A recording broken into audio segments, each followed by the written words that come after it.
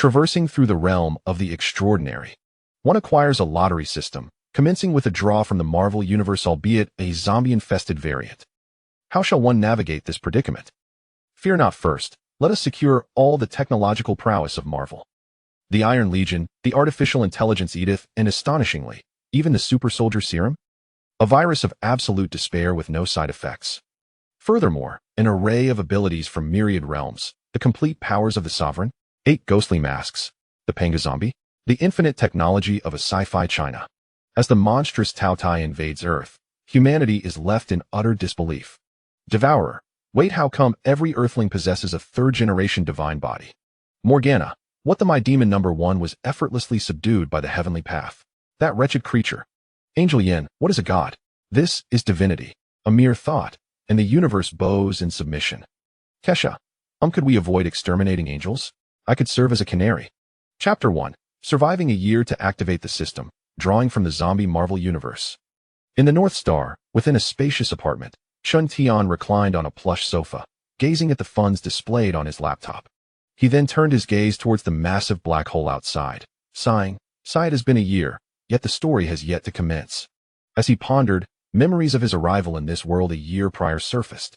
Indeed, Chun Tian was not of this world. He had transmigrated into his namesake, a being who had lost everything in love and career, ultimately ending his own life. Upon arriving in this extraordinary realm, he had anticipated ascending to greatness, vanquishing demons, and confronting angels with ease. However, to his dismay, he was devoid of a golden finger. Initially, for the first couple of months, Chun Tian desperately sought his golden finger, only to find it was unequivocally absent. Accepting this harsh reality, he was compelled to seek alternative avenues. Throughout the year, he became a literary scribe, having read no less than 50,000 novels, particularly those penned by esteemed authors. While he may not recall every detail, the majority of plots remained etched in his memory, thus he shamelessly borrowed from them. By devoting over 10 hours a day to writing, he amassed wealth from the sales of his works, ultimately becoming a legendary figure. Today, he is revered in the literary community as a pioneer. Whether as jest or truth, he had indeed earned a fortune that would elude him across 10 lifetimes. However, Chun Tian was acutely aware that such wealth would soon become irrelevant. Who could escape the impending invasion of Tao Tai? The North Star is the capital, and within the narrative, it is depicted as a relatively intact city. I should be able to survive. Approaching the floor-to-ceiling window, he gazed at the towering buildings, inhaling deeply, reflecting on his previous endeavors. Over the past year, I've discreetly stockpiled supplies and constructed an underground refuge sufficient to sustain me until the protagonist matures. Indeed, he not only thrived as a literary scribe, but also utilized his earnings to purchase a villa in the North Star's upscale district, transforming it into a robust sanctuary filled with supplies. After all, with the uncertainty of when Tao Tai would invade, how could he afford to remain oblivious? Thus, preparation was paramount. No, I should return home. This place is unsafe. Home is more secure. Ding. Congratulations, host, for surviving a year. The system has activated. Ding. Host, you have received a new player gift pack. Would you like to claim it? As he spoke to himself, 2 lines of golden text suddenly appeared before him. Chun Tian stared at the text in bewilderment. Golden finger? Goodness. Finally, it has arrived. I had almost lost all hope, dear brother. Why did you take so long to arrive? Do you have any idea how desperate I was during those initial months? Do you comprehend how I survived this past year? Few I accepted also. Please elucidate your functions. Taking a deep breath, Chun Tian promptly approached the door, thinking to himself. Ding. Congratulations, host, you have acquired Heaven's Veil. Ding. The system is a lottery system. Once a month, you may receive an opportunity to draw from all realms, be it items, living beings, bloodlines, and more. Everything is within reach. Upon reading the system's introduction, Chun Tian nodded slightly. Once a month to receive a lottery opportunity? This implies that I need not engage with the protagonist or the plot as depicted in those fanfics. Quite agreeable. Survival is the path to ascendancy. Yet, as he regarded the newcomer gift pack, he pondered, what is Heaven's Veil? Ding. Heaven's Veil conceals the mysteries of heaven, shrouding all. Once donned by the host, it can obscure all actions from divine observation or any surveillance. Staring at the description, Chun Tian was taken aback. This is indeed a valuable asset. It is well known that in the realm of the extraordinary, even now, Earth is under the watchful gaze of the number 1. This entity stands in stark contrast to the demon number 1, residing in a veritable garden of delights. However, for Earth, it represents an unparalleled surveillance system. Even if one is an ordinary individual, any significant disturbance caused by monsters would undoubtedly attract the attention of the number 1. Why had he previously opted for small-scale procurement instead of a grand accumulation? It was to avoid drawing attention, to evade the scrutiny of the number 1. With this newfound tool, he need not fear the watchful eyes of the number 1. Equip it. Moreover, I now possess a lottery opportunity, correct? Having descended the elevator, Chen Tian made his way to the garage, driving homeward. Ding. Indeed. Very well, I shall draw once I reach home. Currently, with the uncertainty surrounding Taodai's invasion, even Tianhe Airport Road remains silent, yet time is of the essence. I must enhance my strength. Soon, Chen Tian returned home, settled onto the sofa, and uncorked a bottle of wine. System, lottery. With those words, he tilted his head back to drink, as the golden text transformed into a golden visual. In the next moment, a colossal question mark materialized. Unlike the spinning wheels depicted in those novels, there were no categories, merely a question mark. Instantaneously, the question mark turned black, and before Chen Tian appeared an eerie entity. Why eerie, you ask? Because this entity seemed to comprise countless stars. As the image zoomed in, he beheld the solar system, the 8 planets, and Earth. What is this? As the image drew closer, Chen Tian stared in awe. Ding! Congratulations, host. You have drawn the zombie Marvel Universe. Exclaimed Chen Tian. Zombies? In the Marvel Universe? Chen Tian gazed at the unfolding scene. The image depicted New York, now a desolate wasteland devoid of life. Instead, the streets were filled with shambling corpses. Decayed faces revealed ghastly white bones and teeth, eyes clouded with a lifeless gaze, tattered clothing exposing skin coated in green slime. The zombie universe. Chen Tian distinctly recalled this. Within the Marvel multiverse exists this universe, where the old Ant-Man ventured into the quantum realm to find his wife, inadvertently unleashing a quantum virus. The Ant-Man, infected by the quantum virus, bit Captain America, leading a host of superheroes to succumb and transform into zombie heroes. However, there seemed to be survivors. If so, were the likes of Iron Man, Black Panther, and Ant-Man still alive? Ding. Zombie universe. It has been a decade since the outbreak of the zombie virus. The entire universe is devoid of life, with various powerful beings still searching in vain. Ding. The host has drawn the zombie Marvel Universe, possessing partial authority to bring zombies from this universe into the real world. To fully master the zombie Marvel Universe, the host must continuously enhance their strength. Chapter 2. Zombie Superheroes? What an intriguing prospect. Which zombie attracts superheroes? Gazing at the system's narration beside the scene before him, Chen Tian found himself utterly speechless. What are you saying? I recognize each word individually, yet when combined, their meaning eludes me. Bringing zombies into this world? Do you intend for the divine realm to transform into a zombie universe? One must understand that the superheroes of the Marvel zombie universe retain their former abilities. For instance, before him, a zombified Iron Man controlled his armored suit, searching for the living. This zombie virus is peculiar. Even after becoming a zombie, they retain their previous skills, and it appears that this virus does not render them entirely mindless. Buzz. Suddenly, Chen Tian felt as if something had emerged within his mind. No, not in my brain. It seems more like consciousness. This sensation was distinctly strange, akin to something manifesting inside his mind, which does not actually exist, yet he could feel it, even manage to control it. Control. However, Chen Tian discovered that he could merely observe, unable to act beyond that. This implies that he could witness the entirety of the zombie universe, yet could not intervene in any significant way. Partial authority to gain full control as my strength increases? Considering the system's narration, Chen Tian pondered for a moment. Isn't this akin to the Dao ancestor Hong Jun in the Chaos era? No, a low-tier version of Hong Jun. Chen Tian had become the master of this zombie universe. Yet unlike the Dao ancestor Hong Jun, who wielded dominion over the chaos world, he was far less formidable.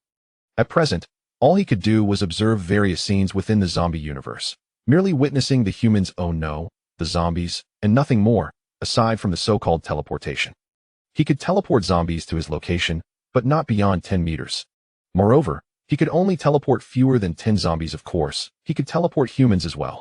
In comparison to the Tao ancestor Hongjun of the Chaos, he seemed pathetically weak. If we were to gauge control, Hongjun's mastery over the Chaos was at least above 10%. What about Qintian? Perhaps not even 1%. After all, he could only teleport humans. He could not seize anything from within this universe. Otherwise, why teleport? I could just snatch the Infinity Stones from zombie Thanos. Instantly invincible. Secondly, there was the matter of the world. The Chaos is undeniably impressive. The author is a diehard fan of the Chaos, so it's the best. But what of the zombie Marvel universe? This cannot even be considered a full world. One must recognize that Marvel exists as a multiverse. Thus, if calculated accurately, the zombie universe is merely one of its facets. As Qintian contemplated this, a pang of frustration gripped him. Not exceeding 10 meters? Only capable of teleporting zombies? Isn't this akin to sending me away? Damn it. Who on earth is the protagonist here, you wretched creature? However, while they cannot exceed 10 meters, aside from those superheroes and villains, ordinary zombies aren't particularly formidable. As he spoke, he regarded the ordinary zombies on screen. Indeed, they possess self-awareness, yet they are merely mindless, incessantly muttering hungry, hungry in English. Even on this earth, in Huaxia, they utter hungry, hungry and nothing else. Wait a moment. Suddenly, Qintian's gaze fixed upon the screen, where he saw zombie Iron Man, zombie Captain America, zombie Failed Man, and so on, including zombie Thanos. This fellow still wields the Infinity Gauntlet with 4 Infinity Stones. This zombie universe differs from the hypothetical series and comics. It resembles an entirely new zombie universe, where both heroes and villains are alive, merely transformed into zombies. The zombie virus has rendered them ravenous, seeking to consume the flesh and blood of the living. They possess a rudimentary consciousness, perpetually searching for the living to devour.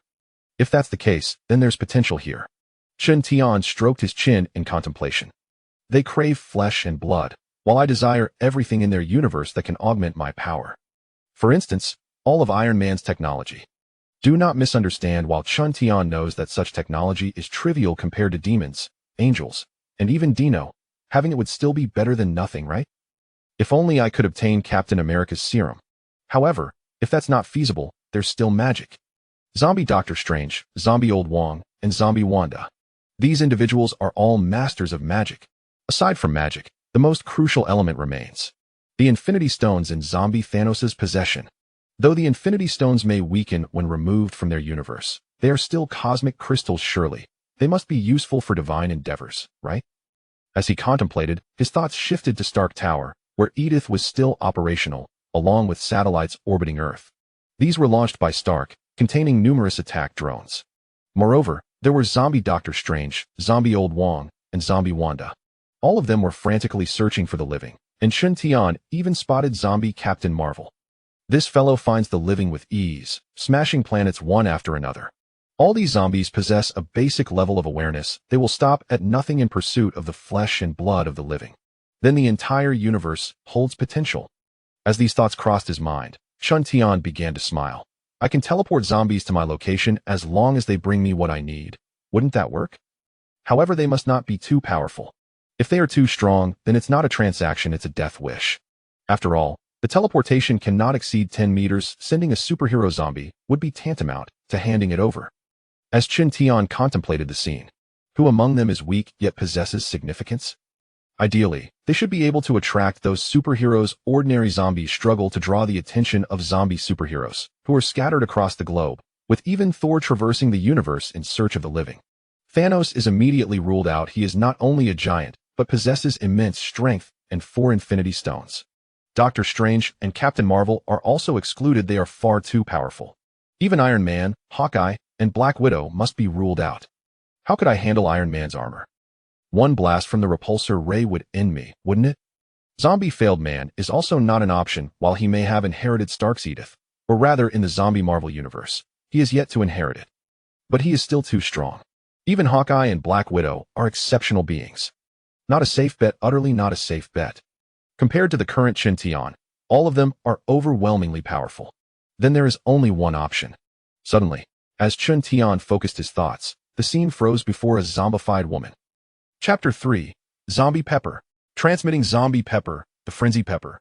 Though the woman donned a mystical uniform, the years without washing had left it tattered and ragged, exposing her horrifying, grotesque skin.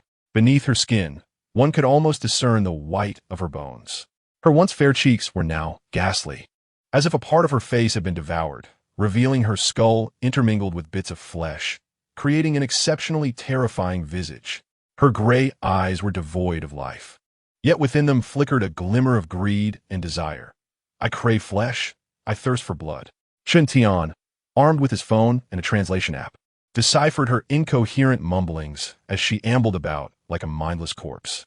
Listening to the translated words, he chuckled. It appeared that these zombies possessed a semblance of consciousness. Though their intellect was not high, their primal instincts rendered them ravenous for the flesh and blood of the living.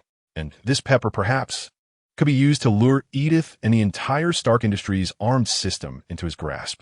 Indeed, the figure on the screen was none other than Pepper Potts, Stark's wife. She had succumbed to the fate of a zombie. In the realm of the undead, the only individuals capable of controlling Stark Industries, aside from Stark himself, were two, the failed offspring known as Spider-Man and the present female zombie, Pepper. As Stark's wife, her authority might surpass that of the failed hero. And being an ordinary human devoid of extraordinary abilities, she was the perfect bargaining chip. Moreover, Edith, Stark's artificial intelligence, could surely attract Stark's attention with relative ease. At that point, drawing the gaze of other superheroes and supervillains would be a piece of cake. Well then, let us prepare a gift for our meeting. Observing the zombie Pepper on the screen, Chen Tian chuckled softly and immediately set about securing a visa to Japan. The ideal gift for a zombie, naturally, would be a human, but one cannot harm their own kin, can they? Thus, it would be best to utilize the Japanese. As for how to ensure the Japanese would willingly comply, money, of course. A little financial incentive for those in power would easily procure a few Japanese women, wouldn't it? This tactic is universally effective. They care not who you are, as long as they gain something in return. Chen Tian was not lacking in funds. After a year of frenzied writing, he had accumulated considerable wealth from over a dozen best-selling books. How did he manage to write more than 10 in a year?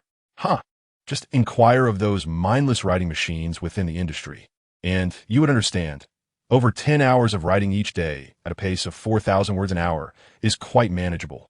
Furthermore, Chen Tian was known for his ability to emulate the works of renowned authors, having penned many popular titles himself. Thus, money, he was entirely unfazed. Sending a few million as a gesture would easily resolve the matter. After all, it wouldn't be long before that money felt like mere chaff. Subsequently, Chen Tian arranged for his visa and reached out to friends within the author's circle, seeking assistance in contacting a high-ranking official from Japan. One should never underestimate the author's circle, for it is a realm teeming with diverse individuals. While Chen Tian may be unfamiliar with other circles within the author's community, he felt an overwhelming sense of belonging. This circle is a blend of all sorts of characters, some of whom are truly unexpected. Who would have imagined that someone engaging in flirtation could be a property owner in Maishan, Bashu, with a mountain for pig farming and extensive real estate portfolio? Or that a seemingly casual conversation could involve a doctoral student? Even inquiries about novel writing could come from a member of the Red Hacker Group. This author-esque circle is filled with formidable figures, leaving Chen Tian feeling like an utter fool amidst such greatness. Fast forward a fortnight. Chen Tian boarded a flight to Osaka, Japan. Upon arrival, he engaged in casual banter with the locals and, after some negotiations, secured a larger villa, subtly indicating his desire to sample the company of local women. The locals understood immediately and promptly sent 10 women to his doorstep. That night, within the villa, Chen Tian gazed upon the 10 unconscious women, bound and placed within a large iron cage. One need not question the origin of the cage. With wealth comes influence. And the Japanese are no exception. A subtle smile graced Chen Tian's lips. It was time to commence his plans. In a distant universe, Earth, New York City, had succumbed entirely to chaos. The city, and indeed the entire universe, was overrun. Not a single living soul remained. The streets were filled with mindless, ravenous zombies, desperately seeking flesh to satiate their insatiable hunger. Among them, a zombie known as Little Spicy Pepper wandered aimlessly, driven by her primal desires. Even in her undead state, she felt an unrelenting hunger that tormented her. Suddenly, in an instant, Little Spicy Pepper vanished without a trace. Moments later, she found herself confined within an iron cage, bewildered by her surroundings. In her current state, nothing except the living could ignite her interest. Abruptly, she spotted a man lounging on a sofa ahead. With a frenzied roar, Little Spicy Pepper surged forward, her eyes ablaze with crimson fervor and saliva dripping from her mouth. Yet trapped within the iron cage, she beat against the bars, gnawing at them in vain. Flesh, hunger, desperation. Continuously, she howled in English, yet remained ensnared within her confinement. Her gaze fixated on the man seated on the sofa, whose half-eaten visage dripped with saliva from his exposed jaw. She was famished. She craved meat. Becoming a zombie had not bestowed any enhancements upon her. It appeared that the zombie virus bore both advantages and drawbacks. Chen Tian observed the zombie version of Little Chili. He noted that although she retained her consciousness and clarity after becoming a zombie, her insatiable hunger had intensified. Moreover, there were no significant changes in her strength. In essence, this zombie virus allowed one to exist with awareness, unlike the soulless, evolving zombies depicted in apocalyptic novels. Furthermore, the Little Chili that Chen Tian transmitted bore no visible signs of the virus unless she were to infect someone. Little Chili, I know you can understand me. Chen Tian communicated through a translator. I can provide you with living flesh to consume, but it comes at a price. Blood and flesh. I yearn to devour you. I am ravenous. Yet, the zombie Little Chili paid no heed to the translator's words, incessantly screaming, much to Chen Tian's annoyance. Chapter 4. What about a welcoming gift? 100? You are not worth it, devoid of side effects from the ultimate virus. In a moment of resolve, Chen Tian decided to send her back, only to summon her again after a minute. Each time the zombie Little Chili became frenzied, he would send her away again, repeating this cycle dozens of times. Throughout this ordeal, the translator remained outside the iron cage, continuously echoing his words. Chen Tian was incredulous that she could not cease. After all, she was not merely a mindless zombie, but one with awareness. After vanishing and reappearing countless times, the zombie Little Chili finally halted, her crimson eyes fixated on Chen Tian, yearning to devour the veins beneath his skin. Can we converse now? Chen Tian inquired.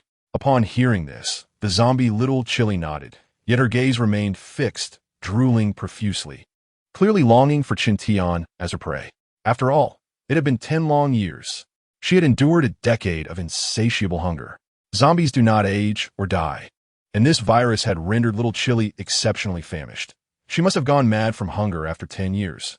Observing her behavior, Chen Tian smiled. As long as you can communicate, that is sufficient. With that, he once more sent her back.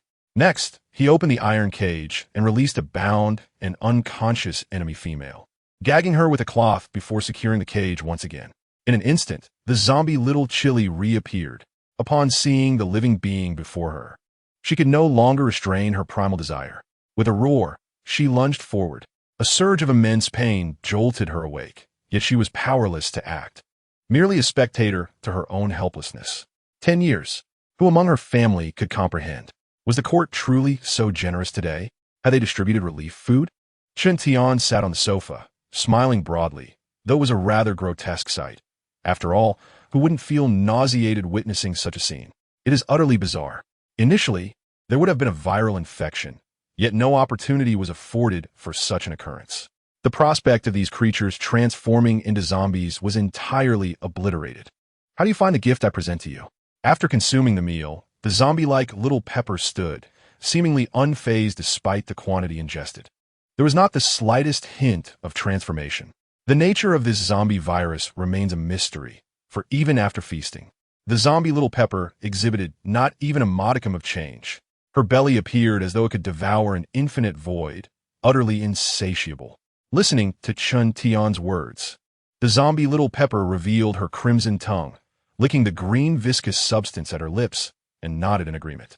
With a smile, Chen Tian proposed, in that case, shall we discuss matters? What do you wish to discuss?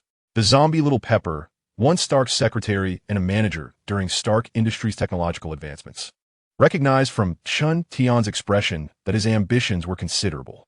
However, recalling the exquisite taste of human flesh, a glimmer of excitement sparkled in her red eyes. Meanwhile, Chen Tian, reclining with one leg crossed over the other, took a sip of red wine and declared, I require everything from Stark Industries as it stands. In simpler terms, I demand Edith and the entire armed system of Stark Industries.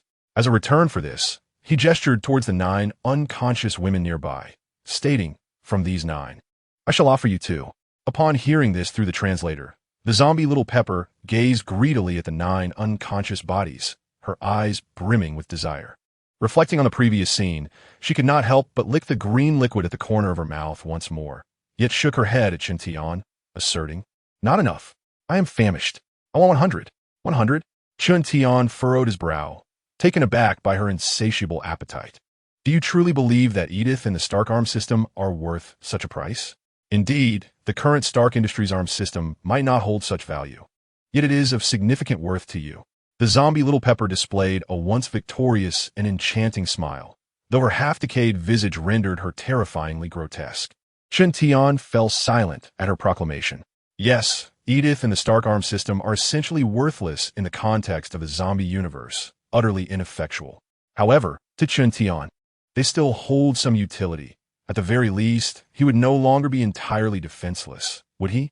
Edith remains a competent artificial intelligence, albeit less cost-effective compared to Jarvis. Yet she certainly stands at a comparably high caliber. In due course, she could be tasked with researching super soldier genes or even devising a means to replicate Captain America's super soldier serum. Even if the serum yields only half its potential, Chen Tian could significantly enhance his capabilities, possibly even elevating his dominion over the universe. In such a scenario, he might be able to command anything within the cosmos. However, it is evident that 100 individuals in this transaction is untenable. The zombie Pepper perceived Chen Tian's reluctance to refuse and immediately interjected. Edith, there is still the absolute doom virus, which carries no side effects. At the mention of this, Chen Tian was taken aback. The absolute doom virus? And one without any adverse effects? This is indeed a remarkable asset. Although the absolute doom virus pales in comparison to the super genes of the godlike beings, it at least ensures that one is no longer an ordinary human. Nevertheless, even this virus cannot justify the cost of 100 lives. Chen Tian shook his head. At most 5 among these 9. You must understand that there are no living beings left in your universe, and the value of these 5 individuals in your realm is immense. Even if you choose not to trade, I could turn to others, such as Stark or even the failed ones. After all, the true master of Edith is Stark. Zombie Pepper, seated on the ground, queried, But why didn't you seek Stark from the beginning? Is it because you cannot or will not? Chapter 5. Super Soldier Serum? Something feels amiss. At most 9. Edith. Impos. Chen Tian fell silent. Damn it. Now, he realizes just how troublesome this zombie virus truly is. Although the zombie virus has turned the entire Marvel Universe's denizens into slaves of desire, it still preserves their original consciousness. This is the most vexing aspect. The very Pepper who once dominated Stark Industries during the height of Stark's technological pursuits is now before him. What to do? However, Chen Tian would not be so easily manipulated by a zombie. The zombie's need for flesh and blood far outweighs his desire for technology. Thus, he sighed and spread his hands. In that case, perhaps I should seek others. Stark Industries' technology, while impressive, does not warrant such a price. Now you should go wait. Just then, Zombie Pepper interrupted, her gaze shifting between Chen Tian and the 9 unconscious individuals, her eyes gleaming with greed. 20. Edith still possesses the super soldier serum. You know the value of the super soldier serum. Therefore, the combined worth of the Edith arm system, the perfect absolute doom virus, and the super soldier serum justifies this price. Upon hearing this, it was clear that Chen Tian was skeptical. The absolute doom virus is acknowledged. As you were indeed afflicted by it previously, were you not? As Stark's most cherished, Stark has researched the absolute doom virus, even developing a perfect variant devoid of side effects, thus following the logical course of events. However, you now claim that Captain's super soldier serum is also possessed by Edith? What does this mean? Are we to believe that every formidable Edith on Earth possesses it? This is indeed perplexing. Observing Chen Tian's incredulous gaze, Little Pepper promptly interjected.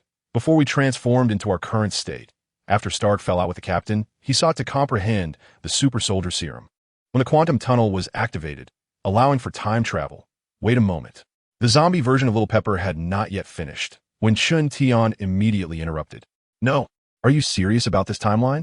In the hypothetical narrative, the outbreak of the zombie virus occurs after Avengers Infinity War, not Endgame. While Chintian was unfamiliar with the comic storyline, it seemed implausible. If we follow the hypothetical plot, it begins with the Hulk being transported to Earth, pursued by Ebony Maw, and then encountering the zombified Iron Man, zombified Doctor Strange, and zombified Old Wong. But you're saying that before the outbreak of the zombie virus, the Avengers had already gone through that ordeal, correct? Yes, nodded the zombie Little Pepper. I'm not entirely certain of the specifics, but I know Stark began his research on a captain's serum upon returning from World War II, not only achieving success, but also developing a new generation of the super soldier serum.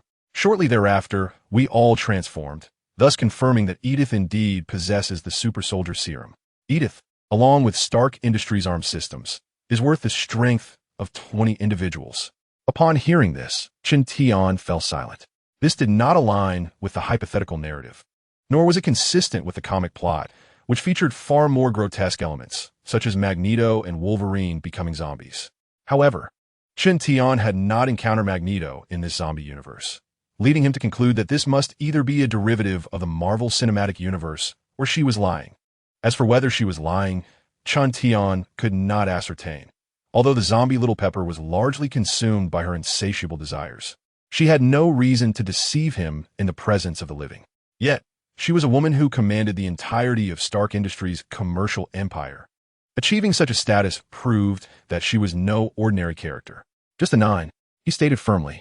Moreover, I require Edith first, and when you possess my hair, fingerprints, blood, and voice, you must grant me access before relinquishing your own. Otherwise, we need not proceed with this transaction. Upon finishing his statement, the zombie Little Pepper fell into silence. Her red eyes fixated on the 9 individuals, her insatiable hunger surging once more. After an indeterminate amount of time, the zombie Little Pepper nodded. All right, 9 it is. Not a single item can be absent. Upon hearing this, Chintian felt a sense of relief. Regardless of whether the super soldier serum was genuine, the existence of the apocalypse virus must be real, and possessing it should enhance his abilities. Not only would he gain strength, but his control over the zombie universe would also be augmented. Without hesitation, Chintian produced his hair, blood, fingerprints, and a recording device contained within a plastic file bag, tossing it into the cage. All right, I shall now return you, and you will upload Edith's permissions. After the upload, thoroughly erase the presence of the little spider as well as your own permissions. Once you have completed this task, I will present the 9 individuals before you. I will be watching you closely. Do not doubt the veracity of my words. The zombie Little Pepper nodded while holding a plastic document bag, cradling a pile of uneaten human bones. Although she longed for Chintian to share some with her, she felt it inappropriate. Currently, Chintian held the reins of power, and she had no right to refuse. Of course, she could decline, but after 10 years of hunger, she found the prospect of refusal utterly unthinkable. In an instant, with a mere thought from Chintian, the zombie Little Pepper vanished from his sight, the iron cage now devoid of anything, including the bones and the green slime. This was fundamental. The green slime originated from the zombies themselves and was suspected to carry a virus. The system had stated that it would not transport the zombie virus. Hence, everything disappeared without a trace. As for the bones the Little Pepper carried, although one could not directly retrieve items from the universe or teleport them, it was permissible for a living being to do so. The only living beings in the zombie Marvel universe were zombies. They may be lifeless, but in the context of the zombie universe, they were indeed living entities. After the zombie Little Pepper's disappearance, Chintian concentrated his thoughts, and an image materialized before him. The scene depicted the recently returned zombie Little Pepper in the zombie universe. She paused for a moment, holding the pile of bones, before hastening toward Stark Tower. Edith was inside Stark Tower. Chintian observed the zombie Little Pepper, who had been sprinting for an hour without a hint of fatigue, and nodded. Although the zombie virus hadn't enhanced their abilities, was this not a testament to their stamina? In the imagery, the zombie Little Pepper arrived at Stark Tower, where numerous zombie corpses lay scattered outside. It appeared that Edith had dealt with quite a number of zombies over the past decade. Suddenly, a multitude of drones armed with weaponry targeted the zombie Little Pepper. Not only the drones, but all armed systems within Stark Tower were activated at that moment. The latter remained unfazed and spoke. Edith, it's me, Paz. Chapter 6. Serving Lady Paz? The Soul Iron Command. Contact Stark. I have been abandoned. However, after the Little Pepper's declaration, the weapons did not retract. Rather, they remained poised, continuing to aim at the zombie Little Pepper. It was evident that Edith had heard her words, but did not recognize this individual as one of her masters. The zombie Little Pepper could sense the coldness of the gun barrels, feeling somewhat daunted. After all, she had not visited Stark Tower in a decade. Oh no! She had been here before. Prior to the complete extinction of humanity, there had been attempts to breach Stark Tower in an effort to seize Edith, but alas, they had met with failure. The Stark Tower's defense system may pose little challenge to formidable supervillains, yet these insignificant foes can be dispatched with ease. Edith, I regret to inform you that my allegiance lies with Boss, not with the undead. Just as Pepper Potts began to speak, a woman's voice emerged from the armed drone. Chun Tian sighed as he observed the scene, pondering whether it truly was futile. If Edith were to continue her service even after becoming a zombie, Stark would have claimed this technology long ago rather than leaving it here. Nevertheless, following this line of reasoning, one might infer that Friday should exist within the zombie Iron Man, with Edith being a remnant of Stark's failures. As Stark's wife, Pepper undoubtedly has the necessary permissions. Thus, Friday within the Mark 50 should still be operational and responsive to Stark's commands. But why does Edith refuse to heed Pepper's directives? Could it be because Stark is the original master? Chun Tian rubbed his temples in frustration. This is complicated, but it matters not. From a distance of 10 meters, I shall devise a means to summon another. Yet, he would assess the situation first, considering alternatives if necessary. Meanwhile, within the scene, though I may be a zombie, my consciousness remains intact. Hence, I am still your master. Pepper gazed at the armed drone and stated, "Do not forget your soul, ironclad command." Upon uttering these words, Edith fell silent. This singular command was established by Stark following the events of Avengers: Age of Ultron, a precaution against the emergence of another Ultron. Therefore, while configuring Edith, Stark instituted this unwavering directive to remain eternally loyal to her master and never to harm humans without explicit orders. Even Friday adopted this command thereafter. In the next moment, the armed drones retracted, along with all weapons within Stark Tower. "Ms. Potts, welcome home." Edith's voice resonated as both Pepper and Chun Tian, who was observing, burst into smiles. One could only commend Stark for his brilliance. Eternal loyalty and service to the master imply that regardless of what form this master assumes, or under what circumstances, she must remain devoted and serve. Initially, Edith hesitated, for her current master had transformed into a zombie, but the ironclad command was unequivocal. The zombie Pepper chuckled, her decayed visage rendering her even more fearsome, her eyes gleaming with insatiable desire, perhaps recalling Chun Tian's words about the living. Soon, the zombie Pepper adeptly entered the elevator. Ascending to the penthouse atop the tower, she settled into the plush sofa, reflecting 10 years. This wretched place remains pristine. It is evident that Edith cleans daily. "Edith, I now require the revocation of Peter Parker's access." Little Pepper sat skillfully on the sofa, yearning to grasp a glass of red wine. Yet she had already transformed into a zombie. "Ms. Potts, you do not possess the authority to revoke Peter Parker's privileges." However, Edith firmly declined. She was designed by Mr. Stark for Peter Parker, and although you had the power to command Edith, that was the extent of your authority. You lacked the qualification to rescind Peter Parker's privileges. "Of course, I could reach out to Friday and have her communicate with Mr. Stark," she added. Upon hearing this, Zombie Pepper was momentarily taken aback. "What? Is that still not an option?" Yet, Chun Tian gazed at the screen, a thought flickering in his mind, and immediately split off another screen, revealing the Mark 50 soaring through the skies. The one controlling it was none other than Zombie Stark. Edith sent a message. "Ms. Potts is attempting to revoke Peter Parker's privileges. Should I proceed?" Inside the Mark 50, Friday's voice was cold, devoid of the warmth that Jarvis exuded. And Zombie Stark paid it no mind. His crimson eyes scanned the surroundings, desperately seeking a living soul. "I'm hungry. Do not bother me." As Friday continued to inquire, Stark suddenly erupted in fury, his gaping mouth emitting a series of furious roars, prompting Friday to immediately fall silent. There was no option. The Master's command was absolute, the dodgy version of Friday. Chun Tian watched this scene and chuckled to himself, thinking, isn't this convenient? Stark was still on Earth. Although it seemed he was not in the United States, Yet Edith could still make contact. Whether Stark could connect with other zombie superheroes remained uncertain. But it was certain that Edith could reach him. With this thought, Chun Tian stroked his chin. It appears I need to send a message to Little Pepper. He promptly went to purchase a fish, recording his message into the translator without hesitation and transmitting it to Little Pepper. Chun Tian currently had the ability to transport 10 living beings back and forth. The only beings in the zombie universe were zombies, while the superhero universe was not restricted to that. Thus, a single fish was entirely feasible. On screen, amidst zombie Little Pepper's confusion, whoosh.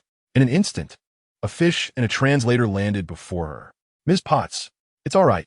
Just as Edith was about to intervene, Potts halted her, recalling that this was Chun Tian's device.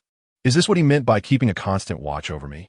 Little Pepper, bewildered, activated the translator. Little Pepper, have Edith contact Stark and inform him to transfer Edith's privileges to me. I can provide him with living souls. Including you, there are 10 in total.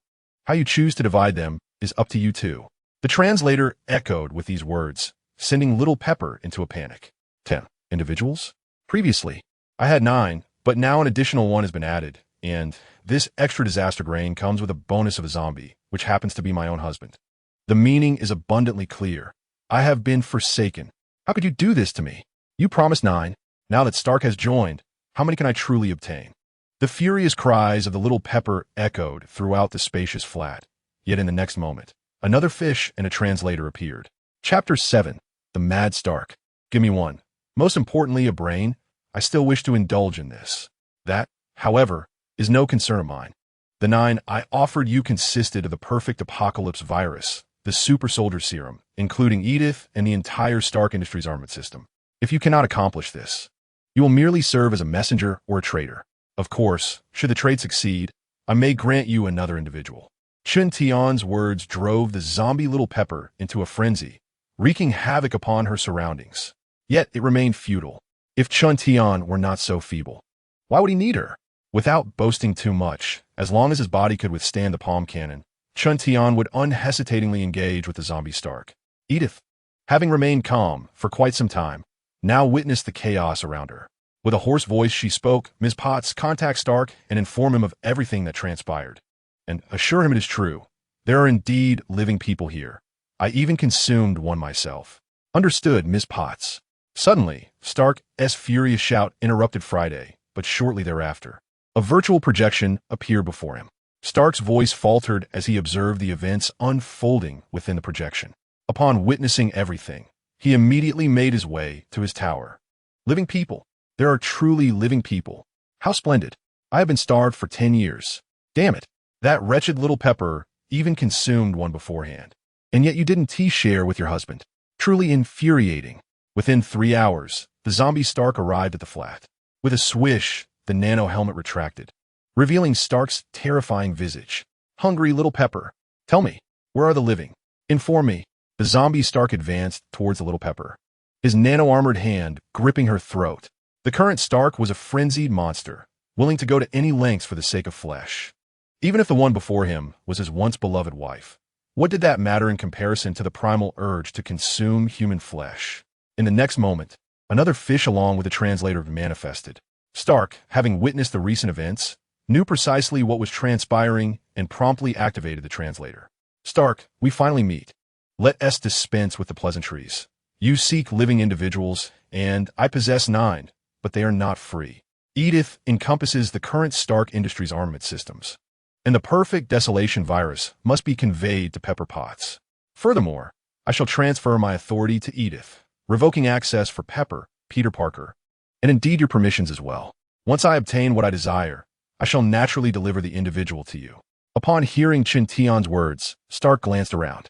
Friday, he called, noticing the absence of any signs of life in the vicinity, and recognizing that this entity differed from the energy of the Tesseract. Listening to Friday, Stark directed his gaze at the ceiling. How can I ascertain the veracity of your claims? Swiftly, another fish materialized alongside the translator. Chun Tian had purchased numerous such devices. While translators may not be a rarity, they are hardly of premium quality. In 2024, they could be acquired for around $200. And even in the realm of the superpowered universe, they remained quite affordable. As for the fish, that was even simpler, was it not? There were remnants upon the bones of those surrounding Pepper. Of course, I can present you with one right now. Upon uttering these words, the zombie Stark immediately interjected, "Send, provide me with one now, my friend." Chun Tian glanced at the screen in disbelief. Is this truly what we have come to? Friends with a zombie? I beg your pardon, but I do not engage in friendships with the undead. Yet, one must wonder if Stark's mind had been compromised by the zombie virus. It is well known that Stark's greatest asset was not merely his technology, but his intellect. Tony Stark's brilliance lay in his advanced mind. The Mark series of Iron Man suits could be deemed obsolete, as he could indeed conquer the perfect desolation virus. If what Pepper stated were true, he had even managed to master the super soldier serum and create an upgraded version. If the zombie virus had not impaired his intellect, then perhaps it would not be impossible for us to forge a transdimensional friendship. Let's first send him one, casting a long line to catch a great fish. Chun Tian regarded the 9 unconscious individuals, astounded by the effectiveness of Japan's soporifics. Even after several hours, they remained as lifeless as corpses. In Star Tower's grand penthouse, while Stark and Pepper awaited, a bound woman of yellow skin appeared. At the moment she emerged, both Stark and Pepper's eyes gleamed with excitement. "Get away, you foul woman!" Pepper lunged forward, but Stark swiftly struck, sending her crashing through the wall. Without hesitation, he pounced upon her, tearing and voraciously chewing. The immense pain jolted the woman awake, only to discover she was bound, and a terrifying creature was devouring her. Paralyzed by fear, she lost control of her bodily functions. The zombie Stark, undeterred, bit into her abdomen, ripping out her intestines to chew, followed by her flesh, skin, and brain matter. Soon, he had consumed her entirely, leaving not a trace behind. Her bones stripped clean. It was evident that Stark was ravenously insatiable. As Stark finished his meal, a familiar scene unfolded. "How is it, Stark?" Was the tender, juicy flesh delightful? "Would you like more?" Stark, adorned in his iron armor, fell into silence after hearing these words.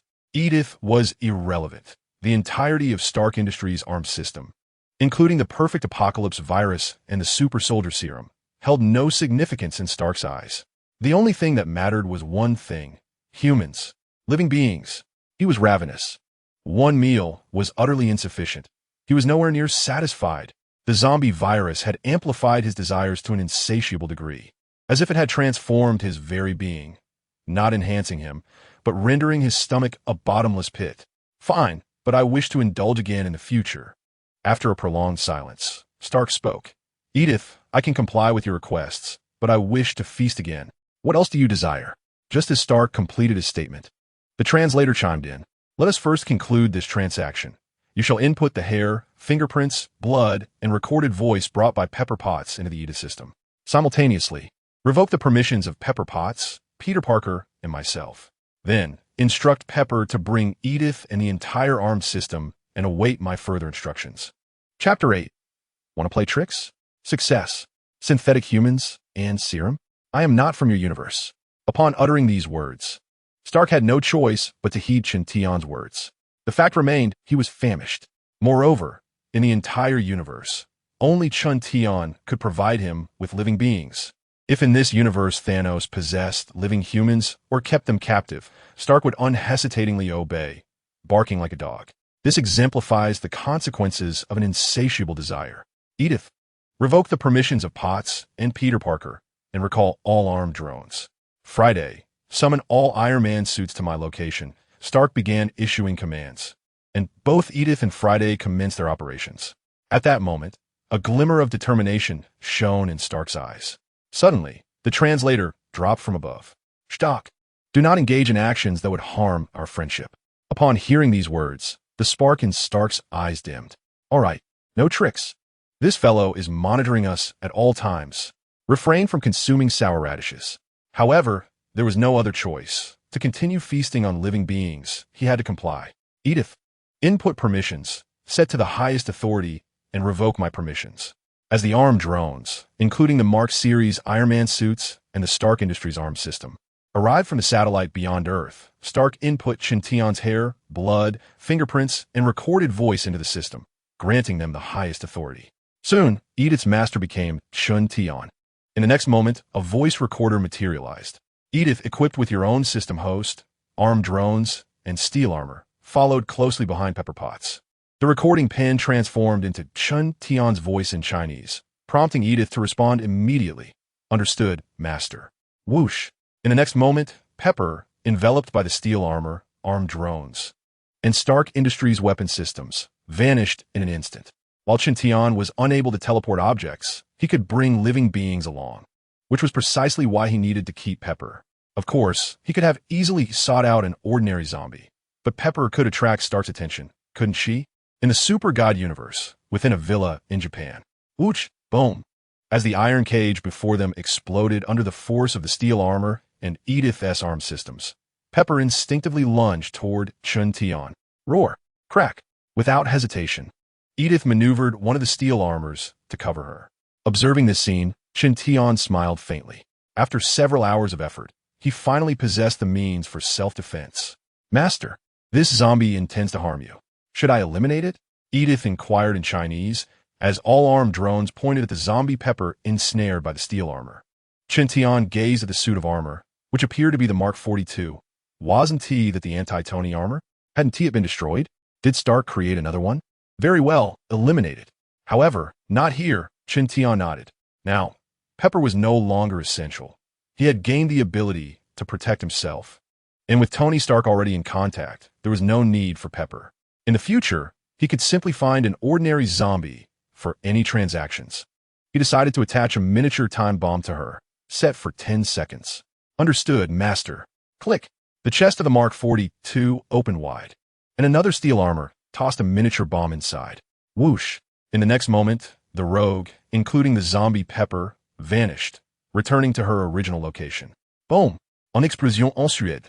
The rogue was obliterated, and the zombie Pepper was reduced to mere ashes. The detection system had noted the rogue's appearance, but it had contained a miniature timed bomb, which had now annihilated both the rogue and the internal Pepper pots. Inside the Stark Tower's spacious flat, zombie Stark listened silently to Friday's report, surveying his surroundings. He was unconcerned about Pepper's disappearance.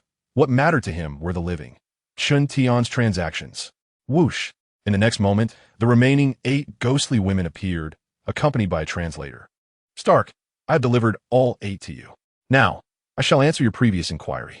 If you desire more living beings, continue your research. If you can develop a second-generation perfect apocalypse virus, I shall provide you with 10 more living souls. Certainly, if there were advancements in artificial human technology, it would be even better. Coupled with the second-generation perfect apocalypse virus, I could provide you with 11 living individuals. Stark gazed at the 8 women before him, their eyes glistening with desire, but he immediately averted his gaze towards the ceiling. Edith possesses the artificial human technology. I previously researched it based on the regeneration cradle, and now the technology has been refined. As for the second-generation perfect apocalypse virus you mentioned, I can certainly continue my research. Additionally, I have also studied the captain's super soldier serum, which Edith has as well. My friend, if we combine the second-generation super soldier serum with the second-generation apocalypse virus, I will require 50 individuals. Chun Tian was momentarily taken aback by this revelation. Edith possesses artificial human technology. He glanced at the armed drone, and Edith promptly spoke. Master, indeed, I possess artificial human technology, along with the super soldier serum technology and a side-effect-free apocalypse virus. What a lucrative prospect. Why does Chun Tian desire artificial human technology? Simply to construct his own power. Let's not speak of mingling with Huaxia. Is Huaxia still Huaxia? The dinner civilization has been on Earth for at least a millennium. Based on the attire worn by Dikao in the movie The Sun's Path, it is evident that it belongs to the Tang dynasty, though the specific dynasty remains uncertain. Thus, having been on Earth for 1,000 years, is Huaxia still the same? That remains uncertain. Who is to say that those in power are not dinner agents? Therefore, Chun Tian must establish his own influence. Once his power rises, it will be time for a strategic salvation of his nation, or rather, to save his lineage and civilization. Unexpectedly, this has turned into a fortuitous gain. Without hesitation, Chun Tian picked up a translator, recorded his message, and sent over a spider. A spider is a living organism, just as an ant is. Very well, I can provide you with 50 second-generation specimens. Of course, if you manage to acquire Dr. Strange Time Gem, I could offer you 1,000 individuals. If it were 6 infinity gems, I could provide you with 10,000. It all depends on your capabilities. You might be pondering whether to seek me with 6 infinity gems. Allow me to be candid. I am not from your universe. I hail from an alternate universe. And you shall never find me. Chapter 9. Material List, Nanomachines. Dawn is within reach. He has commenced his plans. Chun Tian assured him that this matter was not perilous. Although in the comic book realm, the zombie universe breached other universes, ultimately leading to the downfall of the multiverse, this is merely a parallel world. And now, the zombie universe has become an independent realm, controlled by Chun Tian. While his control may not be absolute, it is unlikely that it could be dismantled by the universe. Is it? Moreover, the Super God universe and the Marvel universe are fundamentally different realms. Do you believe you can engage in cross-universal battles? Do you fancy yourself the protagonist? Listening to Chun Tian's words, Star committed them to memory and immediately charged towards the 8 enemy women. Chun Tian, with a thought, closed the visual display and resolutely rose to pick up the phone. Edith, please compile a list of the materials required for the creation of synthetic beings, as well as those needed for the apocalypse virus and the super soldier serum. Furthermore, calculate how to inject these 2 disparate substances into a single organism without causing any rejection or side effects. And regarding nanotechnology, you possess it. Can you also fabricate nanobots? After a moment of silence, Edith responded, taking approximately 10 minutes. The virtual projection separated into 3 screens. The first screen displayed various data. Master. Here is the list of materials needed for synthetic being technology, including the side effect-free apocalypse virus and super soldier serum components. Based on your description, there are 129,600,000 calculations for injecting both the apocalypse virus and the super soldier serum into one body, of which 3 million sequences are viable. Excluding those with side effects or rejection reactions, we are left with 200,000 sequences. As for the nanobots, the technology is quite straightforward. Do you require mass production of them? Here are the materials needed for the nanobots. Seeing the 3 virtual projection screens before him, Chun Tian nodded. Then we can proceed. First, we shall produce the nanobots. I will procure the materials and subsequently construct an underground laboratory beneath the villa. The remaining materials for the synthetic beings, apocalypse virus, and super soldier serum will be purchased once the underground laboratory is operational. Chun Tian sighed. Now, you need to discreetly gather some funds. Be cautious. Do not attract too much attention. There exists a system on this earth that surpasses artificial intelligence. The funds are insufficient. It's outrageous. After a year of hard work, the money he earned barely covers the cost of materials for a few nanobots and synthetic beings. At most 5. And for the apocalypse virus and super soldier serum, I can only afford quantities for a handful of individuals. This is excessive. However, with Edith by his side, money was not of paramount importance. If Ultron could effortlessly generate vast sums, surely Edith could do so even more easily. Yet, caution was essential. Although Chun Tian now wore the system's concealment, who could guarantee safety in the digital realm? It was prudent to remain vigilant and avoid detection by denouement 1. Understood, Master. Chun Tian slowly approached the floor-to-ceiling window, gazing out into the pitch-black sky. In just a few hours, dawn would break. The light of day was imminent. The following day marked Chun Tian's 2nd day in Japan. Counting from a moment he was transported to the zombie-infested Marvel universe. It had been 17 days. Indeed, processing the visa and related matters had consumed a considerable amount of time. After all, Chun Tian had previously confined himself to his home, engaging solely in writing, rarely stepping outside. It was not merely a matter of applying for a visa. He had never even ventured to the Northern Star. Master, the nanobots are already in production, came the voice of Edith, resonating from Chun Tian's watch. Based on the materials delivered last night, we can produce 100,000 nanobots. However, that is unnecessary. A mere 30,000 nanobots can successfully construct the underground laboratory you require within a day, and they are expected to complete the task in approximately 43 minutes. Last night, Edith had managed to acquire a considerable sum of money, which Chun Tian utilized to purchase materials and promptly transmitted 500,000 yen to the officials he had previously met. Without hesitation, the officials approved the transaction. In fact, it was not just one official, but several, resulting in nearly 20 million yen vanishing in quick succession. However, this was inconsequential. For Edith, such matters were trivial. Consequently, the nanobots were already being fabricated, and the process would not exceed an hour. Let us expedite the process. The dangers of this world are drawing nearer. Chun Tian mused as he gazed at the enormous chrysanthemum in the sky, uncertain whether the narrative had commenced. After all, who had the leisure to ponder such matters? As for the beautiful women, he thought with a smirk, with power, they're all mine. An hour later, the 30,000 nanobots were in position and immediately commenced the construction of the underground laboratory beneath the villa. The speed of the nanobots was astonishing, as they built various sections according to Chun Tian's specifications, including areas for artificial beings and genetics, among others. Throughout the day, Chun Tian remained industrious, continuing to procure necessary materials. Yet, he realized that bulk purchasing would inevitably attract Dino's attention. He could hardly believe that Dino would remain oblivious to his intentions. One must not underestimate Dino's technological prowess. After all, they could create gods. It was absurd to claim their technology was inferior. The original narrative merely served to elevate Gu Xiaoluan, functioning as a trial platform.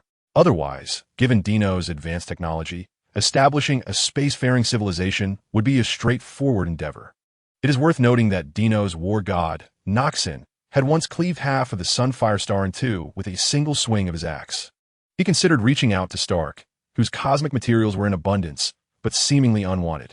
Chun Tian requested Stark to prepare materials sufficient for 100,000 artificial beings and 10 units of the zombie virus. Stark, the zombie what? Thank you. I'm a zombie, not an idiot. Stark retorted incredulously. You expect me to provide materials for 100,000 artificial beings, the virus and super soldier serum, but only offer me 10 units? I truly feel like I'm being absurdly shortchanged. Chun Tian replied, what more do you desire? Take it or leave it. Ultimately, Stark could only agree, tears of frustration threatening to spill. These materials were indeed abundant in the Marvel Universe, yet they were exceedingly plentiful. What was he to do if he sought assistance from others while he was starving? Edith was diligently occupied, as was Chun Tian, who was busy transmitting the necessary materials. Zombies? Naturally, they were sent back.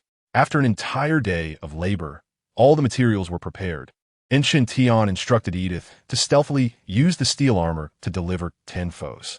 As night fell, the underground laboratory was successfully established, allowing Chun Tian to commence his grand plan. Chapter 10. The Artificial Human Starry Sky. The Chinese Genetic Warriors. Damn those tomatoes. Let's begin. Nighttime. Beneath the villa, in the underground laboratory, Chun Tian traversed the facility, and before him lay the transparent glass chamber housing the artificial human data repository. Master, as per your instructions, we have created the artificial human utilizing Chinese genetic material. Edith's voice emanated from his wristwatch. In addition, the desperation virus and super soldier serum have been successfully developed, achieved through a synergistic combination devoid of side effects or rejection responses. Nodding in acknowledgement, Chun Tian stepped into the laboratory. Before him stood a silver-white metallic box resembling a coffin, 2 meters in height, topped with glass, allowing him to observe its contents. Inside, the technology for creating a perfect human was at work, engineered from Chinese genetic material. In simpler terms, if this endeavor succeeded, it would yield a being unmistakably Chinese. Of course, some may dispute this notion, but it was of little consequence. A genetically engineered human of Chinese descent would undoubtedly surpass the denizens of the Denner civilization. Master, the artificial human has been successfully created. At that moment, Edith's voice resonated, and Chun Tian gazed into the glass chamber. A man lay within the immense silver box, his eyes gently closed as if in slumber. Can we ascertain the loyalty of this artificial human? Rest assured, Master. As Chun Tian spoke, Edith elucidated. Within the mind of this artificial human, I have implanted a chip, which also serves as a memory storage device. It will ensure unwavering loyalty to the Master. Even if commanded to perish instantly, he would comply without hesitation. Furthermore, as you have indicated, he is not merely a machine, but possesses basic cognitive abilities, including all current combat skills. Additionally, the chip is equipped with a self-destruct function. Should the artificial human harbor any malevolent intentions towards the Master, the chip will detonate immediately. Listening to Edith's explanation, Chun Tian nodded. Very well, then bring forth the desperation virus and the super soldier serum for injection. Understood, Master. A swarm of nanobots took on a human form and proceeded to another laboratory room to retrieve the desperation virus and super soldier serum. Soon, one vial of red liquid and another of green liquid were presented at the experimental chamber's inlet. Commence the injection, and Edith ensured to record the process. Yes, Master. With that, as Edith concluded her statement, the two vials inserted into the experimental chamber began to dispense their contents. Master, in the face of overwhelming adversity, the synthetic beings exhibited a pronounced rejection reaction upon the injection of the Apex virus and super soldier serum. Their innate genetics resisted, and their very structure began to undergo transformation. With just 10% of the serum administered, the genetic makeup began to merge with the Apex virus super soldier serum. As Edith gradually articulated the trials endured by the synthetic beings within the experimental chamber, Chun Tian remained fixated on the scene before him. Suddenly, the previously comatose synthetic being opened its eyes and erupted into a frenzied howl, its anguished cries evoking tears in those who heard them. At 30% injection, the genetic sequence was restructured. At 50%, cellular division ceased. At 70%, cells continued to divide while aging and death were halted. At 80%, the subject's functions were enhanced fivefold. Upon reaching 100%, an explosive detonation ensued. Before Edith could finish her statement, the experimental chamber erupted violently. In that instant, the Mark 50 materialized. With the nanomaterials at his disposal, it was only natural for Chun Tian to request Edith to forge a nanosteel battlesuit for him. This suit enveloped him instantaneously, ensuring that the debris from the shattered chamber inflicted not a scratch upon him. In the next moment, a man sprang forth, resolutely positioning himself before Chun Tian. He was the synthetic being, one who had endured the Apex virus and super soldier serum without any adverse effects. Though Chun Tian was uncertain of his precise strength, it was clear he surpassed even the captain by a significant margin. Master, the synthetic being declared, immediately kneeling on one knee. Chun Tian regarded the towering figure, standing at nearly 2 meters, and nodded in approval. The being's skin shimmered like molten lava, embodying not only the prowess of the super soldier serum, but also the ability to manipulate its own temperature, reminiscent of the antagonist from Iron Man 2. From this day forth, you shall be known as Xing Chun. Thank you, Master, for bestowing me with a name. Xing Chun exclaimed, kneeling deeply in gratitude. There's no need for Master. Call me boss or leader instead. Understood, boss. Chun Tian smiled at this response.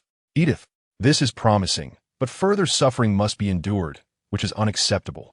Both the Apex virus and the super soldier serum necessitate genetic modification, Edith replied thoughtfully. We must refine them using Huaxia genetics. After a moment of contemplation, a virtual projection emerged before them.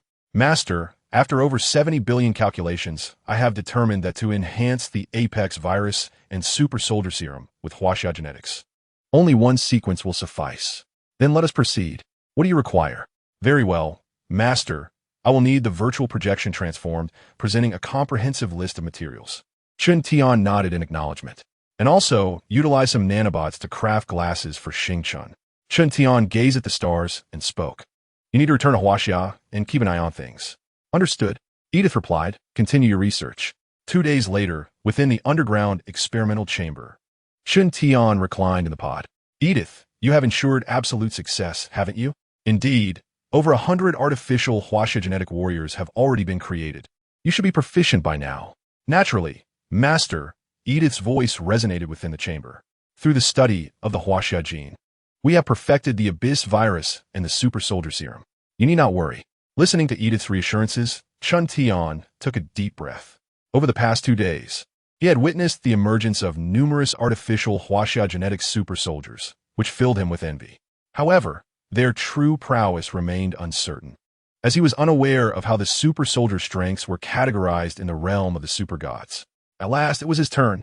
By enhancing his own strength, his control over the zombie-infested Marvel universe would be unparalleled. Perhaps he could even teleport items, seizing Thanos' Infinity Stones or Doctor Strange Time Stone, thereby reaping immense rewards. It was akin to the notion of stuffing a bag with money from that insufferable author, the damned tomato. Thus, let us commence. Chapter 11. Tenfold Enhancement of a Human Body, Augmented Control, and Time. This is the true internal conflict, with a sound reminiscent of a hissing leak. Chen Tian closed his eyes within the experimental pod. On either side of him, red liquid flowed through one tube, while green liquid coursed through the other. As the hissing intensified, both liquids injected into the pod, merging within him. Unlike Captain Marvel's excruciating injection experience, he felt an overwhelming warmth, akin to soaking in a hot spring. Chen Tian was uncertain whether the super soldier serum and abyss virus were painful, but based on the reactions of many artificial beings, it was evident that the process was far from simple. The first artificial being had expressed agony akin to losing a beloved mother, a testament to the pain involved. However, it was understandable. While the super soldier serum and abyss virus were beneficial, they also altered genetic makeup. Not to mention, how else could that petite captain have transformed into a muscular figure? Yet, Chen Tian was different. After all, this was the new generation of the super soldier serum and abyss virus, meticulously crafted through Edith's countless calculations and the integration of Huaxia genetics. Thus, the experience was remarkably gentle. Time passed, and soon the experimental liquids were fully infused. Edith diligently recorded data and monitored Chen Tian's reactions. With a click, the pod opened wide. "Congratulations, Master. You have successfully undergone transformation." Though Edith's tone was flat and emotionless, to Chen Tian, it sounded utterly enchanting. He opened his eyes and felt an overwhelming sense of strength. Chen Tian could distinctly feel the immense power coursing through him. As he placed his palm upon the experimental pod, a sharp crack resonated, and in the next moment, one side of the pod was indented. Indeed, observing the imprint his hand had left, Chen Tian nodded in approval, rising to stand upon the floor. His originally modest height of 172 centimeters now soared to an impressive 190 centimeters. His physique showcased an epitome of perfection, a mantis-like leg, a wasp-like waist, and a tiger's back. These descriptors encapsulated his form splendidly. Buzzing with energy, Chen Tian suddenly experienced an extraordinary sensation. This feeling emanated from his mind, linked to his zombie-infested Marvel universe. As his strength surged, he discovered an enhanced mastery over this universe. Previously, he could only teleport individuals and was unable to communicate. But now it seemed he could manipulate any object within this realm at will, even without being present, engaging in dialogue with its inhabitants. Did this imply he could directly acquire the Infinity Stones? Moreover, Chen Tian's capacity for teleportation had considerably expanded, now able to transport 5,000 individuals within a kilometer radius centered on himself. "Master, calculations indicate that your physical prowess has reached approximately 10 times that of an average human. This surpasses Captain America by 6-fold, largely due to the abyss virus, though the primary factor remains the new generation of super soldier serum."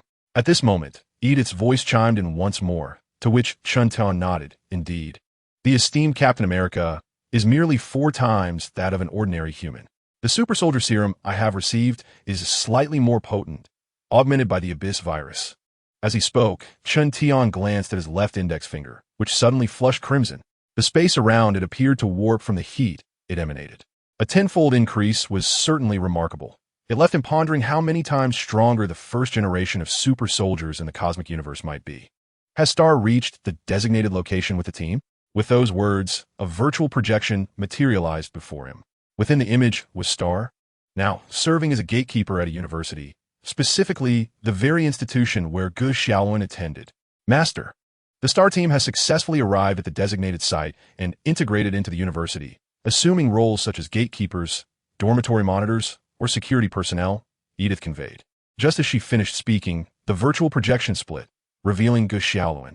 The scene depicted a synthetic being assisting a student from Gu Xiaolun's dormitory with moving belongings. Gu Xiaolun was still engaged in his studies, indicating that the narrative had yet to unfold, thus allowing for time to act. Observing the footage, Chen Tian promptly commanded Edith, "Initiate full power to create synthetic gene super soldiers. Begin with 100,000. Regarding the armed forces' need to explore new weaponry, such armaments must not be manipulable by so-called artificial intelligence. Otherwise, they would fall into the hands of others." "Good master," Chen Tian commanded, and immediately, Edith commenced the mass production of genetically engineered super soldiers, all derived from Chinese genetics. As for Chen Tian, it was time for him to delve into the zombie Marvel universe. Presently, He possessed the ability to procure any item from that realm. Perhaps he could directly seize the Infinity Stones from the zombie Thanos? Seated on the sofa, he summoned the visuals of the zombie Marvel universe. Suddenly, within the imagery, the zombie Stark was seen roaring at a few more grotesque and terrifying zombies. Was that the zombie Doctor Strange? Before the zombie Stark stood Doctor Strange, clad in the garb of the Supreme Sorcerer, though his cloak was absent. It appeared that in this zombie Marvel universe, the cloak had forsaken its former companion. Beside Doctor Strange stood a plump zombie Wong, and to his right, a woman with wine-red hair, although half of her long locks had been torn away, revealing her scalp and exposed flesh, including her skull. This was the zombie Black Widow. Roar! Get away, you bastards! These are my morsels! The zombie Stark raised his repulsor, and in response, Friday activated all remaining armament systems. How many armament systems did Stark Tower possess? No one knew. After all, since the events of Avengers, Age of Ultron, Stark had been obsessively tinkering with various enhancements, providing Chun-Tian with merely a fraction of them. The zombie Black Widow, driven by hunger, also let out a series of ferocious roars, disregarding everything else, and charged towards the remaining victims. Boom! In the next moment, the zombie Stark launched an assault, unleashing repulsor blasts that relentlessly targeted the zombie Black Widow and the surroundings. With each explosion, the zombie Black Widow was obliterated. Ah, a true conflict among superheroes. Yet, this was indeed the essence of Civil War. Unlike the cinematic portrayal, which hardly qualified as such given the minimal casualties involved. Due to contractual matters, there would be unstable updates for the next 10 days, after which stability would return. Chapter 12. Chun-Tian takes action to seize the Eye of Agamotto, utilizing the Time Stone to observe the future in the zombie universe. Earth, within the expansive interior of Stark Tower. As the zombie Iron Man engaged the zombie Black Widow, zombie Wong swung his arm, and instantly, a portal materialized beneath a few unsuspecting victims, causing them to plummet. Roar! The zombie Doctor Strange waved his arm, creating a portal beneath himself, and without hesitation, he leaped inside. Seeing this, zombie Wong followed suit, entering through the portal right behind him. Stark, upon witnessing this, felt a surge of anger. His flesh had been seized by these two ruffians. Yet the portal before him was swiftly closing, rendering him incapable of pursuit. Boom! In the next moment, a barrage of miniature missiles erupted from the shoulder of Mark 50, hurtling towards the impending closure of the portal. However, within the portal, Doctor Strange, Old Wong, and several living foes had already traversed a distance of 10 miles. Swish! The zombie Doctor Strange, observing the missiles in pursuit, promptly conjured another portal. The missiles vanished as they entered the freshly drawn gateway. Roar! At that moment, the zombie Doctor Strange and zombie Old Wong turned their gaze towards the living foes. Their decaying faces, grotesque visages, and mouths now bared with fangs, oozing with liquid. The two zombies, abandoning all else, charged towards the living adversaries with utmost speed. The living foes were paralyzed with fear, unable to resist, when suddenly, the necklace adorning the zombie Doctor Strange's chest vanished. Yet, the doctor paid no heed to such matters. His mind was consumed by a singular thought. Consume. Devour them whole. Feed. Flesh and blood. Hunger. In a villa in the land of the rising sun, Chun-Tian observed the Eye of Agamotto in the palm of his hand. Indeed, seizing the moment when the zombie Doctor Strange was in a frenzy, tearing at the living foes, Chun-Tian had utilized his newfound ability to teleport objects. This ability was a result of his enhanced prowess, and its initial application yielded promising results. He pondered the authenticity of this artifact. As he toyed with the Eye of Agamotto, he wondered if it could be crushed. However, when Thanos had shattered it, it had not been genuine. The true Time Stone remained known only to Doctor Strange. Yet, given the recent antics, it seemed improbable that he would possess a counterfeit, wouldn't it? After a moment of contemplation, Chun-Tian grasped the Eye of Agamotto and exerted a firm squeeze. Crack! With a strength tenfold that of an ordinary person, the eye shattered instantly. Gazing at the emerald gem nestled in his palm, Chun-Tian's eyes sparkled with exhilaration. After all, it was a time stone. With this artifact, what were Dinos? What were gluttons? What were demons? All of them could perish. But how to wield it? Should he merely hold it in his palm? Chun-Tian found himself in a quandary. He had only seen Thanos use it fitted into the Infinity Gauntlet. However, Thanos seemed to wield the Power Stone in his palm, delivering a devastating blow to Captain Marvel. Yet the backlash appeared considerable, even after expelling Captain Marvel. Visible cracks marred Thanos' palm. This was no jest. Thus, while the Infinity Stones were indeed formidable, they ultimately came at a price. Or perhaps you are unworthy of infinite gems, lacking a vessel to wield their boundless power. Edith, summon an artificial being. Very well, Master. As Edith spoke, a genetically engineered super soldier, standing at 6 feet 2 inches, swiftly appeared before Chun Tian, kneeling on one knee. Master. Come, place it in my palm and grip it tightly. Yes. Upon receiving the time gem, the super soldier did not hesitate to clench it forcefully with his left hand. Virum. In the next instant, accompanied by a resonant hum, the super soldier's left hand radiated a deep green light. In a heartbeat, the genetically engineered super soldier let out a piercing scream. In Chun Tian's eyes, cracks began to form in the super soldier's left hand, originating from within the fist, revealing a deep green hue with red and white at the base. Clearly, it was penetrating flesh and possibly bone. Suddenly, the entire villa's living room transformed dramatically into a multitude of scenes. Chun Tian was momentarily stunned by the sight before him. Is that Ge Xiaowen and Lu Chuang? Zhao Xin? Is that mastery? These are moments from their past, before they became super soldiers, even from their childhood. Virum.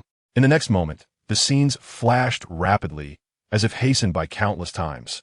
Quickly arriving at the present, Ge Xiaowen was still in university, Lu Chuang was still that rascal, and Zhao Xian was engaged in his so-called righteous endeavors. Chun Tian even glimpsed Reina, Angel Yin, the Angel King Kai Sha, the Demon King Liang Bing, the Gluttonous King, and even Carl. He observed what they were currently doing. Sizzle. Sizzle. At that moment, the sound of meat sizzling filled the air as the super soldier's left hand had vanished. Indeed, it had disappeared. His flesh seemed to have been fragmented within the deep green light, dissipating into nothingness. Nevertheless, he continued to obey Chun Tian's command, gripping tightly with his right hand. Just then, Chun Tian realized that when he looked at his own future, everything became hazy, fading into complete darkness. What was happening? Boom! As Chun Tian pondered, the super soldier's hands had completely vanished. Even the bones were gone, with the time gem falling to the ground. Consequently, with a muffled thud, the vision instantly disappeared. Is this my future? Undefined? Unseeable? Could it be the heavens concealing it? Chun Tian was perplexed as he rose to retrieve the time gem. Edith, take him down for treatment and see if recovery is possible. Very well, Master. The artificial gene super soldier departed, leaving Chun Tian seated on the sofa, delicately caressing the time stone. It was utterly perplexing. Why could Dr. Strange wield the power of the time stone so freely? Must one risk their very life to reach this point? However, to truly harness the power of the Infinity Stones, one must possess the means or tools necessary. Chapter 13. Methods and Tools. The Zombie Doctor Strange. Has he discovered my presence? 5,000 individuals. Do you think utilizing the Infinity Stones is as simple as it appears? It is far from straightforward. There exists a monumental cost associated with wielding the Infinity Stones. For instance, in Avengers Endgame, when Thanos attempted to snap his fingers after acquiring all the Infinity Stones, he was thwarted by Captain Marvel, who seized his hand, leaving him momentarily bewildered. Yet, even as Thanos unleashed the Infinity Stones, one could clearly observe the purple fissures appearing on his palm, reminiscent of the earlier artificial gene super soldier. Moreover, consider Star-Lord, who also attempted to wield the stones and nearly met his demise. Thus, it is evident that the Infinity Stones cannot be employed so easily. One must possess the necessary methods or tools. The method involves utilizing magic, akin to Doctor Strange practice, to extract the power of the time stone and foresee the future. The tool, on the other hand, is Thanos' Infinity Gauntlet. This gauntlet serves merely as a vessel for the Infinity Stones, a conduit for their power. This elucidates why Hela, Thor's sister, dismissed the Infinity Gauntlet as mere rubbish upon discovering it among her father's collection. An Infinity Gauntlet devoid of the Infinity Stones is, at best, a trivial trinket. Without this metallic apparatus, Thanos could never fully harness the power of the Infinity Stones. Consequently, The infinity stones without the requisite methods or tools resemble a sword without a hilt. To wield them would result in injury, perhaps grievous harm. It seems that the zombie Doctor Strange still holds utility. Chen Tian contemplated, envisioning a scene where the zombie Doctor Strange and zombie Old Wong ravenously devoured humanity. He considered negotiating with him to acquire the knowledge of wielding the Time Stone, even inquiring whether it would be feasible to utilize the other stones. Otherwise, he could very well possess all the stones, yet remain powerless to use them. Oh no, he could barely make use of the artificial gene super soldier. Chen Tian sighed as he observed the scene, muttering to himself, "Damn it, this zombie Marvel universe belongs to me. Why can't the Infinity Stones merge with me? If only they could unite, who would still engage with zombies?" This ultimately sums up the predicament.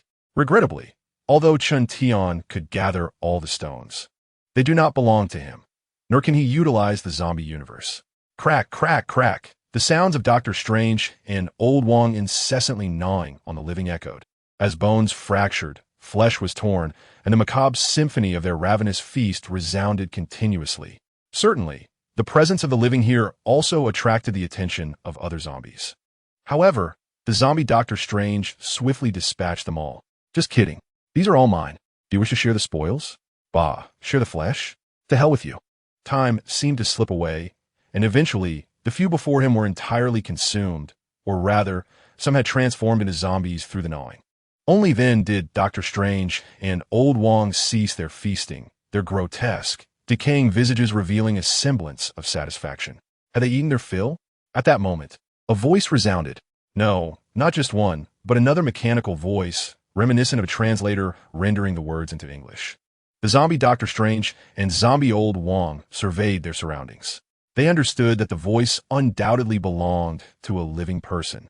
The mere thought of the living ignited their terrifying desires and insatiably hungry stomachs. "Once we are satiated, we shall converse," the voice echoed again. The zombie Doctor Strange gazed skyward. "What do you wish to discuss? Have you not obtained what you sought? From Tony to the disappearance of the Eye of Agamotto. You must have waited quite a while, haven't you?" Upon hearing this, Chen Tian froze momentarily. This zombie Doctor Strange was remarkably astute. Had he truly discerned his presence? Wait a moment. This was decidedly off. How could he have discovered him? It was crucial to note that Chen Tian was not in the zombie universe. He was in the super god universe. Moreover, even if he had been discovered, it would have to be by someone of utmost caliber, right? For instance, Ultron Within, who had acquired the 6 Infinity Stones, heard the words of the Watcher, and perceived the Watcher himself. But the zombie Doctor Strange had not obtained the 6 Infinity Stones. He possessed only one Time Stone, which was firmly in Chen Tian's grasp. How would he possibly uncover his identity? Why the silence? The zombie Doctor Strange had one eye dangling by a thread of flesh, hanging from his cheek, while the other, a red orb within its socket, gazed towards the heavens and spoke. "In the entirety of the universe, there are no living beings, yet Tony harbors one. Thus, it is inevitable that a transaction exists between you and the beings beyond the universe. You have been observing Tony, haven't you? It was all for the Time Stone. Now that you have acquired what you desired, why do you still linger?" Hearing this, Chen Tian exhaled in relief. He had not been discovered. The creature was merely making conjectures. "No, not at all. How dare you fabricate such thoughts? You nearly frightened me to death. You, a zombie, are engaging in such fanciful thinking? Do you even possess a mind? Zombies having brains? Ridiculous. If zombies had brains, they wouldn't be trying to snatch Dave's brain." Chen Tian took a deep breath. "I require the power of the Time Stone, along with the magic of the other stones. In exchange, I shall offer you 50 living souls." "Not enough." The zombie Doctor Strange immediately shook his head, a ravenous gleam flashing across his grotesque visage. 5,000. "Do you truly believe it is worth that price?" "Indeed," he declared with unwavering resolve. Subsequently, zombie Doctor Strange continued to gaze at the heavens with his solitary eye. "You are well aware of the immense power the stones possess, both before and after my transformation. I shall impart the knowledge of wielding the Time Stone free of charge. But each of the other stones' magic holds a value of 1,000 living souls. This magic is not interchangeable." Upon hearing Chen Tian's words, zombie Doctor Strange shook his head. Each stone embodies a unique crystallization of power, naturally yielding different magics. thus 5,000 living souls. I can initially grant you the ability to utilize the time stone, and we can negotiate the subsequent transaction afterward. Upon uttering these words, silence enveloped both parties. Clearly, this time, zombie Doctor Strange held the upper hand. 5,000 living souls were of little consequence to Chen Tian, but the disappearance of 5,000 individuals from Osaka would undoubtedly attract the attention of the denouement one. Hence, Chen Tian required time to capture enough souls from various regions of Japan. Chapter 14. Seizing Four Stones, Confusion in the Timeline, the Himalayas, Time and Space to be Candid.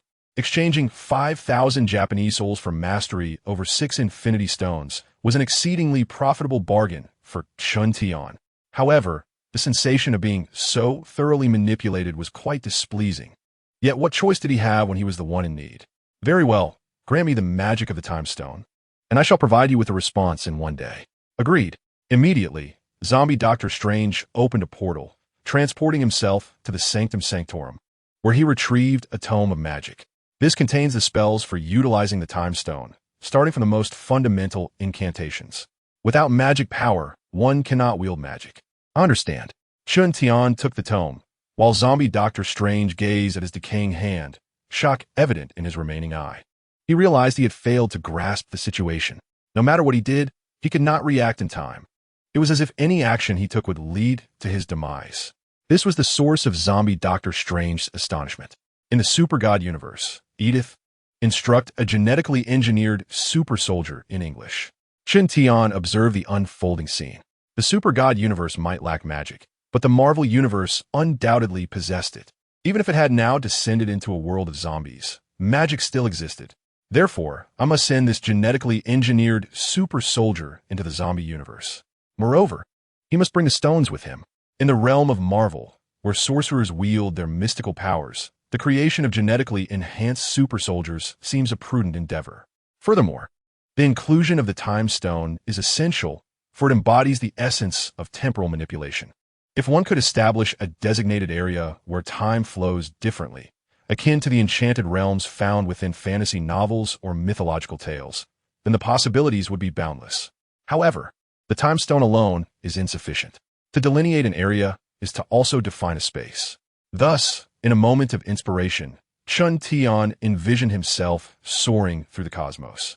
Arriving at the remnants of Thanos' shattered flagship, there sat the undead Thanos, adorned with the Infinity Gauntlet, while beneath him loomed the zombified Ebony Maw and Black Dwarf. In an instant, the Infinity Gauntlet vanished from Thanos' grasp, along with the 4 Infinity Stones it bore. A furious roar erupted from the undead Titan, reverberating through the vessel as he scanned his surroundings, desperate to unearth the culprit behind this treachery. Yet to his dismay, there was nothing to be found, no trace of the interloper. Cursed wretch, do not let me catch you, he bellowed, but to no avail. Observing the colossal Infinity Gauntlet, Chen Tian pondered, attempting to don it himself. Yet he found himself utterly immobilized. He could lift the gauntlet, but his fingers refused to budge.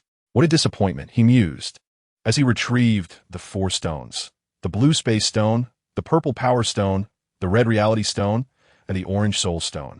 Perplexed by the convoluted timeline of this universe, Chen Tian sighed at the stones before him. Wasn't the soul stone acquired by Thanos through the sacrifice of Gamora? By that logic, the time stone should also be within his possession. Yet, it remains with Doctor Strange, leaving Thanos with only 4 stones. But what of the Mind Stone? Indeed, the Mind Stone was absent. With vision gone and his lifeless form cradled by the zombie Wanda, where could the Mind Stone be? Chen Tian unleashed his abilities, fervently searching throughout the entire undead universe. Yet every location yielded no results. Either it was lost or simply untraceable. After all, Chen Tian's powers allowed him merely to observe and teleport, not to command the forces of this universe to locate its hidden treasures. Well, at least I possess 5 stones. Do I not? He mused, shaking his head. He then turned his attention to the 1,000 genetically enhanced super soldiers he had assembled. Since he could only teleport these 1,000 individuals, it was imperative to maximize their potential for the journey into the zombie universe. After all, utilizing the infinite gems is indeed a tremendous strain on one's resources. As for why Chen Tian does not employ the genetically engineered super soldiers to feed these zombies. Absurd. These are my subordinates, not mere pawns. My subordinates may perish for me, but they shall not be sacrificed to the undead. Such a task should be entrusted to those lesser beings. Henceforth, your name shall be Tianshan. Chun Tian arrived outside the villa, which he had entirely acquired. The original occupants had either perished or fled, thus he was untroubled by any further concerns. He gestured towards the genetically engineered super soldier standing at the forefront, who immediately knelt in excitement and nodded vigorously. The remaining 999 were to protect him, utilizing the powers of the gems to delineate a defined area to the fullest extent. Do you understand? Yes, master. The other genetically engineered super soldiers echoed in unison, also kneeling in reverence. Chun Tian cast the time and space gems to them, and in an instant, whoosh, he transported the 1,000 genetically engineered super soldiers to the zombie universe. He chose the Himalayas as their destination, a place rarely trodden by humans, devoid of zombies, allowing them to work undisturbed. Observing the scene of the 1,000 super soldiers bustling about, Chun Tian nodded approvingly. Time and space are indeed the most formidable forces in a certain sense. They surpass all other powers. Even in the vast primordial world, there exists the notion that time is revered and space is sovereign. Thus, the time and space gems possess immense significance. In cinematic portrayals, the time gem can reshape the timeline of a specific area or individual, as exemplified by the self-destructing vision. Meanwhile, the space gem is typically associated with teleportation in films, yet its true capabilities are no less profound than those of the time gem. In essence, the world is merely an expansive space. Within it, countless large and small spaces exist. Otherwise, how could wormholes be explained? Wormholes and teleportation represent transitions from one space to another. Consequently, the space gem can define and lock a specific area, rendering it impervious to external influences. When combined with the time gem to alter the flow of time within that space, one can create an extraordinary realm where what transpires outside in a single day equates to an extensive passage of time within. This is precisely what Chun Tian desires. Chapter 15. The plot commences. Stirring the waters. What would transpire if zombie superheroes appeared in the Divine Assembly? Observing the genetically engineered super soldiers before him, Chun Tian nodded slightly. Upon arriving in the Himalayas, they immediately assumed a vigilant stance and began their preparations. Among them, 3 individuals emerged, one wielding a magic tome, another in possession of the time gem, and the last holding the space gem. Additionally, 5 others stood behind them. The 5 individuals, each equipped with distinct instruments prepared by Chun Tian to measure the flow of time, stood ready. Naturally, the simplest method would be to position a clock outside the space and another within it. However, for the sake of caution, certain instruments were deemed indispensable. Let us commence, Chun Tian announced, prompting the group of genetically engineered super soldiers to spring into action. The super soldiers wielding the time gem and the space gem clenched their fists with determination. A resonating hum filled the air as a deep green and gray-blue radiance erupted from their palms, causing cracks to form and propagate across their hands. Gritting their teeth, they followed Chun Tian's instructions, envisioning the moment. Instantly, a mirror-like surface, reminiscent of glass, began to materialize within a 5-meter radius. Indeed, a glass mirror. This mirror encapsulated the 3 individuals holding the spellbook along with the 2 members of the team with the instruments, while the others remained outside. As the flow of time was set to be measured, Tianshan would soon learn the contents of the spellbook. One of the genetically engineered super soldiers issued a command, prompting the others to spring into action. The soldier, named Tianshan by Chun Tian, immediately commenced his studies, while the 5 individuals with instruments also began their tasks. With a low, buzzing sound, as time progressed, Chun Tian observed the scene before him, particularly the soldiers within the glass mirror, who appeared to be advancing at an accelerated pace. Accompanied by a series of vibrations, the hands of the 2 gem-wielding soldiers began to dissolve before Chun Tian's eyes, their flesh and bones swiftly transforming into radiant white light and vanishing. In the next moment, another genetically engineered super soldier entered the glass mirror, which did not shatter but rather parted like a membrane before closing again. The soldier utilizing the space gem did not lock the space, but rather defined the 5-meter area and accelerated time with the time gem. Thus, anyone could enter this designated space. As the hands of the gem bearers disappeared, the other two soldiers immediately took their place, continuing this cycle. After nearly 500 individuals had been utilized, only a single day had passed. One could only imagine the immense cost of such an endeavor. The critical factor was that it was confined to merely a 5-meter space. Expanding it would undoubtedly escalate the expenditure even further. Meanwhile, a day had also elapsed for Chen Tian. The flow of time in the Super God universe matched that of the zombie Marvel universe. Master, after conducting 30,000 tests with the instruments, it has been determined that within this space, 15 days have passed, while only a day has elapsed outside. With no discrepancies observed, one of the genetically engineered super soldiers remarked, gazing at the sky. Chen Tian nodded in acknowledgement. 15 days equates to 1 day. Therefore, a month would amount to 450 days, nearly a year and a half. Continue allowing Tianchen to study the magic. I will arrange for the replacements. Yes, Master. The artificially engineered super soldiers continued their tasks, while Chen Tian transmitted those who had been replaced back, subsequently sending them another batch. Tianchen persisted in his studies of magic according to the tome. Although he was an artificially engineered super soldier, he did not possess the innate talent of the extraordinary Doctor Strange. Yet his progress in mastering magic was remarkably swift. Before long, he could contend with Dormammu single-handedly. Thus, Tianchen could only emulate Old Wong, relying on the accumulation of time to achieve the results Chen Tian desired. Edith, I require you to create a Titan similar to Thanos, albeit merely in terms of physique. Chen Tian gazed at the infinity gauntlet resting on the table. This artifact is beyond my utility, but perhaps one of comparable size could wield it. If time is of the essence, we could equip the crafted Titan with 5 gems, rendering it a formidable cosmic entity. While the method seemed promising, Chen Tian understood that he could not solely rely on it. What if the zombie version of Doctor Strange were to cause mischief? Magic was an unfathomable realm for him. Hence, with ready tools at hand, why not utilize them?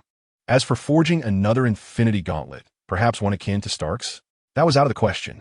Stark's creation paled in comparison to that of the Dwarf King. The Dwarf King's craftsmanship was explicitly designed for the Infinity Stones, capable of harnessing their power without backlash. Stark's, however, the moment it was donned, it inflicted harm. Even Hulk had suffered dire consequences upon its use. Regarding the Dwarf King, Chen Tian had observed earlier that although he still existed, well, the zombie version of the Dwarf King was still alive. His arm had been severed. Thus, replicating the Infinity Gauntlet was unfeasible. Chen Tian was no Thor and could not manage such a task. Understood, Master. Thus, in 3 days, 45 days elapsed within the spatial realm. Master, there is new information. Just as Chen Tian was sipping his iced cola and watching the screen, a voice interrupted. In the next moment, Edith immediately projected a virtual image. It was Xingqian, the first artificially engineered super soldier, whom Chen Tian had dispatched to monitor the group at the Super God Academy. What has occurred? Chen Tian furrowed his brow as the virtual projection shifted to reveal Xingqian's perspective. The scene depicted a narrow alley where the imposing figure of Lu Chuang, alongside several lackeys, confronted a young girl, while Gu Xiaolun slowly approached from outside the alley. It was evident that within 10 minutes, Lu Chuang and his accomplices would begin to harass the girl. Had the plot commenced? If so, then the impending invasion of Tao Dai would soon follow. Time was running short for Chen Tian. As he scrutinized the unfolding scene, he frowned. I have yet to receive my golden finger, and the plot has already begun? I am not yet invincible. Why have you all begun without me? Could you not wait until I am invincible? According to the narrative, it all commences with the conflict between Gu Xiaolun and Lu Chuang, followed by the invasion of the Tao Dai the subsequent night. However, this cannot be classified as an invasion. It is merely the preliminary forces of the Tao Dai testing the waters. Following this, we delve into the realms of the Super God Academy, the Xiangbing Lian, and the battlefield of Tina City. By the way, suddenly, Chen Tian smacked his forehead. Since we are not invincible, wouldn't it be better to stir the waters? What if zombie superheroes or supervillains were to appear here? Brothers, we have already signed a contract. Tomorrow, a steady update of 10,000 words will commence. For today, I shall take a brief respite. Chapter 16. Training the Zombie Hulk to be a pet? Seeking the stars of Huang Village. Engaging in combat with Captain Marvel. Do not misunderstand. Chen Tian does not intend to transform the Super God Academy into a similar zombie universe, but rather to engage in transactions. It is crucial to note that Chen Tian can transport 1,000 individuals, or in other words, 1,000 life units, between two universes. Although the distance cannot exceed 1,000 meters, it is still ample. With the protection of Tian Yin, he has no fear of the detection by the Nuo One. Thus, he can indeed muddle the waters of the Super God universe. So, what if a zombie superhero or supervillain were to be created among the Tao Tai S Advance party? Wouldn't that be delightfully entertaining? Ah, this is indeed feasible. All right, Xingqian, you should return to your residence. Do not draw too close, as these beings are under constant surveillance. Yes, master. Upon receiving the command, Xingqian promptly departed, while Chen Tian contemplated who might visit the zombie universe. Doctor Strange? No, he is somewhat unpredictable and difficult to control. Stock? No, he is of little utility before the Tao Tai. Hawkeye and the others need not even be mentioned. They are utterly useless. Could it be that he must resort to supervillains? The decision is challenging. Chen Tian surveyed the array of superheroes and supervillains before him. To be honest, there are quite a few villains that could be utilized. For instance, the elegant sorcerer Ebony Maw, who should have no trouble dealing with the Tao Tai S advanced troops, right? If not, then perhaps Blackheart. The scene gradually came to a halt before a towering green monstrosity. This behemoth stands at an estimated 3 meters tall, its body a mass of muscle, with terrifying, bulging biceps revealing deep white bones. Its fearsome visage, adorned with fangs, lets forth a thunderous roar. The Hulk. The zombie Hulk. The Hulk's intellect is akin to that of a mere child. Once transformed into a zombie, it may not be much higher, perhaps even lower. Gazing intently at the image, Chen Tian's eyes narrowed. I can train him to be a pet. The Hulk, or rather Bruce Banner, is the second persona birthed from the influence of gamma radiation.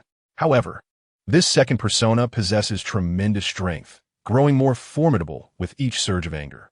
Undoubtedly, this is a result of the gamma radiation. However, it is indeed true that Hulk's intellect resembles that of a mere child. Thus, he is considerably easier to manage compared to Doctor Strange. Yet, Chen Tian refrained from acting hastily, opting instead to bide his time. At this moment, it was imperative to acquire the Space Stone to confine the space. Akin to dealing with Little Pepper, the zombie Hulk is exceptionally formidable, particularly since he retains the inherent power of Hulk, growing stronger with his fury. Therefore, a mere iron cage would be utterly ineffective.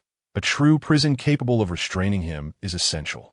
Presently, however, the Space Stone resides in the hands of the artificially engineered super soldiers. Once Tian Shun masters the sorcery of the Time Stone, he shall be ready. Lost in thought, he glanced at the separate screen. It should not take long, at most a day. On the screen, faint yellow runes began to appear around Tian Shun, who was encircled by glass mirrors. In a matter of days, he would likely be able to wield the Time Stone. By the way, Edith, have you contacted Xingqian? Have you located Huang Village? As Chen Tian spoke, Edith swiftly reached out to Xingqian, who was far away in Huaxia Juxia City. On a certain floor, Xingqian suddenly received Edith's message. Without hesitation, he surveyed his surroundings and then addressed another individual. Do not allow anyone to disturb me. My master's communication has arrived. Upon hearing this, the other person nodded in agreement. Indeed, he too was an artificially engineered super soldier. Once the area was clear, Xingqian promptly connected. In the next instant, Chen Tian's image appeared on his glasses, and Xingqian respectfully greeted Master. What news of the expedition to Huang Village? In response, Xingqian replied, Master, the search for Huang Village is ongoing, but it should conclude soon, within 3 days at most. Hearing this, Chen Tian nodded. Huang Village was the very place where Mo Gan Na first arrived on Earth. Not only did it transform you, Baosheng, into Otto, but it also turned the entire village's inhabitants into demonic subordinates. Many speculate that these individuals are merely the dormant demonic genes of Mo Gan Na, now reawakening. However, that seems implausible. Mo Gan Na came to Earth because the Super God Academy is located here, and so is Dino. Dino aims to reignite their civilization on Earth, recreating the Super God gene galactic power that once collaborated with angelic civilization, which could also be termed as divine river power. This gene also incorporates the angelic definition of a perfect male deity. Consequently, Earth has drawn the attention of the Angel King, Kai Sha, who is certain to arrive here. If Mo Gan Na intends to eliminate Kai Sha, she will naturally need to set her plans in motion on Earth. Moreover, her arrival is linked to Karl. Thus, the demonic subordinates, including the Otto gene, could not have existed here prior. Instead, Mo Gan Na must have utilized Huang Village and Yu Baosheng, along with the other villagers, to resurrect her minions. As for Yu Baosheng and the other villagers, she is indifferent. It was with these thoughts that Chun Tian dispatched a portion of Xing Chen's team to search for Huang Village. Understood. Remember to exercise caution upon locating Huang Village. Should you encounter that malevolent king of demons, Mo Gan Na, contact me immediately. Xing Chen nodded solemnly and replied, "Yes, Master." Additionally, Master, the various super warriors you mentioned are under surveillance. However, we lack monitoring equipment. At this point, Xing Chen involuntarily thought of Gu Xiaoluan, Lu Chuang, Zhao Exin, Cheng Yaowen, Rui Meng Meng, Qi Lin, and even Su Xiaoli from the 2nd Legion of the Brave Army, all of whom are being monitored. Alas, there is nothing to be done. The De Nova 3 is observing. Chen Tian sighed. I had Edith craft a long-range telescope. You can document their actions through it. Gu Xiaoluan and the others will soon be taken away. Your primary focus should be on the 2nd Legion of the Brave Army. Ultimately, it is a matter of insufficient strength. Otherwise, how could we be so constrained? The surveillance by Xing Chen and the others serves little purpose. In essence, it merely allows them to witness when the plot unfolds.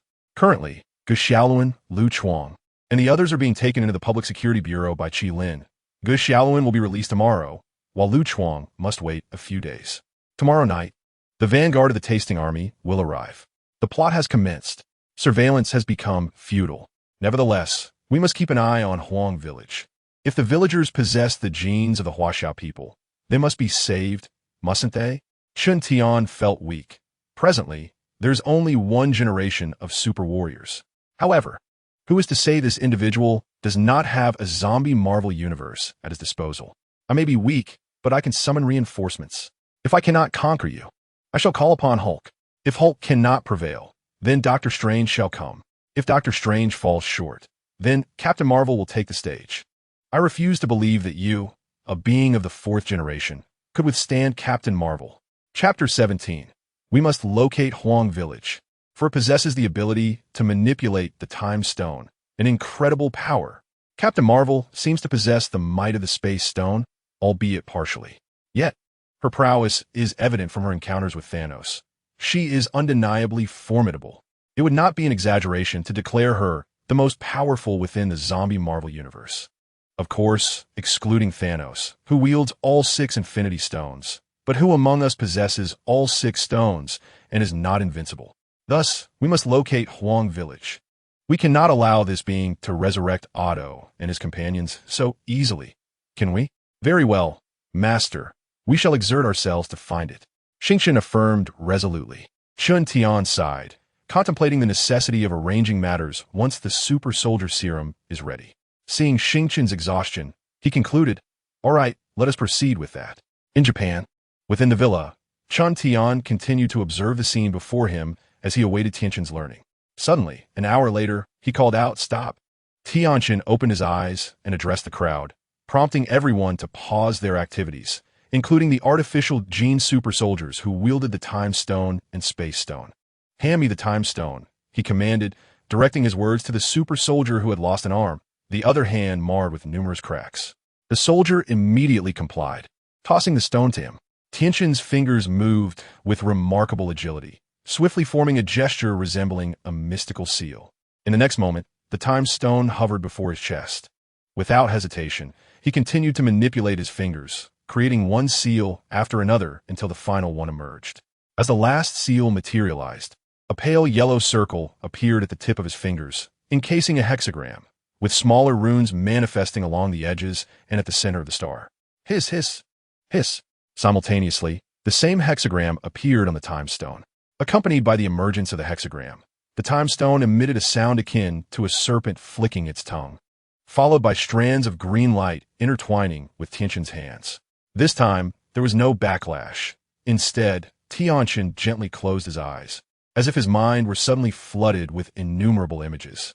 No, the speed was overwhelming. Illusions of his head bore expressions of confusion, entanglement, shock, fear, and joy, all emotions flickering across the phantom visage. In that moment, the artificial gene super soldiers, along with Chun Tian who observed the scene, seemed to hold their breath. Fixated on him, time slipped away unnoticed. The duration of this state remained a mystery. As Tianchun regained clarity, he gasped for breath. Master, I can now harness the power of the time stone. Upon hearing this, Chun Tian exhaled in relief. Finally, it is accomplished, he mused, realizing that the zombie variant of Doctor Strange had not played tricks. This artifact was indeed genuine. What did you see? Chun Tian inquired, much like Stark from the Avengers. Tianchun replied softly, Master, I witnessed 38 million possible outcomes for this Earth. All culminate in annihilation. Every single one ends in destruction. At these words, Chun Tian nodded thoughtfully. He was indifferent to the fate of the Earth within the zombie Marvel universe. His casual inquiry was merely for formality. It was evident that Tianchun could only perceive the Earth's demise, lacking the comprehensive foresight of Doctor Strange regarding the universe's fate. Clearly, he had yet to master the time stone fully. He could only wield it with difficulty. All right, return, he commanded, and with a mere thought, he teleported everyone back. As Tianchun and the others reappeared, they immediately knelt before Chun Tian, exclaiming, Master. They then raised the time stone and space stone above their heads. Tianchun, what is the outcome for this universe's Earth? Yes. Tianchun promptly began to manipulate the time stone, and soon, the familiar seals and the phantom visage reappeared. The celestial realm hovered in midair, yet this occasion diverged significantly from the previous ones. Previously, the remnants of shadows bore various emotions, though all were tinged with demise. They must have endured a multitude of experiences to evoke such sentiments. However, on this occasion, the countless shadowy visages of Tianchun reflected nothing but confusion. Indeed, confusion. A low hum resonated as he seemingly intensified his efforts. The dark green luminescence siphoned by the time gem grew considerably in intensity. Yet despite this escalation, the expressions on the shadowy heads remained perplexed. Before long, Tianchun descended to the ground, his visage awash with confusion as he addressed Chun Tian. Master, I cannot perceive. I can utilize the time gem to witness everything prior to Master S plunge into the river, even the origins of Earth itself. Yet I am blind to all that transpired after Master leaped into the water. It is an abyss of darkness, as if everything has been erased. Upon hearing this, Chun Tian stroked his chin, contemplating internally. This must be the effect of the heavenly veil. The heavenly veil obscures the celestial mechanisms, rendering even surveillance futile.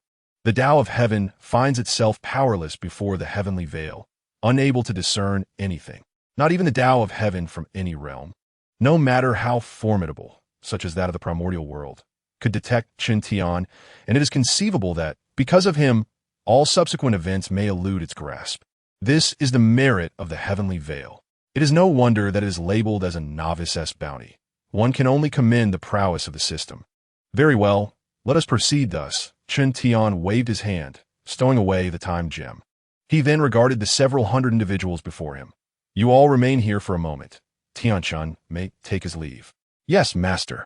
After Tianchun departed, Chun Tian tossed the space gem to one of the genetically engineered super warriors. Edith, how are the soundproofing preparations I assigned you previously? Master, they are now fully operational.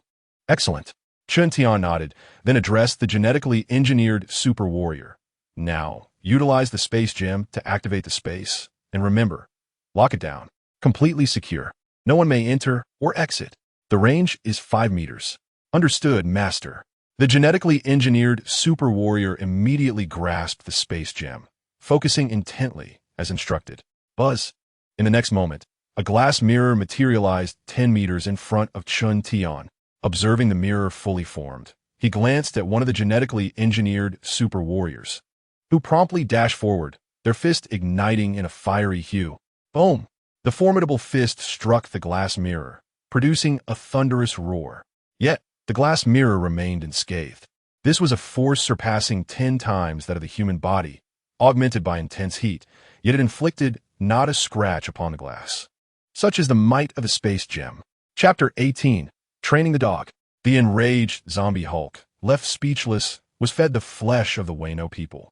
With a swift thought, Chun Tian summoned forth a colossal green monstrosity, the Zombie Hulk. Roaring with fervor, the Zombie Hulk materialized within the confines of a glass mirror. His gaze fixated on Chun Tian and the artificially engineered super soldiers, expressing his exhilaration with a thunderous bellow. He charged forward with ferocity. Yet the glass barrier thwarted his advance, inciting his wrath. The Hulk, denied his sanguine feast, erupted in a cacophony of roars, his fury igniting an inferno within. His immense fists relentlessly battered against the translucent barrier, his strength escalating to terrifying proportions. Each resounding crash and growl reverberated throughout the entire villa community, causing tremors that echoed far and wide. Had it not been for Chun Tian's foresight in purchasing the Villa Enclave and ensuring soundproofing measures with Edith, along with its distance from the bustling city, the commotion would surely have summoned the attention of others. Time seemed to slip away as the enraged Zombie Hulk grew ever larger, his fists became swifter, and his might intensified. At this very moment, the glass barrier, empowered by the space gem, began to fissure under the strain.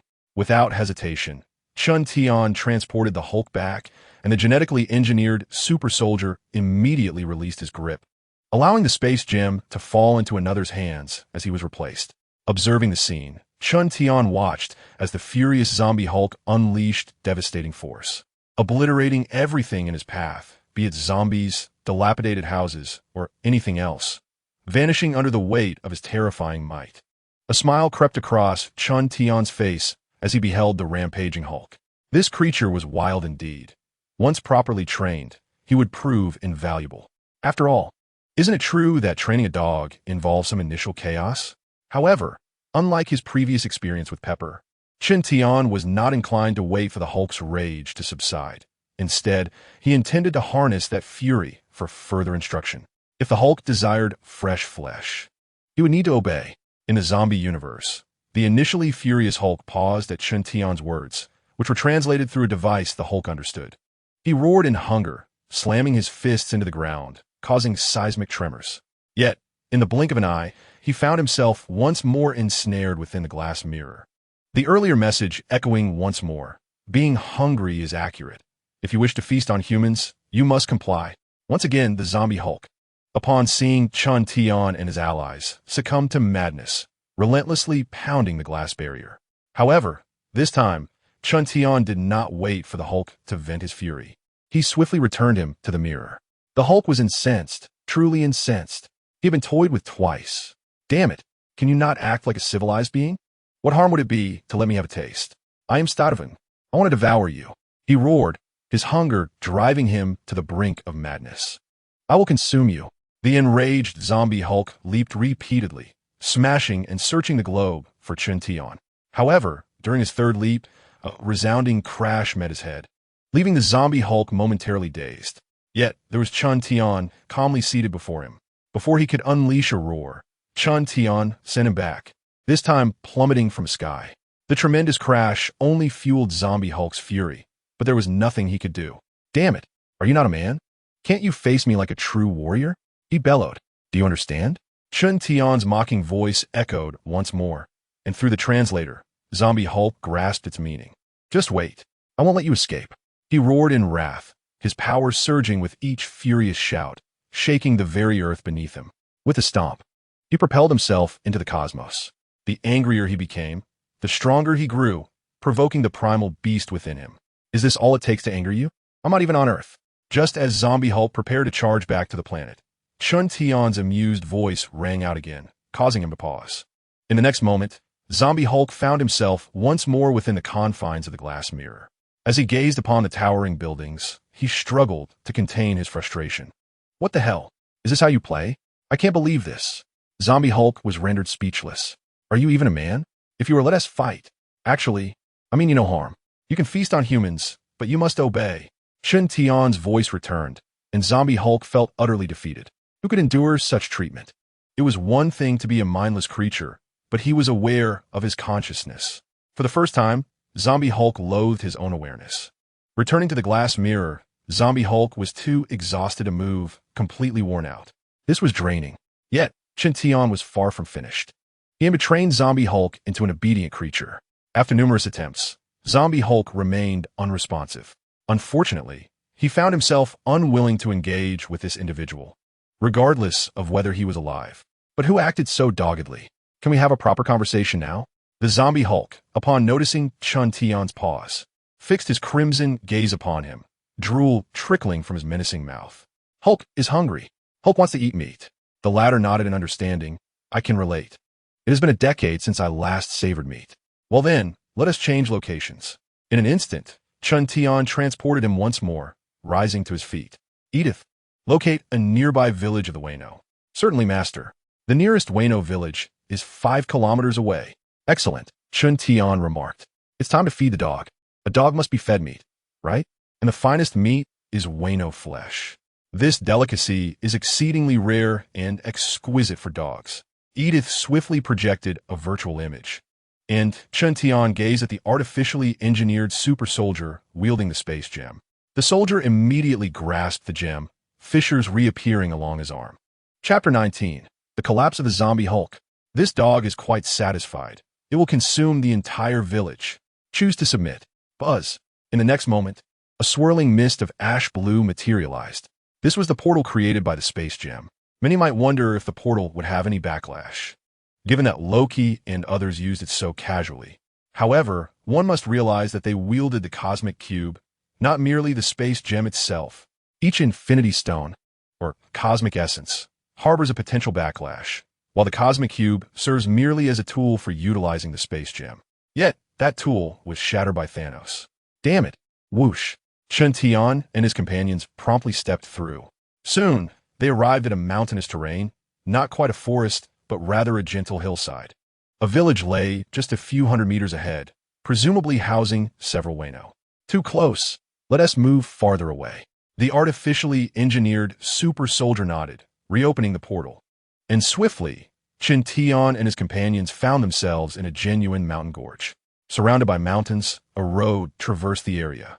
Could this possibly be Mount Akinori? It seems Mount Akinori is a volcano as well. Regardless, let's focus on training the dog. Chun Tian gazed forward. Whoosh! In the next instant, the zombie Hulk materialized on the road, 800 meters away. Upon his appearance, the zombie Hulk was bewildered. What is happening? Something feels off. I can smell the scent of the living. A ghastly grin spread across the Hulk's face as he charged towards that direction. However, before he could reach them, he was transported back. You gotta be kidding me. The zombie Hulk was utterly distraught. He longed to twist Chun Tian's ear and scream. Do you hear me? Are you listening? You cannot possibly provide me with something better. Goodness, even a dog deserves to be fed meat. Suddenly, it seemed that the voice of the zombie Hulk echoed, prompting Chun Tian to once again teleport him to the slopes of Chiuming Mountain. This time, the zombie Hulk did not rush out immediately. Instead, he cautiously surveyed his surroundings. Soon, he spotted Chun Tian and his companions, a distance of 800 meters away, all fixated upon him. Roar! Hulk craves flesh. Hulk is famished. The zombie Hulk bellowed towards Chun Tian's direction, yet he refrained from moving. After all, there was no point in understanding the situation. Without Chun Tian's permission, any motion on his part would result in an immediate return. Thus, the zombie Hulk remained still, seeking Chun Tian's approval, affirmation, and grace. Observing this scene, Chun Tian nodded slightly. It seemed that training a dog was indeed possible. In the next instant, the zombie Hulk vanished once more, and this time, it was not long before he reappeared.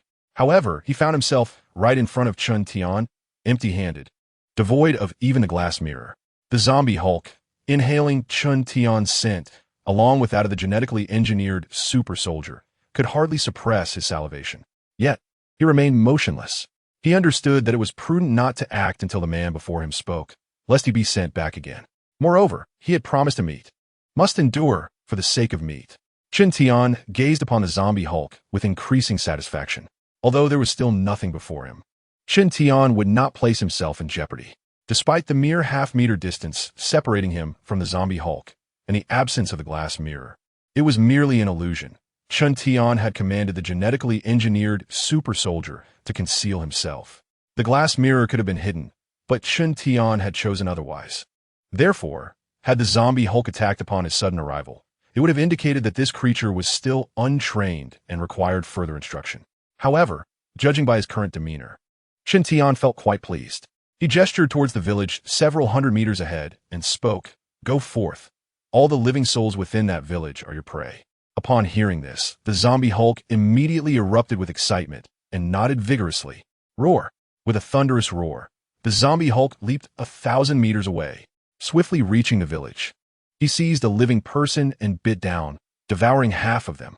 Intestines and liver were chewed as the remaining villagers stood in shock. Where did this monster come from? Yet, the zombie Hulk paid no heed to their bewilderment. After 10 long years of suffering from hunger, he could no longer contain himself. Thus, the zombie Hulk went on a rampage, voraciously seizing and consuming the living. The sound of flesh and bones being chewed echoed incessantly, snapping the dazed villagers back to reality, prompting them to scream and flee in terror. "Oh, mother! Oh, father! A monster! Please, don't eat me, I beg you!" Amidst the chorus of anguished cries, the zombie Hulk became increasingly voracious. He seized a villager woman and, with a powerful tug, ripped her apart. He devoured the two halves of her body as if slurping noodles. Such a horrifying scene sent the remaining villagers into a frenzied escape. Who could have witnessed such a terrifying spectacle after surviving for so long? In animated tales, Amaterasu devouring humans appears so elegant. Villagers exclaimed, "What the hell? That's the 8-headed serpent." From 800 meters away, Chun Tian observed the unfolding chaos, nodding in approval. Let the zombie Hulk astound the people of one nation. Tomorrow night, it will be the turn of those fools into Nua. He inquired, "Edith, have the return tickets been booked?" "Master, they were reserved long ago. The earliest flight available." Chun Tian nodded, contemplating the insatiable zombie Hulk before him. Given how long Nua has been on Earth, perhaps the rulers of Huaxia are his people. One nation must surely be the same. He pondered the existence of a hate alliance in the super god universe. However, that hate alliance is likely just a small creation of Nua. He mused, "I truly anticipate your expressions upon encountering the zombie version of the Hulk." Time passed, and the zombie Hulk consumed the entire population of the village. Indeed, every last soul, leaving no one behind to become a zombie. After all, if a starving little pepper could devour a person alive, it was no stretch for the gluttonous Hulk. Once he finished with the village, the zombie Hulk intended to distance himself from Chun Tian, who was rather cunning and enigmatic. Yet, recalling Chun Tian's strange abilities and the delectable taste of living flesh, he approached him instead. If Chun Tian returned him, where would he find such savory human meat again? As for attempting to kill him, he had already failed at that. There had been no opportunity. Thus, the zombie Hulk chose to submit. Chapter 20. The New Nua of One Nation. A shock due cow, chaos on Earth. When the zombie Hulk bowed before Chun Tian, he understood. This creature was now tame. With a slight smile, he spoke, "Very well. Follow me, and there will be meat to eat." Hulk, still ravenous, declared, "Hulk needs more meat." Chun Tian shot him an incredulous glance. "Still hungry? You've devoured an entire village." No wonder the zombie universe is devoid of any living souls. Even in the comics, Thanos remarks that the Hulk consumes far too much. This creature is indeed a glutton, and no amount of living beings would suffice. There is no rush, tomorrow night, after shattering a robot. I shall provide you with an entire village of people. Upon hearing this, although the zombie Hulk continually swallowed, he nodded in agreement. In the blink of an eye, the zombie Hulk vanished. Chun Tian turned around, and the genetically engineered super soldier had already opened the portal, followed swiftly by the others who disappeared into it. Simultaneously, in Tokyo, Japan, within the so-called Imperial Palace, the Emperor and numerous ministers were left dumbfounded by the virtual projection before them. The projection depicted the zombie Hulk ravenously devouring villagers, until none remained. Then, the zombie Hulk approached Chun Tian. Though he did not explicitly kneel, he stood there motionless with his head bowed. It was evident that this creature was obeying the commands of that man. "What in the world is this?" The Prime Minister exclaimed in astonishment. "Is that the Hulk? The one from the Alliance of Hatred? This cannot be. The old faction from America could not possibly have brought the Hulk here, as they too are engaged in their own creation of deities." Another high-ranking official from Japan nodded. "The old faction is utterly foolish. Do they truly believe that achieving divine-level genes is so simple? However, this should indeed be the Hulk." The official on the left shook his head. "No, wait. The Hulk from the Alliance of Hatred is merely a second-generation super soldier. Yet this Hulk clearly exceeds that. Furthermore, he is consuming humans. How can a body so visibly skeletal still be intact? It is utterly decrepit, devoid of any vitality. Tests reveal that this Hulk is already dead. But why does he still stand? Could it be a new variant super soldier developed by the new denouement? Uncertain. The Japanese power holders were utterly bewildered. How could this happen? Yet, these individuals were aligned with Chun Tian's thoughts. The Japanese rulers were indeed agents of denouement. They even had a new title, New Denouement. Meanwhile, the Japanese leech observed this scene in silence. Indeed, these beings belonged to the new denouement, while he was merely a plaything in their hands. In fact, the entire world was under their control. This was the true horror. These aliens had arrived on Earth over 1,000 years ago and had since dominated everything, enveloping global civilization, whether in the West or the East, or even in this small civilization, all were under their grasp. Reflecting on this, the Leech Emperor could only manage a bitter smile. An emperor? He is even less than a dog. However, the condition of the Leech Emperor did not attract the attention of the members of the New Delno. They quickly contacted Du Cao of Huaxia aboard the flagship of the South Sea Fleet. Is this the Green Giant? Du Cao stared bewildered at the video sent by the ruler of the Japanese nation. The Green Giant? Are you telling me this is the Green Giant from the League of Hatred? I can't believe it. This is clearly not the case. The Green Giant from the League of Hatred is merely a product of research on mutated second-generation super soldiers. This individual's data surpasses that of a divine body. Does it not? Who is that man? Du Cao also noticed Chun Tian, the enormous figure resembling a green giant, standing before him, seemingly heeding his words. Who is this man? Du Cao, we cannot find any information on this individual. Lianfeng and Yu Qin's slender fingers tapped away at the keyboard, yet they uncovered not a single lead. What a joke. The Celestial Veil.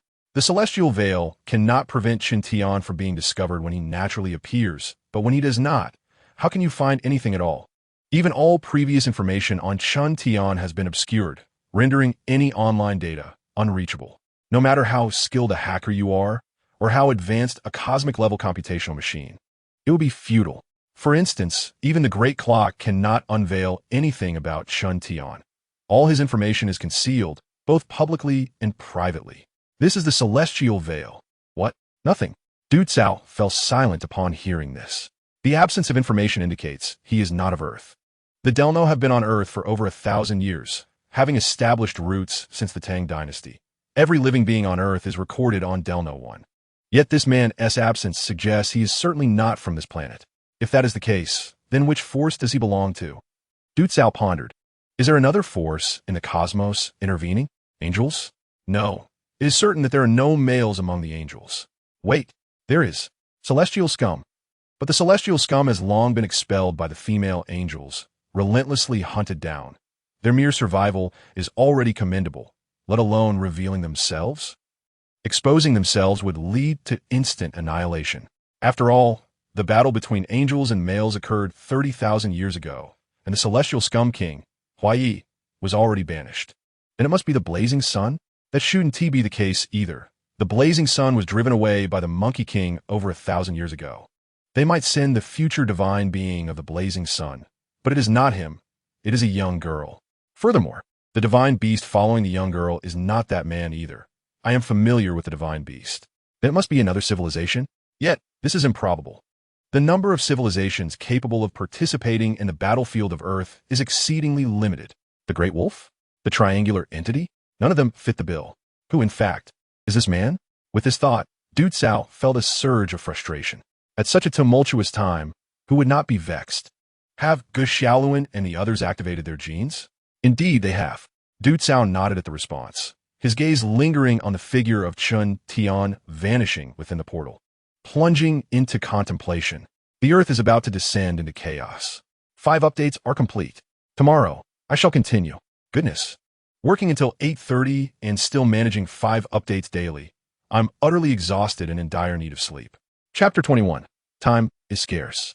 Chun Tian cherishes life greatly. What is he doing, seeking to enhance his power?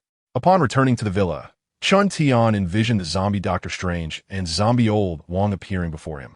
With subsequent matters now prepared, it is imperative to bolster the overall strength of his own forces. Stretching lazily, Chun Tian inquired, Edith, how many artificial gene super soldiers do we currently possess? Master, We currently have 38,934 artificial gene supersoldiers, of which 3,452 are maimed. These individuals are recuperating and preparing to restore their physical forms with resources. Only 35,482 are combat ready. Listening to Edith's report, Chun Tian sighed. It is still insufficient.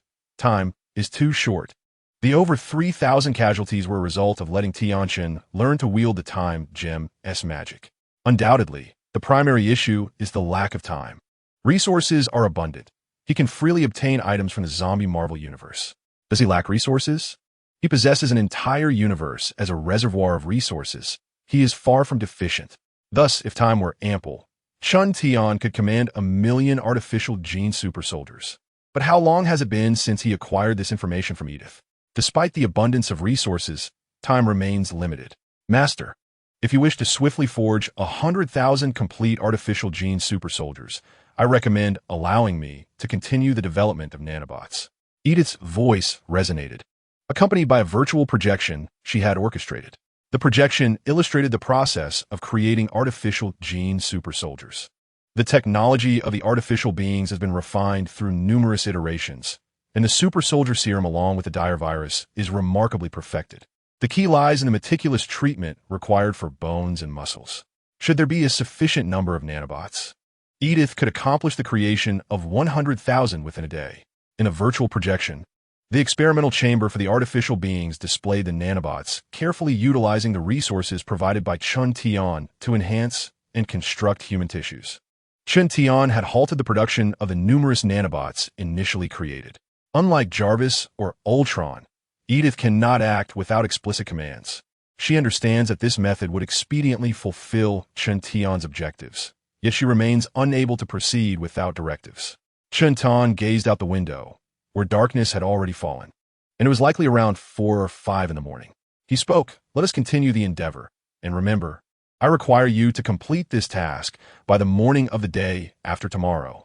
Regardless of the resources consumed, it must be accomplished." "Yes, Master," Edith replied, immediately initiating a frenzied operation. Her colossal system, akin to a war machine, included but was not limited to the mass production of nanobots. With Chun Tian's command, Edith transformed entirely into a war apparatus. Having addressed Edith, Chun Tian turned his attention to the screen. "Edith, bring the captured 1,000 Woku to the entrance." "Understood, Master." In the realm of the zombie Marvel universe, zombie Doctor Strange and zombie Old Wong had already devoured the living Woku before them, and they were now awaiting Chun Tian's voice. Zombie Doctor Strange was aware that it would not take long for Chun Tian to master this art, especially since human lives could be sacrificed without hesitation. "Doctor Strange, I have mastered the magic of the Time Stone. Next, I can learn the magic of the Space Stone." Just then, Chun Tian's voice, translated through the device, echoed. "Come forth. I shall personally instruct you." "Very well." With that, in the blink of an eye, a living individual, standing at a height of 193 centimeters, appeared before the two. Gulp! Zombie Doctor Strange and zombie Old Wong gazed at the newcomer, salivating uncontrollably, yet neither made a move. Old Wong's visage was ghastly, but he awaited Doctor Strange's command as if he were still the latter's faithful subordinate. However, zombie Doctor Strange swallowed hard once more and spoke softly. "My friend, do you doubt my trustworthiness by sending your subordinate?" In the super god universe, Chun Tian, seated on the sofa, chuckled at this remark. Indeed, how could he personally venture forth? Chun Tian valued his life immensely, as evidenced by past actions. From utilizing Little Pepper to acquiring Edith, and subsequently obtaining the super soldier serum and the apocalypse virus, he had created 100 artificial beings for use, experimenting 100 times before daring to utilize them himself based on Huaxia genetic research. Moreover, regarding the mastery of the Time Stone's magic, he had sent Tian Chun, fearing the potential dangers within that magic. After all, he was inherently suspicious and cautious of the unknown, not to mention the Hulk, whom he kept a watchful eye on. Even when employing genetically engineered super soldiers to harness spatial powers, he remained vigilant, ready to send the Hulk back at the slightest hint of instability. You may call Chun Tian cautious, but often, survival is the ultimate strategy. You may teach him. This trivial matter does not require my presence. No, my friend. I believe you still need to come personally. Would you like me to have Hulk smash you? Just as the zombie Doctor Strange was about to finish his sentence, Chun Tian interjected, I believe the cost of 100 living beings should allow Hulk to hammer you to death, right? Upon hearing this, zombie Doctor Strange fell silent. If the Time Stone were involved, Hulk would hardly be a threat. After all, didn't Dormammu, despite his immense power, fail to vanquish me? But now, the Time Stone rests in Chun Tian's hands, and he is willing to pay the price of 100 lives. Very well, I can teach him, but first, I need to satiate my hunger. Zombie Doctor Strange spoke again, his hand resting on his stomach, his voice trembling slightly. I am famished. I require sustenance. Teach me first, then reward me. However, Chun Tian was obstinate. Zombie Doctor Strange found himself in a dire predicament, for he was now at Chun Tian's mercy, needing the vitality of living beings, and his desire to wield the power of the stone was not as fervent anymore, given the abundance of lives at his disposal. Chun Tian glanced at the nodding zombie Doctor Strange, disdain evident in his eyes. What an audacious creature! Does he truly believe himself to be significant? Had he not succumbed to the zombie plague, I might have held him in higher regard, but now he is merely a monster consumed by desire, lacking any standing to negotiate with me. Nevertheless, as he observed the scene of Doctor Strange, who was desperately suppressing his own desires while guiding Chun Tian in mastering the magic of the Time Stone, it became clear that his power was still insufficient. What else could enhance his strength in this zombie Marvel universe? Chapter 22, Forgetting Wakanda, Heart-Shaped Herb, and Vibranium, the Secret 8 Immortals Conference. Currently, Chun Tian was unsure of his own strength, as he lacked any comparative measure. How many times stronger is a super soldier from the Age of Heroes compared to a human? It was unclear. He had no knowledge of it. Presently, he possessed 10 times the human capabilities in speed, strength, reflexes, and so forth. Yet, it was still inadequate. Tenfold power was hardly impressive. Even Zombie Hulk could shatter the glass mirrors forged by the Space Stone. Had Chun Tian not hurriedly sent him back, destruction would have ensued. Thus, his strength remained insufficient. Suddenly, Chun Tian, while in an alternate view on Earth, beheld a hidden kingdom in Black State. Wakanda, yes, the heart-shaped herb. With this thought, he swiftly shifted his focus to the region where the heart-shaped herb was cultivated. The purple herb thrived there, but many had been plucked, leaving only 5 remaining. The heart-shaped herb, a sacred relic of Wakanda, could only be consumed by the king, granting rapid enhancement and visions of the guardian spirit, Black Panther. However, given the circumstances of Wakanda's downfall, such matters were likely the least of their concerns, allowing the citizens to partake in its effects. The heart-shaped herb is a mystical botanical native to the nation of Wakanda, serving as the source of superhuman abilities for the kings of Wakanda, notably the Black Panther. Each generation of Black Panther must consume this extraordinary herb, and Chala is no exception. This remarkable plant significantly enhances the user's sensory perception and physical attributes, bestowing extraordinary speed, agility, strength, and endurance. Furthermore, the film may depict grand ceremonies to signify the sacredness and authority represented by the heart-shaped herb. It is essential to note that this pure, untainted green resource is far more potent than any serum, yet it does not affect everyone. In addition to the heart-shaped herb, there is also vibranium. How could I have overlooked such a vital resource? Chun Tian smacked his forehead. Vibranium is a unique metal to Wakanda. It is not a native terrestrial substance, but rather a result of an extraterrestrial meteorite. Captain America's shield is crafted from this metal. Given that this region possesses extraterrestrial materials, one must ponder whether it impacts the local ecosystem, such as the formation of the heart-shaped herb. It can be argued that the heart-shaped herb exists due to vibranium. I wonder how vibranium from the Marvel Universe compares to the dark alloy armor from the Supergod universe, or how it stands against dark silver. Dark alloy armor refers to the battle suits of the formidable soldiers from the Supergod Academy, including the divine armor given to Sun Wukong by Decao. As for dark silver, it is an ancient material at least 30,000 years old. It is said that the ancient being Su Mali, who has lived a carefree existence on Earth, is renowned as a godslayer due to wielding a silver blade forged from dark silver. It must be dark silver, as vibranium and dark alloy cannot surpass it. After all, dark silver can even cut through divine bodies, while vibranium? Well, at least it is a material suitable for crafting battle armor, right? It's mine. Chun Tian reached out, unhesitatingly taking 5 heart-shaped herbs from the zombie-infested Wakanda, along with a frenzy of vibranium. The zombie Black Panther and the Wakandan zombies immediately panicked, shouting, "You thief! Stealing from us! 7 days! 7 days!" In the zombie Marvel universe, the Black Panther is indeed dead, though he has merely transformed into a zombie. The Black Panther holds little value for Chun Tian, even deemed unworthy of being a pet.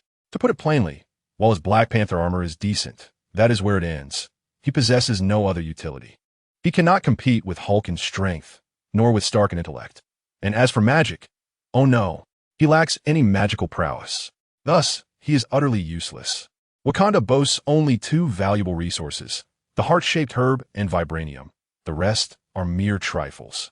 Consequently, no matter what the zombie Black Panther or the Wakandan zombies attempt, they cannot impede Chun Tian. Edith, take the vibranium to forge battle armor for Tianqin and his team, ensuring it is fully functional, enabling them to operate as a tridimensional combat unit across land, sea, and air. By the way, when I mention air, I also encompass outer space. Furthermore, regarding the heart-shaped grass, Chun Tian gazed at the 5 specimens before him, pondering whether it could be mass-produced. It would be troublesome if it could not be utilized, for its absence would be detrimental. However, he remained uncertain about the utility of the heart-shaped grass, given that official explanations indicate it is not applicable for everyone.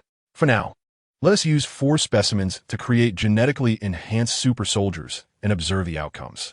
Understood, Master. After completing these tasks, Chun Tian stretched, satisfied that the day's affairs had concluded. Tomorrow, he would return, simply awaiting near the airport road in the Philia district. Chun Tian then retired to rest, while various factions across the globe found themselves unable to sleep. New Dino was utterly perplexed about the origins of this phenomenon, and the second demon, Mo Gan Na, frantically searched for Chun Tian to no avail. Meanwhile, in a concealed location within China's Zhongnanhai, numerous signal jamming systems were in place, sophisticated and advanced, though their effectiveness against Dino 3 remained uncertain. Within this hidden courtyard, a group of 10 impeccably dressed individuals convened around an octagonal table. The middle-aged man at the forefront gently closed his laptop, which displayed a downloaded video that did not require a signal. "What are your thoughts on this?" he inquired, prompting the others to furrow their brows. It appears reminiscent of a Western zombie. However, this young man seems capable of commanding them, suggesting some form of control mechanism. A middle-aged man seated towards the front on the right interjected, "If feasible, perhaps we could attempt to establish contact." "Contact how?" sighed the man on the left. "This young man cannot even locate individuals from Dino. He must be an outsider. Are we to rely solely on outsiders?" Another voice chimed in. No. We must not drive the tiger to swallow the wolf." A younger middle-aged man on the right adjusted his glasses. "Let us not forget that Dino has been entrenched on Earth for over 1,000 years. Our nation has been profoundly influenced, with the downfall of many dynasties directly attributable to them. So what do you propose we do?" queried the second man on the left, rubbing his temples. "There is little we can do.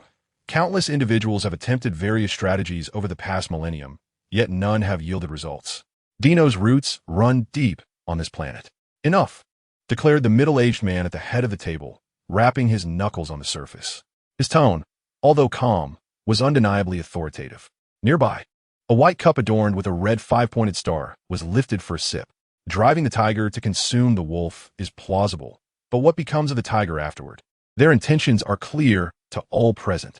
The middle-aged man surveyed his surroundings, casting a profound glance at the other 9 individuals present. What dinner aspired to accomplish was nothing less than the reconstruction of a so-called new dinner on Earth. It is imperative to note that, apart from Huaxia, the entirety of the globe's nations, both large and small, are under his dominion. Now, they proclaim the emergence of a new extraterrestrial invasion, necessitating the activation of the so-called Super Divine Academy and the commencement of the Armored Legion. The implications of this are all too clear to the assembled. Indeed, while the 10 present may not be fully aware of Dinner's machinations, they possess an understanding of the surface-level events. In their eyes, this purported alien invasion serves merely to bolster their armored legion as an advanced civilization with a rich historical tapestry. Dinner's technological prowess far exceeds that of Earth by unfathomable magnitudes. Such a formidable civilization even in decline, would still possess its technological marvels. What are the super genes accessible to the common populace? Even if they refrained from distributing these super genes, could they not transform ordinary individuals into super warriors? Yet, they have not.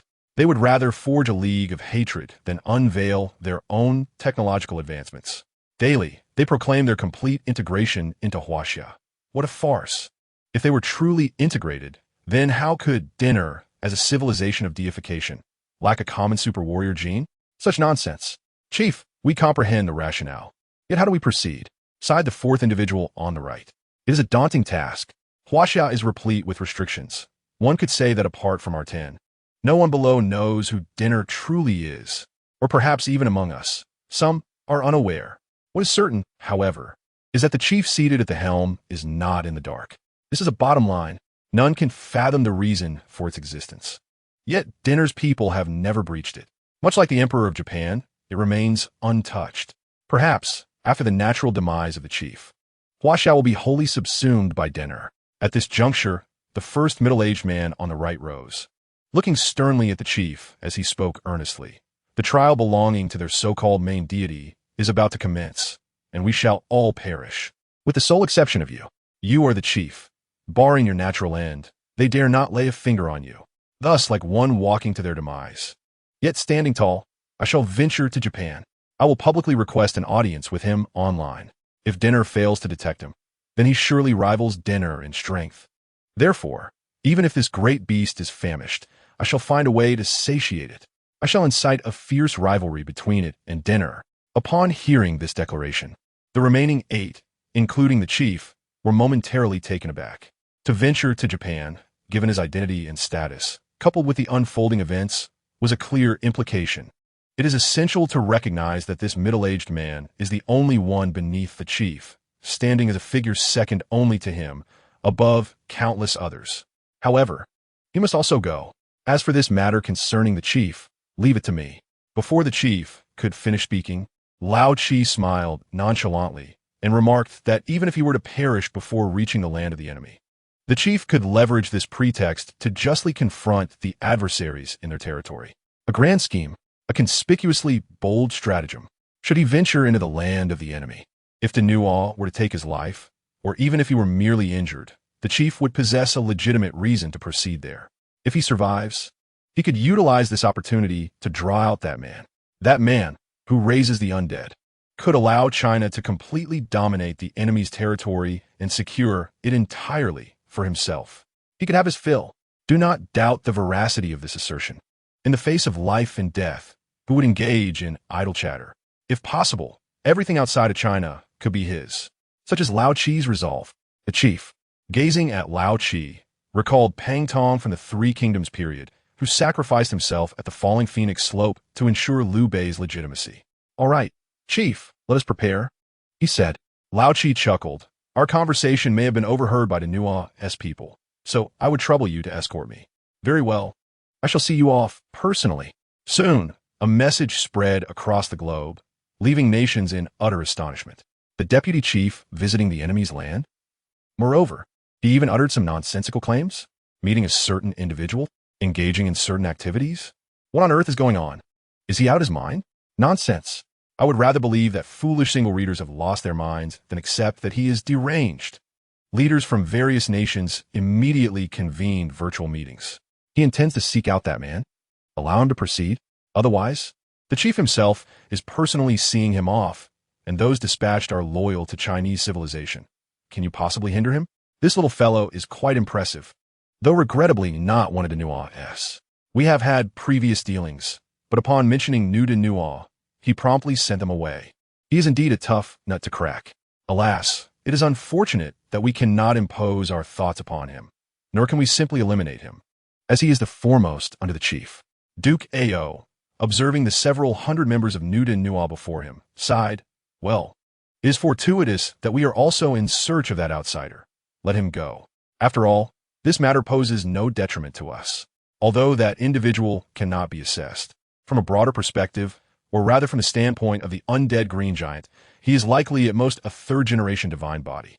The strength of the undead green giant is positioned between the third-generation super soldiers and the third-generation divine bodies. And you are well aware of the fourth-generation divine bodies. Listening to Duke Ao's words, over 200 members of Nuda Nu nodded in agreement. Indeed, the strength exhibited by the undead green giant Hulk in that enemy village was not particularly formidable. Even at most, he could be assessed as merely a third-generation divine body. However, this entity does not assess its strength based on such parameters. The Hulk grows increasingly formidable with his rage. Previously, Chun Tian had thoroughly provoked him, compelling him to contemplate annihilating the Earth, leaping from the ground straight into space in an instant. Note, it was a leap, not a wormhole. The magnitude of his power is indeed unfathomable. Engaging with these individuals is akin to effortlessly overpowering primitive beings. Thus, let him proceed. Chapter 24, A Fruitless Journey. Only 6 days remain. The arrival of Angel Yin, the zombie green giant? My lord, there is new information. At that moment, Chun Tian, having barely drifted into slumber, was abruptly awakened by Edith's incessant chatter. Annoyed, he rose from his bed. Edith, unless you possess significant news, I shall transform you into a twisted pastry. My lord, someone from Huaxiao wishes to meet with you. Edith replied timidly. The next instant, a drone projected a virtual image before him, revealing Old Chi. With a smile, Old Chi addressed the reporters. My recent journey to the land of the rising sun was in search of a friend capable of controlling the green behemoth. The green behemoth? Are you referring to the Hulk? Indeed, yet not entirely, Old Chi continued, maintaining his smile. Behind his golden-rimmed glasses, his eyes shimmered with an enigmatic allure. I hope to locate him, as I yearn for a profound conversation. Observing the scene, Chun Tian rubbed his temples. Is it not clear? Old Chi is searching for me, but what could he possibly want? Logically, Huaxiao should now be under the complete control of Dino, as should other civilizations on Earth. So why is he seeking me? Is this a directive from Dino? After all, the veil of celestial protection surrounds me, and anyone who has seen me has perished, replaced by new artificial beings. Not to mention, Dino's third iteration would be incapable of locating me. Old Chi's pursuit of me is likely a command from Dino, perhaps an attempt at persuasion? Or is he inviting me to join the Super God Academy, akin to other protagonists? What a far-fetched notion. Chun Tian shot a glance at Edith. Next time, refrain from presenting me with such trivial matters. Are you unaware that your master has gone days without sleep? A single night of insomnia is detrimental to both health and complexion. After days and nights, my body and skin are already on strike. Understood, my lord. Regrettably, Edith is not Jarvis. Had she been Jarvis, she would undoubtedly have teased Chun Tian. You, a genetically engineered super soldier, lamenting about your body and skin? Why not just perish? What a ridiculous thought. Yet, as Chun Tian gazed at the virtual image, he sighed. His strength remains insufficient. Otherwise, not just him. Even Du Cao would have scattered his ashes. By the way, it has been quite some time. Can I resume the lottery? The court has only now remembered that I possess a golden finger. In an instant, a notification sounded. Lottery system. Time remaining for next lottery opportunity. 6 days, hours not counted. Chun Tian exclaimed, what? There's still 6 days left? How does it feel like an entire year has passed? Frustration welled within him. The thought of waiting another 6 days for another chance at the lottery was exasperating. Yet, there was no alternative. Lotteries occurred only once a month, and now he could only bide his time, pondering what treasures awaited him in the next draw. Surely, it must be something remarkable, considering he had previously won an entire universe. However, he remained uncertain about this seemingly inept system, which could hardly engage in conversation. Unlike the character in I Am in the Super God stacking system, who, despite being foolish, possessed boundless advantages, Chun Tian felt he was left with only this solitary option. With a sigh of resignation, he declared, time for sleep, and promptly collapsed on his bed, drifting back into slumber. Meanwhile, Edith piloted a drone away, unaware that the person she sought had mistaken her for an enemy. Thus, this journey to the land of the rising sun had ultimately been in vain. Soon, the dawn of a new day arrived, and Chun Tian continued to sleep soundly. As for the earlier mention of a plane, forget that. He had a spatial gem. Why not have a genetically engineered super soldier open a portal instead? It was sheer folly to have Edith book a flight in the first place. At the Angel International building, on the highest floor of the office tower, a meeting was underway in a conference room. We must acquire this. This round is crucial. A group of elites gathered in the room, their attention fixated on a projection, while a stern woman, resembling a CEO, addressed them. As you all know, the situation has changed drastically. Earth is on the brink of invasion. We must act first, or how will we survive? Time is of the essence. Just as she spoke, a massive fireball hurtled towards them. Whoosh! Boom! In an instant, the fireball exploded, sending shockwaves through the room, startling the gathered elites, particularly the CEO, who dropped to the floor in fright. Once everyone regained their composure, they beheld a woman seated at the head of the table, a figure adorned in armor with golden hair and, most strikingly, a pair of pristine white wings. Upon seeing her, the CEO's pupils widened, but she quickly collected herself, standing tall and addressing the others. All right, this meeting is adjourned. You may leave now. The remaining attendees exchanged nervous glances, cautiously stealing a look at the woman in the primary seat before retreating slowly. As the conference room emptied, the CEO adjusted her attire and, with a slight bow, addressed the winged woman, her voice trembling slightly. This is the first time I have encountered a true angel. Indeed, the woman at the head of the table was nothing less than an angel. Angel Yin, the most popular female protagonist in the Super God universe, slightly tilted her head and gazed down at the female CEO. I recall that your predecessors spoke of allowing the order of angels to govern the earth. With the Super God Academy, we have adopted a different approach. What approach, you ask? Financial investment? Upon hearing this, Angel Yin let out a cold laugh and sighed. Investment. Indeed. How astute. She then rose and wandered to the shattered floor-to-ceiling window, pacing as if perusing a marketplace. Her eyes turned a brilliant white as she seemed to converse with herself, or perhaps address the female CEO, saying, Earth, you are on the brink of calamity. The CEO paused, her voice trembling as she inquired, What has transpired? Evil is on the verge of insurrection. Darkness has already descended. Alas, you are merely earthlings, not angels. The River Styx galaxy is set to invade you. Ah, has Earth reached the threshold of nuclear age? Suddenly, Angel Yin halted, her white eyes seemingly catching sight of something. Zombies? A green giant? Beyond the capabilities of the third-generation super warriors? And a mysterious little creature unable to retrieve information? Indeed, Angel Yin was scanning the fundamental information of Earth, and there she beheld Chun Tian. In Chapter 25, at the Filiu Airport Road, Hulk is famished, weaker than Loki. Can he really defeat Gu Xiaolin?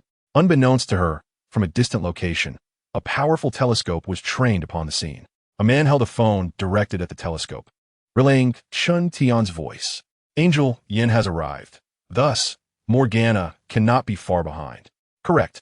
The Angel International Building is also within the purview of Chun Tian surveillance. The Angel International Building was much easier to locate than the small village of Huangsuan in Earth's Huaxia. It stood prominently, ensuring that the artificial gene super warriors were constantly observing. Should any unusual activity arise, they were to contact Chun Tian immediately. Forget about her. You must leave at once. At that moment, Chun Tian's voice resonated again. We are on video. The celestial cover will obscure everything, but once the video is turned off, the cover may vanish. And if discovered, the consequences will be dire. Currently, while Angel Yin is not yet a divine entity, she is a third-generation super warrior, beyond your capacity to confront. Listening to Chun Tian, the artificial gene super warrior nodded solemnly. Understood, master. Without disconnecting the call, he gathered his equipment and departed. What a jest. If the call ends, the celestial cover disappears. Better to flee first. Just as the artificial gene super warrior had been gone for half an hour, a figure swooped down swiftly. Have they fled? Such audacity to surveil me? Yet, this cannot be comprehended by the eye of insight. Something appears amiss. The newcomer was Angel Yin. Upon the disappearance of the celestial cover, realized someone was monitoring her. However, the person had already departed for half an hour, rendering further efforts futile. Nightfall descended upon the city of Juxia. That Lu Chuang truly infuriated me. How dare he threaten a police officer? Inside a police car, Officer Qilin, agitated, spoke up, while her partner chuckled.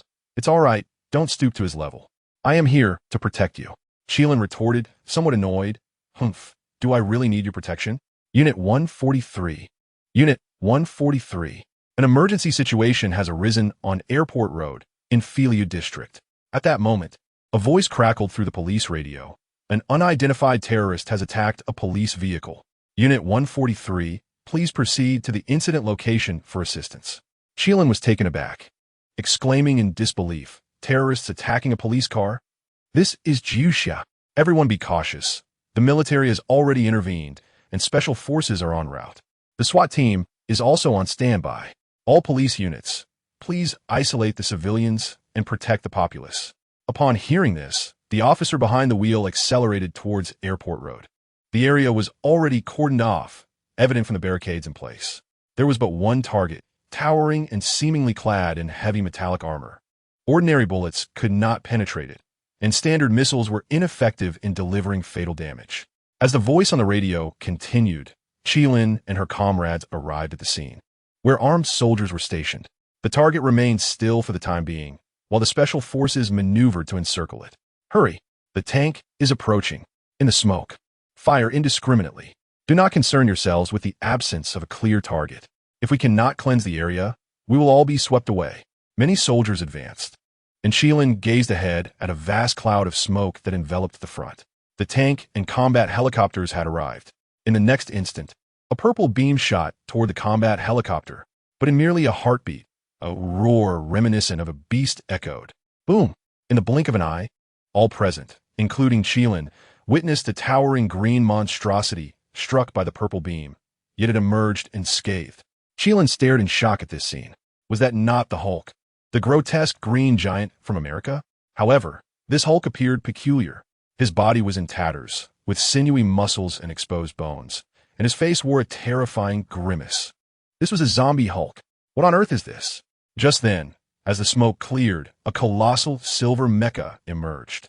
At the moment the silver mecha appeared, the zombie Hulk's eyes gleamed with intensity. It was him. He was worth 100 living souls. Tear him apart, dismantle him, crush him, render him utterly obsolete. Then that man will grant me 100 living souls. Roar, Hulk, hungry, whoosh. In the next moment, with a furious roar from the zombie Hulk, he surged towards the colossal metal Gundam. He leaped, arriving in an instant atop the Gundam's head. Boom! In the blink of an eye, the massive fist of the zombie Hulk struck the metal Gundam, sending its head flying.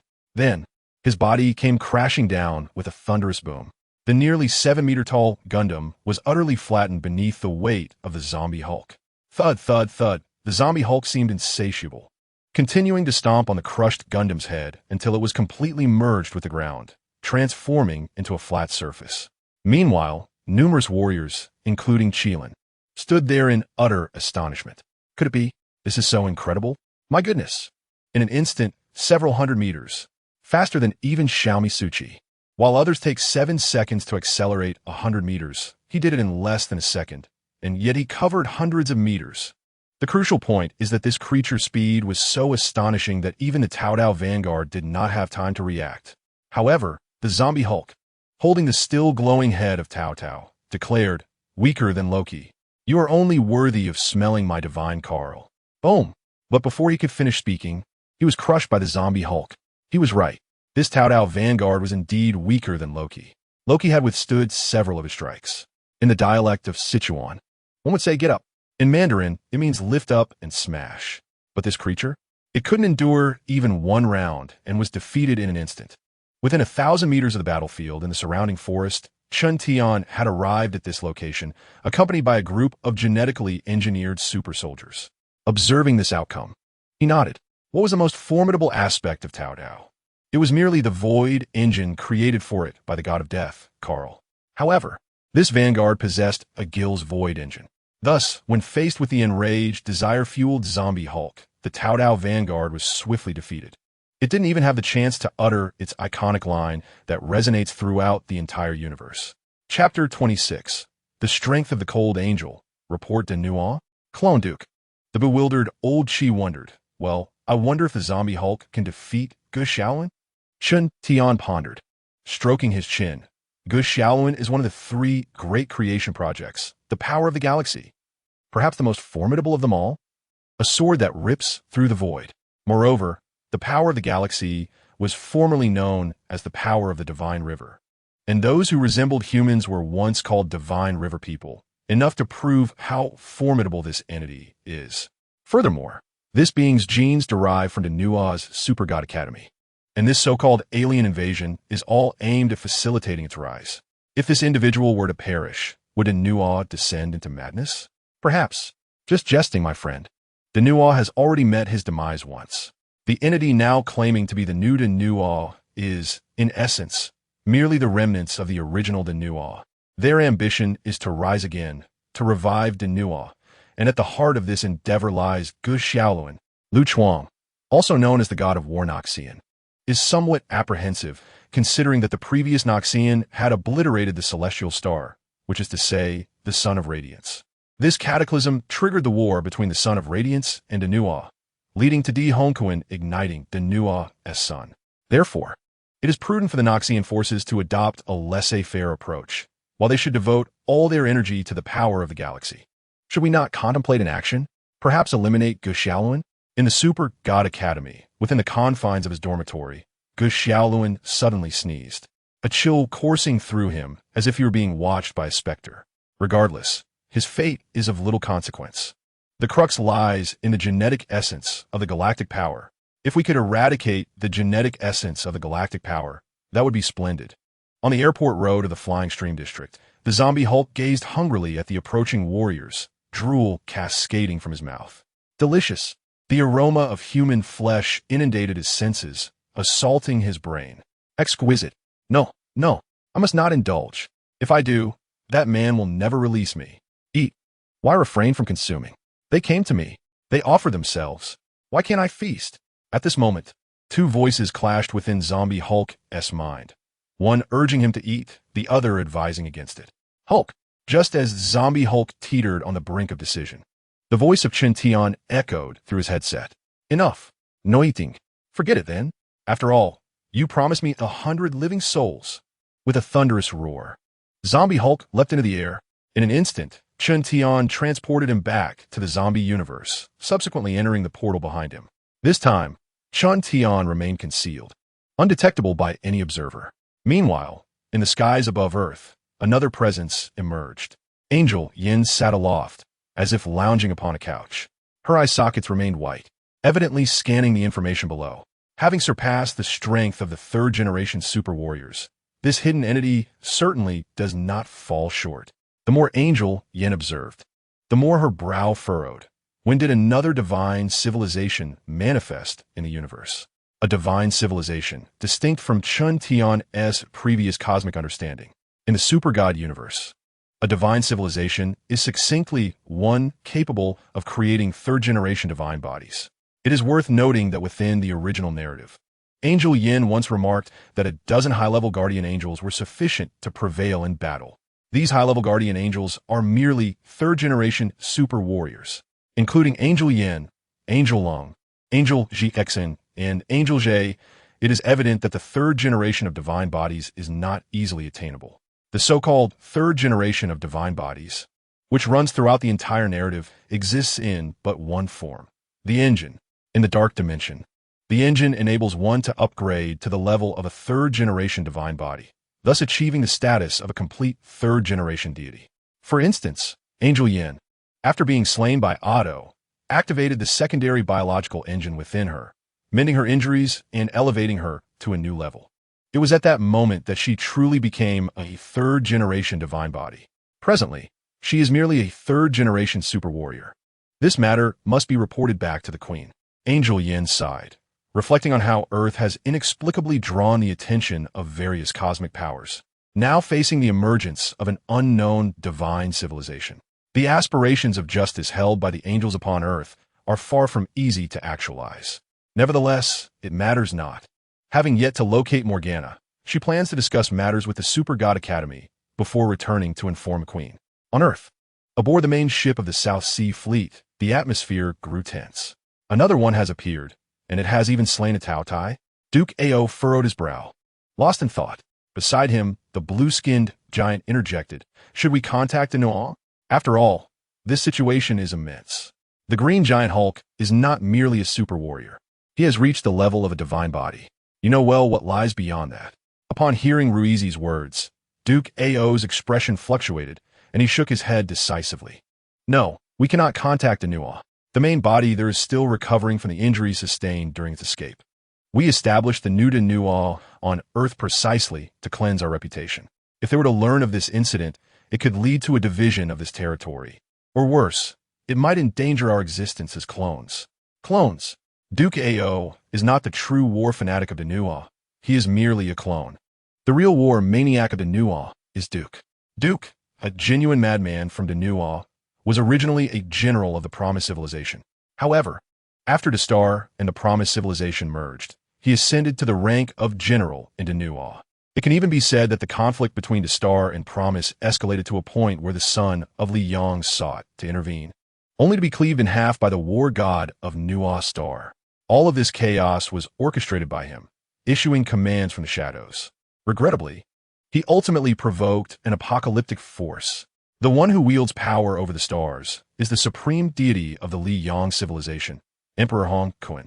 Mo Gan Na once remarked that upon viewing the encrypted permissions within Reina, she declared that Reina was the embodiment of doom. Let alone her grandfather, Emperor Hong Kun. He detonated the son of the Star and Promise, which severely injured Duke and the other elders, leading them to seek out clones in search of a new homeland. Duke Ao, along with the current rulers of the new Danua across nations, are all clones of those esteemed elders. It is time to hasten our pace. Lianfeng gently rose and spoke, to which Duke nodded in acknowledgement. Lianfeng and Yuqin were not clones. They were esteemed engineers from Denner. Subsequently, Duke issued a command, activating the Super God Academy, a war machine concealed within the pre-nuclear civilization. Aside from them, the most bewildered must be Old Chi. He had just mentioned his intention to travel to Japan, yet here he was at our residence. Chapter 27. We cannot locate him. The unique substance on vibranium can transport viruses through wormholes? Old Chi felt quite vexed. Standing on Japanese soil, he was thoroughly disoriented. Damn, why is this tiger so capricious? And without a fixed abode? However, considering his efforts to protect our kin, he could be forgiven. It seems he harbors a favorable impression of Huaxia, contrasting sharply with his attitude towards Japan. After viewing the video sent by Shou Lao, Old Chi nodded and smiled. How did that man treat Japan? He had fed an entire village to zombies, yet he was unhesitant in protecting Huaxia. Was that not a commendable impression? Regrettably, we cannot find him. Even attempting to collaborate is futile, truly vexing. In the villa, Chun Tian returned, stretching languorously. Now, matters were reaching a pause. However, the super soldier gene in Qilin had not activated due to the fatal blow, so it should remain undetected by Denner's personnel. But that was of no concern to me. Whether it be Qilin or other beauties, lacking strength at this moment was futile. Only 6 more days to wait. After 6 days, the lottery would commence. With that thought, he unhesitatingly activated the visual interface depicting the zombie Marvel universe. Within the imagery, Zombie Doctor Strange was instructing another genetically engineered super soldier in the use of the Space Stone's magic. It was uncertain how long it would take for him to master it, but that was inconsequential. Remembering was sufficient. Once he remembered, he could once again utilize the time and Space Stones for his studies. Edith, how fares the heart-shaped herb? Is it possible to leverage vibranium to alter the soil of the super god universe for mass production of the heart-shaped herb? As soon as Chun Tian finished speaking, a virtual projection materialized before him. The projection split into 2 images. One depicted the genetically engineered super soldier using vibranium to alter the soil of the super god universe, while the other showed nanobots swarming around one of the heart-shaped herbs, seemingly searching for something. Master, while vibranium is an extrinsic material from the Marvel Universe and has transformed the soil in Wakanda, facilitating the growth of the heart-shaped herb, we lack a definitive direction for altering the soil here. Edith's voice chimed in. I have attempted numerous methods to use vibranium for soil modification, but all have ended in failure. However, it is possible to extract certain substances from vibranium, yet these substances remain unresolvable due to our lack of prior contact. However, I obtained the same substance from the heart-shaped grass. This should be the key to altering the soil and cultivating the heart-shaped grass. As Edith elucidated, within the scene before us, a glass chamber stood before the artificially engineered genetic super soldiers, filled with soil upon which some peculiar purple powder had been sprinkled. Yet, lacking data, it remains unclear how to induce this extraordinary substance to transform the soil, The time frame for such a change is also uncertain, and it is even unknown whether such a transformation is feasible. Chen Tian furrowed his brow. Although the overall strength of the Black Panther may not surpass that of the captain, it still represents a formidable fighting force. The heart-shaped grass is crucial. It is the key to enhancing one's own strength. After all, apart from waiting for the lottery time to arrive, this is the only means available to augment one's capabilities. Lost in thought, he unhesitatingly retrieved the time gem, to have Tianqian take the time gem for a visit. Utilizing the power of the time gem to attempt to accelerate the integration of these substances into the soil. Yes, master. The following day. Next came matters of utmost confidentiality. Aside from the North Star, only a select few were privy to this information. On the flagship of the South China Sea Fleet, within the conference room, the space was already filled with people. Among them were Elder Huang, Du Cao, Reina, Rose, and a host of generals. Lien Feng's delicate fingers glided across the tablet. And soon several images appeared. The screen was divided into two. One depicted the zombie Hulk relentlessly devouring humans, while the other showcased the zombie Hulk smashing the Tathagata's advanced troops. Reina gazed at the projected images, momentarily stunned. What is this? A monster? Forgive her for knowing nothing, as she had only recently arrived on Earth. Zombies. Lien Feng spoke sternly. Moreover, these are super soldier zombies. The strength of this zombie has been detected by the Denner 3, confirming it possesses the power of a third-generation super soldier. In the face of the first Tathagata to arrive on Earth, the report from Denner 3 indicates it has already achieved second-generation super soldier status. Although the metallic exterior may not withstand divine piercing rounds, ordinary bullets, cannonballs, or weapons find it exceedingly difficult to destroy him. As she spoke, Lien Feng deftly manipulated the screen, magnifying the scene of the zombie Hulk crushing the Tathagata's advanced troops. Within the image, after the zombie Hulk had obliterated the Tathagata's soldiers, he gazed at the Chinese warriors, saliva dripping from his mouth, green liquid pooling on the ground. Then, as if sensing something, he leaped and vanished. Along with him, the green liquid that had spilled upon the ground also disappeared. It was as if he had never existed. We have discovered that his sudden disappearance not only took himself away, but also the virus. Lien Feng stated with gravity. As for how zombies operate, you all should have some understanding. Zombies transmit the virus through bites, but the actual contagion spreads through everything, including the air. However, we conducted a comprehensive inspection of the airport road in the Filiu district, including the warriors involved in this mission, and found no trace of the so-called virus. As the conversation progressed, the screen depicting the zombie Hulk devouring humans magnified, gradually focusing on Chen Tian's face. It is evident that this individual employed some means of transportation to convey the virus of this zombie super soldier, including but not limited to the green liquid. This resulted in the absence of any so-called viral outbreak or contagion. Reina and the others, including Elder Huang, fell silent. The situation was exceedingly bizarre. Transporting a virus? When did wormholes become this formidable?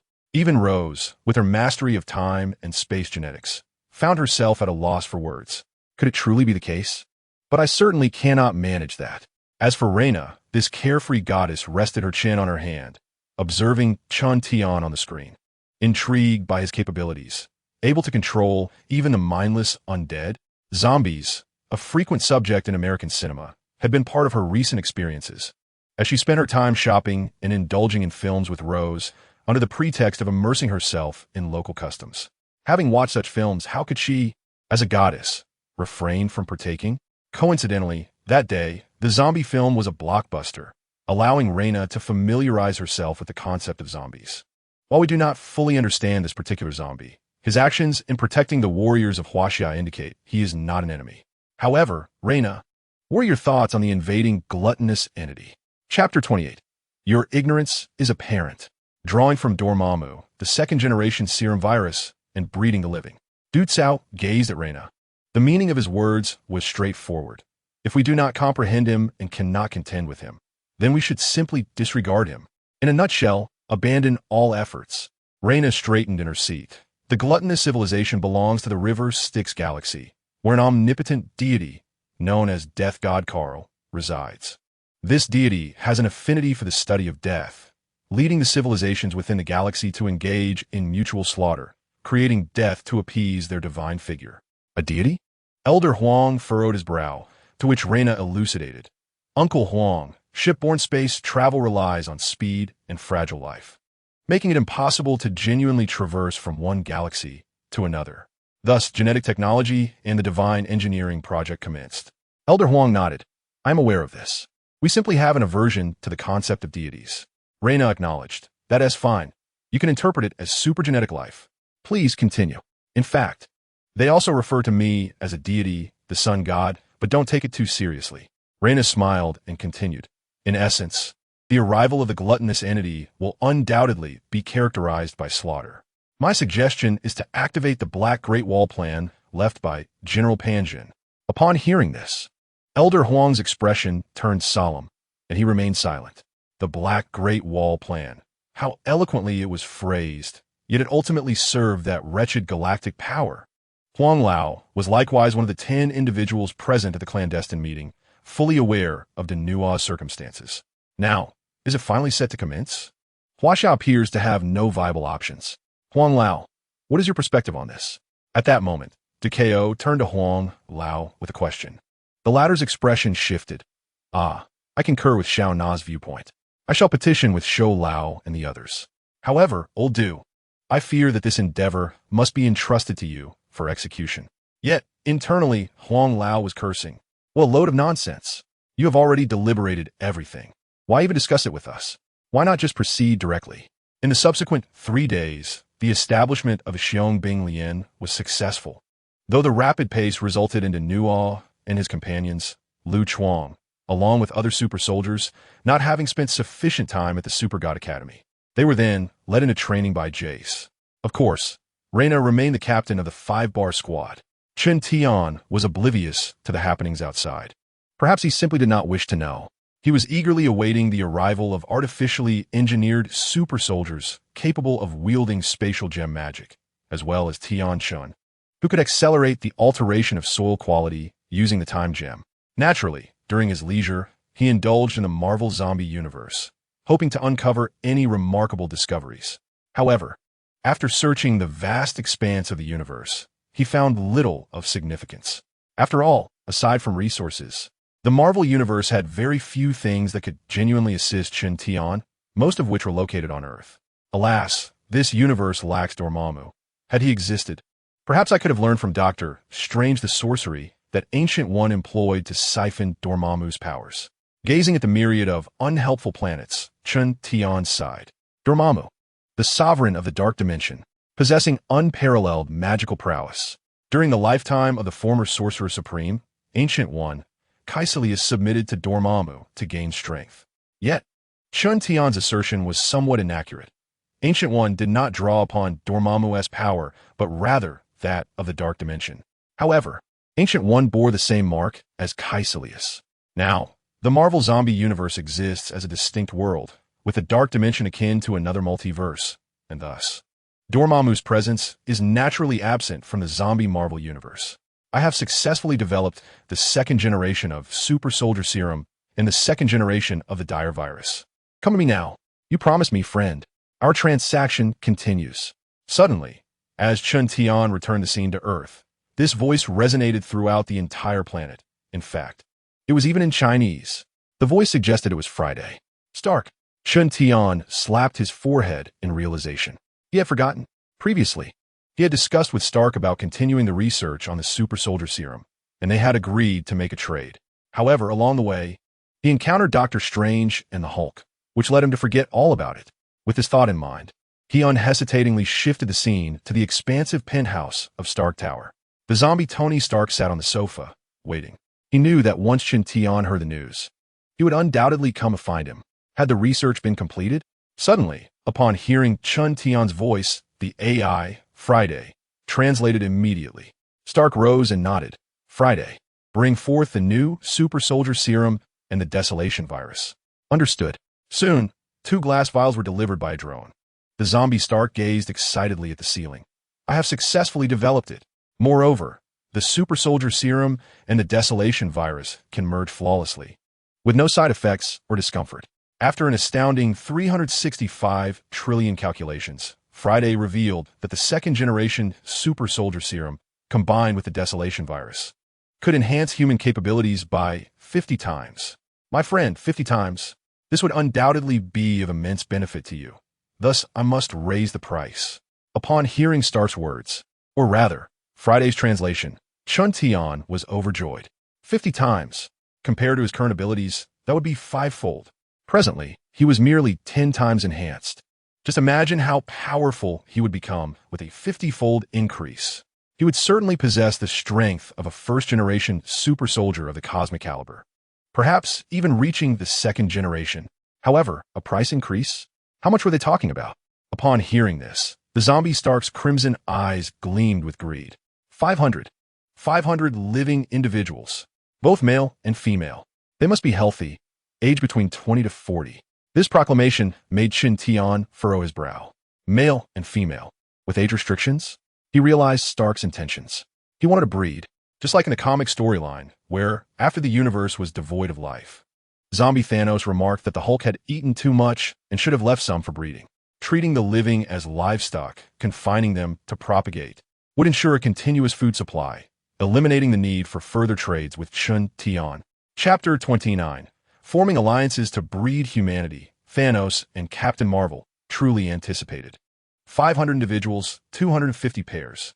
Even if Zombie Stark was insatiably greedy, he would have to retain 200 pairs for a year, resulting in an additional 200 lives.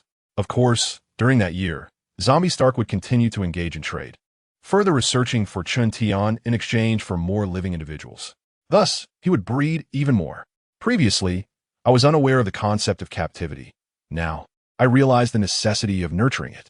Chun Tian cast a sidelong glance at me, yet she did not refuse.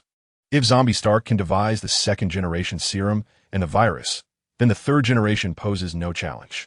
As for his captive humans, they are not of the Chinese lineage, but mere slaves, hence can be raised without reservation. However, can Stark truly safeguard these living beings? Stark, even if you possess them, you may not be able to protect them. Chun Tian spoke softly. I witnessed the attempts of Dr. Strange and Old Wong to seize your humans. No matter how formidable you are, facing those sorcerers is futile. Moreover, even if you can fend off Dr. Strange and Old Wong, what of others? Bear in mind, the entire universe consists of your kind. The presence of living humans will create an enormous commotion. In such a scenario, you shall find yourself at odds with the entire cosmos. Zombie Stark immediately shook his head, his crimson eyes betraying insatiable greed, with green liquid trickling from the corners of his mouth. My friend, I shall not become an adversary to the universe. Even if they become aware, I can merely offer one or two a taste, or perhaps a dozen, and then instruct them on the benefits of nurturing for long-term development. At that point, the worry of hunger shall be alleviated. I am confident many will acquiesce, including Thanos and Captain Marvel. Zombie Stark gazed at the ceiling. No matter how many zombies there are, absolute power renders it futile. Chun Tian experienced a pang of frustration. Now, one can comprehend the grotesque nature of the zombie virus within the Marvel Universe, can't one? Aside from their insatiable desires, they remain largely unchanged from their former selves. The fact that Zombie Stark was able to develop the second-generation serum and virus indicates that his intellect remains unscathed by the zombie virus. Stark's greatest asset is his mind. In the cinematic universe, even Thanos remarked that he too is a victim of the curse of knowledge. Thanos, likewise, suffers the same affliction. Both possess extraordinary intellect. Thus, Chun Tian's need for Iron Man's technology is superficial. The crux lies in his intellect. Now, this fellow is even aware of the necessity of alliances and with the most formidable beings in the universe. Thanos, while lacking the Infinity Stones and not particularly strong in his own right, commands a formidable fleet and is also a victim of the curse of knowledge. Perhaps Chun Tian could collaborate with Thanos. They might even uncover the secrets of divine entities. Uncertain, of course. As for Captain Marvel, she stands as a paragon of solo combat in the universe. We're discussing the current zombie universe, after all. Her formidable strength stems from an incident where she was exposed to radiation from a device known as the Energy Matrix, capable of extracting power from nuclear reactors. Due to exposure to this energy source, Carol Danvers' genome was altered, granting her immense power, including formidable superhuman strength, high-speed flight, energy projection, and the ability of X-ray vision. Additionally, She can harness her mental prowess to collaborate with winged flight gear, creating a protective field that safeguards her from harm and amplifies her abilities. Within the Marvel Cinematic Universe, Captain Marvel's extraordinary powers are also linked to the Space Stone, as she possesses a portion of its power within her being. With Captain Marvel on their side, the plan to contain humanity could certainly be executed. Furthermore, with Thanos involved, they could easily select a planet devoid of zombies and cast them there to survive. Alternatively, they could allow these individuals to lead a life of endless consumption and slumber, transforming them into breeding vessels to continuously provide sustenance. Can I have some living individuals now? Zombie Stark interjected. Chun Tian observed the image of Zombie Stark, whose outward appearance was grotesque and terrifying, yet his inner turmoil was even more twisted and deranged. However, Chun Tian only sought to secure his own interests. The fates of other civilizations or races were of no concern to him. Naturally, Chun Tian could opt for a more direct approach, simply seize what he desired. Yet, such an action would undoubtedly hinder Stark's ability to continue his research on the serum and virus. That is acceptable, Chun Tian's voice resonated.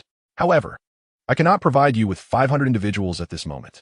I require you to further your research, advancing the serum and virus to the 3rd generation. The potency of the 3rd generation serum and virus must be at least 300 times greater than that of a human. If you meet my demands, I shall grant you 3,500 men and women. If not, we shall cease our transactions henceforth. Of course, I will offer you 50 individuals as a preliminary sample. Listening to Chun Tian's words, Stark hesitated for but a moment before nodding in agreement with a grimace. Very well. Chun Tian's intentions were clear. He would initially withhold the 500 individuals, providing only 50 as a deposit. Once the 3rd generation was developed, he would deliver the promised 3,500 individuals. Zombie Stark found himself at a disadvantage, as Chun Tian held the upper hand. He had no choice but to acquiesce. Yet, 300 times the potency. How many resources would that require? Even the resources on Earth might not suffice. He would need to look beyond to the cosmos. It seemed he would have to seek assistance from Thor. Stark promptly instructed Friday to compile the crafting methods for the 2nd generation serum and virus, detailing the necessary resources into a USB drive. In an instant, Chun Tian decisively took possession of the 2 vials of serum and virus along with the USB drive. In the Super God universe, within his villa, Chun Tian held the 2nd generation serum, virus, and USB drive with a smile. Edith, take this and ascertain the resources needed for the 2nd generation serum and virus. The 100,000th generation continues its relentless pursuit of perfection, tirelessly crafting and refining, while also attempting to inject the 2nd generation into the genetically engineered super warriors that have emerged. Very well, Master. Upon uttering these words, a genetically engineered super warrior approached Chun Tian and received the USB drive. By the way, just like before, we will fuse the serum with the virus using Huaxia genes and bring along 50 of the Japanese captives. Understood. Subsequently, Chun Tian ventured outside the villa, unhesitatingly transporting the 50 terrified, bound, and gagged Japanese captives before the zombie Stark. I wonder how much this 50-fold increase will allow me to command within the zombie universe. I'm rather eager to find out. Chapter 30. Mo Gan Na arrives, and you too? The zombie Hulk is furious. Mo Gan Na is stunned. Huang Village. It was an unremarkable day. As ordinary as any could be, the villagers exchanged greetings. Some toiled in the fields while others busied themselves with various tasks. Suddenly, a figure descended slowly from the high sky. What is that? Filming a blockbuster? It must be suspended by wires. My cousin used to work as an extra in Hongyan. He mentioned this, but there was no notification received. Many villagers looked up at the figure with puzzled expressions, and soon it landed on the ground. It was a woman, dressed in a form-fitting black outfit. Her smoky eye makeup could not conceal her breathtaking beauty. Behind her, a pair of massive metallic wings unfurled. The target has appeared. Reiterating, the target has appeared. At that moment, from the 2nd floor on the left, a dirt-covered villager, seemingly just returned from working in the fields, spoke earnestly into a walkie-talkie. Chun, inform the master. Every villager in Huang Village is of Huaxia genes. The target has already manifested. All right, I understand. Xingchen immediately contacted Chun Tian, who was in the villa in the Japanese country, and upon hearing this, he smiled. Finally, she has arrived. Let her experience the might of the zombie superheroes. To harm my Huaxia people? I can inflict harm. I can kill. Others cannot. Swish. As he spoke, a gray-blue mist appeared before Tian, a portal created by the space stone. Without hesitation, he stepped through it. Huang Village. Suddenly, the woman with the metallic wings smiled gently at a young man who was carrying a hoe and approached him. Otto, long time no see. She reached the young man and patted his face, to which he appeared quite frightened or perhaps shy, stammering, I am not Otto. My name is Yu Baosheng. Stop, stop, stop. Suddenly, 3 words interrupted everyone. A few individuals arrived, with Tian at the forefront. Morgana, can't you choose a different place? What mischief do you intend to bring upon Huaxia in your old age? Damn it. Here comes the gnaw. Here comes the blazing sun. Here comes the gluttonous beast. And now you have the audacity to arrive as well? With Tian's scornful remarks echoing, Morgana approached him slowly. Oh, you cannot retrieve information? Neither you nor those around you can access it? Buzzing sounds filled the air as Morgana spoke. Suddenly, a cacophony of buzzing enveloped her. Before she could grasp the situation, she found herself before a glass mirror, frowning. A space? Tian remained silent, instead directing his gaze to the side. The genetically engineered super soldier beside him immediately aimed and fired at the sky. Hot, hot, hot, hot. The troops are on the move. Evacuate immediately. You, Baosheng, and the other villagers, upon hearing the gunfire, were utterly terrified. This was no film. It was the real deal. Yet soon, everyone hastened to flee. Were they joking? Hadn't they heard that troops were approaching? If the army was involved, then this woman was either a traitor or a foreign enemy. Run. Morgana observed this scene and chuckled. Child you. But before she could finish, the glass mirror encircling her instantaneously magnified 100-fold. Then a colossal green monster materialized. Hulk, the ravenous zombie green giant, roared in rage, seemingly venting his dissatisfaction. However, when he laid eyes on Morgana, his pupils dilated in astonishment. What a delectable scent. This person is even more appetizing than those he had consumed before.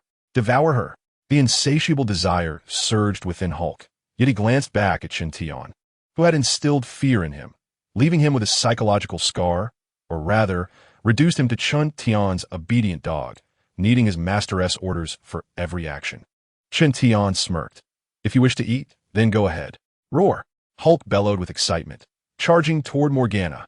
Realizing what was happening, Morgana thought, damn it, this creature sees me as fertilizer, as its meal. In an instant, as the zombie Hulk lunged forward, a massive steel claw suddenly seized him. Roar. Hulk roared in fury, but could not break free from the iron grasp. Without breaking free, he could not reach that woman. As this thought crossed his mind, Hulk's insatiable desire morphed into boundless rage. Boom, boom, boom. As the enraged Hulk gritted his teeth and strained, the colossal steel claw emitted sounds as though it were on the verge of shattering. What in the world is this monstrous contraption? Morgana was utterly stunned. Good heavens! This is the demon claw forged from dark silver. And yet, you are about to shatter it? However, as Morgana gazed at Tian through the glass mirror, her eyes blazed with unbridled fury. You wretched creature! What have I done to provoke you? I've only just arrived on Earth, and you greet me with such a grand gift. Boom! Just as Morgana unleashed her rage upon Tian, the Hulk had already broken the demon claw. He seized the sharp claw and tore it apart. But it did not end there. The zombie Hulk, with his scarlet eyes fixed upon Morgana, sent a chill down her spine. Gosh, I might die. Roar. The zombie Hulk bellowed angrily and charged once more. His speed was beyond the naked eye's reach. Whoosh! Yet Morgana was not so easily dispatched. She instantly activated a wormhole to escape this place, though she did not leave the confines of the glass mirror. Wretched creature! Morgana seethed with rage, glaring at Tian, wishing she could carve him into 1,000 pieces. Damn it! This fool is merely spectating, witnessing this chase. He possesses spatial powers, but refuses to seal himself, instead allowing this monster to attack him. This damned wretch. Meanwhile, Tian watched with a grin. You seem quite formidable, don't you? I am eager to see just how formidable you truly are. It appears that the zombie Hulk alone could decimate the entire divine universe. Nevertheless, this being's strength knows no bounds. The angrier he becomes, the more powerful he grows, unless he is subdued before his fury escalates. Otherwise, he is utterly invincible. Chun Tian sat back in his chair, propping his chin on his hand as he observed the chase unfold. Morgana continuously evaded through wormholes, while the zombie Hulk pursued her. Of course, there exists another method, to summon Banner, but the zombie Hulk is merely Hulk. Where is the Banner we seek? Chapter 31. Toying with Morgana. Morgana, please activate the microphone for communication. Where has Dr. Banner gone? Chun Tian was oblivious. After the Hulk transformed into a zombie, it was as if Banner had perished, utterly non-existent. Hence, this method was rendered futile. You wretched creature, what on earth are you trying to accomplish?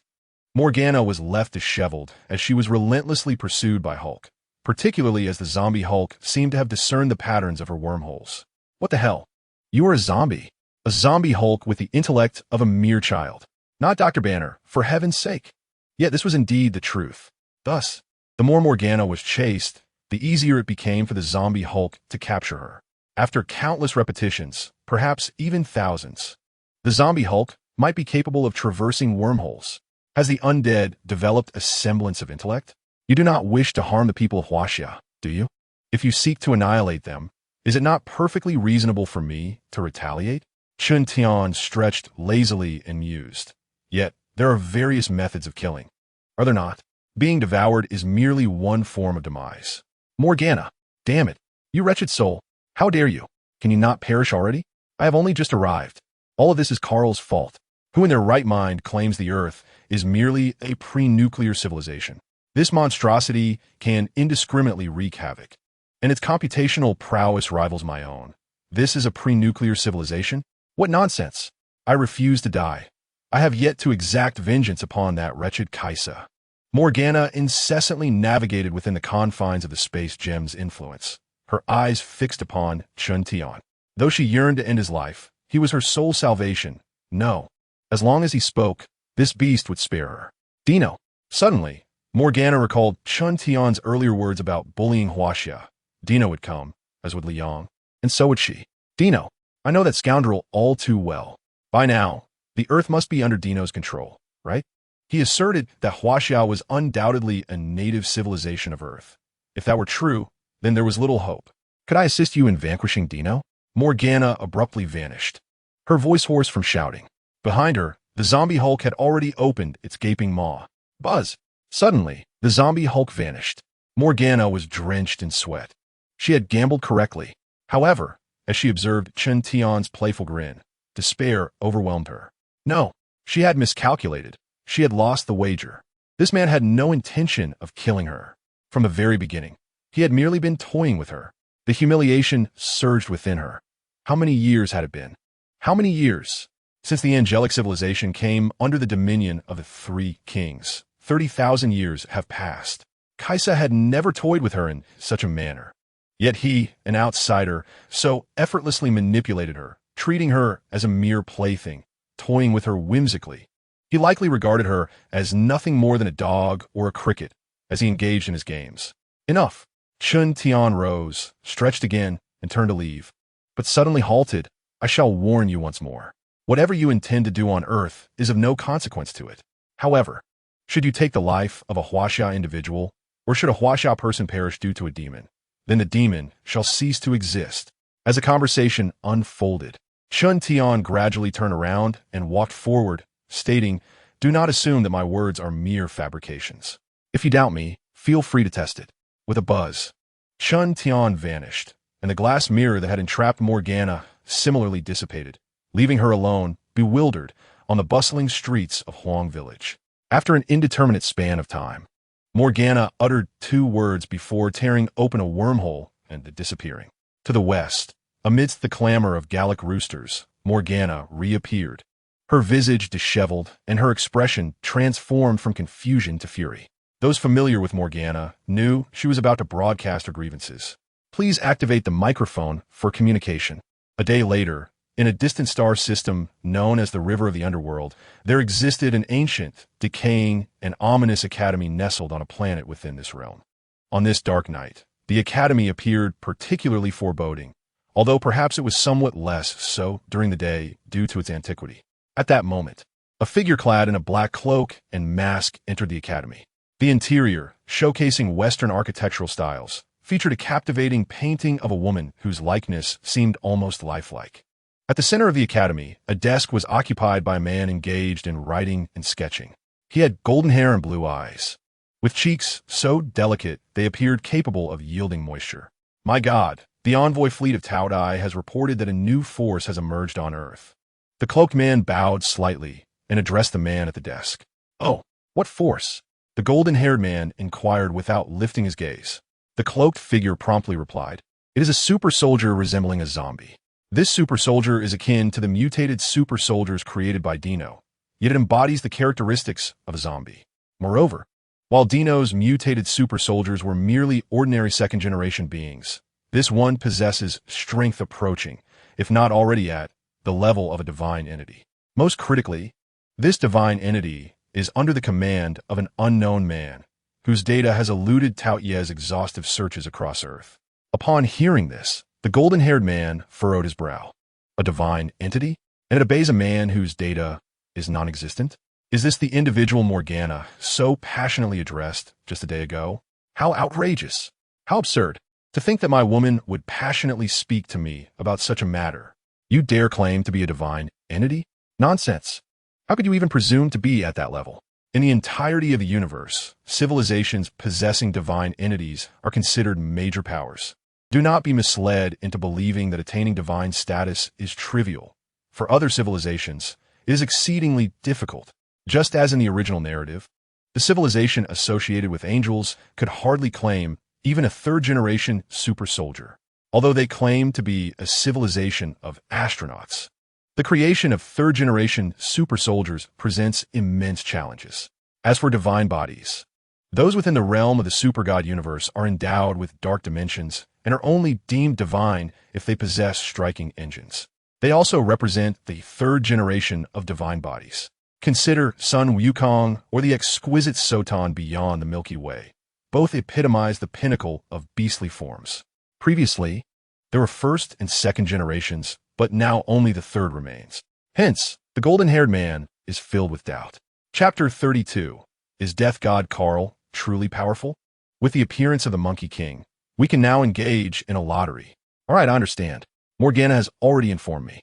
The golden-haired man continues to sketch and write. What she mentioned can be accomplished, yet the influence of the divine body is of no concern. Snow, remember, it is Dino who desires Earth and aims to utilize the gluttony of my underworld galaxy to lay the foundation for their future deity. They must pay a price. I will personally convey this matter to Duke and Swain. Yes, my God. Snow immediately bows and nods. Thus, he becomes the first subordinate of Death God Karl. Snow, that golden-haired, blue-eyed young man. Oh no, the little pup is undoubtedly Death God Karl. My God, as for the division of Earth, you shall manage that yourself. Death God Karl waved his hand, and Snow once more bowed in deference before departing. Once Snow left, Karl gazed at the dark sky beyond the door. Infighting, internal strife, civil war. You do not comprehend what true power entails. That kind of strength is unparalleled. Such might is unique in the universe. Karl, consumed by madness, his eyes gleaming with insatiable desire, seemed to witness the exploits of 2 millennia ago, the events that summoned that force. And that force is the embodiment of true power. However, it is regrettable that such strength demand a price. The cost is the entire universe. But fear not, for if the universe is what he desires, then let it be granted. All I seek is this power. In space, students act in accordance with the flow of events. After his soliloquy, Karl resumed his focus, scribbling in the notebook on his desk, leaving no one aware of what he had just articulated. Earth descended into silence. Yet, this silence felt akin to the calm before a raging storm. During these days, Chun Tian remained sequestered in the villa, conversing with Edith about the integration of second-generation serum and viruses into the Chinese genome. Why were the first and second generations integrated with the Chinese genome? Firstly, it is due to their gentleness. Whether it is the super soldier serum or the dire virus, the injection process is immensely painful as it alters genes and modifies tissues. Secondly, these substances ought to be utilized by the Chinese in the future, ensuring that outsiders perish upon usage. Let it not be said that Chen Tian harbors racial prejudice. He is solely concerned with China. Certainly, the present-day Huaxia. The Huaxia of the zombie universe has irrevocably transformed into a realm dominated by the undead, utterly devoid of utility, teeming only with zombies, with no means to restore them. It becomes evident that the Huaxia of the super-god universe is right before us. Once we develop a method that requires no cooperation from others, capable of detecting genes from a considerable distance, we shall commence the eradication of all remnants of the dinner civilization within Huaxia. 3 days have passed. Chun Tian reclined on the sofa, observing the humanoid master lying within the experimental chamber, now prepared for the injection of the first generation of super soldier serum. At that moment, Edith spoke, and Chun Tian nodded. Inject it, and remember to record everything meticulously. Yes, master. Immediately, Edith proceeded without hesitation, as the serum and the despair virus began to infuse into the experimental chamber from both sides. This process mirrored the tranquility and gentleness of Chun Tian's initial injection. The humanoid gene super soldier exhibited no discomfort, instead displaying an expression of sheer enjoyment, akin to a full-body massage. 5 minutes elapsed. Master, the humanoid gene super soldier has experienced comprehensive enhancement. Edith promptly retrieved the data of the humanoid gene super soldier. Chen Tian observed the gradual increase in the data displayed within the virtual projection, albeit at a slow pace. Master, this round of self-reformation is significantly intensive, particularly with the integration of Huaxia genes, which necessitates a longer duration. According to Edith's calculations, the process would take approximately 48 hours. Listening to Edith, Chen Tian nodded. After all, the second generation boasts a 50-fold enhancement of the human body, and a slow growth rate in the transformation of flesh, tissue, and bone is entirely normal. If the process were to conclude rapidly, it would indeed raise suspicions regarding potential substantial flaws. Very well, we can proceed with mass production. I have secured 200,000 units of the necessary resources. Expedite the creation of these 200,000 units of second-generation super soldier serum and the despair virus. Chen Tian contemplated the data before him. Our current strength is still insufficient. Although we possess gems, they consume the humanoid gene super soldiers. Indeed, despite Chen Tian's possession of gems, including the time gem, its full capabilities remain elusive. After all, how long has Tian Chun been studying this magic? He certainly lacks the proficiency of Doctor Strange, who himself cannot wield the time gem in its entirety. Thus, Chen Tian requires strength. More strength. With formidable power, he would be able to command the zombie Marvel universe, and perhaps even dominate those undead. Furthermore, the gems could be wielded with complete abandon. Yes, master. By the way, master, Edith was speaking when a virtual projection in front of her split into a screen. Star said that the Monkey King from Flower Fruit Mountain has appeared. Chen Tian furrowed his brow slightly. The Monkey King has appeared? Then the first trial of the Xiongbing Lian must also commence. However, the true strength of the Monkey King has not been revealed in the original storyline. Should we give it a try? Try might be fine. After all, it's just a zombie Hulk. Moreover, all that S needed is to inject the second-generation super soldier serum, and then there will be no further issues. We merely await Stark to develop the third generation. Chen Tian pondered for a moment and nodded. All right, inform Star that I am aware. Additionally, I reiterate, do not approach too closely. The Monkey King possesses the ability of fire eyes and golden pupils. Understood, master. Good. Suddenly, a golden text appeared before Chen Tian. Is this the system? Indeed, the time has come. Previously, 6 days were required, but now the time has elapsed, and we can finally draw again. Perhaps Chen Tian returned to the sofa, and with a thought, a golden text appeared before him. Ding. Lottery system. Lottery chance 1. Seeing this message, Chen Tian nodded. This system does not require the time to be reached before it informs him of a lottery opportunity. It accumulates naturally. This is acceptable, as it prevents forgetting the most crucial matters during busyness. Does it not? System, commence the lottery. Ding. Lottery system, drawing in progress. In the next moment, a familiar question mark appeared before Chen Tian. Soon, the question mark transformed into golden text.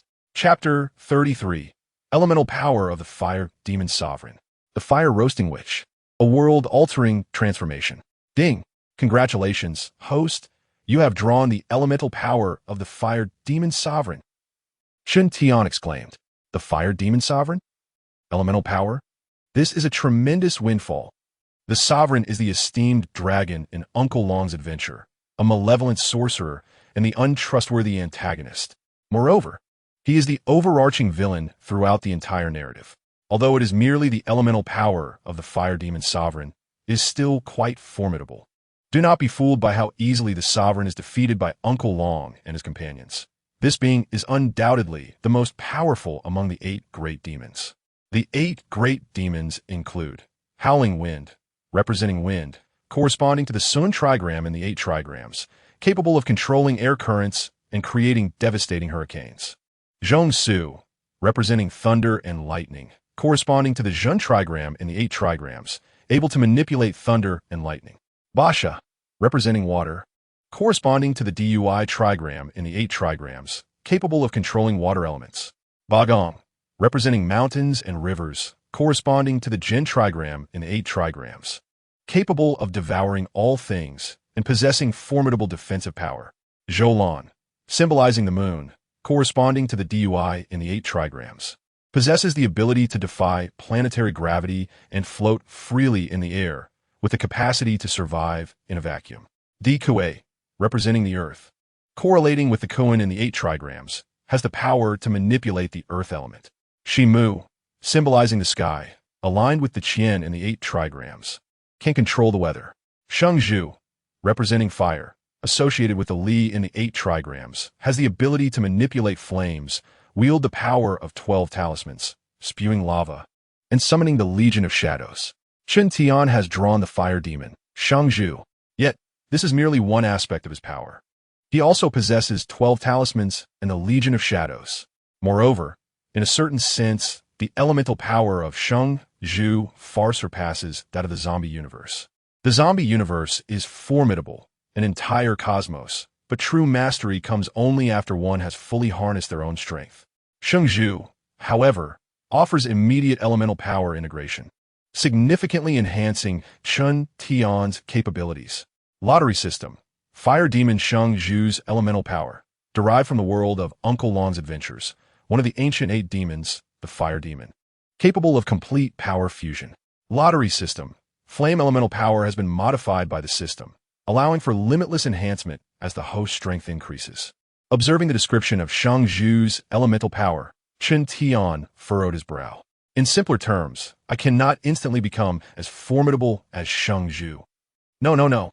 It is indeed possible to wield elemental power like Shengzhu and even attain peak Shengzhu strength. However, this is merely elemental power. Without the 12 talismans and dark forces, it does not constitute the complete Shengzhu. Yet, as the elemental power is modified, its strength grows with Chen Tian's own enhancement. System. Fuse the elemental power. Buzz. The moment Chen Tian uttered these words, an overwhelming and terrifying force surged within him. In that instant, he felt an excruciating pain. Pain. A tormenting agony. This force seemed intent on annihilating everything within him. Indeed, it was a force of total destruction. Chen Tian felt as though his organs, flesh, and bones were being scorched by raging flames, a pain beyond measure. In an instant, a colossal blaze erupted around Chen Tian. The flames completely enveloped him, transforming him into a being of fire. Master, Edith and the genetically engineered super soldiers tasked with guarding Chen Tian immediately appeared. However, without hesitation, Chen Tian gritted his teeth and exclaimed, "Do not concern yourselves with me. This is a normal phenomenon. Stay away." Upon hearing this, the drones controlled by Edith and the genetically engineered super soldiers withdrew, though the soldiers remained deeply worried. Unlike the purely obedient machines under Edith's command, the genetically engineered super soldiers possessed human-like thoughts, remaining loyal to Chen Tian. Thus, witnessing Chen Tian engulfed in flames, how could the genetically engineered super soldiers not feel concern? Yet, he could not defy Chen Tian's command. The flames surged, consuming everything in their path. His organs, flesh, and bones sizzled as if they were being barbecued over an open fire. "I understand this," exclaimed the little zombie. "It's like the flames of the witch." However, despite the searing heat, Chun Tian remained unchanged. Beneath the flames, his organs, flesh, and bones shimmered with an otherworldly brightness, as if coated in phosphorescence. Finally, Chun Tian could no longer contain himself. He rolled frantically on the ground, his anguished cries reverberating throughout the entire villa district. Who could endure such torment? Likened to being barbecued? Especially when one is fully conscious and aware. After an indeterminate period of burning, Chun Tian felt the pain begin to diminish. While a peculiar pattern emerged upon his organs, flesh, and bones, reminiscent of red-hot wires binding him. This pattern was the character for fire, one of the 5 elements in Oracle Bone Script. Within Chun Tian's body, the organs, cervical vertebrae, and flesh at his brow all manifested the character for fire. As the flames intensified, he perceived the pain lessening until it eventually vanished, although the flames continued to scorch him. He gazed at his palm, and in the next instant, with a mere thought, the flames throughout the villa district transformed into a magnificent fire dragon.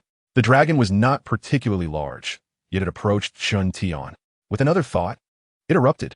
In an instant, the entire villa was reduced to ashes. Not just this singular villa, but half the district was obliterated, leaving nothing behind. Then, the flames enveloping Chun Tian gradually receded into his being. At that moment, though he stood completely bare, he felt no fear of being seen, for there was no one else around. How powerful, he murmured, sensing the immense strength coursing through him, a strength that was extraordinarily potent. Just a fleeting thought had annihilated half the villa district.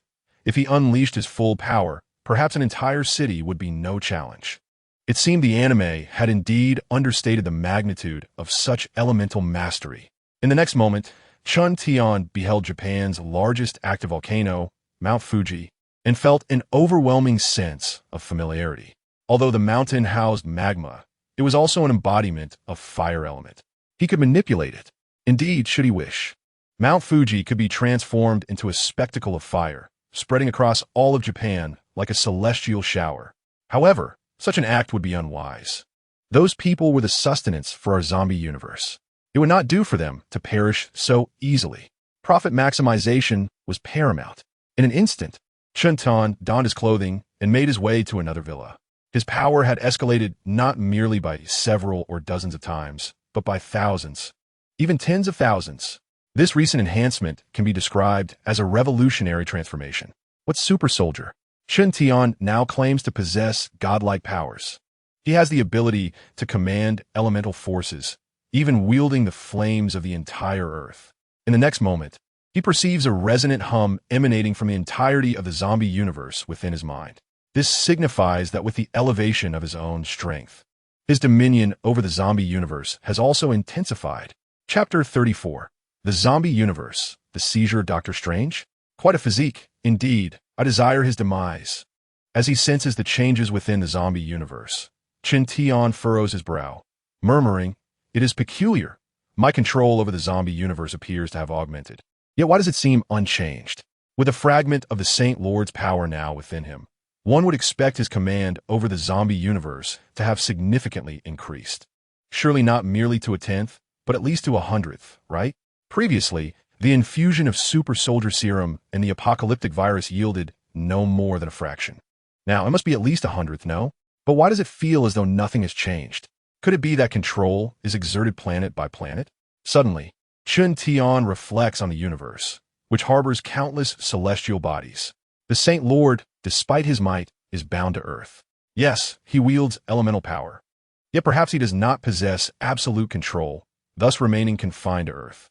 This bears resemblance to the concept of the great Luo Golden Immortal in ancient tales, who commands laws with varying degrees of mastery: minor mastery, major mastery, enlightenment, and ultimate mastery.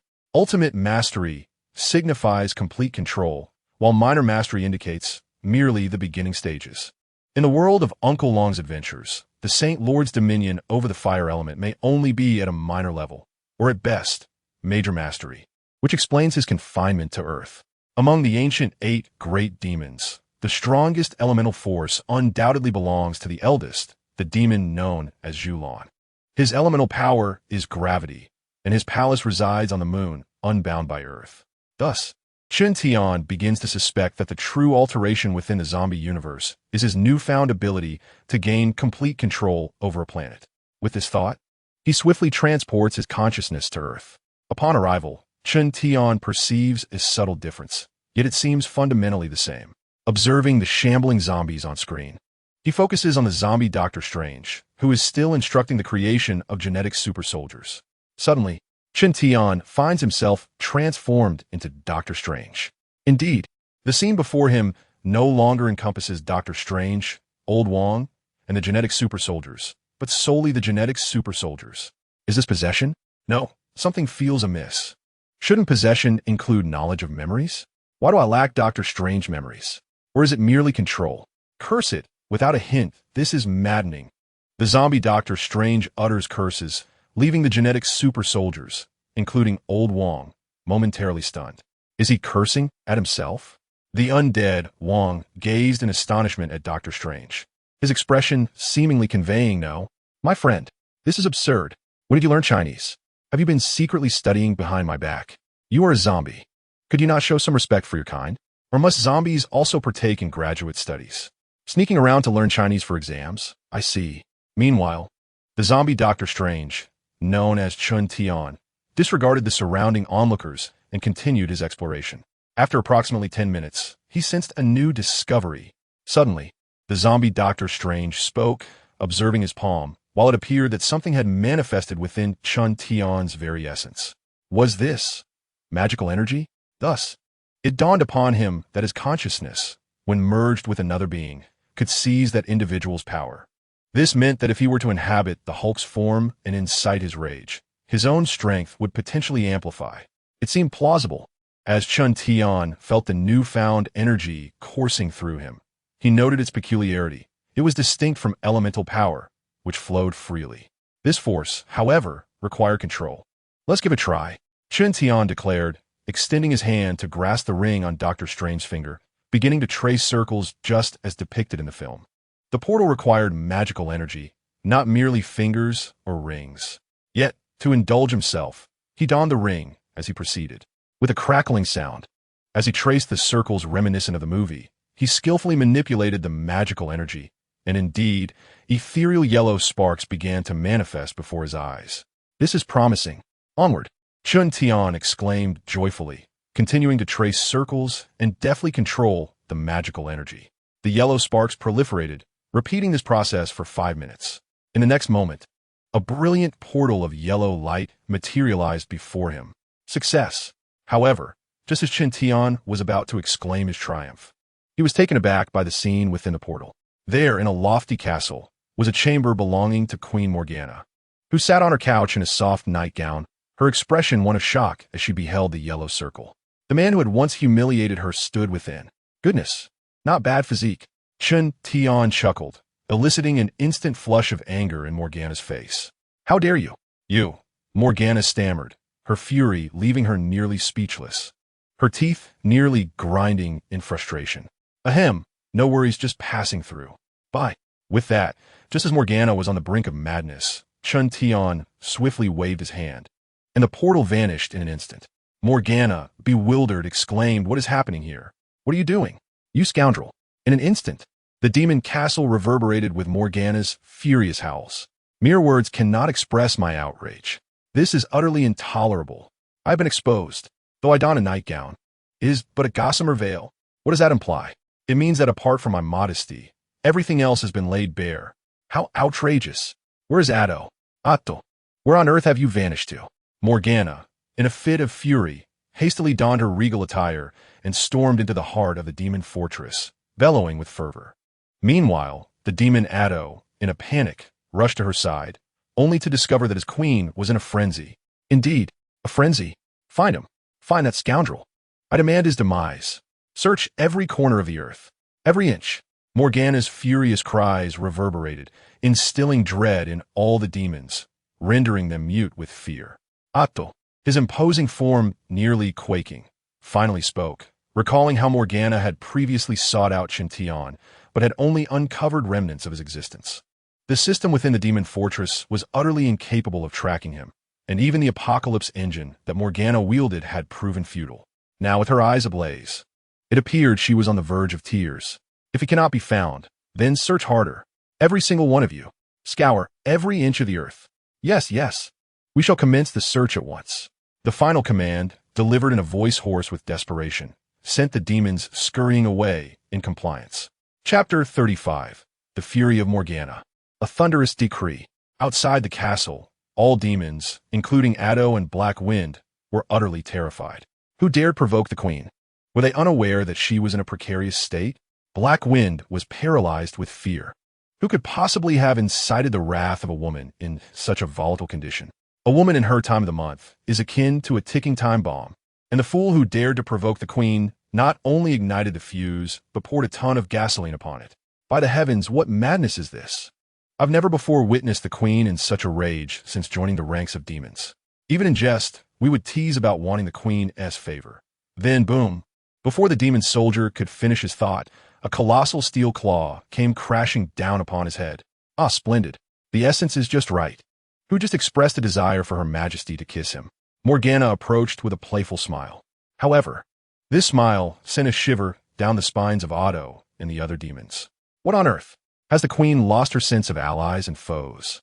They gasped in disbelief. Your Majesty, we anticipated your ravaging, but not in this manner. We expected the whip and wax, not to be crushed into a pulp. Ahem. Your Majesty, this wretch has spoken disrespectfully to you. He deserves his fate, Addo declared with righteous indignation, receiving nods of agreement from the others.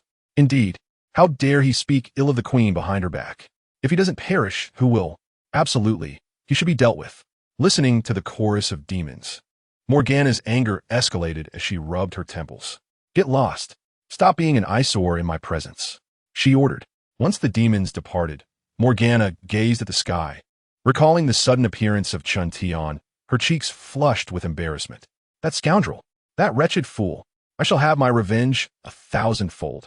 In a villa in the land of the rising sun, Chun Tian chuckled heartily, amused by Mo Gan Na's sheer audacity in wearing such sheer fabric. The scene was quite enticing. However, it seemed she was quite vexed. Never mind, he thought, time to enhance his strength. With power, it mattered not who approached. He would leap upon her and dominate. He then focused on the zombie Hulk. In an instant, he felt his physical form growing stronger, albeit slightly. After all, his current physique was that of a saint. Though still human, his physical strength had significantly increased. Yet, the zombie Hulk was not one to remain stagnant, roaring with endless fury. Chun Tian's consciousness resonated within the zombie Hulk. With a thunderous roar, his boundless rage propelled the Hulk's body to new heights. His physical strength surged exponentially, along with his own power and speed. As the Hulk's capabilities expanded, Chun Tian eagerly began to siphon his strength, speed, and resilience. For half a month, Chun Tian relentlessly absorbed the Hulk's might. After all, why steal from others when Hulk was the ultimate powerhouse? The Hulk's infinite fury meant his strength was limitless. The cosmos? What did that signify? The multiverse was merely a triviality. As long as the Hulk continues to grow increasingly enraged, the world is nothing but refuse. It is for this reason that Chun Tiankai has chosen the Hulk. He even realized that he need not necessarily concentrate his consciousness on the Hulk or any biological entity. Merely directing his focus upon them sufficed to seize their power. Thus, for the past half-month, Chun Tiankai has relentlessly provoked the Hulk's fury, thereby appropriating the Hulk's strength. However, inciting zombie Hulk's anger is no simple feat. For instance, today, when Chun Tiankai declared, "Hulk, I shall not give you any meat," Hulk was no longer inclined to rage. Before Chun could finish speaking, zombie Hulk sat on the ground, indifferent to his words. He puzzled over whether their boss was perhaps quite unwell. For half a month, you blithering fool, you have made me increasingly irate for half a month, only for my strength to inexplicably vanish. And now I'm no longer angry, and you dare to approach me again. Do you truly take me for dog? Can you not act like a human for once? Observing the indignant zombie Hulk, Chun Tiankai's lips twitched uncontrollably. Is it true that I can no longer deceive even a child? This fellow was once just fine. The process of appropriating power was exhilarating. Yet now that he is no longer angry, what can I appropriate? Your current strength? It is utterly useless. The Hulk, now devoid of rage, offers little enhancement to Chun Tiankai's own power, indeed proving to be of no effect. Nevertheless, after half a month of effort, Chun's own capabilities have undeniably improved. He now not only wields elemental powers, but also possesses considerable strength. Perhaps the third-generation gods are but trifles in comparison? Let us be audacious. The fourth generation is certainly worthless. However, Chun Tiankai remained unaware of his true strength and the extent of his power. After all, no one had informed him. As for inquiring with Dino, absolutely not. I will not engage with those from Dino. And as for the angels, it is best to keep a distance. Aside from these factions, there seems to be a peculiar cosmic principle resembling the Tao of heaven. It is wise to cultivate in obscurity and not act rashly. Once I am capable of vanquishing the cosmic principle, then I shall emerge from my seclusion. Yet, despite the acquisition of such immense power, Chun Tiankai's dominion over the universe has not notably increased. Perhaps it has, but he remains oblivious. After all, no one has spoken of it. How am I to know? On Earth, within his villa, Chun Tiankai reclined at the center of the swimming pool, buoyantly floating without sinking. He savored the gentle breeze brushing past and relished the temperature of the water, comfortably closing his eyes. This past half-month has been exceedingly busy, yet the rewards are evident. Currently, there are 50,000 second-generation artificial gene super soldiers and over 200,000 first-generation soldiers, all concealed within the underground city constructed beneath the villa. Indeed, he has built an underground city below ground. As the nearly 300,000 genetically engineered super soldiers await Chun Tian's command to reclaim the lands rightfully belonging to Huaxia, Chun Tian harbors reservations. What is the merit of the second generation? It is imperative to possess a third generation. Despite De Nua's weaknesses, there remains some foundational strength. In Chapter 36, a situation arises at Flower Fruit Mountain. The Ziyang Binglian arrives, yet the angels are nowhere to be found. They must vanquish the monkey. It has not been long since the Ziyang Binglian's members have presumably evolved into third-generation super soldiers. The specifics remain unclear. However, with the power of the galaxy, the god of war from Nua Star should have emerged. Reflecting on the original narrative of the Super God Academy, Lu Chuang engaged in combat with the crocodile shortly after joining the Ziyang Binglian, a matter of no more than 6 months. Astonishingly, he contended with a peak beast form and emerged victorious. Had it not been for the cover provided by the demonic minions, the crocodile would have met his demise by Lu Chuang's axe. Thus, the second-generation genetically engineered super soldiers still seem precarious. Perhaps we shall await the day when the zombie Stark unveils the third generation. Master, there is movement at Flower Fruit Mountain. Suddenly, Edith's voice echoed. Shin Tian paused momentarily before rising. The virtual projection materialized before him. The stars revealed that although Sun Wukong resided atop Flower Fruit Mountain, he had donned his battle armor for the first time. Meanwhile, the situation with the South China Sea Fleet remains uncertain, yet several vehicles have begun their approach. As Chun Tian scrutinized the virtual projection, multiple screens manifested. One displayed Sun Wukong, clad in his battle armor, seemingly waiting atop the mountain. Another showcased the South China Sea Fleet, with its main vessel remaining unchanged. The final screen revealed the port where several vehicles were en route to Flower Fruit Mountain, predicted to arrive by 8 o'clock that evening. Since that is the case, let us observe the unfolding drama. However, we must remain discreet. What if those ruffians unite? Chun Tian mused. Let us cultivate our strength in seclusion. We shall only emerge when the certainty of victory is 99% assured. With a chuckle, Chun Tian donned his attire. In an instant, the genetically engineered super soldiers had prepared the teleportation portal, utilizing magical means rather than spatial gems, as the latter deplete one's essence. Moreover, the zombie universe's super soldiers had yet to master the magical use of spatial gems. Come on, brother. Hurry up and learn. Chun Tian lamented. Your sluggish pace is allowing me to nearly seize control of the entire zombie Marvel universe. What worth will you have then? Under the night sky, Sun Wukong, adorned in golden armor, wielded his golden staff as he sat atop the tower. He gazed ahead, lost in thought. The notion of a zombie super soldier protecting Huaxia seemed almost too good to be true. Sun Wukong murmured to himself, lamenting the bygone glory of Huaxia. He yearned to safeguard the world left behind by his master, to preserve the civilization that thrived under his guidance. Yet, with foreign invaders encroaching, he found himself compelled to ally with the enemy. Indeed, Chun Tian had been absent for far too long, and despite his efforts to locate him, he remained elusive. The likes of Dinner 3, Mo Gan Na, and Angel Yin were also nowhere to be found, making his quest all the more daunting. Flying across the globe alone would consume an inordinate amount of time. Sighing softly, Sun Wukong felt a pang of despair, while the formidable army had already arrived. Would Monkey Brother notice our presence? Listening to Zhao Xian, Rose shook her head. We are clad in dark alloy armor. Sun Wukong will not sense our approach. But isn't he supposed to have the eyes of fire? Gu Xiaolun inquired.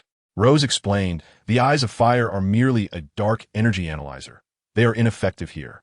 What about the 72 transformations? The victorious Buddha, Sun Wukong, is a super soldier of the divine river gene, while Reina's records indicate she lacks such abilities. Reina, with her extensive knowledge, was nowhere to be found. Meanwhile, at the Super God Academy, in the conference room, 3 resplendent angels were gathered, with Angel Yin occupying the main seat, facing Reina. With a teasing tone, Angel Yin remarked, I hope you want to leap over here to strike me for delaying your schedule, little girl. Reina frowned but retorted defiantly, Not for now, you old trickster. At this, Angel Stardust stepped forward, but Angel Yin chuckled. If those little brats can't even handle a monkey, perhaps you should make your escape. So what brings you here? Reina inquired, prompting Angel Yin to adopt a serious demeanor. Earth has suddenly come under the scrutiny of various cosmic forces, and we angels believe it is imperative to ensure its protection under the banner of justice. Yet, Reina smiled, countering, justice? Since you angels pride yourselves on being just, why have you not dealt with the 3rd generation of zombies that previously roamed the earth? She continued, these creatures, known for their insatiable hunger and surpassing even the 3rd generation super soldiers, must surely be on your list. The angels fell silent, contemplating her words. Indeed, the 3rd generation, a civilization of divine caliber. Faced with the hegemony of Kai Sha, they must bow to angelic civilization. While no tribute was required, nominal submission was expected. Yet, beings that feasted on flesh were naturally deemed evil by the angels. However, there appears to be no means of locating such an angel. It is utterly impossible. What can be done? I cannot find him. Perhaps the queen might be able to assist. Yet, the words of Angel Yin startled Reina. You cannot find him? You angels are unable to find him? Indeed. Angel Yin nodded affirmatively. I have utilized the Eye of Insight to survey the entire Earth, yet still he eludes me. Previously, there seemed to be some traces in Huang Village, but alas, no substantial clues remain. Reina sighed upon hearing this. The inability to locate him is profoundly frustrating. It can be said that currently, all civilizations on Earth, or those that have arrived on Earth, are in search of Chun Tian. Yet, he remains unfound. What can be done? There is simply no solution. Yinjia, is there any news? Suddenly, Angel Fanqing spoke with gravity, prompting Angel Yin to investigate immediately. At Flower Fruit Mountain, Chun Tian had arrived with the genetically engineered super soldiers, accompanied by Zombie Hulk. Now, Chun Tian was no longer intimidated by Hulk. He surveyed the scene, which had reached its conclusion, and even Sun Wukong had imparted some training to Lu Chuang. He nodded and then turned to Zombie Hulk. Go. Defeat that monkey. No matter what, you must conquer him. Once you defeat that monkey, I shall grant you 100 super soldier flesh pieces. Chapter 37. The battle between Zombie Hulk and Sun Wukong. Angel Yin halted, while Sun Wukong appeared momentarily stunned. Zombie Hulk's pupils dilated at the mention of 100 super soldiers.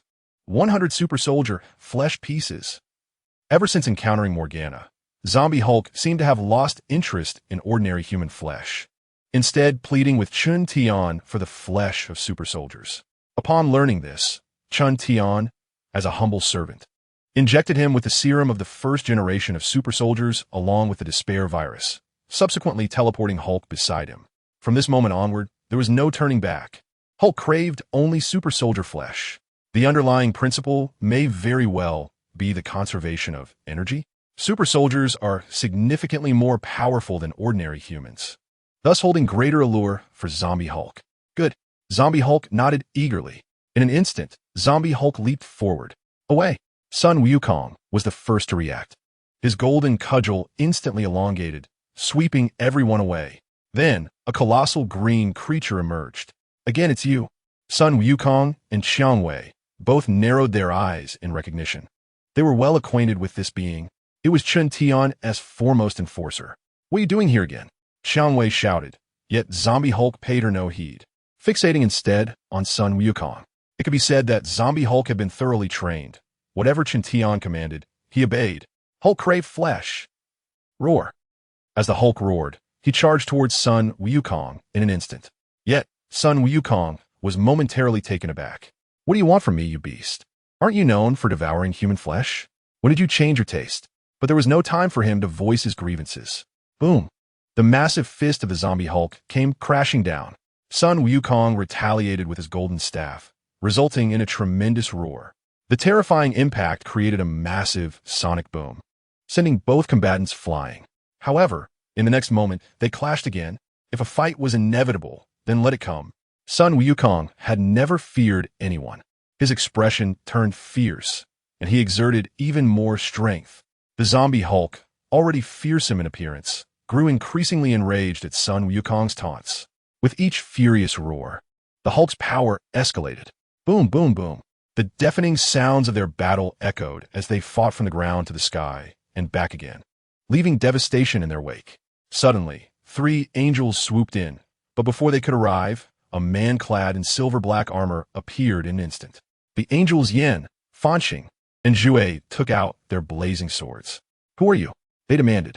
The man, still smiling, replied, "My master said that while watching the show is permissible, you must not disturb them." "Your master?" Angel Yin paused, recalling the man who had previously controlled the monstrous green creature battling Sun Wukong. That must be his master. But what did he mean? Allowing the green monster to fight Sun Wukong? A chill flickered in Angel Yan's eyes. "What if we insist on intervening? Then you shall face my master's wrath," the armored man warned with a smile. "I advise you.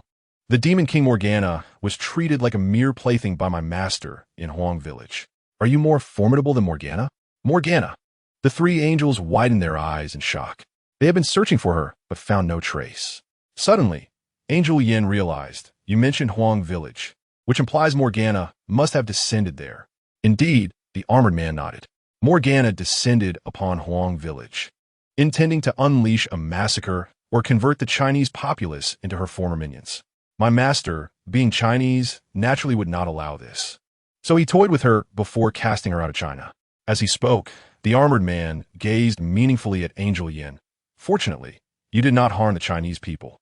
Otherwise, you too would have faced a similar fate, or perhaps even met your demise." Angel Yin fell silent, recognizing that the one who had been watching her was indeed his master. The conversation had reached a critical juncture, and naturally, the trio of angels, Yin and the others, could no longer intervene but were relegated to mere spectators. Firstly, they were outsiders, devoid of any authority to meddle in earthly affairs. Secondly, the individual before them was exceedingly enigmatic, particularly that monstrous green entity whose strength seemed to escalate relentlessly. Boom, boom, boom. At this moment, the 2 combatants were locked in an intense struggle, and the members of the Xiong Bing Lian dared not approach. Each punch and blow they delivered could potentially incapacitate them. Yet, Sun Wukong grew increasingly alarmed as he realized he was facing an adversary who seemed to possess no limits. This individual's power was escalating, and even the hands he fought with trembled with trepidation. Meanwhile, the Zombie Hulk was engulfed in a fury, his insatiable desires morphing into boundless rage. If he failed to vanquish this monkey, the lives of his 100 super soldiers would be at stake. Enraged, Hulk's fists brimmed with terrifying strength, capable of obliterating anything in their path. Nothing could compare to the force he unleashed. Boom! With a cataclysmic punch, Sun Wukong was sent flying, his body piercing through an entire mountain range, embedded within the next. Boom! In the next instant, the Zombie Hulk surged forward, delivering another blow. However, Sun Wukong evaded the strike, radiating a resplendent golden aura that sent Hulk reeling backward. In a flash, Sun Wukong transformed, taking on the form of 3 heads and 6 arms, a testament to one of his formidable abilities. Moreover, he possessed another potent skill, the ability to manipulate the heavens and earth. Roar! The enraged Hulk, having been knocked back, charged again. Boom! The clash of his formidable fist against Sun Wukong's golden staff resulted in a thunderous roar, shattering the staff into pieces. Yet, two of the remaining golden staffs from his other arms struck down upon Hulk, crashing him into the ground. Yet Hulk remained unscathed, or rather, he was already dead and feared nothing. His rage had fortified his body to an indomitable state. Boom! Hulk erupted, re-engaging with the three-headed, six-armed Sun Wukong. This time, the furious zombie Hulk's punch seemed capable of shattering space itself, directly propelling Sun Wukong away. Boom! The three-headed, six-armed Sun Wukong stood in shock, bewildered that despite his formidable form, he was still outmatched. Chapter 38. The three-headed, six-armed Sun Wukong, orchestrating a grand scheme. Upon reaching the North Star, he continued to forge ahead. Roar! The zombie Hulk charged once more as Sun Wukong's gaze sharpened with determination.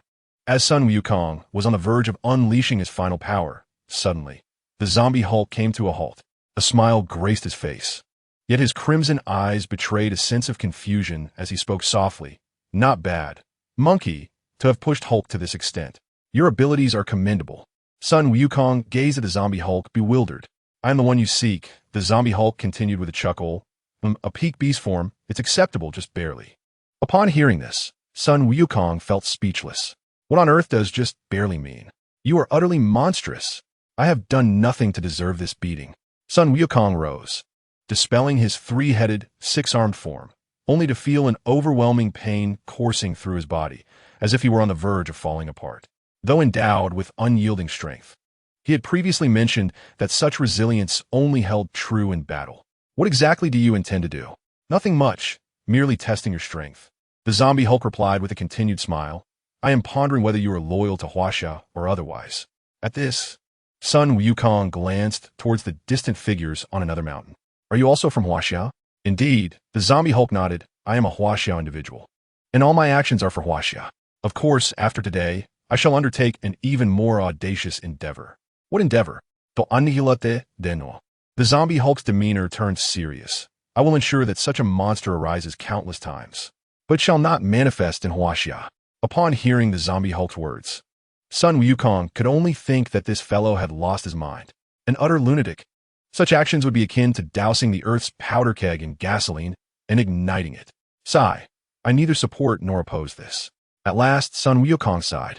Whatever you choose to do is beyond my control. My duty is solely to safeguard my master's world and civilization. Upon hearing this, the zombie Hulk laughed heartily. That is sufficient. A great era is about to unfold. In Japan, within a villa, shall we allow the army of zombies to appear in the supergod universe? Ordinary zombies do not bode well. The rest are no use.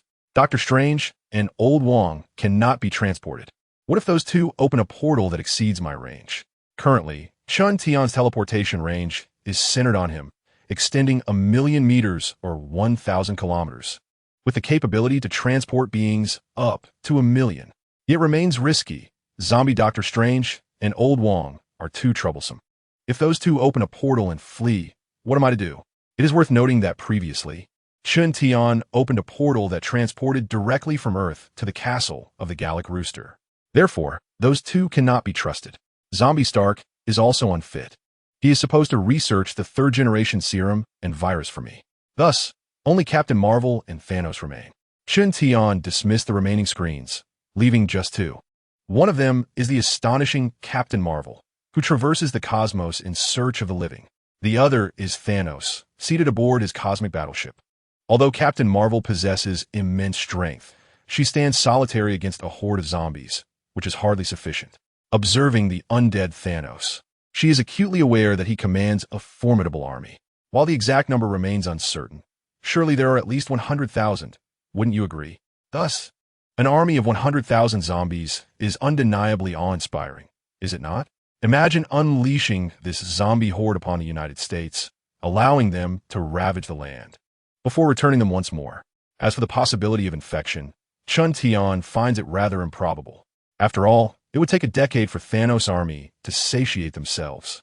Even if the United States boasts a population of over 300 million, if each soldier were to consume 10, 100, or even 1,000, that amounts to millions, if not tens of millions. Moreover, can we be certain there are only 100,000? Not necessarily. Furthermore, The system has assured us that no zombie virus will accompany them. The implication is clear. Even if there are infections, they will eventually return to the Marvel Universe alongside the zombie horde. This is precisely why Chun Tian dares to summon the zombies. Hence, we have the undead Thanos. Beyond the zombie army, I must also stir up chaos within the Xiong Chun Tian's thoughts were already taking shape as a subtle smile crept upon his lips. In the super god universe, on Earth, within the celestial realm of Huaxia, lies the bustling international hub of Polaris. Inside an expansive penthouse, a man peers through a high-powered telescope with a miniature camera positioned just below his eyes. In an instant, Chun Tian materializes behind this man. The latter instinctively swings a vibranium blade, yet upon realizing it is Chun Tian, he immediately halts, discarding the blade and kneeling before him. Master. Chun Tian nods, surveying his surroundings. Not bad, Xingchen. This residence appears quite tidy. Indeed, this individual is Xingchen, the first of Chun Tian's genetically engineered super soldiers. Xingchen was dispatched by Chun Tian to keep constant watch over Gu Xiaoluan and his companions. However, since their transfer to the Super God Academy, monitoring them has become exceedingly challenging. After all, Xingchen lacks Chun Tian's divine concealment, rendering him susceptible to detection. Aside from his combat prowess, he bears little distinction from any other individual. Furthermore, it was not long before Gu Xiaoluan and his companions were relocated to the South Sea Fleet, making surveillance even more arduous. Thus, Xingchen has come to tidy up Chun Tian's abode. As for why Chun Tian has arrived at Xingchen's location, every genetically engineered super soldier serves as a waypoint for him. Upon entering the zombie universe, he can choose any coordinate as a landing point, facilitating his return to the super god universe. At your service, Master. The Earth is about to descend into chaos, and you have also acquired magic. Henceforth, we shall relocate our army. Yes. The Star Commander immediately gave the command, without hesitation, to take up the mystic ring and open the portal. Buzz. In the next moment, the scene within the portal materialized. It was Chun Tian in the underground city beneath the villa in the land of the rising sun. Through the portal, it appeared that the underground city remained intact, with the genetically engineered super soldiers diligently continuing to forge even more warriors for Chun Tian. Star Commander. At this moment, a genetically engineered super soldier spotted the Star Commander and rejoiced, then noticed Chun Tian. Master, we are to move. We shall establish a new underground city at Polaris. You continue to create new companions, while I will instruct Edith to control the nanobots to construct the city beneath Polaris. Once completed, you shall come over. Upon hearing this, the genetically engineered super soldier immediately nodded. Yes, Master, your command is absolute. With a wave of his hand, Chun Tian made the portal vanish. Chapter 39. The unfortunate Lu Wan, traitor Lu Chuang. Greetings, Duke A.O. In a fury. A warship? After an indeterminate period following Chun Tian's arrival at Polaris. Aboard the flagship of the South Sea Fleet training every day like this, I feel like I'm losing myself. Xing Exin, Yi Xiaolun, Sheng Yalvin. And Lu Chuang sat on the deck, finally having a moment to rest. But still, hundreds of thousands of meters. I have no idea how I've managed to endure. Lu Chuang complained, while Cheng Yaowen chuckled. Everyone is quite impressive. However, none of us anticipated that the Monkey King would be one of us, and that he would give me such a beating. That single strike left me dazed. Zhao Exine held his head, still feeling a throbbing pain. Indeed, they had already faced Sun Wukong. After all, since entering the Super God Academy, it had only been a few days before they were whisked away to the South Sea, necessitating an encounter with Sun Wukong ahead of time. It was akin to letting Sun Wukong have a trial run. However, it was evident that despite having trained at the Super God Academy for quite a while, it had only been a couple of months since their arrival. Compared to the peak beast body of Sun Wukong, they felt utterly overwhelmed, especially without the long-range assistance of Qilin. They were completely at a disadvantage. Yet, fortunately, they managed to pass the trial. Lu Chuang had also received a lesson from Sun Wukong. At that moment, the other three cast their gazes towards Gu Xiaoluan, who was fixated on another direction. Following his gaze, they spotted several striking figures on the deck below. Rui Mengmeng, Rose, and Reina. Among them, Rui Mengmeng and Rose were playing volleyball, while the other soldiers stood by watching, and Xiao's eyes were glued to Rose. Luinar, Ah, every day, I endure relentless beatings and bombardments.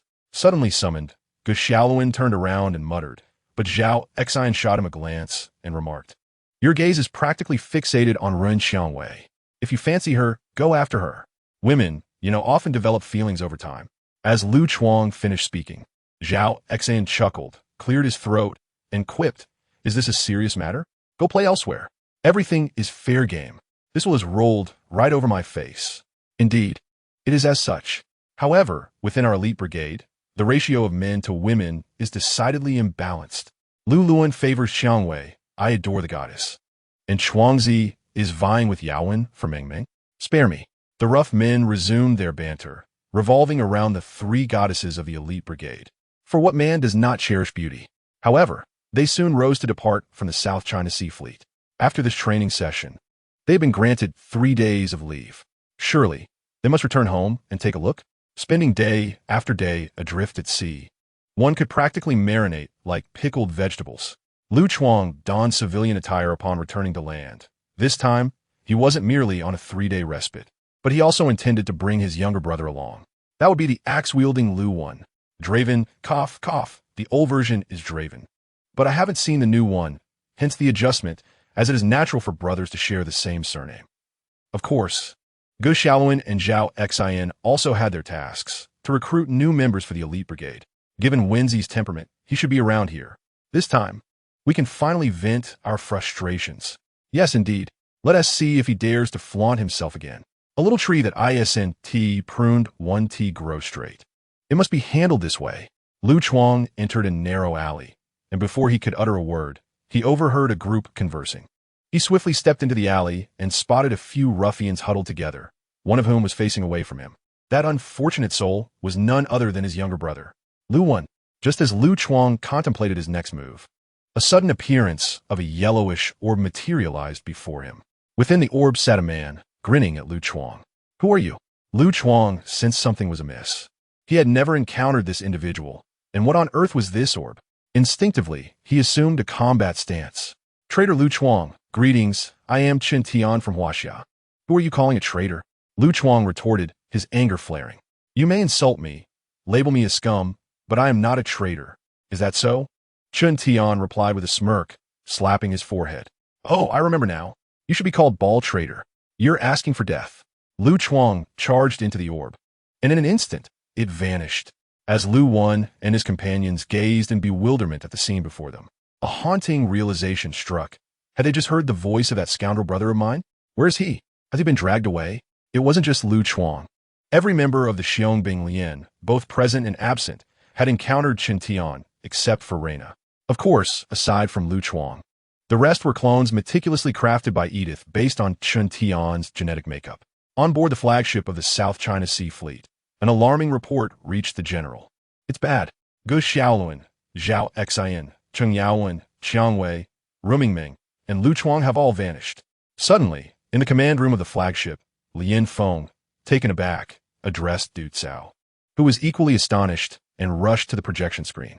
Multiple displays emerged, revealing the super soldiers of the Xiong Lian being lured or forcibly drawn into a glowing vortex, disappearing from sight. Through the portal, they glimpsed that man, the one who controlled the zombie Hulk. What could he possibly be plotting? Du Cao gritted his teeth, every word laced with fury. This time, Chen Tian has struck at his Achilles heel. The Xiong Lian represents the future of the Nuo, especially Ge Xiaoluan, the wielder of the galactic force. Yet, he has chosen to target everyone in the Xiong Lian, including his own daughter, although she is merely the offspring of an ordinary individual from Huaxia. Her purpose was to inherit the temporal genes. Now the galactic force, the god of war Nox, the Deshing spear, the temporal genes, the Nox star dagger, and even the Denuo prince, the power of earth, have all vanished. Denuo is utterly lost. "General, there's new information." At that moment, Yu Qin's voice pierced through the tension. Instantly, as her fingers danced across the keyboard, the projection revealed yet another screen. This one displayed a colossal warship, its size dwarfing several cities, having suddenly appeared above the land of the United States. "What is this?" Du Cao was still grappling with the situation when a series of thunderous roars left him utterly flabbergasted. Chapter 40. Negotiating with the Nua using Xiong Bing Lian as leverage. What are the terms? Upon hearing this, Lu Chuang turned to Chen Tian. Are you suggesting that these zombies? They can't differentiate between friend and foe. Do you intend for Huaxia to be completely annihilated? Not at all, Chen Tian replied with a chuckle. Lifting a glass of wine from the platter, he took a small sip before continuing. I possess a serum for super soldiers that is compatible with the genetics of the Huaxia people. In due time, I will ensure that every Huaxia citizen receives an injection. Those affected will become the Nua people. As for how to ensure universal vaccination, you all are the bargaining chips. This is the true intention of Chen Tian. He intends to bind everyone from the Xiong Bing Lian as leverage. Once the wretched United States perishes, meaning all its inhabitants are extinguished, he will dispatch the horde of zombies back and send a clone to meet with the leader. Chen Tian is uncertain whether the leader is a Denorian, but the Denorians will undoubtedly covet the galactic force, these super warriors. If they wish to reclaim the galactic force, they must acquiesce to Chen Tian's terms. Otherwise, they might as well perish together. After all, in death, it becomes indistinguishable who is who, does it not? At least we might still survive. Upon hearing this, Lu Chuang comprehended Chen Tian's meaning. In short, he has now been reduced to a hostage. And perhaps the rest of the Xiong Bing Lian members have been captured as well. He aims to use this group of individuals as bargaining chips to negotiate with the Denorians. At that moment, Chen Tian glanced at the stars, and the latter immediately spoke into the earpiece. Bring them up. With a click, several versions of Chen Tian soon appeared. One of them was missing his left hand, and his right hand bore blue cracks, an indication of the power of the space gem. Behind him was the restrained Rose, being pushed in on a small cart. The instant she spotted Chen Tian, she attempted to flee. After all, while the others had not seen Chen Tian, she had encountered him at the meeting room from the very beginning. However, with the space gem in play, how could she escape? The others remained relatively calm, at least not as restless as Rose. Master, this woman is quite unsettled, but primarily, it's the imperfect utilization of the space gem that is at fault. The clone, enduring the pain from the loss of his arm, spoke up, and Chen Tian nodded, observing Rose trapped within the glass mirror, and chuckled softly. What exactly do you intend to do? Rose coldly questioned Chen Tian, who dismissed her words. Indeed, I require a messenger. However, I cannot release her just yet. As he spoke, a red gem appeared in his palm. This was the reality gem. Without hesitation, he tossed it to one of the clones. The latter immediately understood its significance, grasping the reality gem and gazing at Rose. Buzzing. In an instant, the reality gem radiated a brilliant, dazzling red light. Accompanying this brilliance, the clone's arm shattered into pieces and then dissipated. Fortunately, his other arm caught the remnants and pressed them against his chest. As waves of humming sounds resonated, an endless expanse of red light enveloped Rose. What is this thing? Rose gasped in horror, though she felt nothing.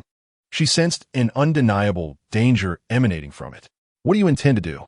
Release Rose. Ge Xiaolun was infuriated upon witnessing this scene. Yet another clone promptly wielded the space gem, trapping him and the other members of the Xiong Bing Lian within a diminutive spatial realm. Ge Xiaolun and his companions relentlessly struck the glass mirror before them. Yet no matter their efforts, it remained unscathed. What a jest! Unless he were the enraged Hulk. The buzzing persisted, and Rose could only feel her strength waning. Indeed, vanishing. In that very moment, beneath the crimson glow, all her power dissipated into nothingness. It was bizarre, utterly bizarre. Such occurrences defied the laws of science. The clone disintegrated, shattering into fragments that vanished like stardust, while the red reality stone fell to the ground. What on earth are you? Rose felt her very essence slipping away. She had been transformed into an ordinary human. Star descended to hand the reality stone to Chen Tian, who gazed at it, aware of its capacity to alter reality. Within the cinematic universe, the true extent of the reality stone's power had never been fully unveiled. In fact, if one were to assess it accurately, the reality stone would be deemed the most potent among the 6 stones. Altering reality, what a concept! If one could master the reality stone flawlessly, perhaps it could be wielded to create the remaining infinity stones. Of course, this remained purely theoretical, as the other stones, like the reality stone, were crystallizations of the universe. It was impossible to use the reality stone to forge the others. However, transforming a super soldier into an ordinary person was certainly feasible. Thus, time and space Rose had become ordinary Rose. Now, you may return and relay the message. Chen Tian said with a smile as he settled onto the sofa. Informed Takeo and the elders, including Dinner, that if they wish for the super soldiers of galactic power to survive, tomorrow I shall send a clone bearing the serum to seek out the leader, compelling all Huaxiao people to use it. In short, I intend to transform all Huaxiao individuals into super soldiers. Should they refuse, your present circumstances will dictate the future of galactic power. Upon hearing these words, Rose's complexion turned pale. She understood the significance of galactic power. Although she did not oppose Chen Tian's demand, it did not imply that Dinner would be amenable. Transforming all Huaxiao individuals into super soldiers was an untenable proposition. The objective of turning Earth into a battlefield was to pave the way for galactic power, to ensure the emergence of the heroic legion, and to gain the acceptance of Huaxia and indeed the entire planet for galactic power. If this were to happen, they would naturally consent to galactic power as the supreme deity, eagerly following its lead. Yet, with such actions now, their plans would be thwarted, interrupted, and severed. How could they possibly agree? But without their agreement, galactic power would face annihilation. It was as previously stated, Gu Xiaoluan may be inconsequential, but the galactic power gene is of paramount importance. The power of the galaxy's gene has vanished. All efforts seem futile. Rose cast a deep glance at Chen Tian and finally nodded. I understand. This matter is not within her purview. It rests in the hands of those esteemed elders of Dinner. It remains to be seen how they will choose, to preserve the power of the galaxy or to relinquish it. Furthermore, we must inform the Dinner people that all inhabitants of the United States will perish, and afterward, the territory will belong to me. Those who venture forth shall meet their doom. In a concealed corner of Zongnanhai, Old Qi, you made a fruitless trip, yet he has come of his own accord. The chief teased Old Qi, whose lips twitched slightly. Chief, please refrain from jesting about my predicament. He has come himself, having captured all but the woman from the Sunfire Star. He undoubtedly seeks to negotiate with Dinner. Indeed, Old Huang nodded affirmatively. This is beyond doubt. Now we must ascertain his terms. Chapter 41. If only he were of Huaxia descent. Would that be his condition? I would rather confront him directly. Alas, he is merely an alien. Had he been a Huaxiao person, it would have been so much simpler. Upon uttering these words, all eyes turned toward the fourth middle-aged man on the right, with the other 9, including the chief, nodding in silent agreement. Indeed, if he were of Huaxia descent, our burdens would be significantly lighter. The chief felt he could willingly abdicate in his favor. If necessary, let him ascend to the throne. We would merely serve as cabinet ministers. Unfortunately, he is not. Thus, Old Huang, make a trip to the South China Sea. After a prolonged silence, the chief addressed Old Huang. I believe it won't be long before he reveals his conditions. At that time, as representatives of Huaxia, you must also attend. Old Huang nodded. Yes, I shall personally visit to await his terms. However, the United States is on the verge of complete annihilation. He is yet to collect these zombies. Fear not. I am confident that these zombies will soon cease to exist. However, this land should rightfully belong to him, and no one shall disturb it. The assembly engaged in lively discussions, and soon the meeting concluded. Old Huang boarded a special aircraft en route to the fleet's flagship in the South China Sea. After all, this matter is taking place within Huaxia. How could we remain uninvolved? It is simply unreasonable. Meanwhile, aboard the flagship of the South China Sea Fleet, General, we have located Rose. Du Ka Ao, who had been watching the screen displaying the countless alien zombies consuming everything, suddenly turned around. In the next moment, the projection split once more. Rose appeared on the screen. Du Ka Ao took a deep breath. Immediately bring Rose back. He is about to make his demands. Indeed, he has captured everyone from the valiant troop except for Reina. His intentions are unmistakable. If it were not to coerce Dinner, there would be no need for such actions. Therefore, he is ready to negotiate. Yes, and General, please prepare yourself mentally. Lianfeng gently spoke. The Dinner 3 has detected that Rose has transformed into an ordinary human. Her temporal genes have vanished. What? It is unclear how much time has elapsed. Rose returned to the main vessel of the South Sea Fleet, where Du Cao awaited her personally. As Rose gazed at her father, her expression was a complex tapestry of emotions, while he bore a serious countenance. Let us go. Huang and the others are waiting, eager to hear his terms. Du Cao refrained from inquiring about the loss of Rose's genetic identity, knowing she would disclose the matter during the meeting. Very well. Rose nodded and followed Du Cao to the conference room aboard the main vessel. Upon entering, they found the generals, Elder Huang, Lianfeng, and even the deity Reina of the Liang Star gathered there, all eyes fixed upon Rose as she took her place at the forefront. Elder Huang took a sip of tea and spoke softly. Do share, what are his conditions? Simultaneously, within the conference room of the South Sea Fleet's main vessel, as Elder Huang initiated the conversation, all present turned their attention to the newly arrived Rose, including Du Cao, who had taken a seat. Rose sighed deeply. His condition is for the people of Huaxia to become super soldiers. Du Cao? Elder Huang. The others, in disbelief, exclaimed. What? Elder Huang nearly choked on his tea. Is this truly the condition? Are you joking? This is absurd. It's as if a family member is bestowing a gift. Elder Huang was left speechless. Was this truly his condition? To transform the people of Huaxia into super soldiers? The 10 of them would unanimously agree to that. Why has the local power in Huaxia been so repressed? Even the 10 leaders can only converse in secrecy.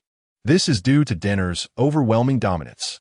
Denner has effectively occupied 90% of the earth, if not 99. Over 200 nations, large and small, have been completely subjugated by Denner, and had it not been for the angel's intervention, Huaxia might have suffered a similar fate. Yet, Huaxia remains in dire straits. In the realms of military, politics, and commerce, 90% of the positions are held by Denner's people. The leaders issue orders, often feigning compliance publicly. However, it must be said that Huaxia still boasts a significant population. With 14 billion in total, roughly 1 billion are locals. This is why, after the invasion of Taotai, they were ultimately defeated, resulting in Du Cao's death. In essence, they aim to cleanse their ranks, to eliminate a greater number of locals, leaving only a select few to gain fame and faith following the Tianhe campaign. Thus, Denner has adopted a strategy that allows for the replacement of its ranks without incurring the wrath of the angels. Upon hearing Rose's assertion that a certain man aimed to transform all of Huaxia into super soldiers, Huang Lao felt an overwhelming urge to leap up and perform a dance of exquisite beauty. All are to become super soldiers. Yet who would dare to pledge allegiance to you? I, too, am a super soldier. Why should I heed your commands? Given that Huaxia is perilously close to oblivion, let us further complicate this situation. In times of chaos, heroes emerge. This truth has persisted throughout history. Meanwhile, the Dino people, including Du Cao, wore grim expressions. The actions Chun Tian contemplated were akin to plunging a dagger into their hearts. Such a course of action would effectively signify the relinquishment of Huaxia's territory. However, since they had set their sights on Earth, it should rightfully belong to Dino, with Huaxia included. Yet now, if they do not concede, the power of the galaxy shall remain out of their reach, and if they do, Dino would find itself with a formidable neighbor. Is it not as though Earth were merely a battleground for the struggles of the Chu and Han dynasties after the Great Qin?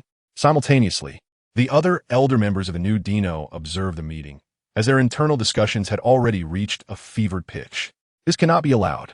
Absolutely not. Should this occur, Dino would forfeit the most suitable territory of Huaxia. Indeed, how could this be permissible? If all Huaxians were to become super soldiers, would not all our endeavors and schemes be rendered futile? Yet what can be done? Can we refuse this fate? No, it is not within our power to reject it. The power of the galaxy, the war god of Nox, the Dino Star Gun, the Nox Blade, and even the Prince are all under his control. We cannot refuse. Should we dissent, who is to say what further transgressions he might commit, perhaps even eliminating Gu Xiaoluan and his companions? Though Gu Xiaoluan and the others may hold little significance, the power of the galaxy is paramount. Yet without a compatible vessel, without a suitable host for growth, what purpose does mere genetic material serve? Chapter 42. What is required of us? I wish to live. This is our fate, Du Ke. Listening to the cacophony of disputes among the new Dino elders through his earpiece, Du Cao rubbed his temples. Are we to undertake the task of developing super soldier genes for the Huaxians? Just as Du Cao began to speak, Rose shook her head. No. He intends to independently develop a super soldier serum based on Huasian genetics, which can only be injected into Waxians. After all, the interaction of two distinct genes is not akin to procreation. Upon hearing this, all present understood. The Dino genes differ from those of Huaxia, and moreover, they are both super soldier genes. In addition, Chun Tian is certain to manipulate this super soldier serum. Should the Dino people use it, they would undoubtedly pay a grievous price. This act delineates who is Huasian and who is Dino. It is essential to note that even offspring born of Dino and Huasian lineage possess Huasian blood. In simpler terms, those of pure Dino descent would be cast aside and expelled. Du Cao sighed, and upon hearing this news, the rulers of the other nations under dinner also sighed in resignation. They had initially hoped to orchestrate some minor schemes, but how could they do so now? Thus, it was clear that there was no alternative. "Old Du, this matter must be reported to dinner," someone remarked. At that moment, Du Cao heard the voice of Ruiz through his earpiece. After listening, his expression turned complex, and he fell silent. He then rose, stating, "We have agreed to this matter," and departed from the conference room, leaving the others exchanging glances in bewilderment. Huang looked at his retreating figure with a displeased expression, as though he wished to devour him whole. In a small conference room aboard the main ship, the blue-headed Ruiz sat across from Du Cao. Du Cao lit a cigarette, smoking in silence. "Old Du, only you can contact the people in dinner. Our authority is insufficient," Ruiz remarked, furrowing his brow. "Have you forgotten the final command issued to you by General Duke?" Du Cao continued smoking, flicking the ash into the ashtray, and, after taking a deep drag, exhaled a cloud of smoke, asking Ruiz, "How many years have we been friends?" Ruiz was momentarily taken aback, but replied, 1800 years. Du Cao reflected, indeed, after all these years, more than a millennium ago, we were created. Even you, Ruiz, are merely a clone. The true Ruiz remains in dinner. The most powerful magician of dinner, or rather, the mightiest among the Super Divine Academy. He was severely wounded while striving to protect the Academy. Thus, a clone of Ruiz was created using his own data. Over 1,000 years ago, we arrived here and have lived in this land for more than a millennium. Du Cao continued, lighting another cigarette. Throughout these years, we have fought for dinner. But if I introspect, was what we did truly right? Is there any distinction between right and wrong? There is only the division between you and me. Ruiz sighed, "Do not overthink this, nor should you entertain any ideas of rebellion. Remember, we are but clones. We possess no true strength, merely an extended lifespan. A single ordinary god-slaying bullet could take our lives." "Indeed," Du Cao nodded, "I once believed the same, that we were clones, created to serve our original selves from the moment of our inception. Thus, I have never rested in my efforts over these 1,000 years. However, with his emergence, I feel differently." As he spoke, Du Cao gazed at the virtual projection before him, particularly the flourishing households of Huaxia.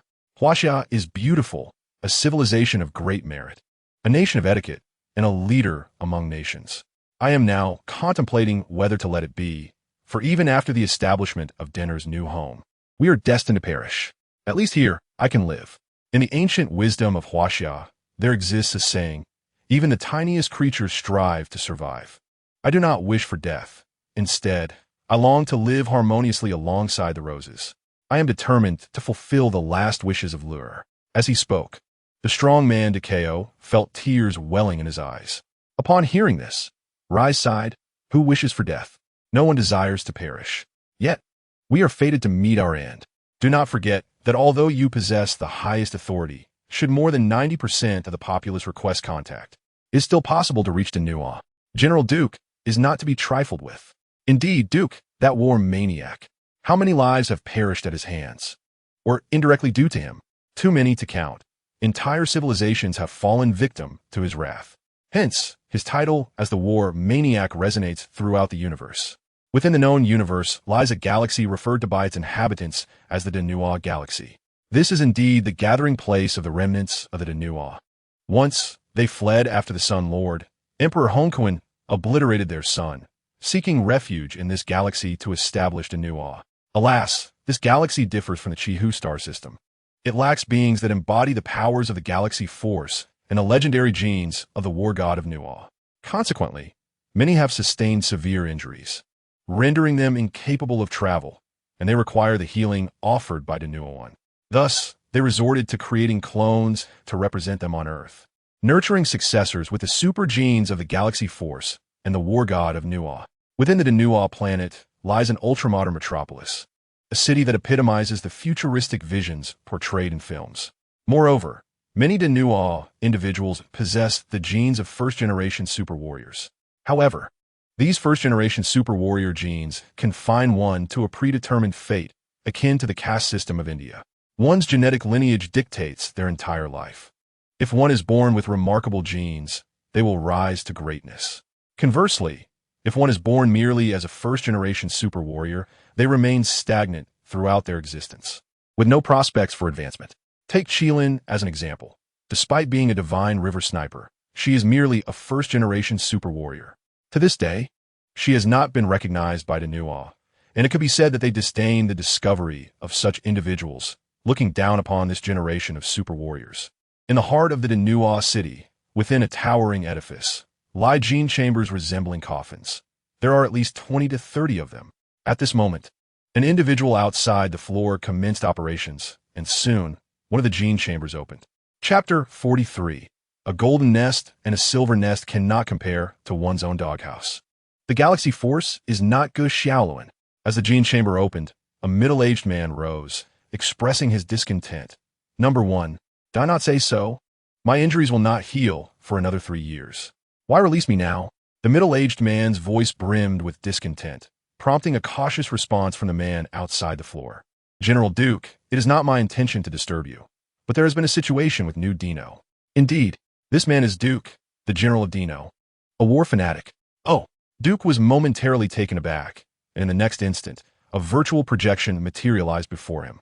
The imagery displayed Chun Tian unleashing the zombie Hulk, followed by the army of zombie Thanos, and the conditions he had imposed. Soulless.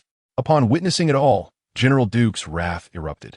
How dare a mere primitive of the pre-nuclear civilization act in such a manner? Has he captured the power of the galaxy? Are Du Cao and the others utterly incompetent? How could they allow him to reach such a point? General Duke's fury was palpable, sending number 1 nearly to the brink of panic. This man was certainly no benign figure. In numerous weaker civilizations, General Duke had become a specter to terrify children. I will personally hold Du Cao and the others accountable for this. General Duke took a deep breath. Immediately contact New Dino on Earth. Everything must revolve around the power of the galaxy. First, pacify this individual and await my arrival. General Duke, your injuries, what of them? The situation is urgent. If we do not reach our new home in Dino, it will be lost. Duke shot a glance at number 1, who sheepishly lowered his head. All right, go and get to work. Arrange everything within 3 days. In 3 days, I will personally lead a team to the Chiwu star system. Yes, in the Northern Star, within the spacious apartment, Cheng Yaowen gazed at Chen Tian and asked, aren't you concerned that this might incite a rebellion? Transforming all 14 billion people of Huaxia into super warriors amidst chaos. How many lives will be lost? It is difficult to take the words of a prince from Dino seriously, he continued. Yet Chen Tian merely chuckled. How many lives will be lost? And what of it? What you Dino have orchestrated will lead to countless deaths as well. If death is inevitable, it is far preferable to perish at the hands of our own than to fall victim to extraterrestrials. As the saying goes, in times of chaos, heroes emerge. I am quite curious to see how many heroes will rise from Huaxia in this tumultuous era. Upon hearing this, Cheng Yaowen fell silent. As a prince of Dino, he was acutely aware of the affairs of Dino. From the moment of the solar explosion, he had followed Du Cao to Earth, meaning he had lived as long as Dino had existed on this planet. The notion that some farmer's adoption could lead to improvement was but a mere fade, or, at best, a narrative spun post the Tiana battle to brainwash Huaxia. Galaxy power, huh? At this moment, Chen Tian turned to Gu Xiaoluan, Savior. I am eager to witness how you will save the world following this incident. Gu Xiaoluan's complexion was ashen, rendered speechless. A savior? Indeed, anyone endowed with such formidable power would undoubtedly consider themselves a savior. Yet, what if such power were to be possessed by all? Perhaps the man before them did not possess the same extraordinary abilities, but what justified the allegiance of others towards him as their savior. Every man, once endowed with strength, who does not aspire to greatness, can hardly be called a man. What does a man truly seek? To revel in the embrace of beauty while wielding dominion over the world. Thus, the notion of savior is met with skepticism. At that moment, Chen Tan noticed Lu Chuang, who hesitated to speak. "Fear not, the world is not yet in chaos," he remarked, shrugging his shoulders. "I will first empower the military, transforming them into super soldiers, and then focus on the civilians. I possess the second generation of super soldiers, and the third is still under research. But it should suffice against the potential invasion of the Taotai." Upon hearing this, Lu Chuang nodded. "I may not comprehend everything, but I know I am a Huaxia person." "You are fighting for Huaxia," Zhao Xin suddenly interjected. "Excuse me, can I request something of you?" As he spoke, the others, including Chen Tian, turned their attention towards him. Zhao Xin stepped forward eagerly. "Could you remove this avian gene for me? I wish to become a super soldier using the genes of our Huaxia kin." "Get lost, Xin. Even if I am but a lowly individual, I understand the importance of nation and family. I have no desire for this avian gene. If I were to perish with it, how would I face my ancestors? My forebear is the valiant Zhao Yun." Gu Xiaolun attempted to speak, but was shoved aside by Zhao Xin. Indeed, Zhao Xin might be deemed somewhat juvenile and foolish. Yet he had always embodied the spirit of the weak fighting against the strong, engaging in daily skirmishes. Upon learning of the alien invasion, he was initially alarmed, but soon found courage, for how could he fear when his ancestor Zhao Yun was renowned for his bravery? Now, upon discovering that their own kin could transform into super soldiers, it was only natural to abandon the alien genes. Initially, sacrifices were made for the sake of the nation and family, but now it was no longer necessary to endure such indignity. Yes, if it weren't for you, Xin, I would have forgotten." Lu Chuang also realized, "What about my new heart war god? Can I discard it and use our Huaxia genes to become a super soldier?" "I too wish to," Rui Mengmeng timidly added. Chen Tian gazed at the three of them, smiling as he shook his head. "That is not feasible. At present, I do not know how to eliminate your genes. The simplest method would be to terminate you and create artificial beings based on your data, but that would not be you. Perhaps in the future, when opportunities arise." "Very well then." Zhao Xin and the other two nodded, obediently sitting on the sofa. Gu Xiaolun looked at them and exclaimed, "I don't want this gene either. Xiaolun, you get out of here. Damn it." Gu Xiaolun directed his anger at Cheng Yaowen, declaring, "I am a coward. I am a loser, but I am also a proud Huaxia person. I have lived for over 20 years. There is no doubt that I am Huaxia. What nonsense about the power of the galaxy. I do not covet it.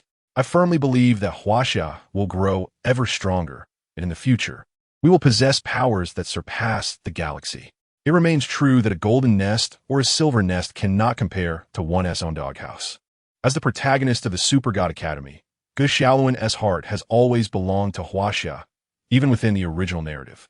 Ultimately, when he ascended to godhood, he confronted the highest authority on Earth, Lien Feng, and questioned whether they regarded their super soldiers as mere tools. The power of the galaxy belongs to Gu Xiaolun. Yet Gu Xiaolun is not merely the power of the galaxy. Chen Tian watched this scene with great amusement. At the very least, these individuals had not entirely transformed into Denua's people. Chapter 44. Meeting the 10 Elders, the Transformed Leader. "Isn't this a betrayal of my loyalty? Rest assured. In the future, my master," Rose said. "They have agreed." Just as Chen Tian was about to speak, Edith's voice resonated. The former nodded and turned to another clone, who immediately acknowledged. "Edith, let us proceed. Have him take some first-generation super soldier serum." "Yes, master." The clone was followed by 15 genetically engineered super soldiers, each carrying boxes filled with first-generation super soldier serum and the dire virus. Upon reaching Rose, she took a deep breath and said, "Let us go. We must first visit Old Chi and the others." Before she could finish, the clone Chen Tian interjected, and she nodded. Soon, more than 10 individuals boarded a helicopter. Time passed, and they arrived at a location in North Star where they met Old Chi and the others. The clone Chen Tian wasted no time, stating, "Let us skip the pleasantries. Those of you with Huaxia genes, please inject immediately. I'll go first." The one seated in the main position immediately stood up, while the other 9 contemplated speaking, but ultimately remained silent, concerned about potential mishaps. Nonetheless, it was evident that he felt no necessity to hesitate. "All right, The clone Shintian promptly retrieved the first-generation super soldier serum and the dire virus, laying it on the long table and injecting it without hesitation. As the liquid flowed into him, he initially felt nothing, but soon a wave of comfort washed over him. It was akin to soaking in a hot spring. No, no, no. It felt as though he had returned to primordial times, enveloped in amniotic fluid within his mother's womb. A sensation of profound comfort and security. Time passed, and as the feeling gradually faded, he opened his eyes. Crack! In the next moment, his palm forcefully pressed through the long table, acquainting himself with his body. He realized that the first-generation super soldier serum enhanced human capabilities tenfold, and he possessed the ability to withstand extreme temperatures, capable of melting dark alloy. The clone Shintian assisted him in standing, and he felt an inexhaustible reservoir of energy coursing through him. Moreover, there was an extraordinary power, one that he could manipulate as effortlessly as his own arm. With a hum, as he concentrated, his arm instantaneously transformed into a vivid red, gradually shifting into a radiant white light. Not only that, as his palm turned red and was enveloped in white light, the space surrounding his hand seemed to warp. Intense heat. This was the ability granted by the despair virus. Of course, this was merely one facet. The despair virus also possessed the capability of limb regeneration. In simpler terms, as long as they were not obliterated, severed hands and feet could be restored. The master was perhaps overthinking, Shintian mused as he observed him. Contemplating, the master suggested that they might not truly be Denorians. Thus, the previous visit by Old Chi may have been an endeavor to save Huaxia. Indeed, before his arrival, Shintian had received orders that if Old Chi and his companions were indeed Denorians, they were to be eliminated without hesitation. The upper echelon was to be cleansed with blood. A new hierarchy was to be established. Yet, it seemed that was not the case. In fact, Old Chi's last approach to Shintian was also to aid Huaxia. He was not a Denorian, but a true Huaxia individual. It appeared that Huaxia had not yet been fully subjugated. This was fortuitous. At the very least, these individuals could continue to manage Huaxia for the master. With this thought, Shintian turned to the others. Now, it is your turn. The others, already eager, prepared themselves in anticipation. How could they not?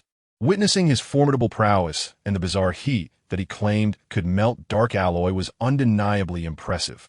Thus, they had to participate. Swiftly, 8 individuals successfully received their injections, leaving 2 who remained inactive. Old Chi, alongside the 8, regarded the 2 with stern expressions, astonished that despite their meticulous calculations and precautions, Denorians had infiltrated their ranks. With a sigh, the 2 stood up. In the next moment, before they could utter a word, their heads were severed from their bodies. Upon witnessing this, Old Chi and the others regained their composure and turned to Shintian. Next, it will be the army, but rest assured, we will follow your directives completely. Shintian nodded in agreement. That is acceptable. However, just as he intended to turn and leave, Old Chi detained him. What is this, Old Chi? He inquired. Old Chi, with a cheerful demeanor, replied, since we are all Huaxia individuals, we 8 have unanimously decided to request you to take command. What? Command? Wait. Shintian exclaimed in disbelief. Feudalism is utterly unacceptable. What nonsense is this about ascension to power? If one is to take charge, it should be our rightful leader. Should it not? Do not speak to me about this. Are you attempting to ensnare me in disloyalty? The unworthy General Yuan Tiangang, do you believe I might, like the unworthy General Yuan Tiangang, engage you in a fierce confrontation? What do you mean by this? The clone Shintian fails to comprehend Old Chi's words. Here I am, dutifully completing my master's task, and inexplicably being crowned emperor? Preposterous. Yet, with a smile, I stepped forward and explained, Old Chi's meaning is quite straightforward. Since we are all of the Huaxia lineage, and you possess such formidable strength, especially in the face of the Nua's overpowering prowess, becoming emperor is indeed the most prudent course of action. This ensures that any future directives or commands are executed without misunderstanding or miscommunication. Most importantly, Lao Chi interjected, is it not true that the Nua aspires to create a so-called supreme deity? If he can manifest a supreme deity, then why can't we, the Huaxia, do the same? However, we believe that becoming emperor is more advantageous, as it would facilitate the dissemination of the super soldier serum among our people. In doing so, we would amass sufficient popularity and prestige, enabling us to serve as cabinet ministers or even ordinary citizens. The clone Qin Tian was utterly perplexed. Yes, the Nuo has a supreme deity, and it is only natural for Huaxia to have one as well. However, what is truly absurd is that this matter should not have been disclosed to me. I am merely a substitute. Eventually, I shall become an ordinary super soldier. You ought to communicate this to my master. It would be best if you liaised with him directly. The clone Qin Tian waved his hand dismissively. I am simply a clone, executing my task. Lao Qi and the others nodded in acknowledgement. Once this matter is concluded, could you kindly escort us? The clone Qin Tian replied. Very well. To become emperor? And you still dare to call me comrade? Could you not be more precise? Once our master ascends to the throne, he ought to be addressed with the utmost respect. He shall be referred to as the commander of the Jinyui. If he does not become emperor, then calling me comrade is entirely reasonable. Let us first proceed with the dissemination within the military. The clone Qin Tian massaged his temples. Once the military has been equipped with the second generation, the ordinary populace can utilize the first generation. Subsequently, the third generation will replace the second, and the second will replace the first, as per my master's directives. I shall heed your commands. The extensive revision has concluded. Goodness, it took me several hours to amend this. Not a single word was altered today. However, there is no alternative, my brothers. The narrative may diverge significantly henceforth. I recommend starting from the beginning to avoid confusion over the plot. Chapter 45. How far will humanity go for civilization? Kai Sha was astonished, bestowing upon me the title of Grand General. Meanwhile, in the skies above Earth, 3 exquisite angels sit high in the sky, as if comfortably perched upon a sofa. These 3 are Angel Yin, Angel Fanqing, and Angel Jue. Ever since they witnessed the fierce clash between the zombie Hulk and Sun Wukong, they have not departed from Earth as the narrative dictated, nor have they reported to the angelic king, Kai Sha. Instead, they remain quietly observing. Is it not utterly horrifying that one man could annihilate an entire nation, resulting in the demise of billions?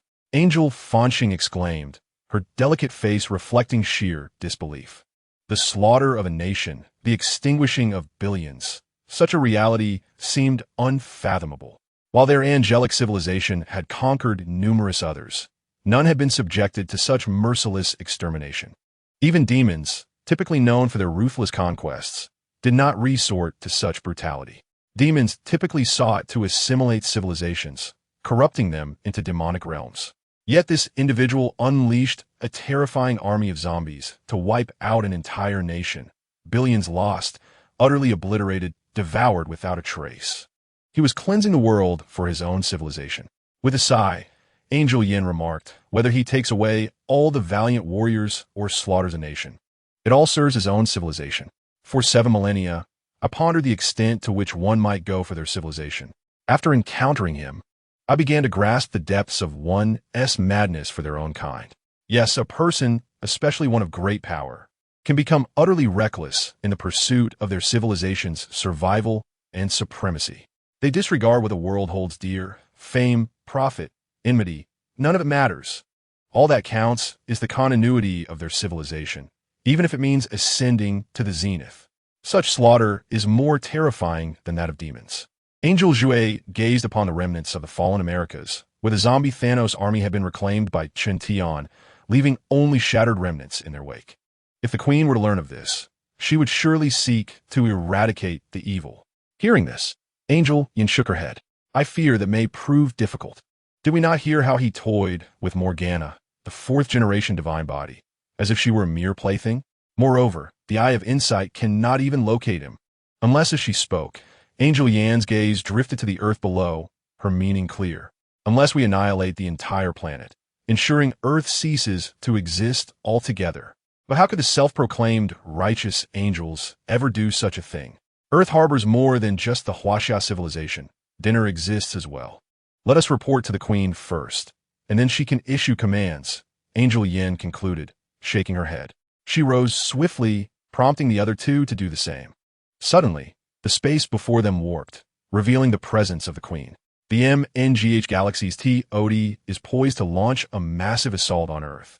Yet the Super God Academy has declined our assistance. As Angel Yin began to speak, A languid yet supremely authoritative voice resonated. Let us first respect the wishes of the Super God Academy. By the way, a deity has emerged amidst the native Huasha civilization on Earth.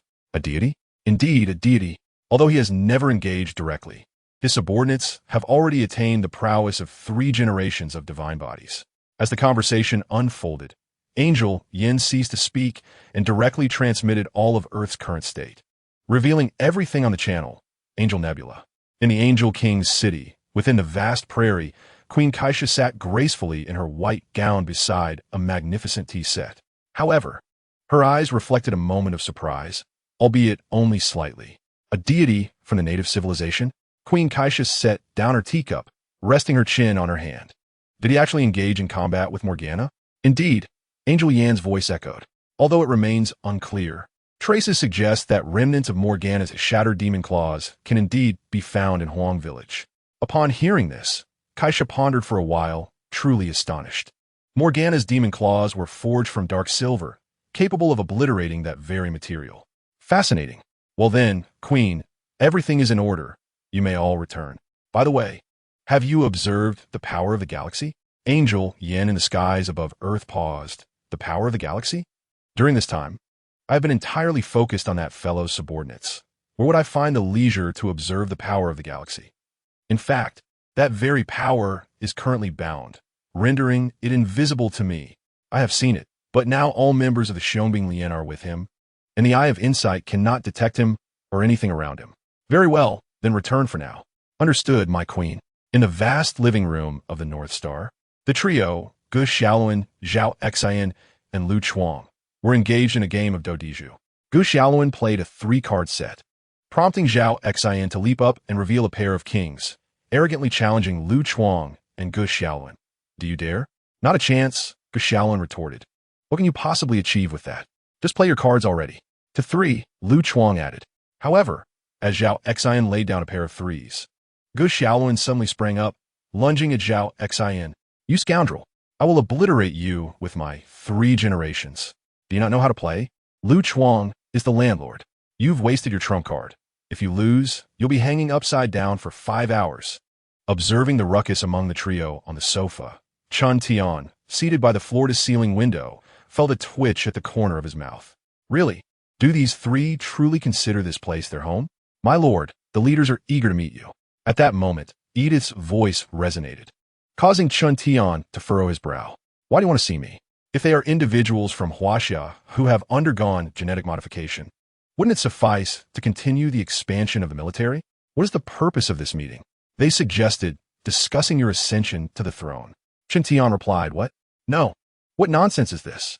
How did I come to ascend the throne? What did I ever express a desire for such a thing? Please do not engage in such absurdity. Come on, Brother Tian. However, the 3 fools beside him immediately ceased their antics. Gu Xiaoluan approached, grinning broadly. Brother Tian, if you become emperor, we must appoint you as a great general, right? Shouldn't a great general possess formidable strength? Brother Tian, if you grant me the title of great general, we must at least achieve divine physique, correct? Chapter 46. Get lost. Continue to seize power. Master the Ascension. The reality gem is shattered. And there's me. And me. Lu Chuang promptly joined in. Brother Tian, I must say, although our genes are currently limited to the 2nd generation, you have mentioned not conducting research, right? Thus, achieving divine physique is quite simple. A great general must at least possess divine physique. Then, let's deal with Du Cao first. Isn't that a bit inappropriate? Considering he is Rose's father? Zhao Xian interjected.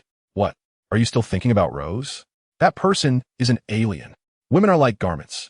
That's not the same. I have done my research. Rose's mother was Huaxia, but she passed away rather early. Isn't it still the same? Raised by aliens since childhood, her thoughts are alien, and her genes are also alien. She is entirely an alien. Are you contemplating treason? You better watch it. Luna, we may have overlooked this before, but now we must consider the future of our civilization. Do you understand? If you wish to act as a traitor, I will take action first. I never said I would be a traitor. Chun Tian interjected. Once again, the 3 fools chimed in. Damn it, this matter hasn't even been settled yet. A great general? I can't believe this. Chun Tian, feeling exasperated, forcefully sent the 3 clowns flying. He now regretted not leaving them for the Nuwa. They were simply too foolish. He then turned to Edith and said, "Inform them to cease their nonsense. I have no interest in becoming any emperor." "Understood, master." As tranquility returned, the 3 fools resumed their card games, drinking, and frivolous chatter, treating the place as if it were their own home. Meanwhile, Cheng Yaowen, having been deprived of the power of the earth by Chun Tian's genetically engineered super soldiers utilizing the reality gem, had become an ordinary person. What a joke. You, a prince of the Nuwa, an alien prince, are fortunate enough not to be dealt with after all that has transpired. Do you still desire power? How many capabilities do you possess? With that, Chun Tian focused his mind within the realm of the zombie Marvel universe. Presently, his strength remains insufficient. He must seize more power. Observing the army of zombie Thanos, he sighed inwardly. If only he could acquire power in groups. Each fragment, when amassed, would constitute a formidable force throughout the entire zombie Marvel universe. Alas, it must be done one by one, which is an arduous endeavor. Chun Tian had previously attempted to control multiple entities simultaneously, yet it proved futile. He could only dominate one at a time. Perhaps when he enhances his cosmic control next time, it will be feasible. If such a method were achievable, Chun Tian's power would surpass the universe itself. What ist? The strength of all life within the cosmos. Imagine the magnitude, even if it were merely a fraction of each. At that juncture, he might no longer fear the backlash of the Infinity Stones. He continued his pursuit of power, feeling that his control was nearing its zenith. As he spoke, Chun Tian persisted in seizing strength, this time not limited to just Zombie Hulk. Unless Chun Tian personally transported him, that creature would merely lie dormant. It's excessive. Thus, he varied his targets. Was there not also Zombie Captain Marvel? Buzzing, Chun Tian felt the energy within himself surge. If he could amass sufficient power from the Space Stone, might he not wield its abilities directly? Contemplating the energy belonging to Zombie Captain Marvel's Space Stone, Chun Tian pondered. Aside from the energy from the core reactor that altered her genetics, was there not also the power of the Space Stone? If he absorbed enough, could he harness the Space Stone? After all, they share a common origin. Unsure, he opted to continue his acquisition. He sensed that his strength was approaching the pinnacle of control. At this rate, in less than 2 days, he would gain a firmer grasp over the cosmos. Thus, the following night, a thunderous roar echoed in Chun Tian's mind as he relentlessly absorbed the powers of Zombie Captain Marvel, Zombie Thanos, Zombie Doctor Strange, Zombie Old Wong, Zombie Hulk, and Zombie Thor. Suddenly, the entire zombie universe trembled. In the next moment, boundless energy radiated from the zombie universe, permeating Chun Tian's mind.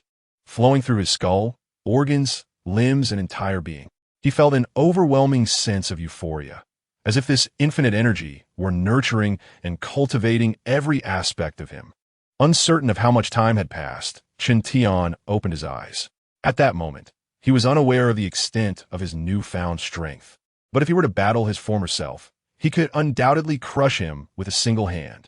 Moreover, that boundless energy had also invigorated the elemental powers within him. If Chun Tian could once only wield the flames of a single city, now he undoubtedly possesses the power of at least 10 cities. He remains oblivious to the true extent of his newfound strength. Is this a form of reciprocity? Does mastering the world yield such effects? Chun Tian gazed at his palm, murmuring, "This is unheard of." Buzzing, just as he pondered to himself, the 5 gemstones in his pocket abruptly soared into the air. Time, space, reality, soul, and power. The 5 gemstones hovered before Chun Tian.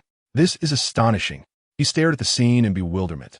However, in the next moment, the reality gem surged towards him. Startled, he feared imminent danger. But in an instant, as the reality gem approached his brow, it shattered with a crack. Instantly, it transformed into countless red rays of light that fused into his forehead. Buzzing, as the endless red light integrated, Chun Tian felt as if he were a cola bottle ensnared by countless rubber bands, on the verge of exploding. Boom, boom, boom. A terrifying rumble erupted within him. The sound reverberated as if his flesh and blood were shattered into fragments, as if his bones were pulverized, as if his very being was on the brink of disintegration. The pain was excruciating, Chun Tian felt an unbearable agony coursing through every inch of his body. Splash! In the next moment, an infinite red light emanated from his forehead, enveloping him entirely, spreading outward until it engulfed the entire building. As the red glow spread, the entire structure seemed to transform continuously. For instance, Gu Xiaoluan and the others, who were originally playing cards, suddenly morphed into farmers tending to crops, then into men using the restroom, and so forth. Everything was in a state of perpetual flux. This terrifying energy sent ripples through all factions on Earth. Chapter 47. Annihilating the Galaxy? Shocked Mo Gan Na, admitting a mistake?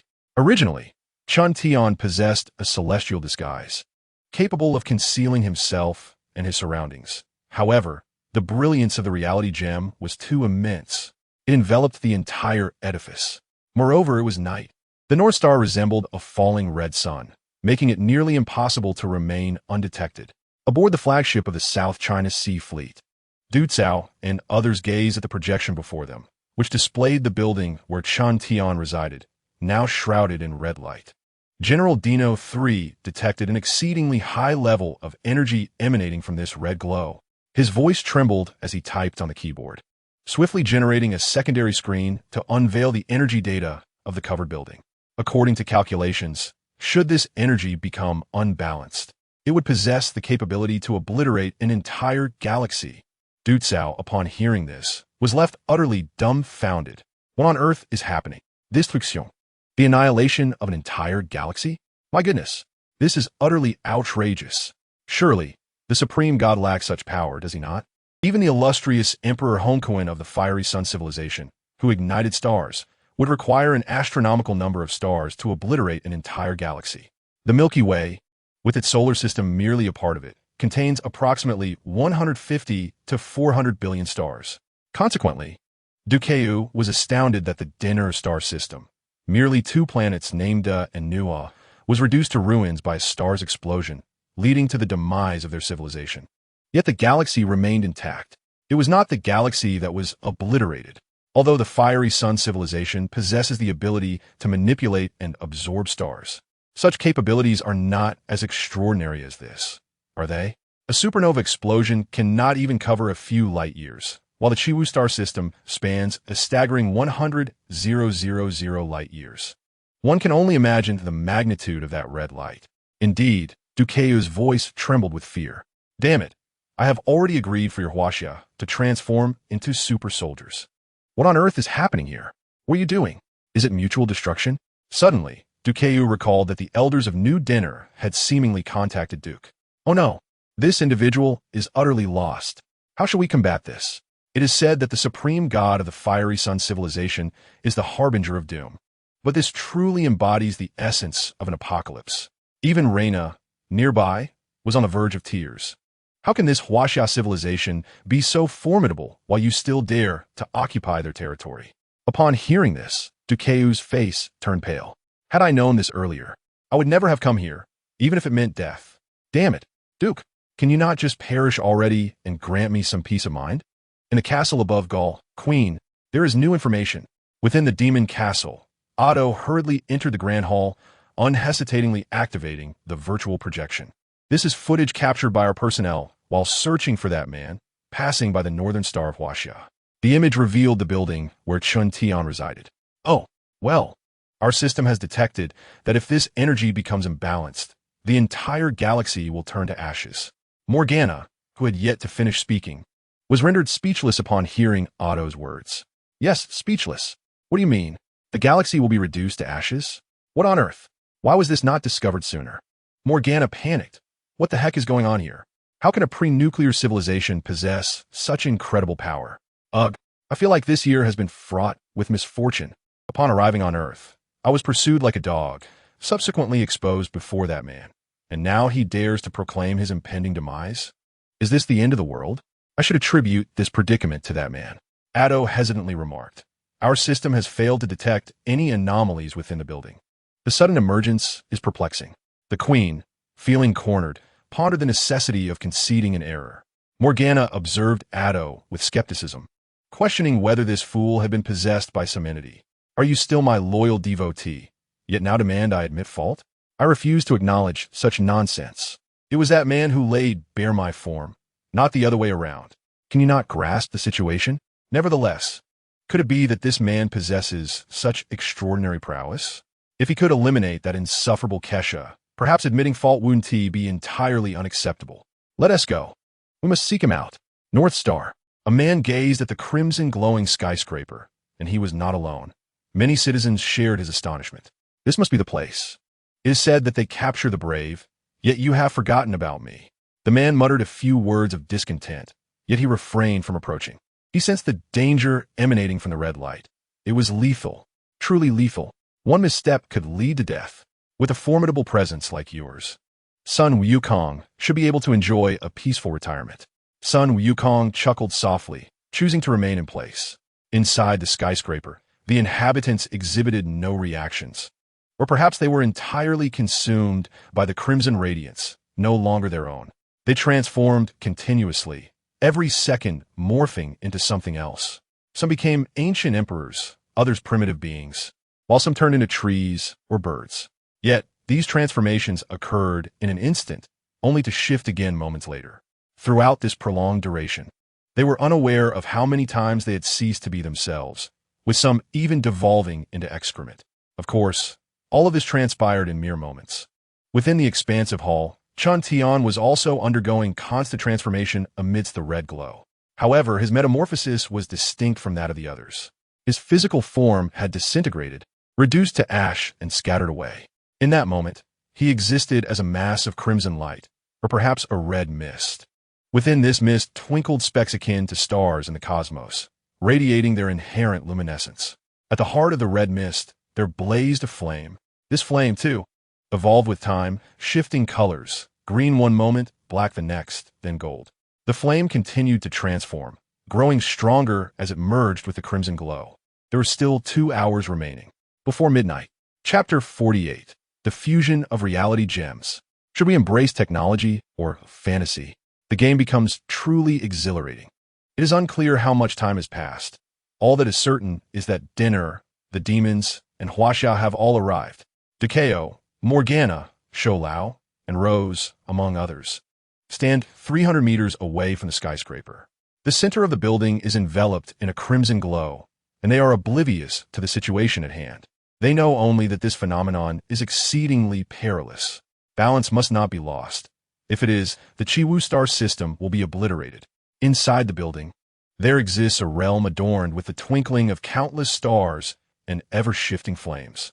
The sound of glass spheres shattering resonates, and at that moment, the starlight begins to dance within the crimson mist, gradually coalescing into a human form.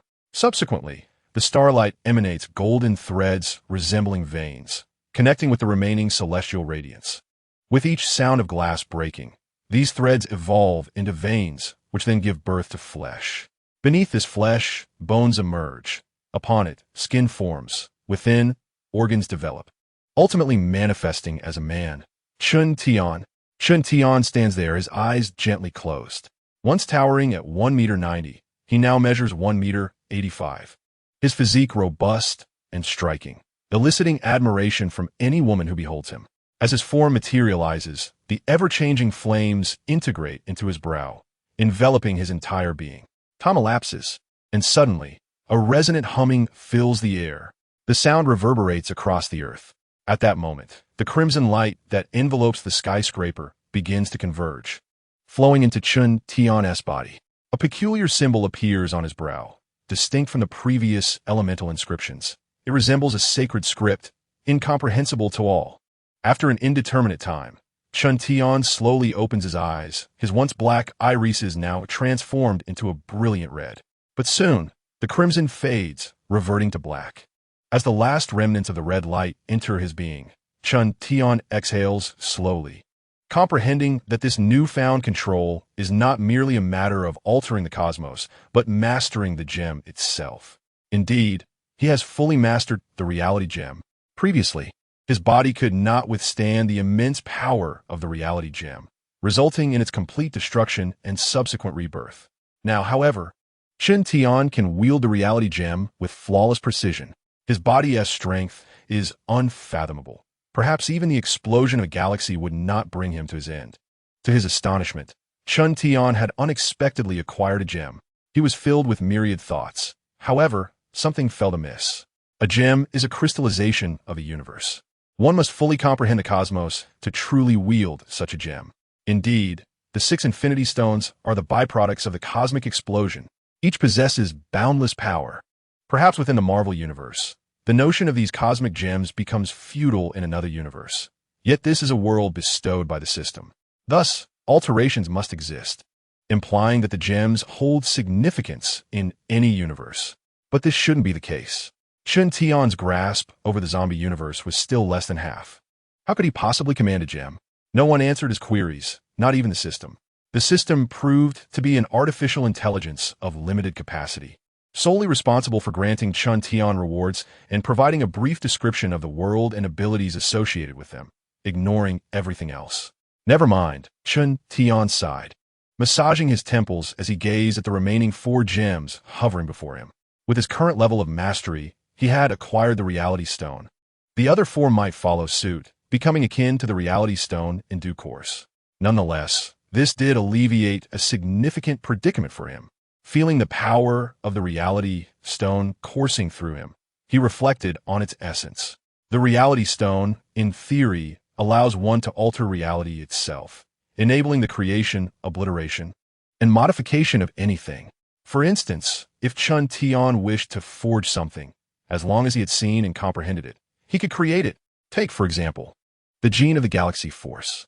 Naturally, Chun Tian was well aware of it and understood its intricacies.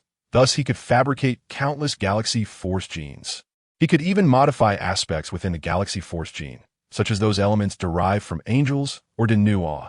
Moreover, Chun Tian could potentially craft a galaxy force gene based on the essence of Huaxia. At that juncture, it would no longer be merely a galaxy force gene. It would be aptly named the Huaxia Galaxy Force Gene. Aside from this, there existed limitations. Elements he was unaware of or had not comprehended could not be fabricated. For instance, the cultivation techniques. Who among the Huaxia populace is unfamiliar with them? Yet, he had never encountered or understood them.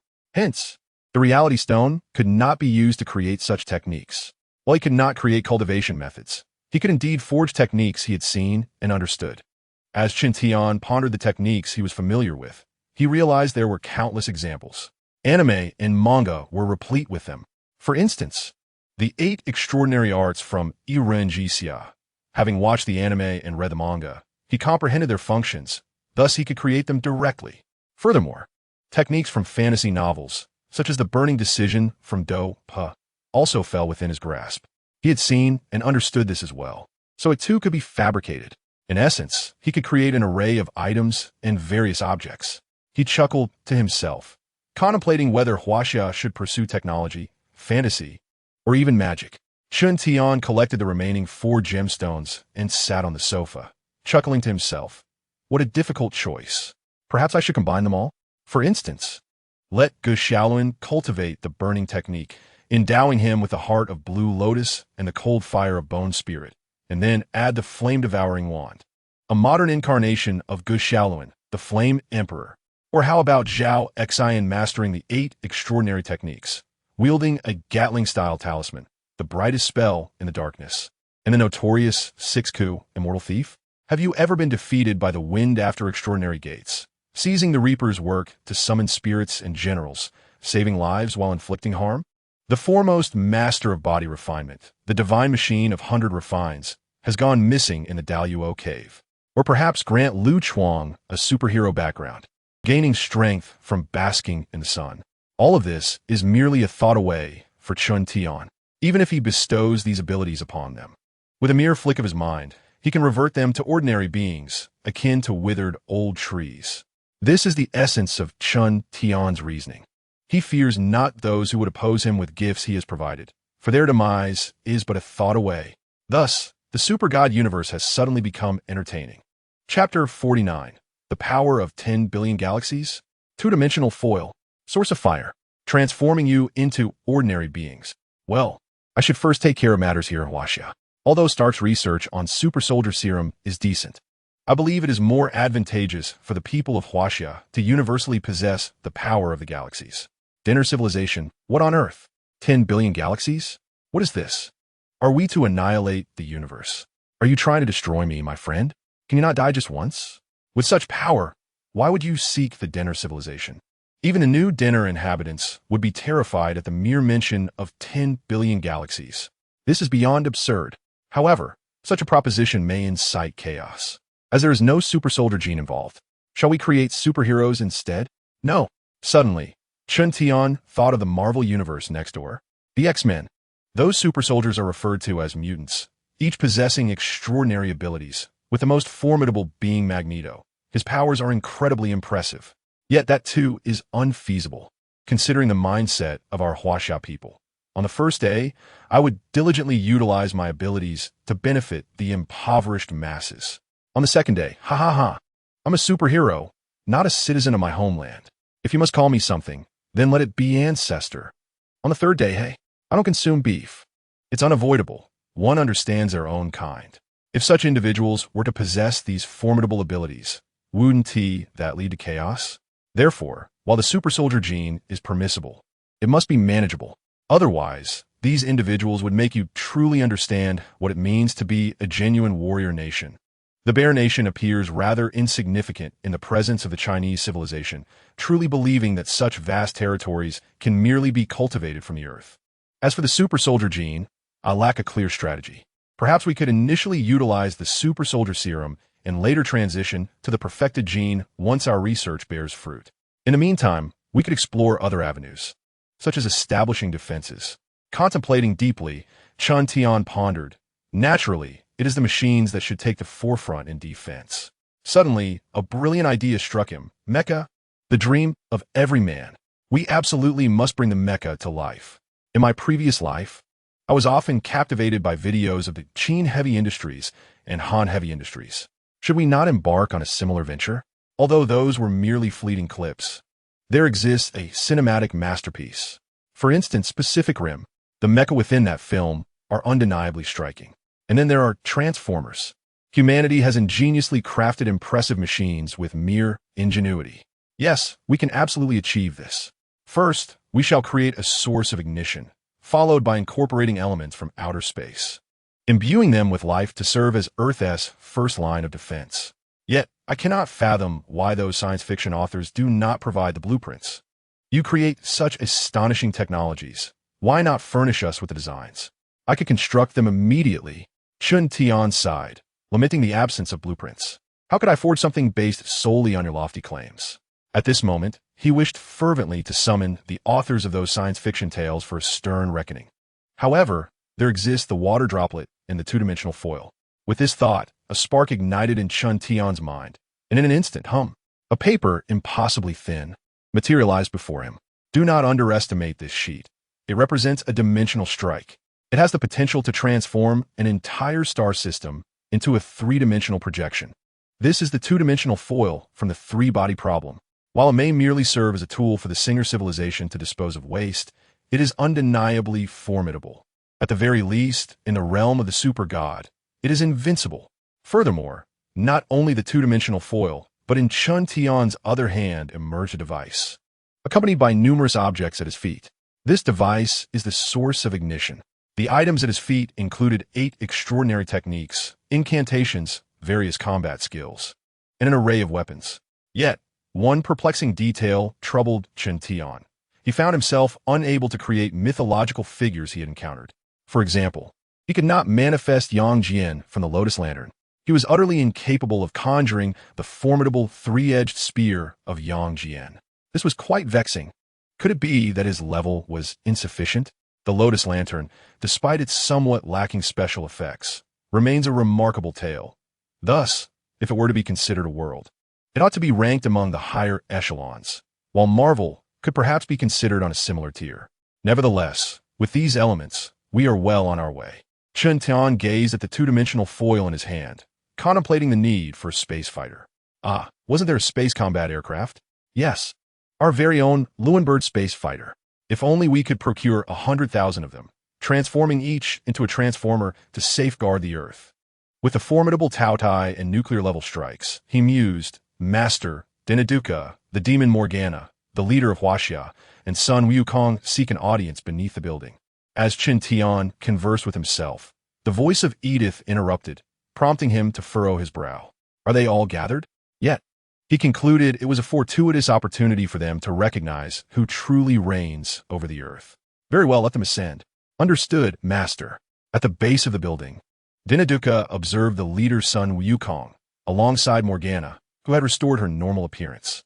They could be deemed the most formidable on earth, second only to Dinaduka himself.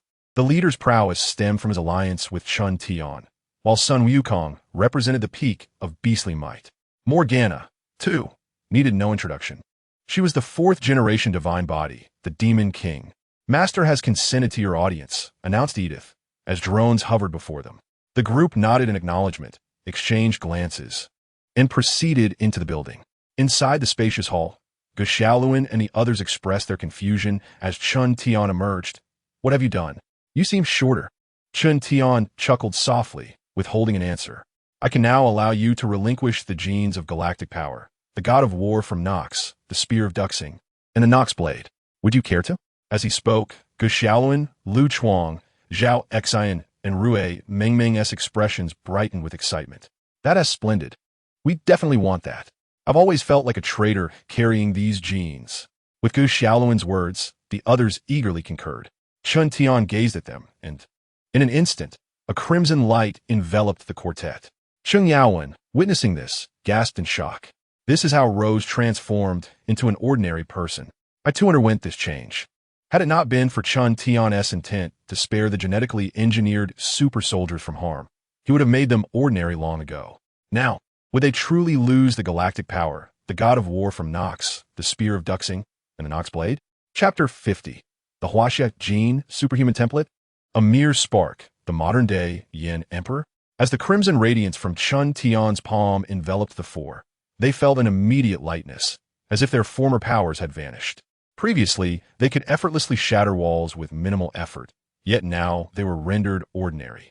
Suddenly, the lights surrounding Ge Xiaoluan, Zhao Xian, and Rue Mengmeng dissipated, while the glow encasing Lu Chuang persisted. What is Brother Tian doing?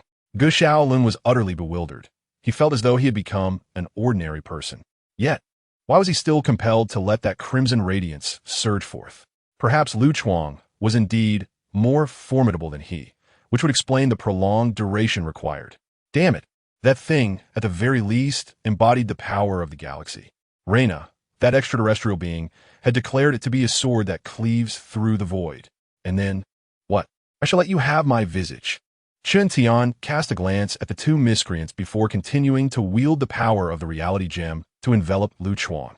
Initially, Lu Chuang felt as if his strength had dissipated, but now, it seemed to have returned? No. This was not the power he once possessed. This new strength appeared significantly diminished. Buzzing, accompanied by a resonating hum, the red glow faded away. Lu Chuang gazed at his palm. There was indeed formidable power. Yet, it was unlike before. It was markedly weaker, especially in his eyes, which seemed to harbor tremendous energy. And his mouth. These two disparate, even opposing energies coursed within him, ready for him to command. Chen Tian regarded him with a smile and declared, "This is a template of the Chinese gene Superman I have crafted based on my thoughts. In simpler terms, you now possess the physique of a Superman. Your body is of steel, endowed with X-ray vision, the ability to fly, enhanced speed, and the capacity to breathe in space. Of course, this can be augmented, and the method is quite simple, sunbathing." Huh? Lu Chuang gasped. Sunbathing? It's that easy? Just basking in the sun will render me stronger? Indeed, basking in the sun, Chen Tian replied with a grin. Your abilities now require solar energy to be sustained.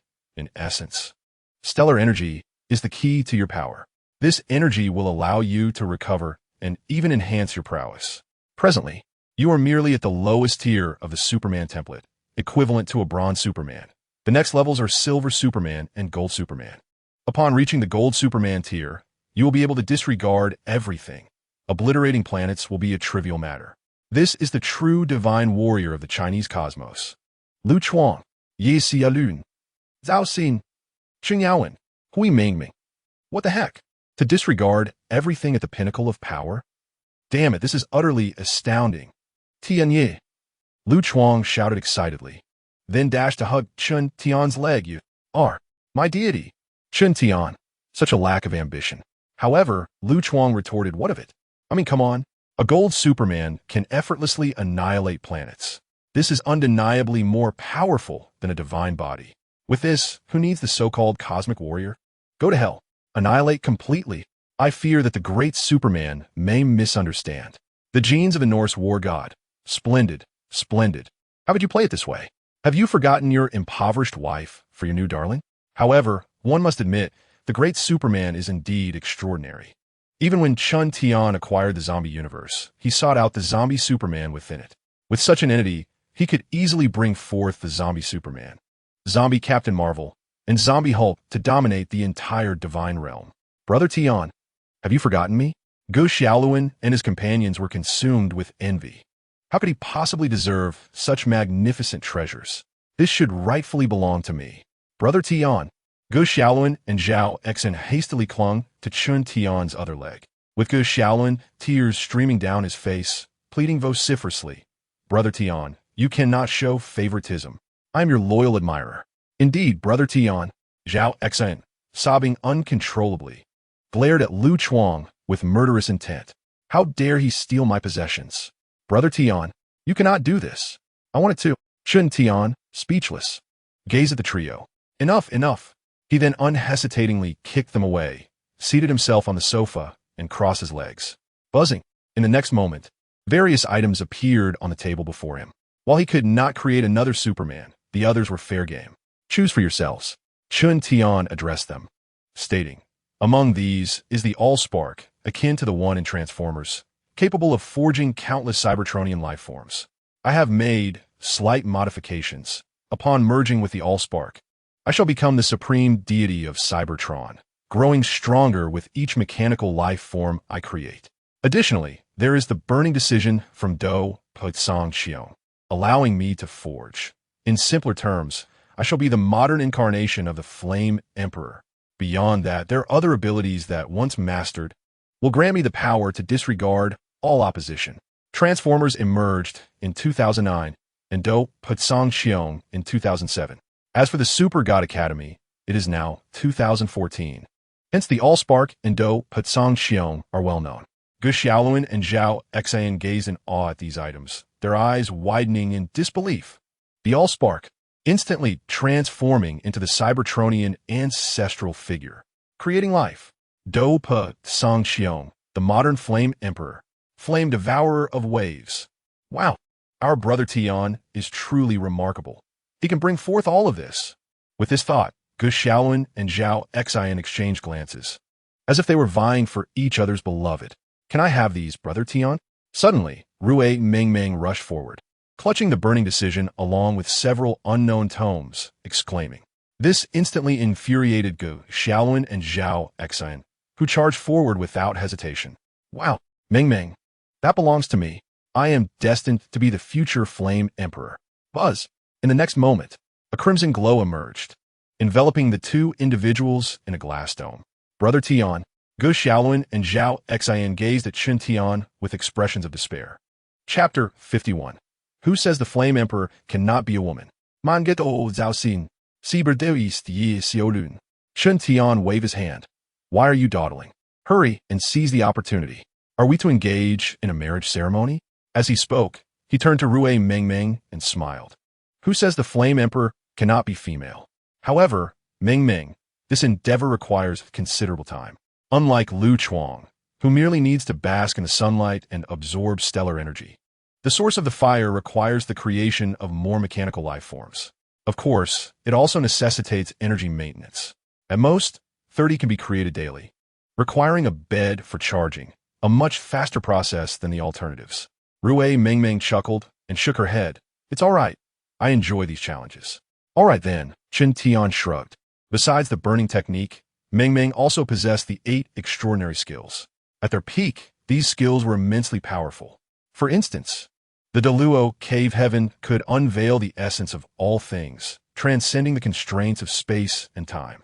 Although the comics did not clarify this, Chen Tian believed it could indeed defy the limitations of time and space. Why can't I modify the reality gem? He then glanced at the source of fire, observing Gu Shaolin and Zhao Xin as they frantically pointed at him. Me, Brother Tian, choose me. Choose your grandfather. I am the true cyber Taoist. Chen Tian retorted. What about you? Luna, have you forgotten our previous encounters? I only have eyes for women. Watching the two bicker and tussle, Chen Tian couldn't help but laugh. Cyber Taoist, what a splendid title. Smoke signals rose from the Earth Star as Shaolin, Zhao Xin, valiantly battled against the formidable enemy. Enough, enough. Chen Tian rubbed his temples, observing the two who were genuinely anxious. See, you're both in a rush. There's only one source of fire, although I can create countless. One is sufficient. Take the super template, for instance. I only made one, deeming it adequate. If there were multiples, what would be the point? However, if one of them were to receive it, what would the other obtain? Perhaps Magneto? The Supreme Magneto, indeed. As he contemplated this, Chen Tian felt it was a viable idea. Magneto's abilities are well known and formidable, ranking among the elite in the universe. Moreover, Magneto's true prowess lies in mastering one of the four fundamental forces of the universe, electromagnetic force. If he merely controlled metal, he could be called a metal master instead of Magneto. In the realm of cinema, Magneto's ability to manipulate metal is depicted as limited, perhaps due to narrative constraints.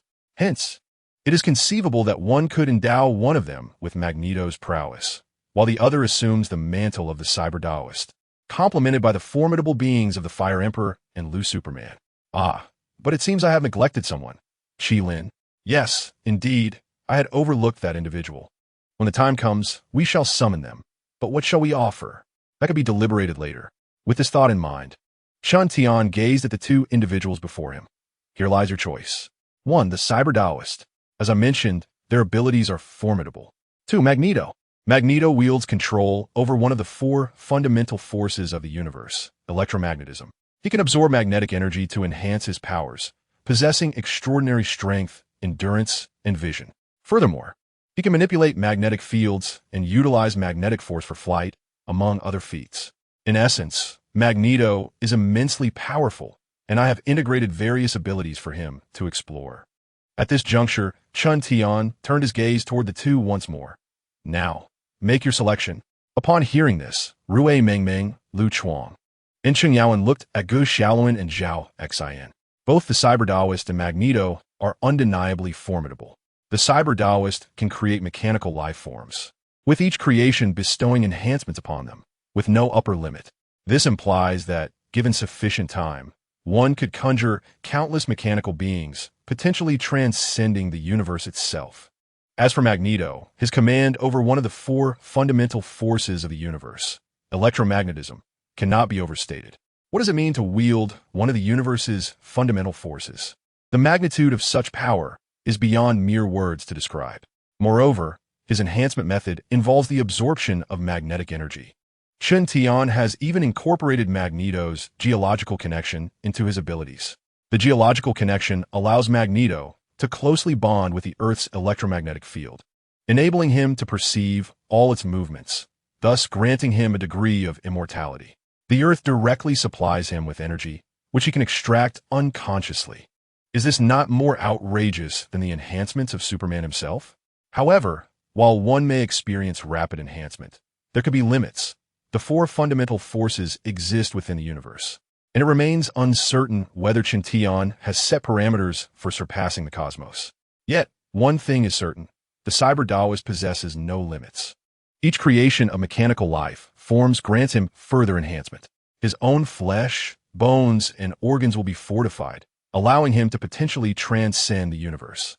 Gu Shaolin exchanged glances with Zhao Xin, who returned his gaze. Chen Tian observed the two, exasperated. Well then, you might as well be face to face. What do you choose? What do you choose? They spoke in unison, but Zhao Xin once again took the lead. I choose Magneto. Then I shall be the Cyber Taoist. They declared. Heroes do share commonalities. Chen Tian face-bombed in disbelief. Please, do refrain from emitting villainous laughter. Take your pick. Chen Tian tossed the source of fire to Gu Shaolin, instructing him to grasp it firmly, as it would merge instantly. Zhao Xian approached eagerly. All right. Zhao Xian hurried over, kneeling beside Chun Tian's sofa. Without hesitation, Chun Tian extended his hand. Buzzing sounds filled the air. In an instant, a crimson glow enveloped Zhao Xian entirely. He felt as if something new had emerged within him. Energy. Everything around him seemed both familiar and foreign at once. Meanwhile, Gu Xiaoluan promptly squeezed the source of fire, which transformed into mechanical particles, seamlessly integrating into his skin. Time passed, and Zhao Xian rose, a thought crossing his mind. Instantly, he gained control over everything within the room. The magnetic field. He altered the magnetic field and commanded all within it. Observing this, Gu Xiaoluan seized Chun Tian's laptop, and with a series of clicks, the same red glow manifested from his palm. Then, the sound of mechanical whirring resonated, and the laptop morphed into a mechanical life form. A leader.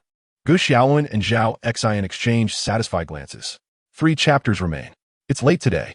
Perhaps only 2, but at least 4 chapters. Chapter 52. Does little the Nual wish to depart? I am the cyber Taoist of Huaxia, Gu Xiaoluan. Cheng Yaowen gazed at the cyber Taoist Gu Xiaoluan, Magneto Zhao Xian, the ultra template Lu Chuang, and the flame Emperor Rui Mengmeng, feeling an overwhelming envy. By heavens, give me one. I'm going to eliminate that fool Duke right now. With this, who needs to create gods? Aren't they right before us? The creations of others are effortlessly divine, mastering electromagnetic forces, creating mechanical life forms, casually obliterating planets, commanding infinite flames. This is the very essence of divinity. You Super God Academy have toiled for millennia and barely produced 3. They conjured 4 in an instant. Aren't you ashamed? Shame on our ancestors.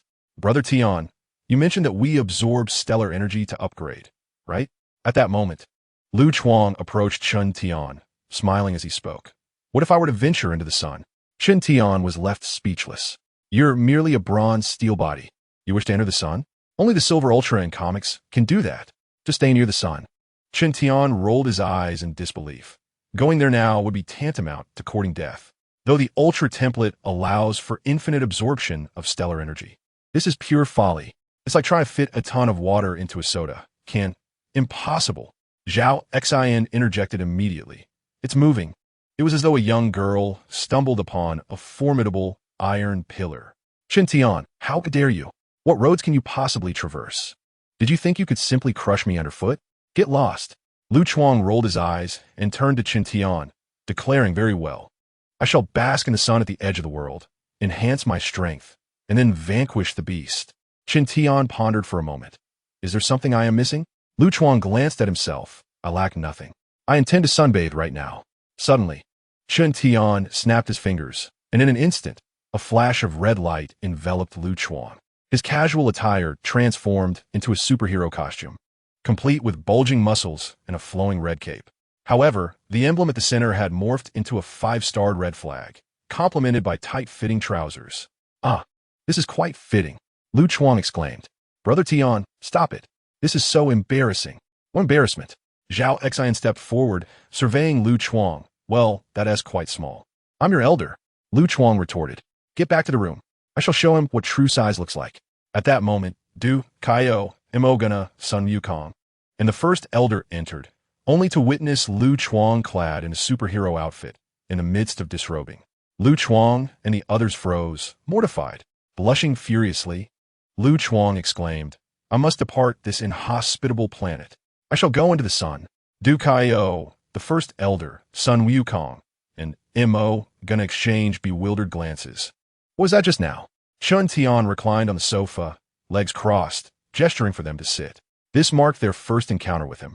With a warm smile, he exuded an aura of gentility, reminiscent of a refined gentleman in ancient garb, utterly dissimilar to the image of a ruthless tyrant capable of commanding legions of zombies to obliterate nations and slaughter millions. Nevertheless, they complied with Chun Tian's gesture and took their seats opposite him. Mo Gan Na perched on the left side of the sofa, mirroring Chun Tian's relaxed posture, resting her chin on her arm. Chun Tian, unfazed by her presence, directed his attention to Du Kai. What brings you from Danu to see me? Du Kai sighed. The new Danu recognizes your might and, consequently, they intend to depart. They plan to leave Earth within 10 days. And the elders have sent me to implore you not to incite any further bloodshed during this time. Sun Wukong, Shou Lao, and Chun Tian fixated on him. Xian de Nua contemplated leaving. However, this was understandable, considering the immense power Chun Tian had previously exhibited, though they were unaware of the underlying reasons. Such formidable energy was undoubtedly not trivial. Just a slight imbalance in detection could obliterate an entire galaxy. Thus, they concluded it was prudent to avoid confrontation. How naive their thoughts were. Chun Tian smirked coldly, his eyes blazing as he fixed his gaze upon Decao. You de Nua have stirred up chaos on Earth, even infiltrating Huaxia to its core. When I initially dispatched someone to find Shou Lao and his companions, I feared they might all be under the influence of de Nua, which would signify true slaughter. Fortunately, 8 of Shou Lao's inner circle are Huaxia natives. However, this does not grant you the luxury of departing lightly after wreaking havoc on Earth. Decao sighed, acknowledging the truth. Indeed, de Nua has created turmoil on Earth. Apart from Huaxia, which nation remains unshackled? It could be said that Huaxia is nearly in the same predicament. Although Shou Lao and his companions are Huaxia individuals, most of their subordinates do not heed their commands. Why is that? Because they are loyal to de Nua. The 8 of Shou Lao are akin to emperors stripped of their power, rendered mere puppets, reminiscent of the last Emperor Pui of the Qing dynasty. Therefore, after all you have done, do you think you can leave so effortlessly? It is not that simple. Then what do you propose? At the very least, a few must perish, correct? Chun Tian released his crossed leg, resting his hands on his thighs, his fingers interlaced over his abdomen, his gaze narrowing slightly. If not a few deaths, then where exactly are the specific locations of Xian de Nua and Lao de Nua? What are you planning to do? What do you think? Zhao Exin, standing behind Chun Tian, spoke coldly. Do you truly believe Huaxia can be approached and exited at will? Indeed. Gu Xiaoluan also stood behind Chun Tian, his voice frigid. Huaxia holds grudges. Yes, Huaxia does not forget. This has been evident throughout history. Victories are often summarized in mere sentences, while defeats could fill volumes. Especially in modern times, do you think that is merely history? No, those are old debts. This is a reckoning. Do not dare to call it galactic power. Address me as Gu Xiaoluan, the cyber Dao ancestor of Huaxia. Chapter 53. I shall play with you like a giant clam. Decao of de Nua, are you not the ones who dabble in technology? With Gu Xiaoluan's proclamation, the laptop on the table instantaneously transformed into a mechanical entity, its arms morphing into miniature missile launchers aimed directly at Decao. Decao was left in shock, utterly bewildered by the unfolding spectacle. Cheng Yaowen sighed as he approached. General, the power of the galaxy, the god of war, the Nox Star, the spear of the Duck Star, the Nox Star's blade, and even my Earth power gene are all lost. Now, Gu Xiaoluan has merged with the seed of fire, enabling him to create mechanical life forms. Lu Chuang has ascended to a superhuman state, drawing strength from stellar energy to enhance himself. Zhao Xian has become a master of magnetism, wielding the ability to manipulate magnetic fields at will. Although Rui Mengmeng has yet to attain the title of Flame Emperor, she undoubtedly will in the future. Decao, the First Elder, Sun Wukong, Mo Gan Na. No, wait a moment. Hold on. My mind is slightly bewildered. What did you just say? The gene is gone? The power of the galaxy and the god of war of Nox Star are lost? What the hell? How can the gene of the galaxy be gone? What is left to play with? The First Elder and Sun Wukong stared in shock at Chun Tian. They were familiar with Transformers and the world of Do Patsongxion. Transformers were originally conceived by Dino. Yes, Dino. In the Super God universe, Earth is indeed Dino. Transformers were merely a product of Dino's imagination, a ruse to deceive the populace. Yet you actually brought it to life? What the heck? I was just making a joke. Why did you have to make it real? You're making me look foolish, you know? In the great Superman template, no wonder Lu Chuang just zoomed off earlier. You made the god of war of Nox Star into an aerial unit. Yet, despite Decao's bewilderment and anger, there was nothing he could do in the face of the monstrous Chun Tian. There was simply no way to contend with him. Nothing. Decao sighed once more. I will leave the position of Dino to you, but Duke is on his way. Duke? Who? Now, it was Chun Tian's turn to be perplexed. Duke? Who is that? It turns out this character was absent from the original narrative. Duke, the general of the Promised Civilization. At this moment, Mo Gan Na spoke up. The general of the Promised Civilization wields immense power.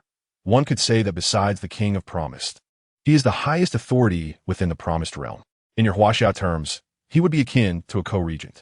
Moreover, he is a third-generation divine body and once joined the Super God Academy, collaborating with the space faction on the 3 major deity creation projects. He even maintained a cordial relationship with Emperor Hongkoan. However, in the end, Duke became embroiled in the conflict between the Promised Civilization and the Duck Star Civilization, ultimately dragging the Sunlight Civilization into the fray.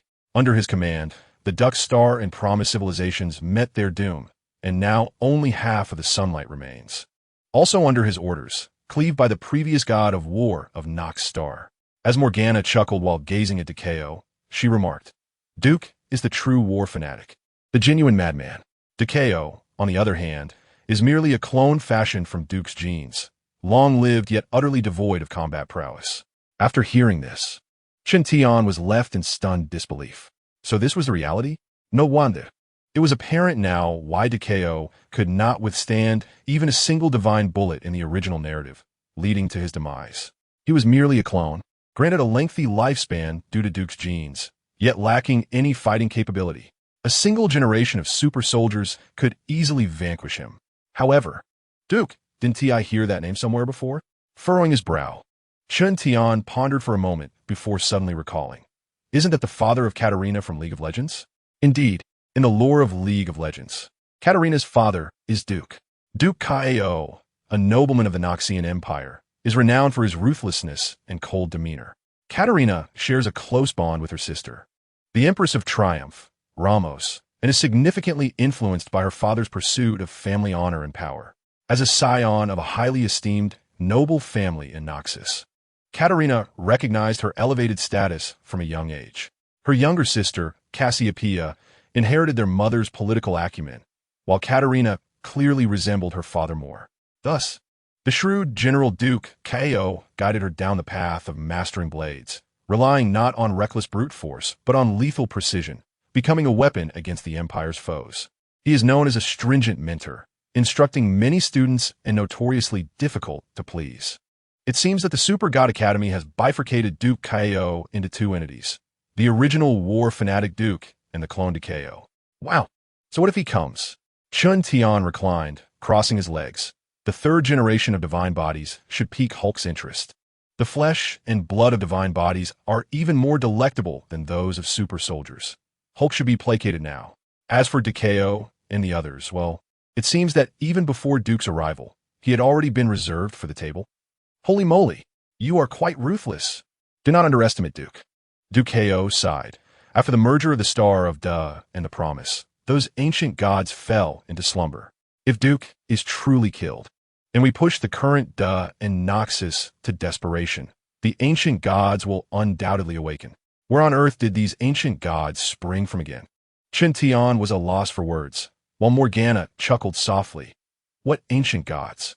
They are merely more powerful divine bodies. These so-called ancient gods should possess strength equivalent to or exceeding the 4th generation of divine bodies, yet they do not simply appear at will. They are gods created by the faith of the Star of Da and the Promise, some of whom are not without their own demise. For instance, consider the spectral war deity Shaun of the Promised League. However, each appearance of these so-called ancient gods incurs a grievous cost, one that both the Star of Destiny and the Promised must bear. A mere duke should not necessitate such a heavy toll to summon these alleged ancient deities. Of course, if they were truly to manifest, one might think that dealing with demons is as simple as it seems.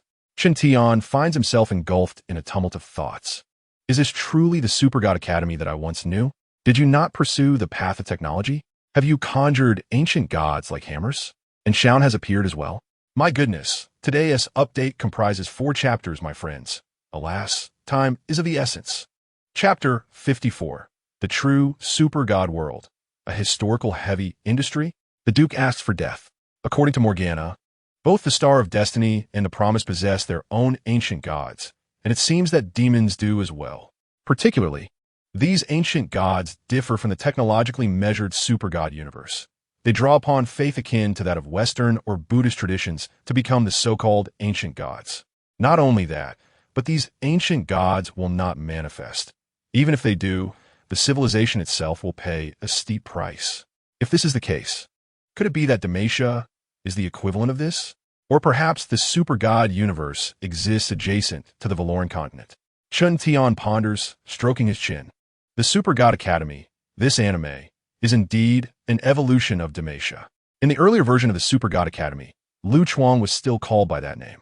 Thus, if the Super God Academy were to become an entirely new world or universe, then the existence of Demacia would not be surprising. However, the story of Demacia does not include these elements. If Shaun has been conjured, it must pertain to the Valoran continent, mustn't it? The Valoran continent. The land of the game League of Legends features various factions, such as the Demacian faction, which should correspond to the Star of Destiny, while the Noxian faction aligns with the Promised. If this is the case, could the Super God universe be a mere reflection of the Valoran continent? But what if the Super God universe is not merely a reflection? After all, there exists the void adjacent to the Super God universe. Moreover, the Valoran continent, also known as the Rune Land, corresponds with the void. If this is the premise, then could it be that the Super God universe is not the true Super God world, or rather, not the genuine primary world? The Super God universe does not harbor the void, yet the void exists beyond it. For instance, the incessant dream of the so-called Reaper Carl is to bring the void into the Super God realm. The void, coupled with these ancient gods, suggests that perhaps adjacent to the void lies the Valoran continent, also known as the Rune Land. Let us entertain a hypothesis. Suppose the Super God universe is neither the primary world nor a mere projection. If we adhere to such a supposition, then the Super God void and the Valoran continent, the Rune Land, would likely resemble this. The Super God lies next to the void, and the void lies alongside both the Super God and the Valoran continent. The void serves as the enigmatic realm bridging the super deity and the Valoran continent. How delightful this is! With this thought, Chun Tian couldn't help but smile, pondering. Initially, I believed that possessing the reality gem rendered me invincible, allowing me to rest on my laurels. Yet now, a promising future unfolds. The acquisition of the reality gem has indeed inflated Chun Tian's confidence. Its power is unparalleled. The zombie Marvel universe seems to have been altered by the system, and the infinity gems from that universe can also be wielded in this realm. Furthermore, Chun Tian senses that the reality gem may possess the potential for enhancement. He previously thought that ascension within the super deity universe was unattainable, but now, the Valoran continent awaits. A myriad of wonders resides within. Even the creator gods are present. In this light, the adventure becomes truly exciting. Of course, Chun Tian does not rely solely on the gems. Even with 6 infinity gems at his disposal, he may still struggle against the creator gods of the Valoran continent. The prowess of these deities is formidable. Take, for instance, the star-forging Dragon King, Aurelian Soul. Such a being is indeed extraordinary. Perhaps even the 6 infinity gems would fall short against him. However, there is also the system. Chun Tian not only possesses the zombie Marvel universe, but also the system. In just a few days, he'll be able to draw rewards again, right? Yet, merely relying on this seems rather mundane. Why not resurrect the emperors of history? Then, let them choose between technology and fantasy, allowing them to seize territories in the universe. Suddenly, Chun Tian felt a surge of excitement at this thought. Why not? ISNT had often said about the great enterprises of the Qin and Han dynasties. Why not establish industries based on the Qin, Han, Sui, Tang, Song, and Ming dynasties? By resurrecting the most renowned emperors from each era, along with their loyal subjects and citizens, they could decide between technological advancement or fantastical pursuits. Subsequently, they could be cast beyond Earth to claim their domains. Once they conquer the entire universe, they could delve into the void and explore the Valoran continent. In tales we have read, characters often transcend through time. Why not bring forth the mechanical ascensions of various dynasties? With this notion, Chun Tian felt a rush of exhilaration. Qin Shi Huang, Han Wu, Tang Zong, Song Zhu, and Ming Ziyongla. One alone suffices. As reviving Hu Hai would merely serve to avenge him. For the Han dynasty, a few would do. Liu Bang, the shameless one, could be included, along with Han Wu Di, Liu Che, and Liu Bei. 2 emperors from the Sui must also be present, followed by the formidable Tang tactician, the heavenly Khan, Tang Taizong, and his brother, Li Ji, along with Wu Zetian. This spectacle promises to be immensely entertaining, especially with Li Longji. As for the Song dynasty, aside from Song Taizu Zhao Kuangyin, perhaps just one more Song Renzong would suffice, reviving the 3 generations of the Wanyan family, allowing Zhao Kuangyin to vent his frustrations. The Ming dynasty seems to have an abundance of figures: Zhu Yuanzhang, Zhu Biao, and his sons, both the elder and the younger, as well as his grandson, the Emperor Zhu Zhanji. I realize I still have an affinity for the Ming dynasty, particularly for the Jiajing Daoist Emperor and the Tiger and Leopard Chamber Emperor, Zhu Hozhao. As I ponder this, Chen Tian casts a glance at Duke Cao. Well, it appears that this duke can meet his demise. Duke Cao sighed upon hearing this. The duke of the 3 generations of divine bodies. His lineage could be considered among the most distinguished in divine civilization. Yet who could have anticipated encountering Chen Tian? This individual possesses the power to obliterate an entire star system with a reality gem. Are you not concerned? Duke Cao looked at Chen Tian and declared, I shall take my own life, along with all the elders of New Delno, to provide an explanation to Huaxia. However, I beseech you to show mercy towards Rose. Her mother is a true Huaxia person. Now that the temporal genes within her have been erased by you, she is naturally a Huaxia person as well. Thus, I implore you to spare her. Upon hearing this, Morgana furrowed her brow. Temporal genes. This is something I have been researching, and now they are gone?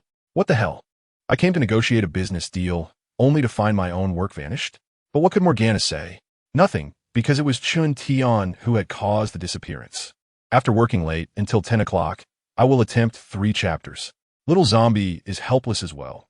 After all, we have to work during the day. Chapter 55, Becoming a Canary? Good and Evil and Rules. Your Majesty, please ascend the throne. Chen Tian disregarded Morgana and nodded at Duke Cao. Although Duke Cao is a clone, he, along with the other elders, must perish. Regardless of their pleas, they cannot be spared. The remaining New Delno inhabitants may be allowed to leave Earth, but their fate thereafter remains uncertain.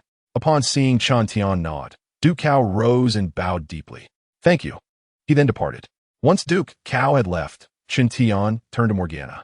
Now speak. As a demon, what brings you to me? Have you not had enough fun? Morgana seethed with anger. You bastard. Upon arriving on Earth, I was treated like a dog.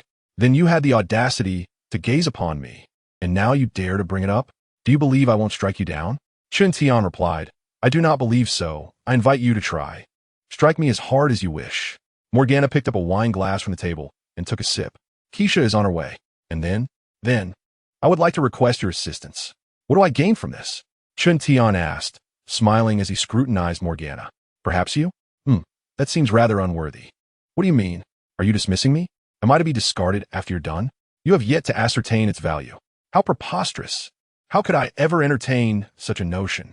Morgana's face flushed with anger. Her teeth clenched as she exclaimed, You may gain the friendship of demons. But you can take your leave. If you do not depart, you shall be confined like a canary in a cage. Before Morgana could finish, Chen Tian subtly gestured toward the ceiling. Very well, a canary indeed. I shall bestow upon you the epithet of canary. Go seek out Kai Sha. That woman's hair is the very shade of gold.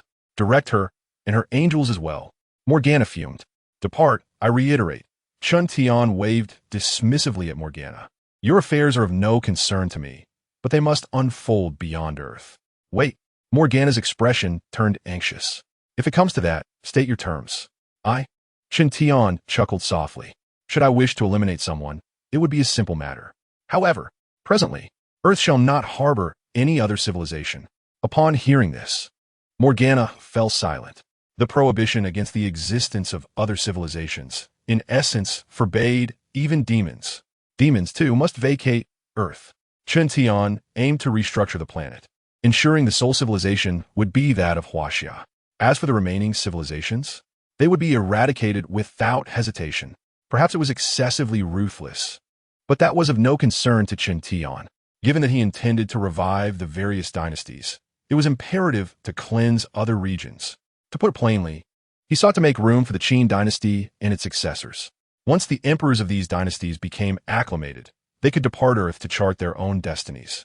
with the option of seeking assistance from Earth in critical times. This was Chun Tian's current vision. And what of the demons joining Huaxia civilization?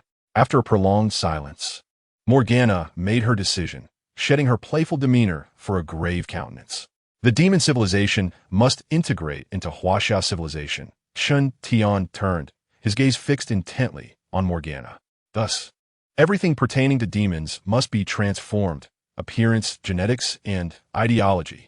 What nonsense is this talk of decadence, eternity, and freedom? All mere drivel. Should demons wish to join Huaxia civilization, they must renounce such notions. Is the demon civilization good or evil? That remains impossible to unify under a single perspective. You may argue that demons are malevolent, yet they merely assimilate, unlike the direct slaughter of a gluttonous beast or Chun Tian's indiscriminate annihilation. To claim they are benevolent is equally flawed, for they unleash the deepest, darkest inclinations within humanity. Consider the narrative, where Mo Gan Na transformed a police officer into an unsightly demon, leading to acts that contradicted his very essence. Hence, the dichotomy of good and evil. It is non-existent.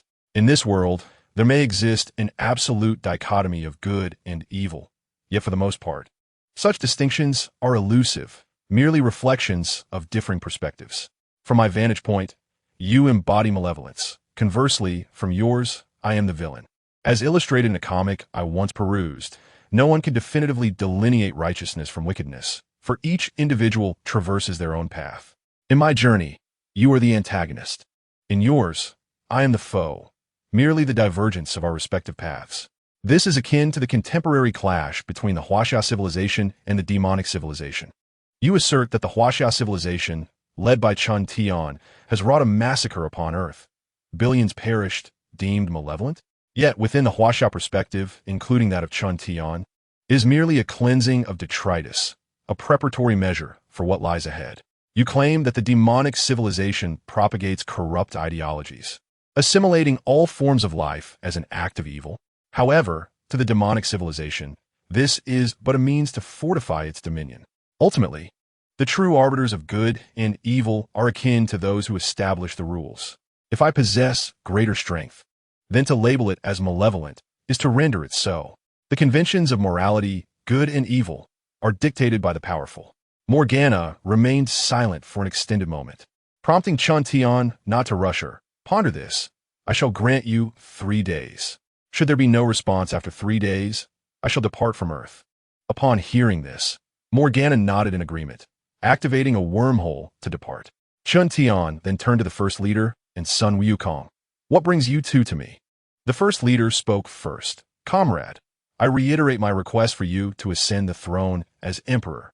Chun Tian replied, wait a moment. What is this? Addressing me as comrade is reasonable. Requesting I ascend as emperor is also reasonable. However, to call a comrade to ascend as emperor is simply illogical. Please elucidate what you mean by comrade. I implore you to ascend as emperor. With a resigned expression, Chun Tian rubbed his forehead. You call me comrade and then urge me to ascend the throne. What were you thinking? The first leader awkwardly cleared his throat. Ahem, then your majesty comrade, would it be acceptable for you to ascend? Chun Tian responded, very well, very well. Is this how we shall proceed? Have we truly merged these titles? Though somewhat exasperated, he noted the excitement on the faces of Zhao Xin and Ge Xiao Luan behind him. If Brother Tian ascends as emperor, then we shall be his loyal subjects. Henceforth, we shall be esteemed generals. Moreover, if Brother Tian bestows upon us such magnificent gifts, does that not make them exclusive to the generals? Brother Tian, your majesty comrade, I beseech you to ascend as emperor. Indeed, your majesty comrade, I implore you to ascend as emperor. Let's not get ahead of ourselves, brothers. For today, we shall settle for 2. Tomorrow I shall strive for 4. Even if the workday ends at 10, one must strive to achieve 4 before midnight. Today was quite unexpected. The overtime was announced suddenly, leaving me unprepared. My apologies, gentlemen. Chapter 56. The gluttonous beast lurks ominously, while Duke Ao reminisces, bidding farewell to my daughter. Listening to Zhao Xin and Ge Xiaoluan, Chun Tian's lips twitched slightly. What? Do they all wish for me to become emperor? Is this feather-brained emperor truly so desirable? If the first leader and the others heard Chun Tian's thoughts, they would undoubtedly be speechless. No, good grief. Comrade, your majesty, would you care to ponder the implications of your words? What do you mean by suggesting that being an emperor is so wonderful? If you do not wish to be an emperor, then why engage in the duties of one? To salvage the clan, we aim to create artificial genetic super soldiers, ensuring that all of Huaxia becomes a legion of super warriors.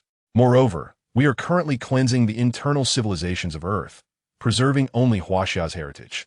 With these two objectives in mind, what do those ancient emperors amount to? Qin Shi Huang and Han Wu Di should take a back seat. You are destined to be named alongside the 3 sovereigns and 5 emperors. Referring to you as Comrade Your Majesty is a gross understatement. It should be human sovereign comrade. As for the title of emperor, let us wait until the cleansing of Earth is complete and we have dominion over the solar system or even the galaxy. Ahem, previously, the little zombie made a blunder, mistakenly believing that the Chihu star system was the Milky Way. However, upon further research, I discovered that the Chihu star system is indeed the solar system, while the Milky Way is the Milky Way. Thus, the correction has been made. Please do not mind it. Chun Tian shrugged. At present, the title of emperor holds little value. We must first construct a prosperous Earth and advance Huaxia. Although the Nuo is departing, and other civilizations are on the brink of extinction, let us not forget that beyond Earth, the gluttonous beast still watches with keen interest. Upon hearing this, the first leader, along with Gu Shaolin and Zhao Xian, nodded in agreement. The gluttonous beast. How could I have almost forgotten?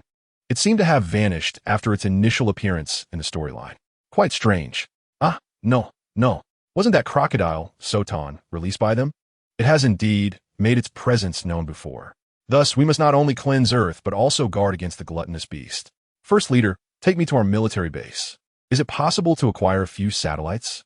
Gu Shaolin spoke seriously. With the assistance of Brother Tian.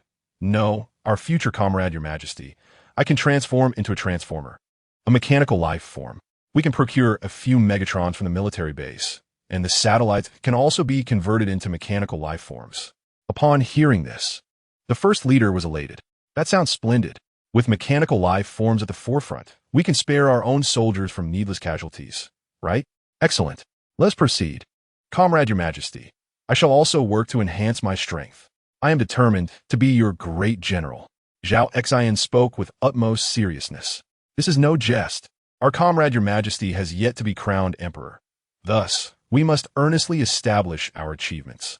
In the future, achieving a high-ranking position seems inevitable, does it not? The prospect of being bestowed titles and honors is exhilarating. With this thought, Zhao Xian's face lit up with excitement. After all, he is a descendant of the renowned General Zhao Yun. As a member of the illustrious 5 Tiger Generals, the martial deity Zhao Zilong, how could he not aspire to become a general? It is imperative that he claims this title, forged from the remains of the formidable Tao Tai. With that said, Zhao Xian solemnly paid his respects and took flight, utilizing magnetic forces to soar away. Meanwhile, Chun Tian, observing the scene, rubbed his temples and sighed, "Oh, how you all have truly burdened me." In a modest abode within the North Star, the bloodied Duke Ao unlocked the door, gazing at the familiar surroundings, which prompted a wave of nostalgia. Since his arrival on Earth, he had diligently adhered to the directives of his origin, striving to transform Earth into a new home for dinner. However, the more time he spent within the strongest civilization on this planet, the more discomfort he felt. It was as if the essence of Chinese civilization possessed an enchanting allure, compelling him to assimilate, a desire he could not fulfill. He was merely a clone of the war-maniac Duke of Dinner, a mere substitute tasked with the early establishment of dinner, until he encountered that woman. Though he had exploited the Chinese woman, manipulating her into bearing a child named Rose after 10 months, this was a genetic marvel unearthed at the Super God Academy. The temporal genes, as they were known, were discovered to be a collaborative research effort between the enigmatic King of Angels, King Apocalypse, and the assistants of the Grim Reaper. Carl, the temporal genes were the culmination of King Apocalypse's lifelong dedication. As an ancient deity, the fruits of their labor could hardly be feeble. However, during the era of 30,000 years, it seemed that the Super God Academy had provoked the ruling King of Heaven, now known as the Angel King, Kai Sha, resulting in their expulsion.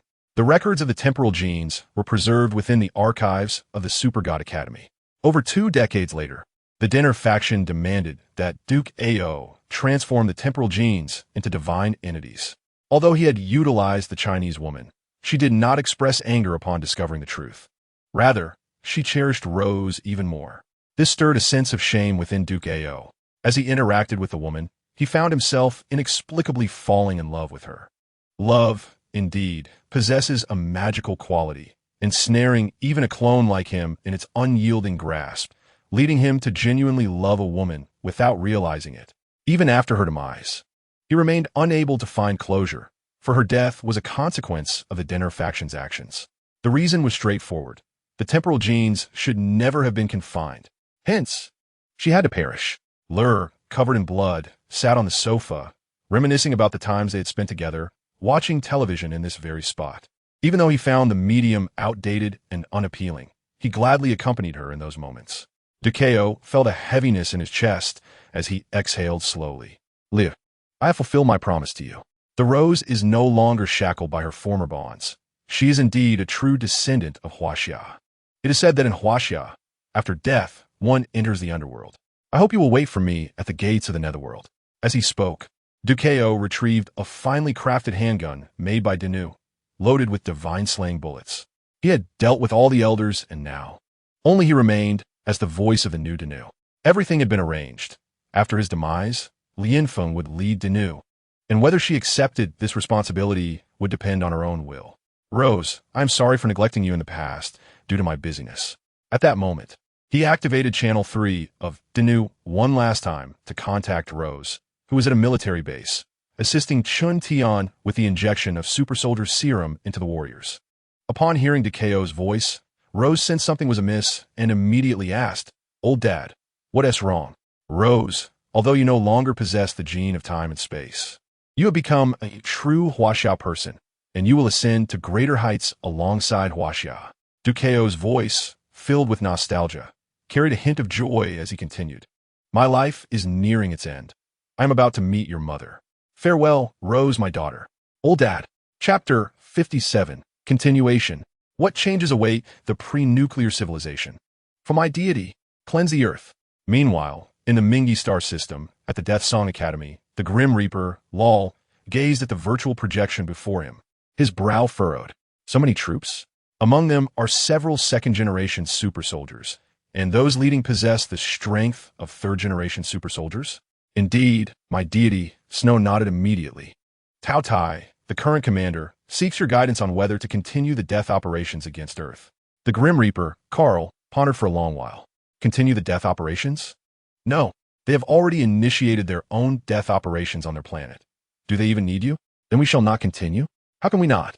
The invasion of Earth by Tao Tai and Mo Gan Na's activities on Earth have already been reported to Kai Sha. If Kai Sha is eliminated on Earth, all subsequent plans can be executed. How can we proceed with the plans if Kai Sha remains alive? If Kai Sha survives, my grand ambitions will remain unfulfilled. I will be unable to pursue that supreme, singular ultimate. Therefore, we shall continue. After declaring this, the Grim Reaper, Carl, returned to his writing and sketching. Moreover, the current landscape of Earth has changed. I have heard that Danu's people are evacuating. The Super Divine Academy is also withdrawing. Upon hearing this, Snow nodded. My God, the information relayed by the gluttonous beast indicates that Earth is now under the dominion of Huaxia. As for the reasons behind such a drastic shift, even the gluttonous beast is oblivious, and many from New Dinner remain equally uninformed. They merely received orders to evacuate Earth. Furthermore, the vice president of the Super God Academy, RYDZ, has perished. That was merely a clone. Carl's voice was devoid of emotion.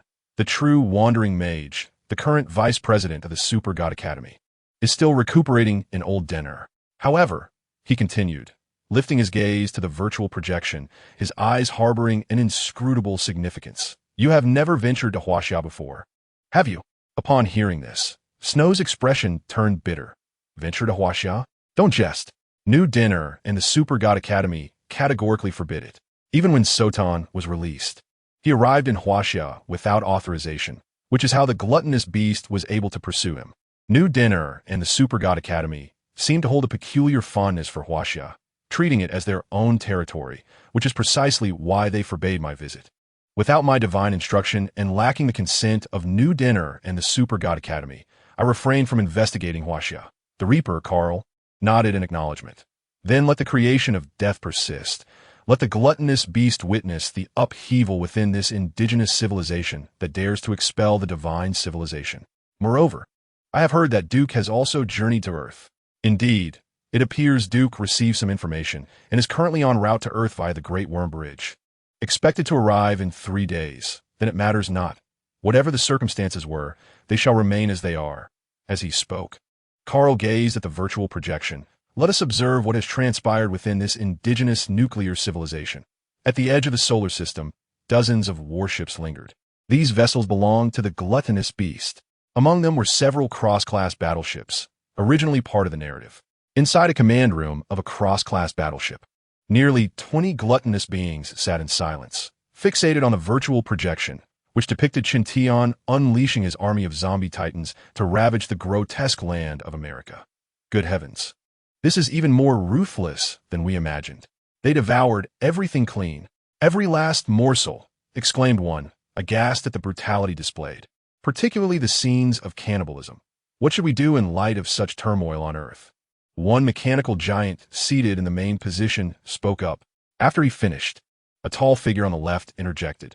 I have already reported this imagery to my god, and the directive received is to continue the creation of death.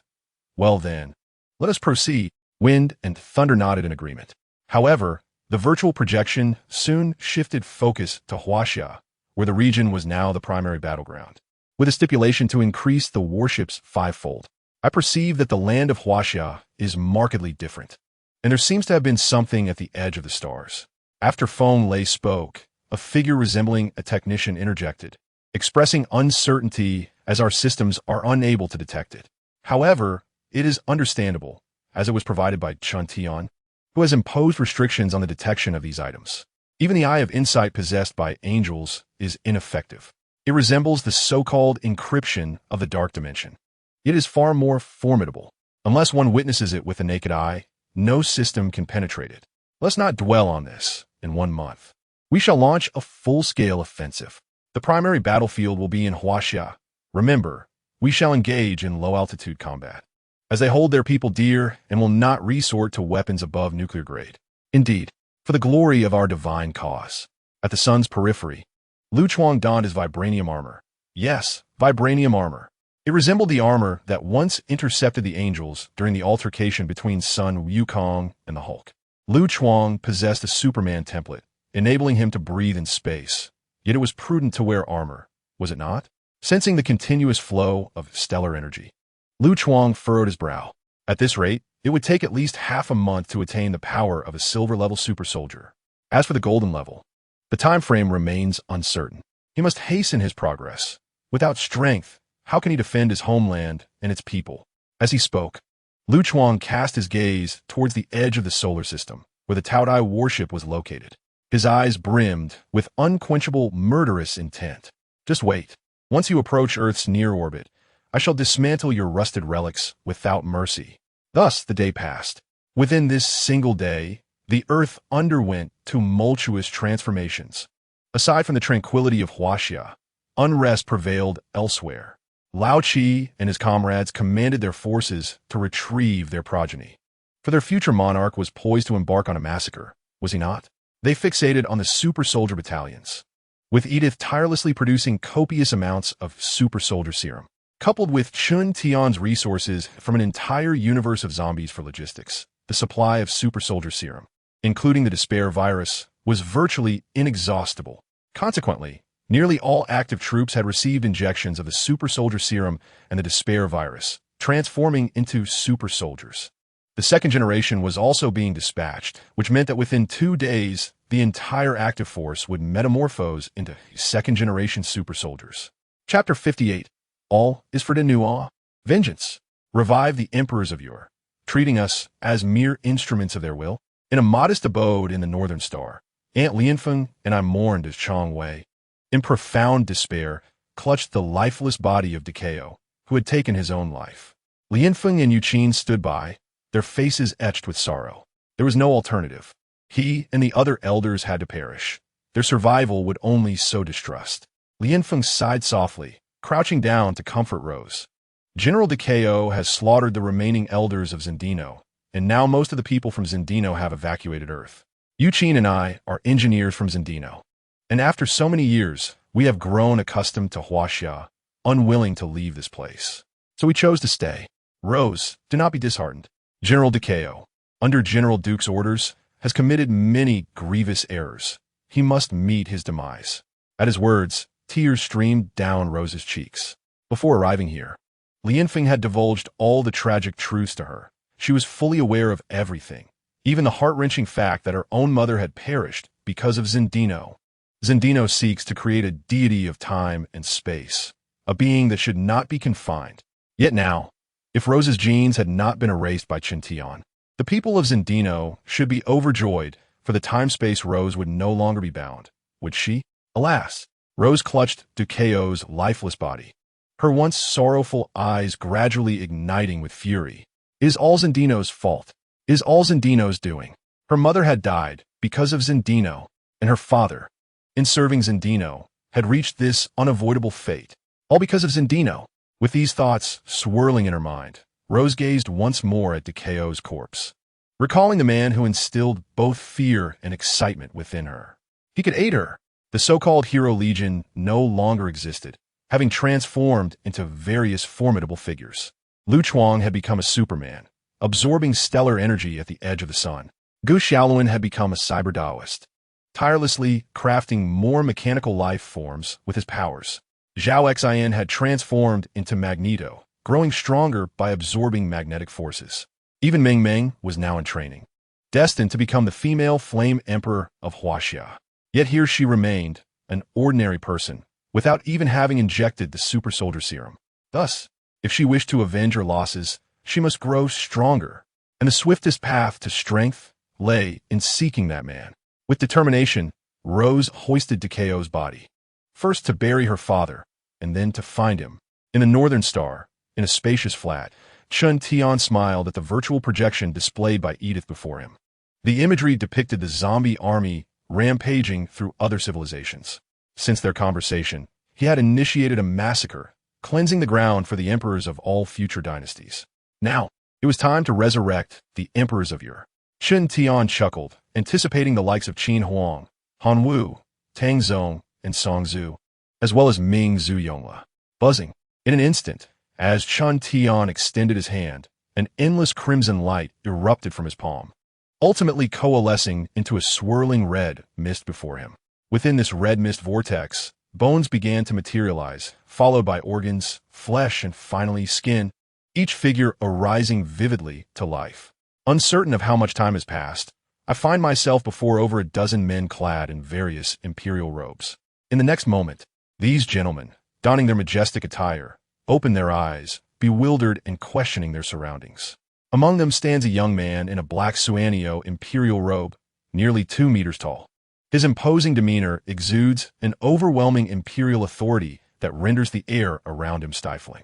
The presence of this young man causes the other robed figures to instinctively furrow their brows. Observing this scene, Qin Tian cannot help but smile. This young man is none other than the ancestral dragon, the first to surpass the 3 sovereigns revered by the 5 emperors. He is the man who proclaimed himself emperor, Qin Shi Huang, Ingzheng, historically known as the first emperor of Qin, affectionately referred to in contemporary vernacular as Brother Zheng.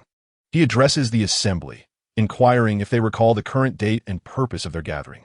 Upon hearing Qin Tian's words, Brother Zheng steps forward, fixing a penetrating gaze upon him. Indeed, Qin Tian has not only resurrected these emperors, but also imbued them with the entirety of China's 5000 year history, along with the present state of the nation. Thus, these emperors are acutely aware of the events that have transpired. Under Zheng's intense scrutiny, Qin Tian feels an invisible pressure compelling him to submit. Is Brother Zheng testing him?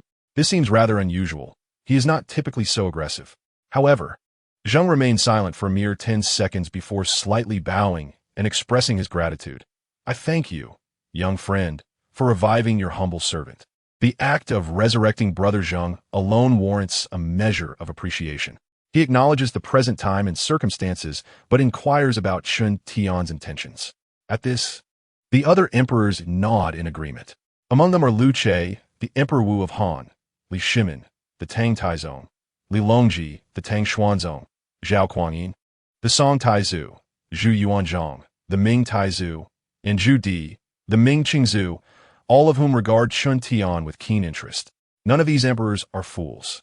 They are legendary figures, renowned throughout history. They have comprehended the current situation of China through the memories Chun Tian has imparted, knowledge of extraterrestrials, advanced technologies, and super soldiers. Yet, they remain perplexed as to Chun Tian's ultimate aim. They are simply ancient figures from a bygone era. What purpose does their revival serve? Ignoring the threat of extraterrestrial beings. Even a simple handgun could spell their demise. I have a thought. Chun Tian remarks with a cheerful demeanor. You are all extraordinarily formidable emperors of your respective dynasties. What if I were to provide you with advanced technology, including the revival of your loyal subjects? What might result from that?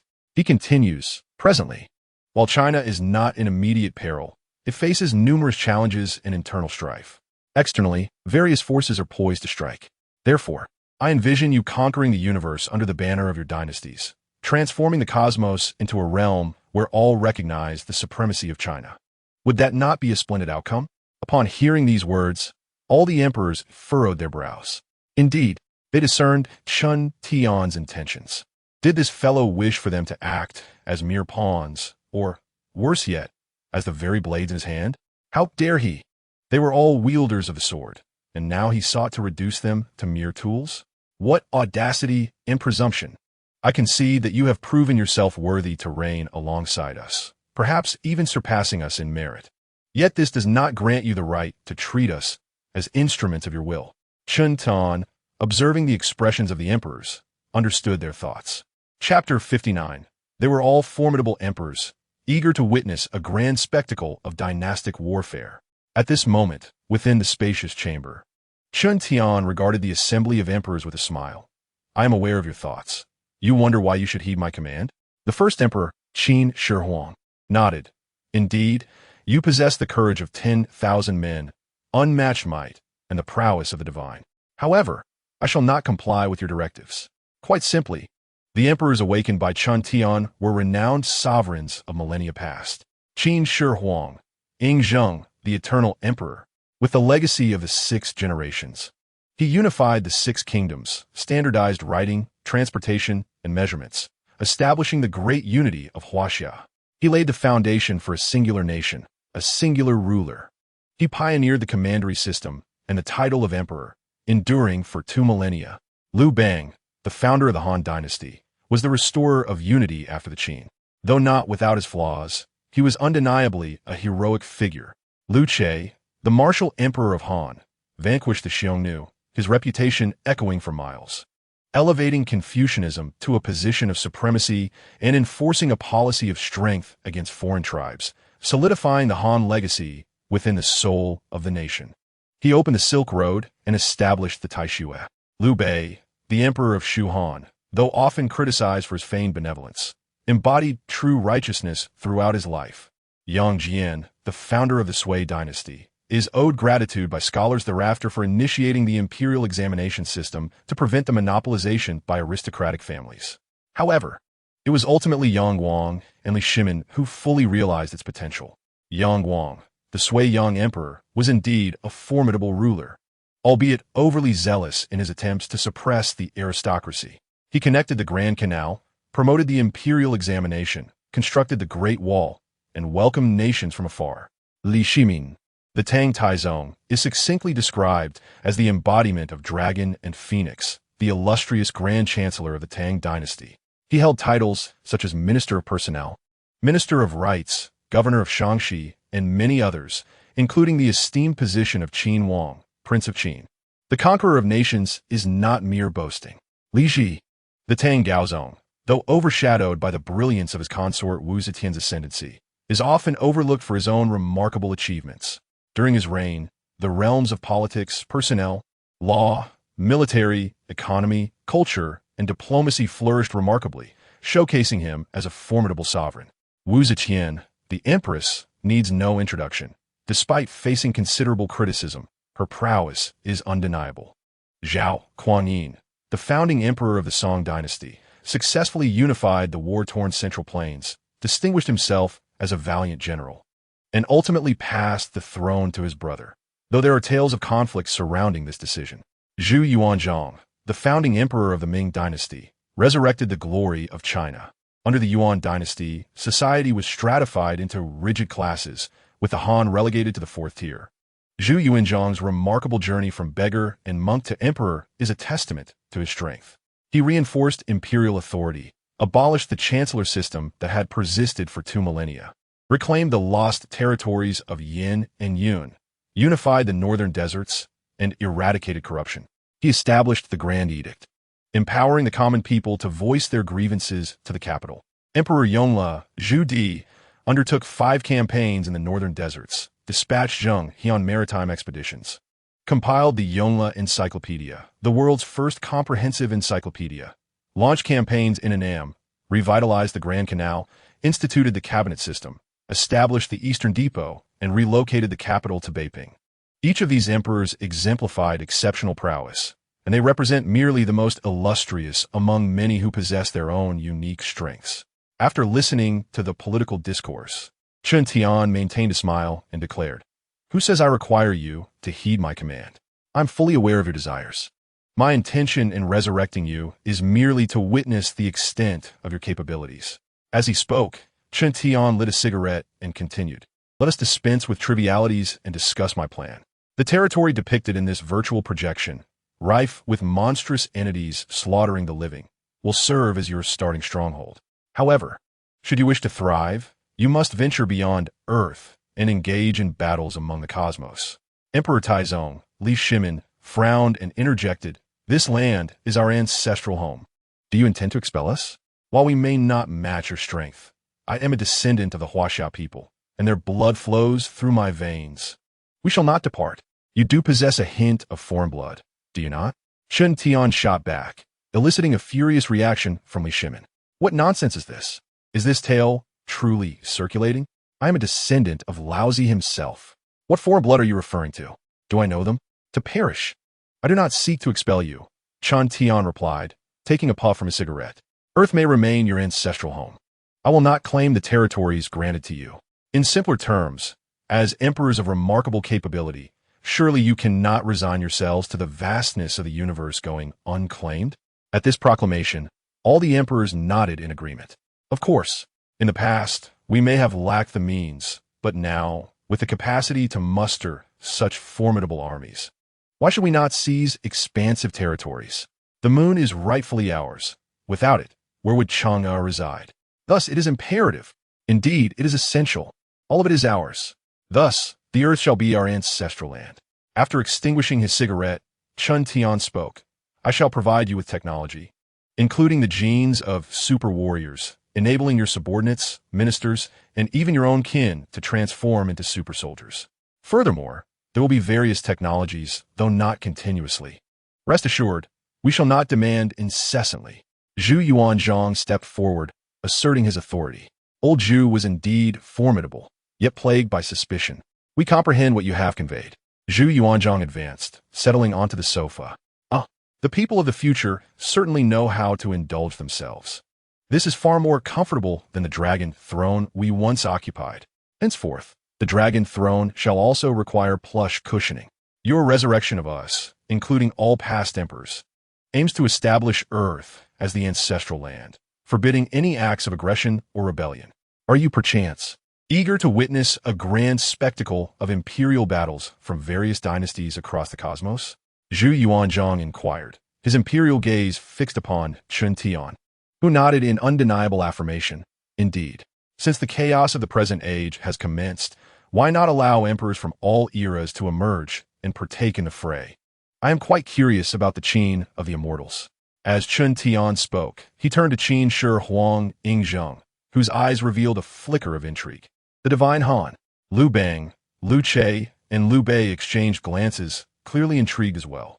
The mighty Sui, Emperor Wen and Emperor Yang of the Sui, nodded in agreement. The Holy Tang, Li Shimin, Li Ji, and Li Longji also nodded. The cultured Song, Zhao Kuangyin. Chapter 60. Zhao Kuangyin was astounded. Everyone was participating. Thus, Wu Ming naturally must join. Zhao Kuangyin was bewildered. No, no. Wait. I refuse to accept this. Why is that? Look at them. The immortal Qin, the divine Han, the mighty Sui, the holy Tang. Why is it that when it comes to me, it is merely the cultured song? Although I am aware of the trivial matters concerning the rulers of later generations, what does it have to do with Zhao Kuangyin? That was Zhao Kuangyin's doing. The descendants of Zhao Kuangyi have no relation to me, Zhao Kuangyin. However, Chun Tian disregarded his protestations and turned to Zhu Yuanzhang. Wu Ming, I am eager to see who will ultimately unify the entire universe after you have incorporated the cosmos into your domains. The immortal Qin, star domain. The divine Han, star domain. The mighty Sui, star domain. The holy Tang, star domain. The cultured Song, star domain. And the martial star domain. At this juncture, all emperors' eyes sparkled with fervor. Indeed, Chun Tian's words resonated deeply within the hearts of all emperors. The universe is vast, and once they conquer it, it shall become their arena of conflict. At that moment, who among them will achieve the complete unification of the Huaxia universe? Precisely, from this moment forth, all emperors have collectively designated the entire universe as Huaxia. It belongs to Huaxia. It is precisely for this reason that there is no surplus territory within the realm of Huaxia for others to establish themselves as sovereigns or for another monarch to arise. Thus, it is said that the universe of Huaxia can only have a single ruler. Very well, I, the humble sovereign, concur. Zheng Ge was the first to speak up, eager to see whether he, the unifier of the six kingdoms, would become the great emperor of the Huaxia universe, or whether it would be the future emperors who were his equals. Since the first emperor has acquiesced, I, too, shall follow suit. The illustrious Emperor Wu of Han immediately stepped forward. It is often said in later generations, Qin Huang and Han Wu, but he felt it necessary to amend that to Han Wu and Qin Huang. Indeed, Emperor Wu of Han was determined to contend for supremacy. Regardless of the passage of time, he was resolute in his pursuit. He, Han Wu, was not inferior to the first emperor. Ing Zheng, the first emperor, cast a glance at him, but the next moment, Liu Bang with unabashed bravado approached Zheng Ge. Zheng Ge, my young friend, you must forgive my ignorance. I have met your ancestors. It was you and that fellow Xiang Yu who brought about the fall of my great Qin. You scoundrel, how dare you show disrespect to your forebears? Lu Che had not yet finished speaking when Liu Bang snorted dismissively, casting a glance that suggested he intended to wait for a more opportune moment to address the inclusion of Qin Huang and Han Wu. In light of this, I, the formidable Sui, cannot afford to remain absent. Sui Wendiang Jian spoke with a smile, though his eyes gleamed with boundless authority. Do not be misled by his amiable demeanor. He, too, was an emperor who unified Huaxia once more. During a time of great chaos, he had been a benevolent figure, yet he had long been seasoned by the trials of the world. The illustrious Tang dynasty would not be left behind. Li Shimin also spoke with a smile. How delightful. This is what makes it entertaining. This young man is truly a talent, and his descriptions stir my innermost thoughts. Li Shimin was not merely a formidable emperor. He was also a military genius. As the great sage once proclaimed, throughout history, none have surpassed Li Shimin in military prowess, save for Zhu Yuanzhang. He himself was a conqueror of nations, and how could he miss such an exhilarating spectacle? Then I shall also participate, Zhao Kuangyin declared, as the others turned their gaze toward Zhu Yuanzhang. Zhu Di. At this moment, Zhu Di dared not utter a word. What nonsense could he possibly say? With his father present, did he have a say in the matter? Not only had he usurped the throne from his own nephew, but the descendants of his lineage, particularly his great-grandchildren, were a source of embarrassment. The Ming dynasty, the students of Walla, the divine warrior of the great Ming. One could say they were all stacked upon one another. My father would not punish me, would he? Zhu Yuanzhang chuckled, and although clad in imperial robes, he resembled a humble farmer in that moment. Yet all the emperors, including Qin Tian, did not regard him as merely a farmer. He was, after all, the quintessential protagonist of a thrilling tale. Wu Ming, he mused, what a splendid name. No land concessions, no reparations, no submission, no tribute. The Son of Heaven guards the nation's gates, while the sovereigns perish for their states. As he spoke, Zhu Yuanzhang briefly traversed the reigns of emperors from the Han, Sui, Tang, and Song dynasties. All emperors involuntarily recalled a phrase uttered by Zhu Di. Our dynasty's national power surpasses that of ancient times, commanding the northern barbarians, western tribes, southern islands, and foreign lands. Without the Han's diplomatic marriages, the Tang's alliances, the Song's annual tributes, nor the courtesies extended to brotherly enemy states. Indeed, has he thus offended every dynasty? However, Zhu Yuanzhang remained unfazed, gesturing grandly. Then naturally, the martial spirit must participate. Chen Tian nodded in agreement. Excellent. To confront these emperors, especially those exceedingly arrogant ones. After all, do they not possess their own grounds for pride?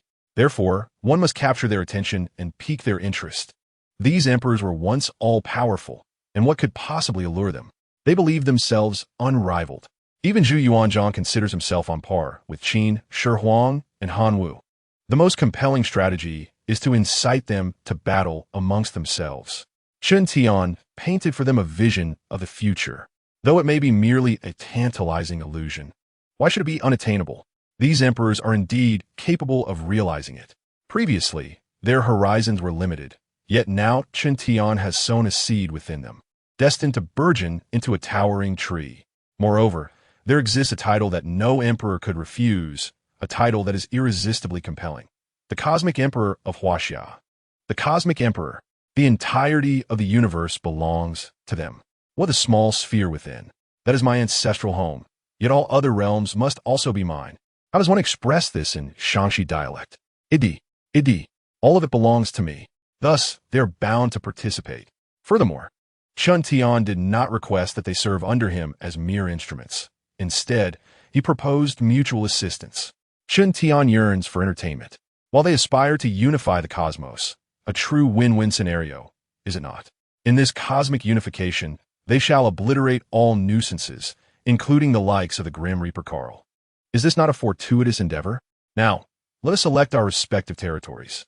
With a grand gesture, Chen Tian summoned forth a virtual projection, revealing a digital map of the mountains. Currently, Huaxiao remains untouched.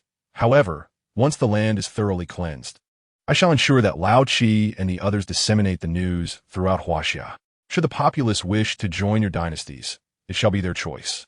I will revive a portion of your citizens, including those you require, your subordinates, kin, and both civil and military officials, along with some technology.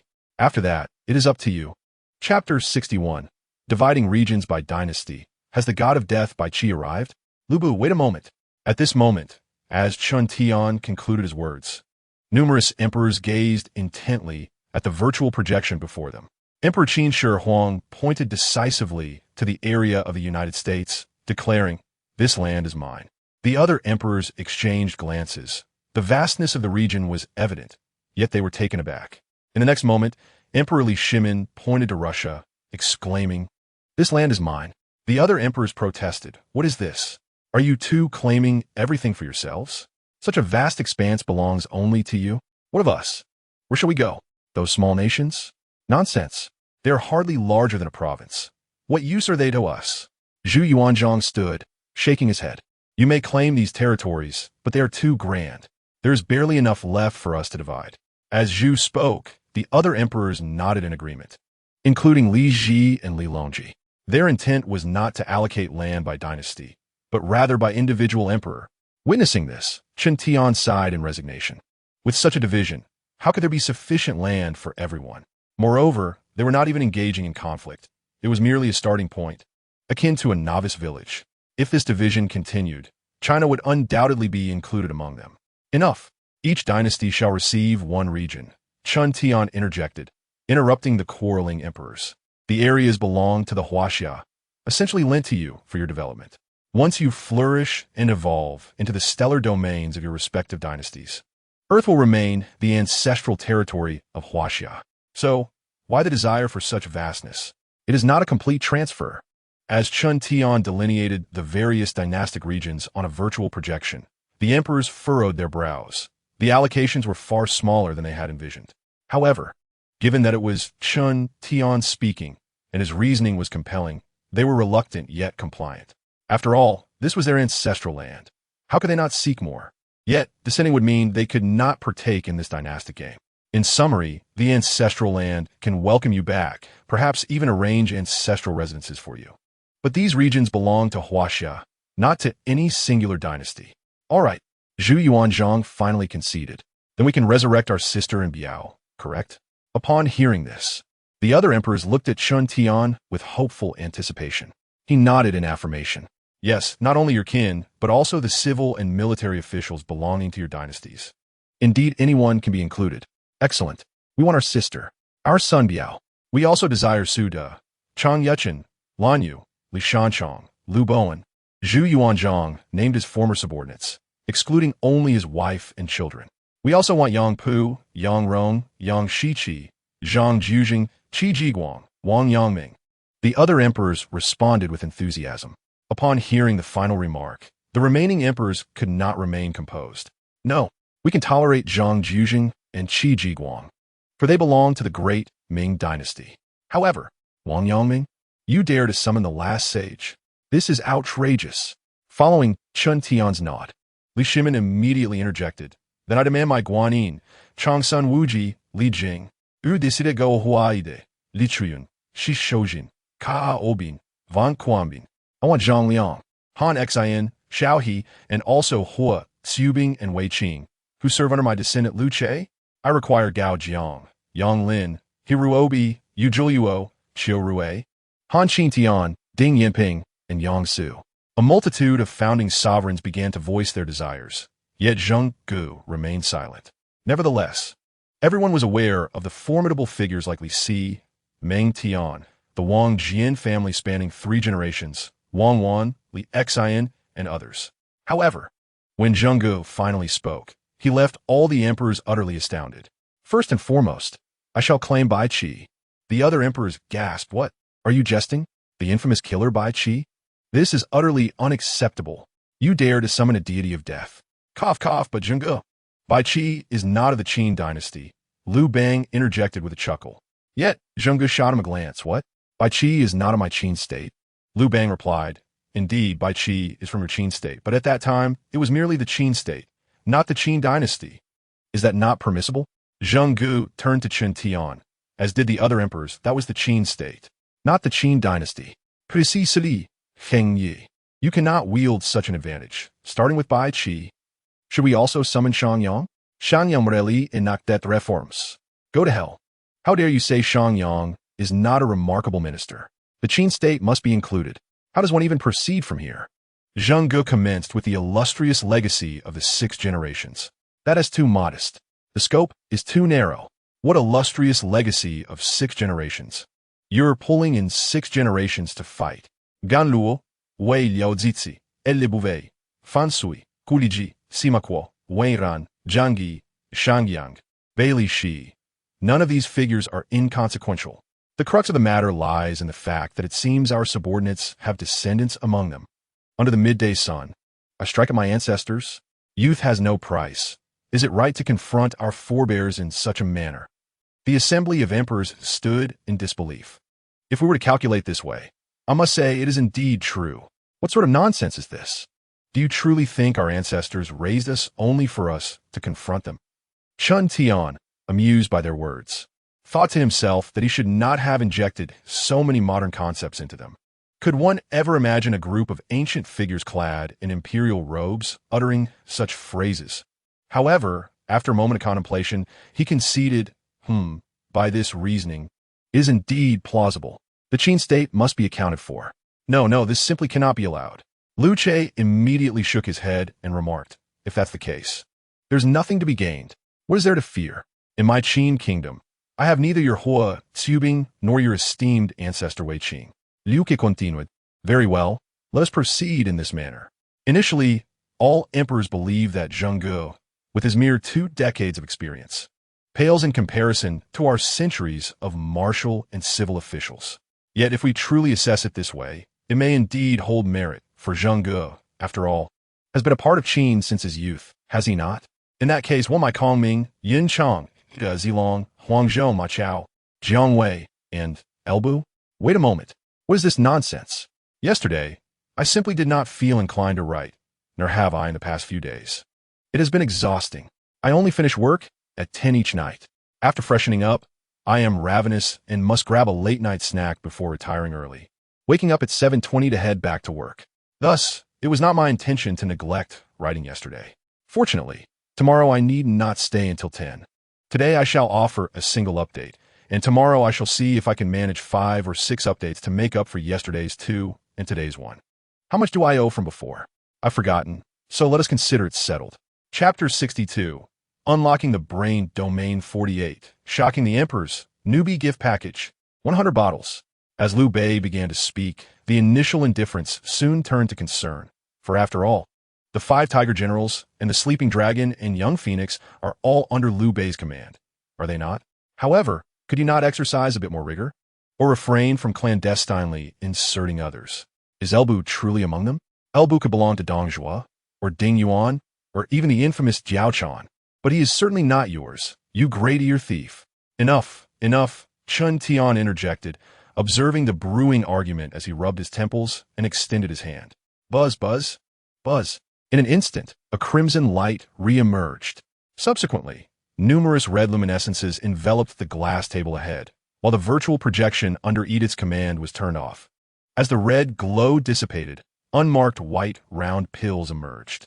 The other emperors frowned at the sight, questioning, what on earth is this? Zhenggu held a bottle containing 100 pills, puzzled, while Chun Tian's eyes gleamed with a dangerous light, and a peculiar smile graced his lips. 48. 48. Excellent. This time, Chun Tian utilized the power of the reality gem to forge 48.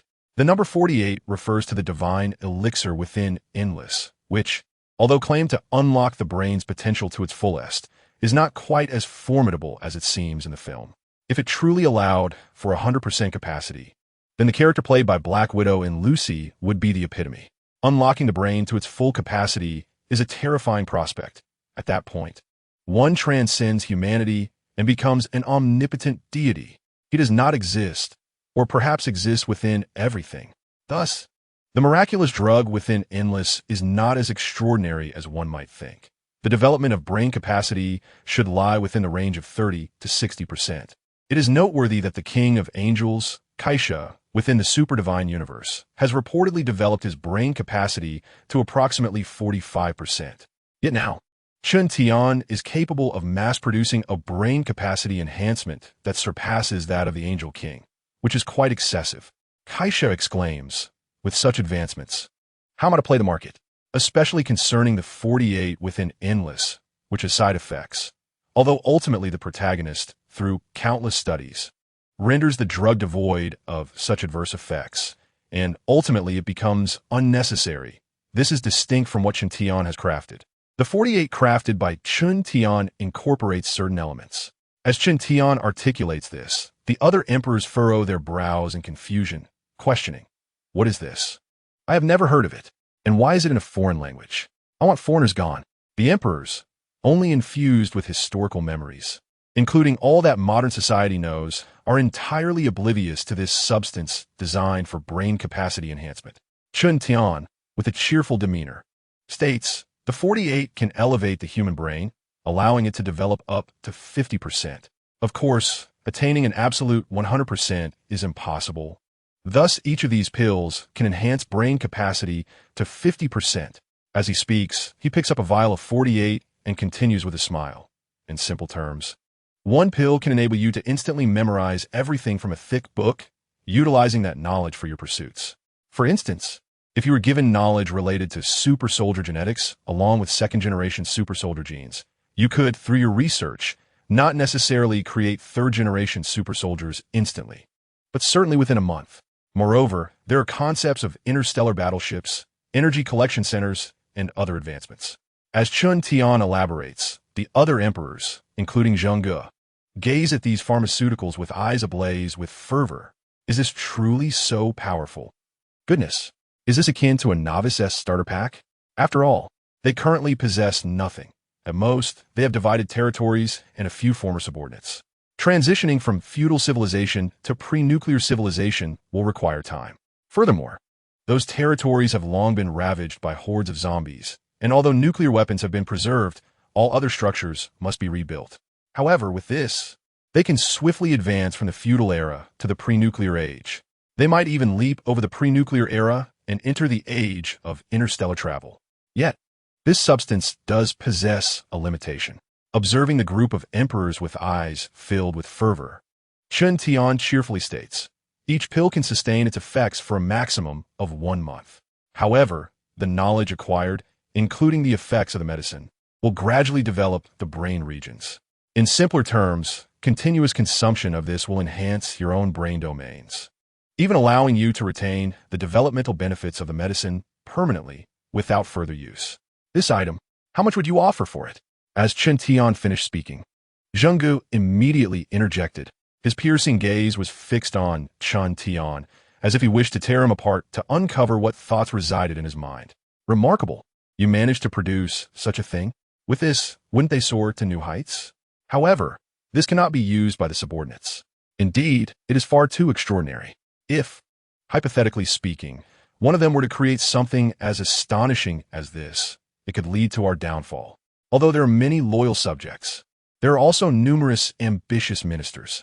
Hence, emperors would never allow such miraculous drugs to be used by their underlings. The young man chuckled, and Liu Bang, with a smug expression, chimed in, "Look here, our Han is weak, isn't it?"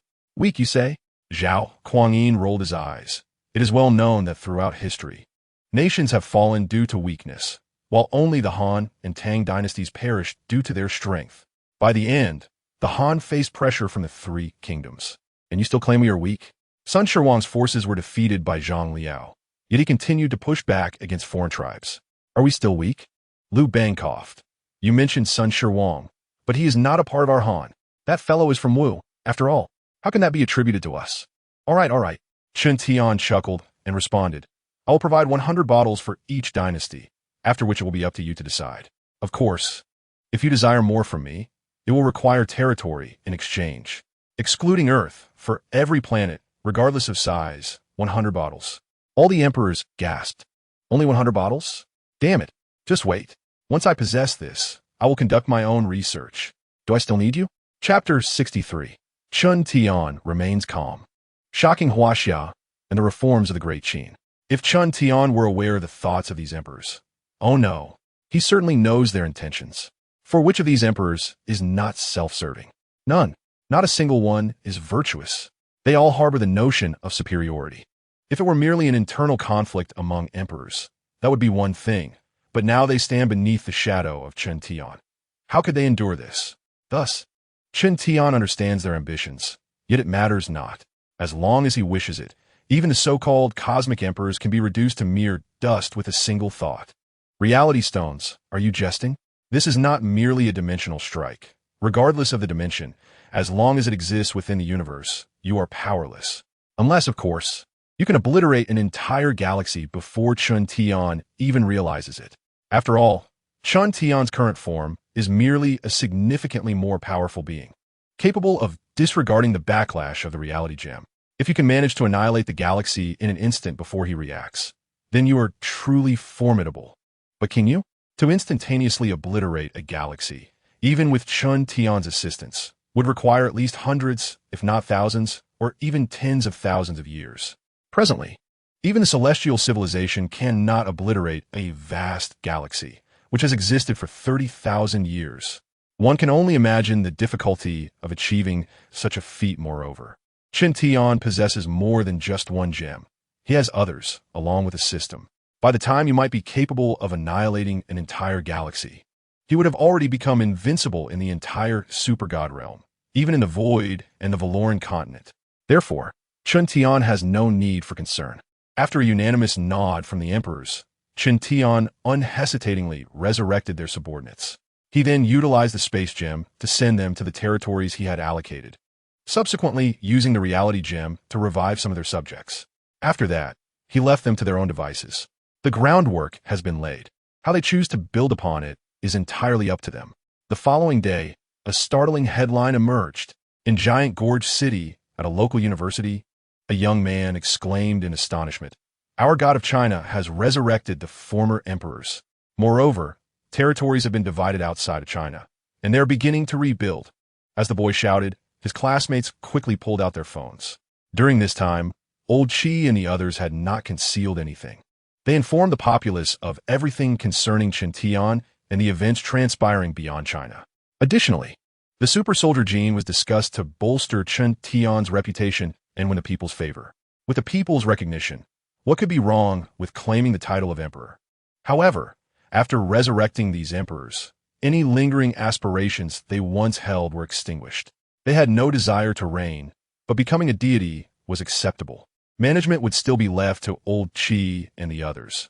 He would be the hands-off overseer, only to be consulted for issues beyond their resolution. Yet today, the latest news from Yangsha revealed that the countries of the ugly United States had been eradicated, giving rise to various dynasties of China. In brief, aside from China, all other regions have been occupied by these dynasties. Goodness! The Qin, Han, Sui, Tang, Song, and Ming dynasties of the Han people have all been resurrected. Indeed, the news from Yangsha cannot possibly be false. Furthermore, Yangsha stated that the regions occupied by these dynasties are currently undergoing reconstruction, and once completed, they will be interconnected. Naturally, we could even visit these dynasties. Visit? What a far-fetched notion. Our supreme deity has resurrected emperors from various dynasties. Who can fail to recognize their magnificence? Indeed, by ancient standards, our divine ruler is undoubtedly a sovereign among men. Let us boldly unify the entire earth, ensuring that it is solely graced by the brilliance of Huaxia civilization. Let those who dare to challenge be called the emperor of humanity. Furthermore, I have heard from my grandfather about the imminent availability of the super soldier serum. The officials are currently drafting new laws. May I inquire, esteemed friend, about your grandfather's identity? I humbly admit, my grandfather is the second in command of Juxia City. Goodness, that news must be reliable. The entire Juxia City, or indeed all of Huaxia, is in a state of astonishment. The ancient emperors have been resurrected. What on earth is happening? Yet, why should we venture into those eras? Why should I travel there when I could easily attain the super soldier serum here? Who knows how long it would take in those times? Moreover, the emperors are resurrected by our supreme deity. So what is the point? Traveling for leisure is one thing, but settling there? I shall pass.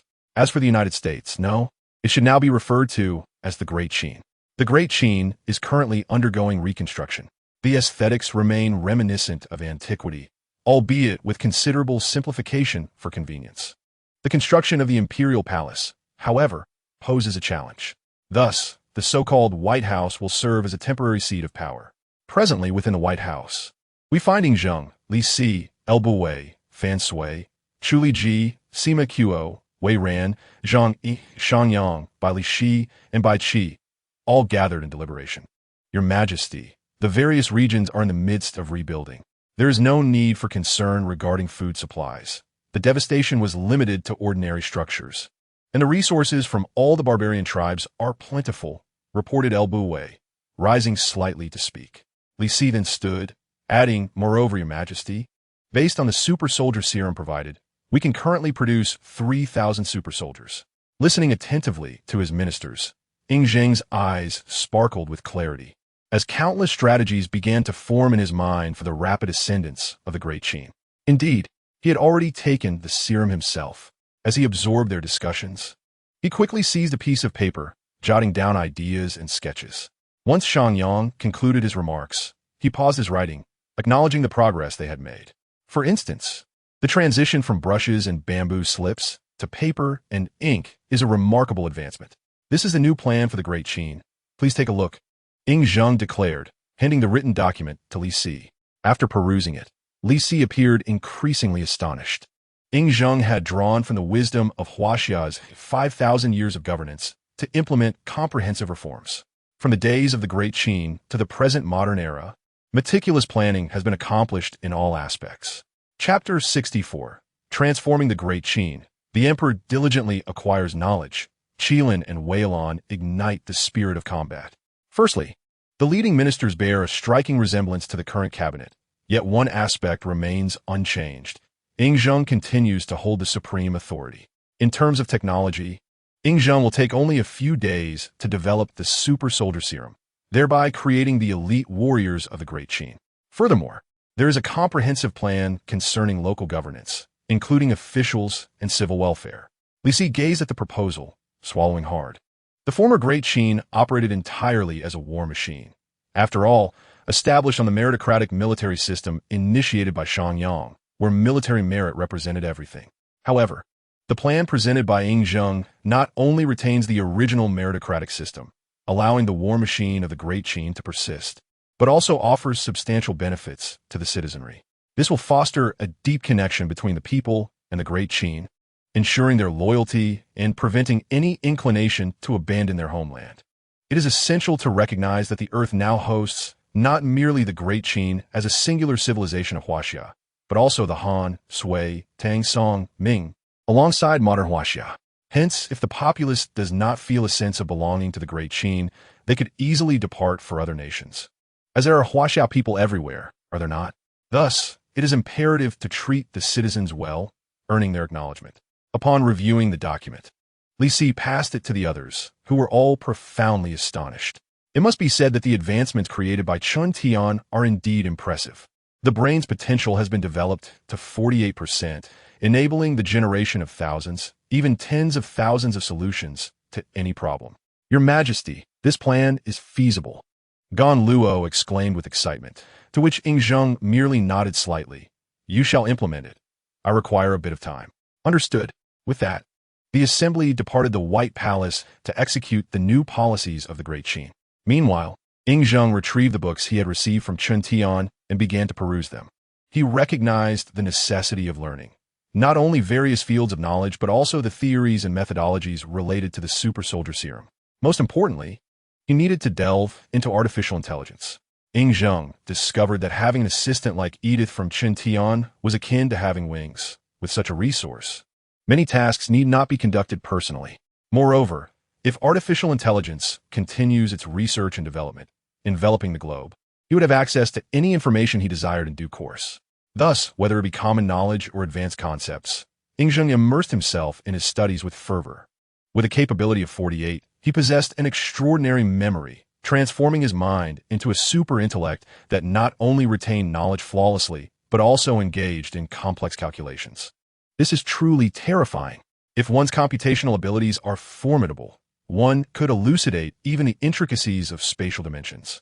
As noted in the original cosmic historical trajectory, the Rose had mentioned that aside from the dark alloy armor, the most crucial aspect was indeed computational prowess. The computational abilities are inadequate. You cannot even open a wormhole. Through this, one can only imagine the immense power of 48. It is not only the case for Zhengge, but also true for emperors of other dynasties.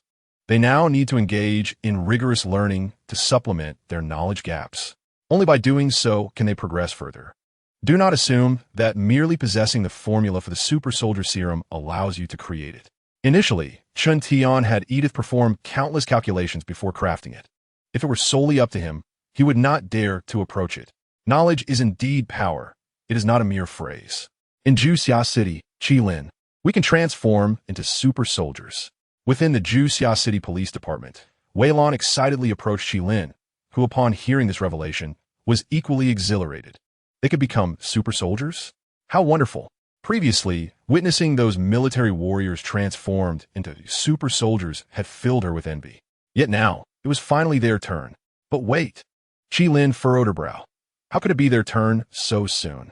Shouldn't the military enhance their ranks first, perhaps after the second generation? Or at least wait until the third generation before it reached them? Why such haste? Wei Lan chuckled in response. My brother is in the military. He says they have already begun widespread distribution of the second generation super soldier serum. Furthermore, the third generation is nearing completion. The urgency is due to our enemies lurking in the shadows, and as police officers, we must protect the populace. Thus, we too can become super soldiers. Qilin suddenly understood. Indeed, with aliens still posing a threat, there was an urgent need for personnel. Not only the police, but also traffic officers and firefighters were beginning the first-generation program. Moreover, all retired personnel were being recalled. Old Qi and the 8 others have already entered a state of heightened alert. All right, let us go. The vehicle is waiting outside. We must hurry. Wei Lan eagerly pulled Qilin out of the police station, where they saw many colleagues lining up to board the bus. The first-generation super soldier serum could not be administered here, but rather at a nearby base. Qilin gazed at the bus. her eyes revealing a blend of yearning and determination. She had never been the type to remain complacent. Now, becoming a super soldier would allow her to protect more people. Even if it meant falling in battle, her parents would be proud. Their daughter had not brought shame upon them. With this thought, Qi Lin and Wei Lan joined the queue to board the bus, heading to the base to receive the first-generation super soldier serum. In the North Star, within a spacious apartment, Brother Tian, the third generation, we have developed it. At this moment, Chen Tian, seated on the sofa, overheard an excited man's rambling from the newly constructed laboratory nearby. Nonsense. The third generation has been under research. If you consume 48 and can't produce results in a day, I have no respect for you. However, Wang interjected, must you conduct the research here? Clad in a white lab coat, Wang asserted with conviction, indeed. Oh no, Master. The super soldier serum is of utmost importance. We cannot carelessly research it elsewhere. What if it gets leaked? Of course, on a serious note, our master is truly exceptional. Conducting research here is safe. Chen Tian retorted. So, you think of me as your babysitter? Edith, have you recorded this? Yes, master. The resources and crafting methods for the third generation of super soldier serum are fully documented. Well then, let us proceed with mass production of the third generation super soldier serum. But as for the management, let us leave that to old Qi and old Huang.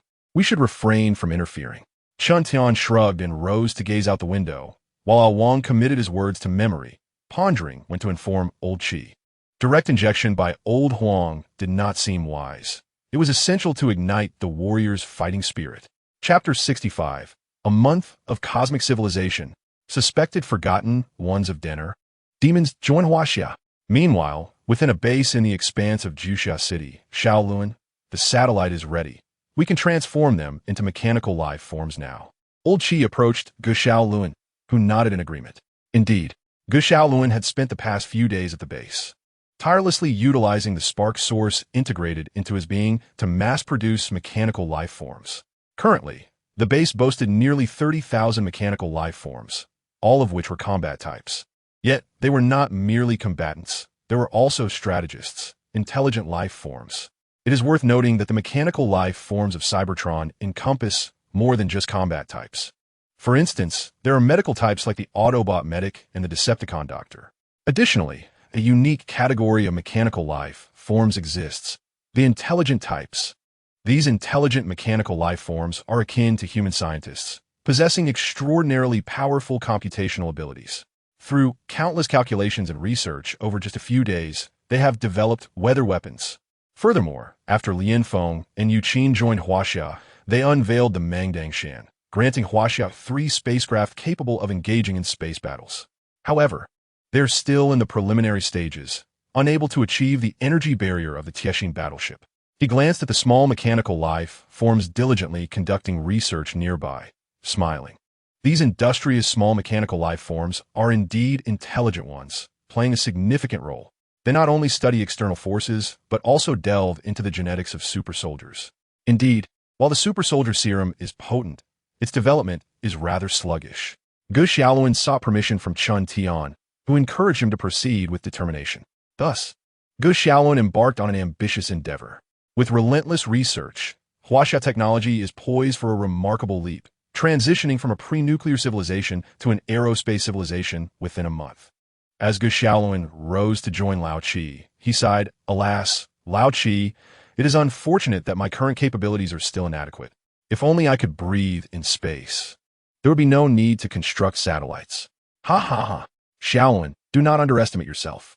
The powers bestowed upon you by the Supreme Deity are formidable. Look how far technology has advanced in just a few days. Lao Qi chuckled, glancing at Gu Shaolun. Just now, the proposal presented by the third intelligent mechanical life form was quite impressive, transforming Earth into an iron fortress with near-Earth orbital defenses against external invaders, complemented by super annihilation cannons. Can be accomplished in no more than half a month with the assistance of those mechanical entities. Gu Shaolun nodded in agreement. Indeed, that was the sole advantage of the intelligent mechanical life forms. Suddenly, a soldier clad in advanced exoskeletal armor approached them with urgency. General, there are other genetic personnel infiltrating the system who have just injected the super soldier serum. The situation is dire. Upon hearing this, both Xiaoluan and Lao Qi furrowed their brows. Other genetic individuals? That cannot be right. Currently, there are no genes other than those from Huaxia. Indeed, there are still the demons. They have not yet departed, as the supreme deity granted them 3 days, Gu Xiaoluan mused. Is it a demon civilization? The soldier shook his head. Not quite. It seems neither of them is aware that they are not Huaxia individuals. It must be dinner, Gu Xiaoluan concluded, his brow furrowing deeper. Although dinner has left, their plans have been laid for too long. The supreme deity mentioned that some ordinary first-generation dinner genes remain dormant on Earth, hence their ignorance of their true identity. Take us to see them, and I will contact the supreme deity to inquire whether they should be eliminated or if their genes should be replaced, he commanded. Yes, sir. The two swiftly followed the soldier to the site where the super soldier serum had been administered. Upon arrival, they found numerous police officers observing 2 women convulsing on the ground, their bodies fracturing and leaving trails of blood. The officers wore expressions of disdain, not for any other reason than that these individuals were of foreign lineage. The matter regarding dinner was well known within the system, leading to their disdain, even disgust. Gu Xiaoluan surveyed the scene and remarked, 2 women? Edith, please contact the supreme deity. We have discovered 2 suspected dinner individuals who may have been abandoned or forgotten. Understood. Meanwhile, in a spacious living area, Chun Tian remained seated on the sofa, facing a woman. This individual was Liang Bing, also known as Mo Gan Na. As the 3 days granted by Chun Tian draw to a close, she must make her appearance. Otherwise, she will have no choice but to depart. Throughout these days, Chun Tian has made it abundantly clear to Mo Gan Na that the Huaxia civilization intends to break free from Earth, possibly even the galaxy.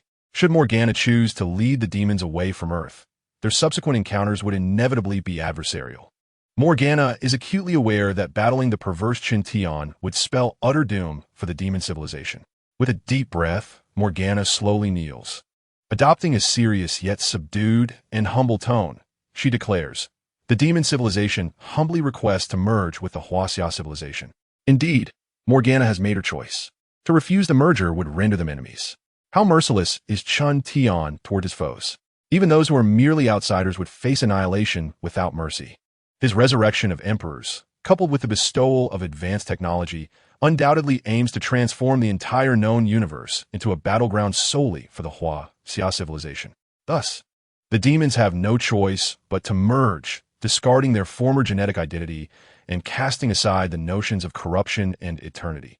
These can serve as mere supplementary literature, but they must not alter the essence of the Huaxia people.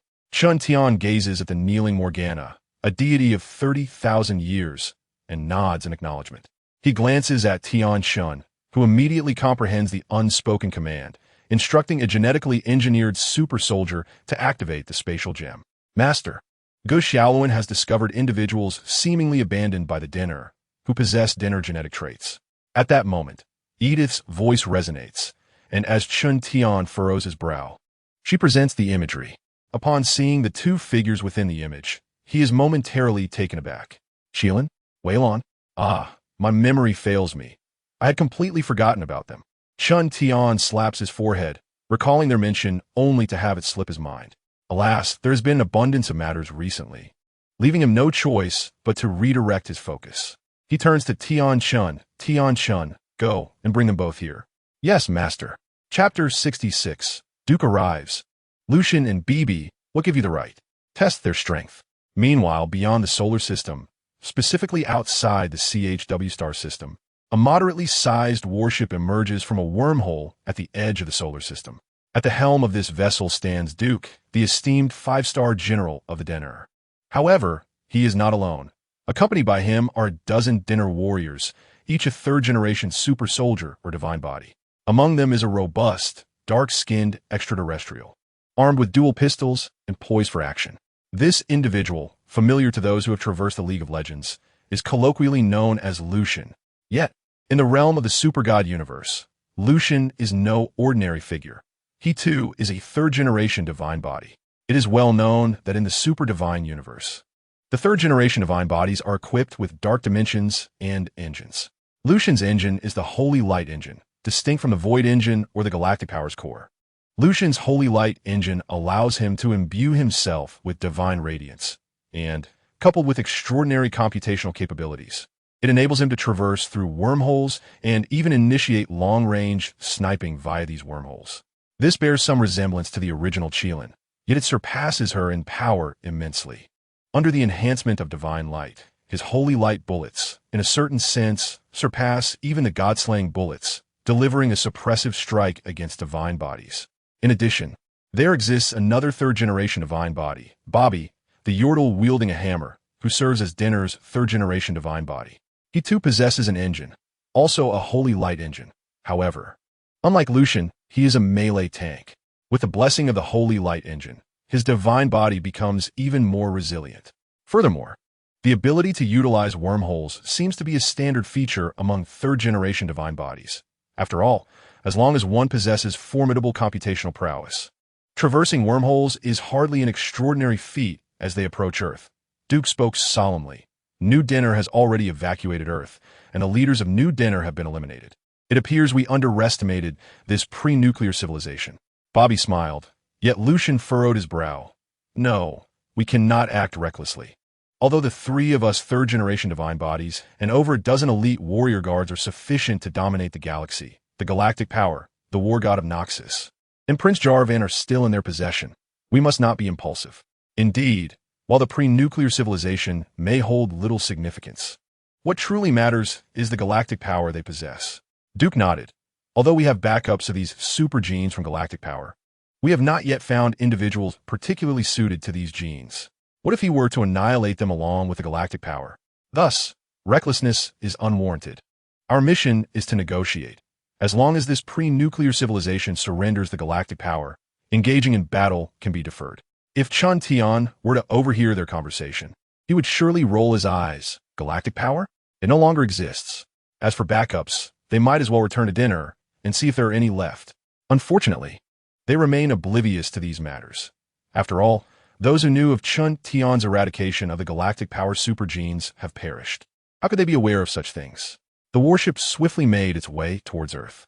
At the northern star, in the grand penthouse, Tianqin soon brought forth the battle-worn Qilin and Weilon.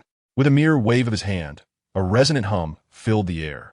In an instant, a crimson light enveloped the two, and in but a moment, their injuries were healed, and their genes transformed into those of the Huaxia lineage. Qilin and Weilon stared in astonishment at their own palms, fully aware of the events that had just transpired. Their injuries were merely the result of genetic rejection, not a loss of consciousness. Of course, had they endured any longer, their genes would have completely collapsed, leading to their inevitable demise. Qilin rose to her feet, her eyes brimming with gratitude as she gazed at Qintian. "Thank you, Lord God. Thank you, Lord God." Weilon also stood, her voice trembling with excitement, unable to contain her fervor. This was the Lord God, the deity of Huaxia civilization, the one who had bestowed upon them the might of the super soldier army and advanced technology. Upon their arrival at the base, they had witnessed an array of mechanical life forms, colossal warships, and the exoskeleton armor donned by the super soldiers, all gifts from the Lord God before them. Weilon, inherently combative, was overwhelmed with exhilaration at the sight of the true deity. "All right," Qintian waved his hand dismissively. "You are, after all, the guardians of Huaxia civilization and were unaware of the machinations of Dino. You bear no blame in this matter. Tianxun, escort them back and administer the super soldier serum." "Yes, Lord God." Just as Tianxun prepared to leave, Weilon rushed forward, desperation etched on her face. "Lord God, please grant me strength. I wish to possess greater power to better protect Huaxia." Chun Tian raised an eyebrow at her request, while Mo Gan Na frowned. "No, I have only just joined Huaxia civilization and have yet to receive the power bestowed by this being. By what right do you ask for it? You're not even that remarkable in appearance. I am far more striking. As for physique, I surpass you by a mile. Go and use the ordinary super soldier serum." Qilin looked on in shock at Weilon, as if seeing her dear friend for the first time. "Wait, what is happening? Weilon, how can you behave this way? Why are you acting so greedy? Are you only concerned about yourself? What about me? Have you forgotten about me? This is outrageous. Is this what friendship is? No, this is enmity." However, Chun Tian chuckled, reclining on the sofa. "You can still protect Huaxia with the ordinary super soldier serum." Weilon longed to argue, questioning why Gu Xiaoluan, Lu Chuang, and Zhao Exen were deemed worthy, but the words eluded her. After all, if the Lord God was willing to bestow power, what could she say? Enough go, he commanded. Suddenly, before Chen Tian could finish his sentence, he glanced out the window at the sky, his brow furrowing. At the same moment, Morgana's ears picked up the voice of Addo. My queen, Duke has arrived. Indeed, Duke was approaching, traveling aboard a warship directed toward Earth. This time, he did not come alone. He brought along several subordinates. This visit aims to make the essence of Huaxia civilization aware of what it truly means to create a divine civilization. With just these dozen or so, they could easily dominate the entire galaxy. Morgana displayed a charming smile. Lord, Duke has arrived. Do you require my assistance in dealing with him? Chen Tian pondered. Stroking his chin, there's no need. It's a perfect opportunity to gauge the prowess of Silver Superman, Magneto, and Cyber Daoist. ISNT it? Chapter 67. Silver Superman Lu Chuang, Magneto Zhao Exin, Cyber Daoist Gu Xiaoluan at the pinnacle of their powers. Boys, the true general of dinner, Duke, has come to settle the score. What kind of welcoming gift do you think Huaxia should present?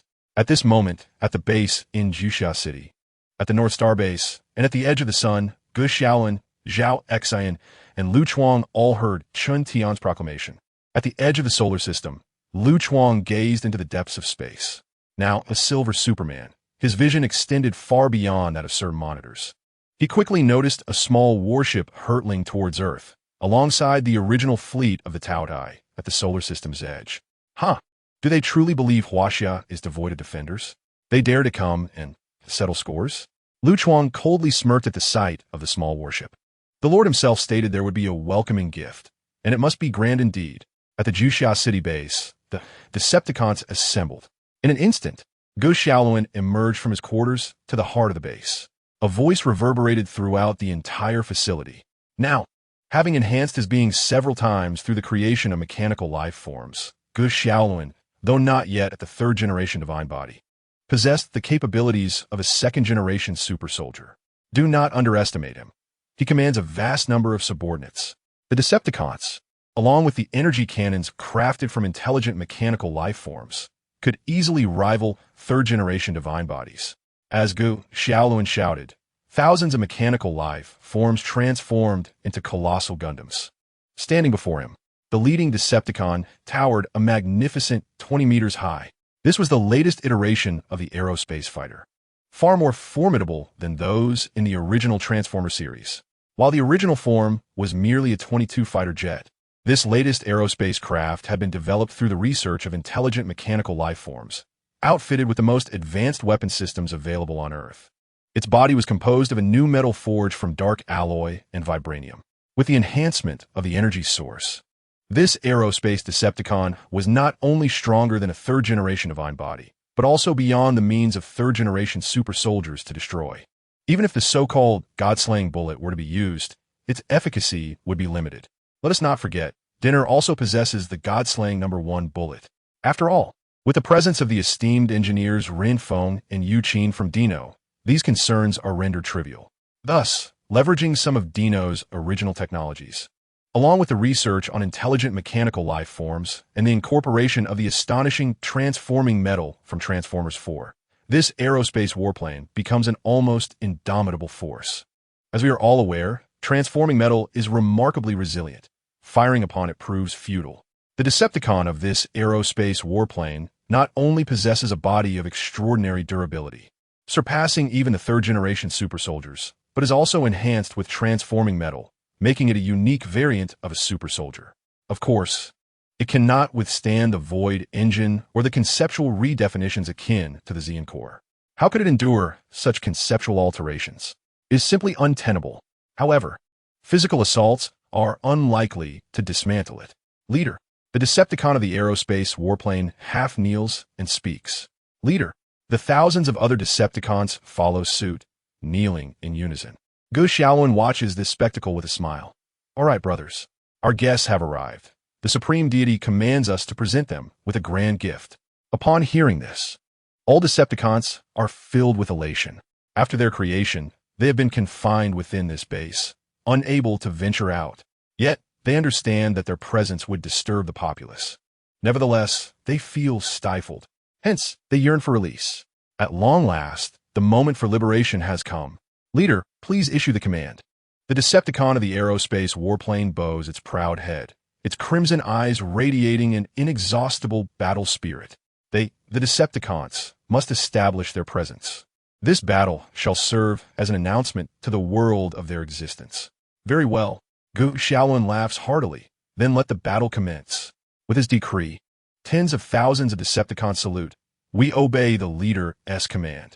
Beyond Earth, within the solar system, Duke arrives with a cadre of Dino's super soldiers, descending with divine purpose. However, at that very moment, two beams of light, akin to fiery pillars, surge forth, catching the small warship systems unawares and piercing through it directly. In the land of Huaxia, a voice thunders. Divine beings refrain from transgressing. As the proclamation echoes, a figure strides through the void, eyes ablaze like torches, gathering terrifying stellar energy within them, emanating an overwhelming chill. This individual is none other than the Silver Superman, Lu Chuang. Yet in the next instant, before Duke and his companions can react, another figure appears, surrounded by a magnetic field that seems to be in constant flux. This presence renders the previously stable vacuum of space exceedingly unstable. This individual is Magneto, Zhao Xin. As he arrives, countless warplanes follow suit, transforming into terrifying mechanical life forms. Within one of these warplanes, Cyberdao ancestor Gu Shaolin smirks with disdain. Duke and his companions are left utterly bewildered. Wait, is this a civilization predating nuclear technology? Mastering stellar energy and enduring the fierce winter, commanding magnetic forces and mechanical life forms. Is this a civilization from before the nuclear age? He was unable to ponder further, for Lu Chuang and Zhao Xin, accompanied by tens of thousands of mechanical beings, charged forward. Magneto Zhao Xin directly altered the magnetic field within the battlefield, rendering the space unstable and completely nullifying the possibility of utilizing wormholes. Lu Chuang struck with formidable force, his gaze fierce as he obliterated an adversary with a single punch. A terrifying hurricane, sharp as a blade, annihilated a third-generation super soldier. The mechanical life forms grew increasingly frenzied, their overwhelming firepower leaving Duke and his companions in shock. This could injure a third-generation divine body. Duke and his team found themselves utterly surrounded by the three assailants, caught in a relentless barrage of firepower, magnetic forces, stellar energy, hurricanes, and frigid winds. They could not withstand such an onslaught and were swiftly eradicated. Chun Tian observed this scene with a smile, knowing that Denual would inevitably face the same obliteration as Duke and his companions. Yet, his primary focus remained on the development of Earth. Over the course of more than 10 days, various dynasties, including Huaxia, surged ahead, propelled by the 48 directives provided by Chun Tian, reaching a stage of spacefaring civilization. Each dynasty wielding distinct weapons and functionalities. Chun Tian activated another lottery, acquiring the complete abilities of the 8 great demons, the 12 talismans of the sovereign, the gravitational force of Xiaolan, the waters of Basha, the lightning of Zhongsu, the earth power of Dakuai, the winds of Xiaofeng, and the consumption capabilities of Bagon. With the acquisition of the powers of the 8 great demons, Chun Tian experienced another enhancement, directly obtaining the remaining 4 gems. His command over the zombie universe significantly increased, rendering all life forms within it obedient to him. In the process, he discovered the final Mind Stone, with 6 gems and the powers of the 8 great demons. He utilized the talisman's abilities to heal every being in the zombie universe.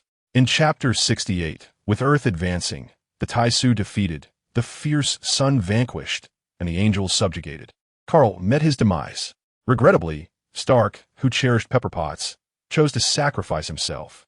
Consequently, Stark could not assist, but the rest were firmly aligned with Chun Tian.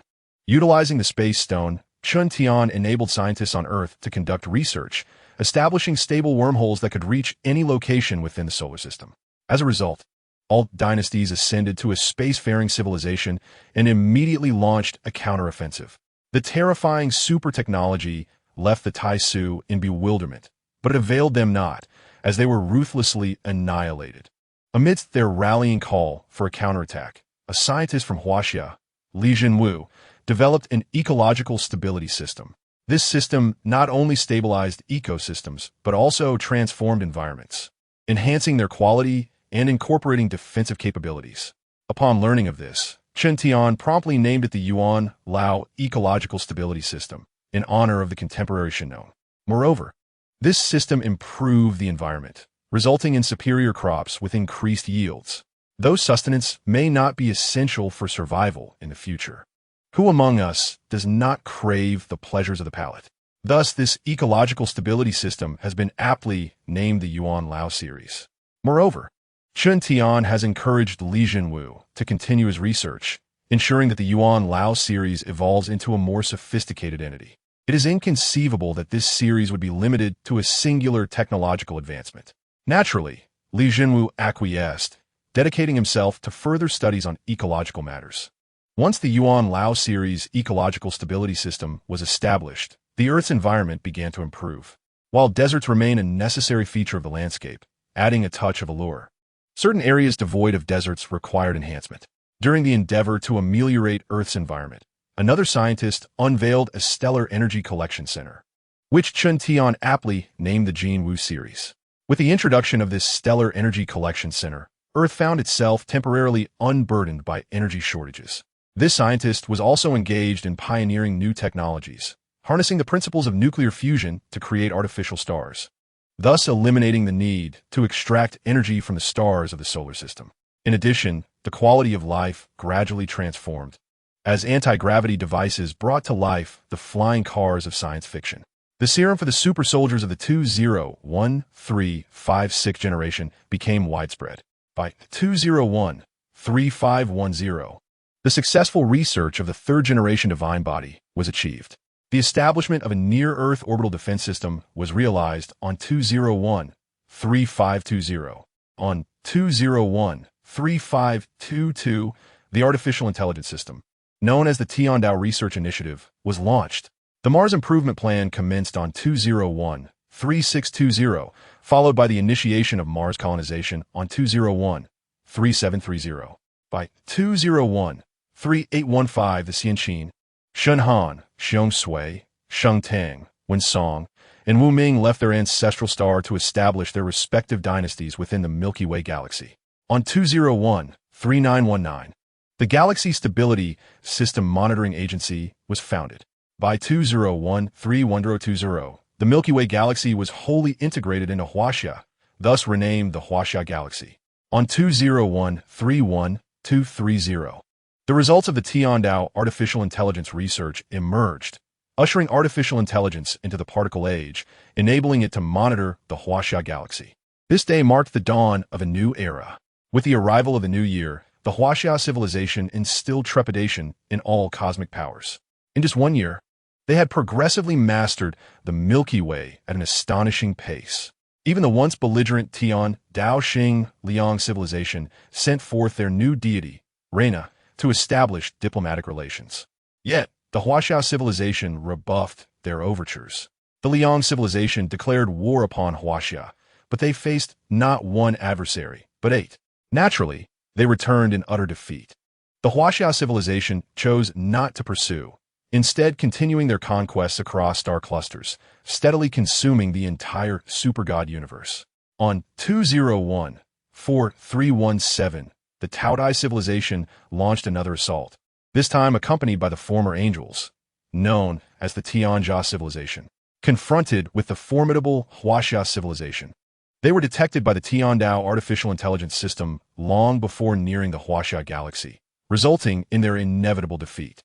Throughout this year, Chen Tian encountered numerous fortuitous discoveries, including the Tiandao artificial intelligence system, which, according to the lottery system, originated from a certain sci-fi Huaxia world, developed over the course of hundreds of millions, even billions of years.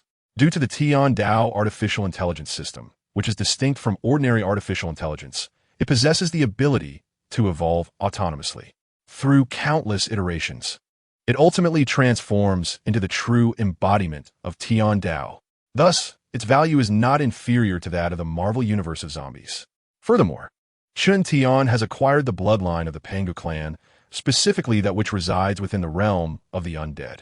However, Chen Tian shows little interest in bloodsucking. Instead, he utilizes the Tiandao artificial intelligence system to research the Pangu bloodline, aiming to create a new generation of super soldier genes for Huaxia.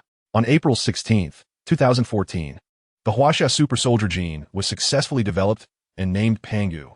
On May 28, 2014, the Zhulong series and the Galaxy Annihilation System research project commenced. On July 12, 2014, the Quafu series heavy interstellar fleet embarked on its expedition. On September 10, 2014, the Swerin series Huaxia fire transmission system was successfully developed. On December 15, 2014, the Erlang Shun series artificial deity Yangjian was successfully created. On April 17, 2015, the Pangu series Cosmic Initiative was launched. On August 19, 2015, a new universe was successfully crafted, named Hongwang. On September 10, 2016, the Angel civilization arrived to extend their congratulations and subsequently integrated into Huaxia civilization. After the Angels joined Huaxia civilization, the Grim Reaper Carl could no longer remain idle. However, before he could take action, he was utterly annihilated.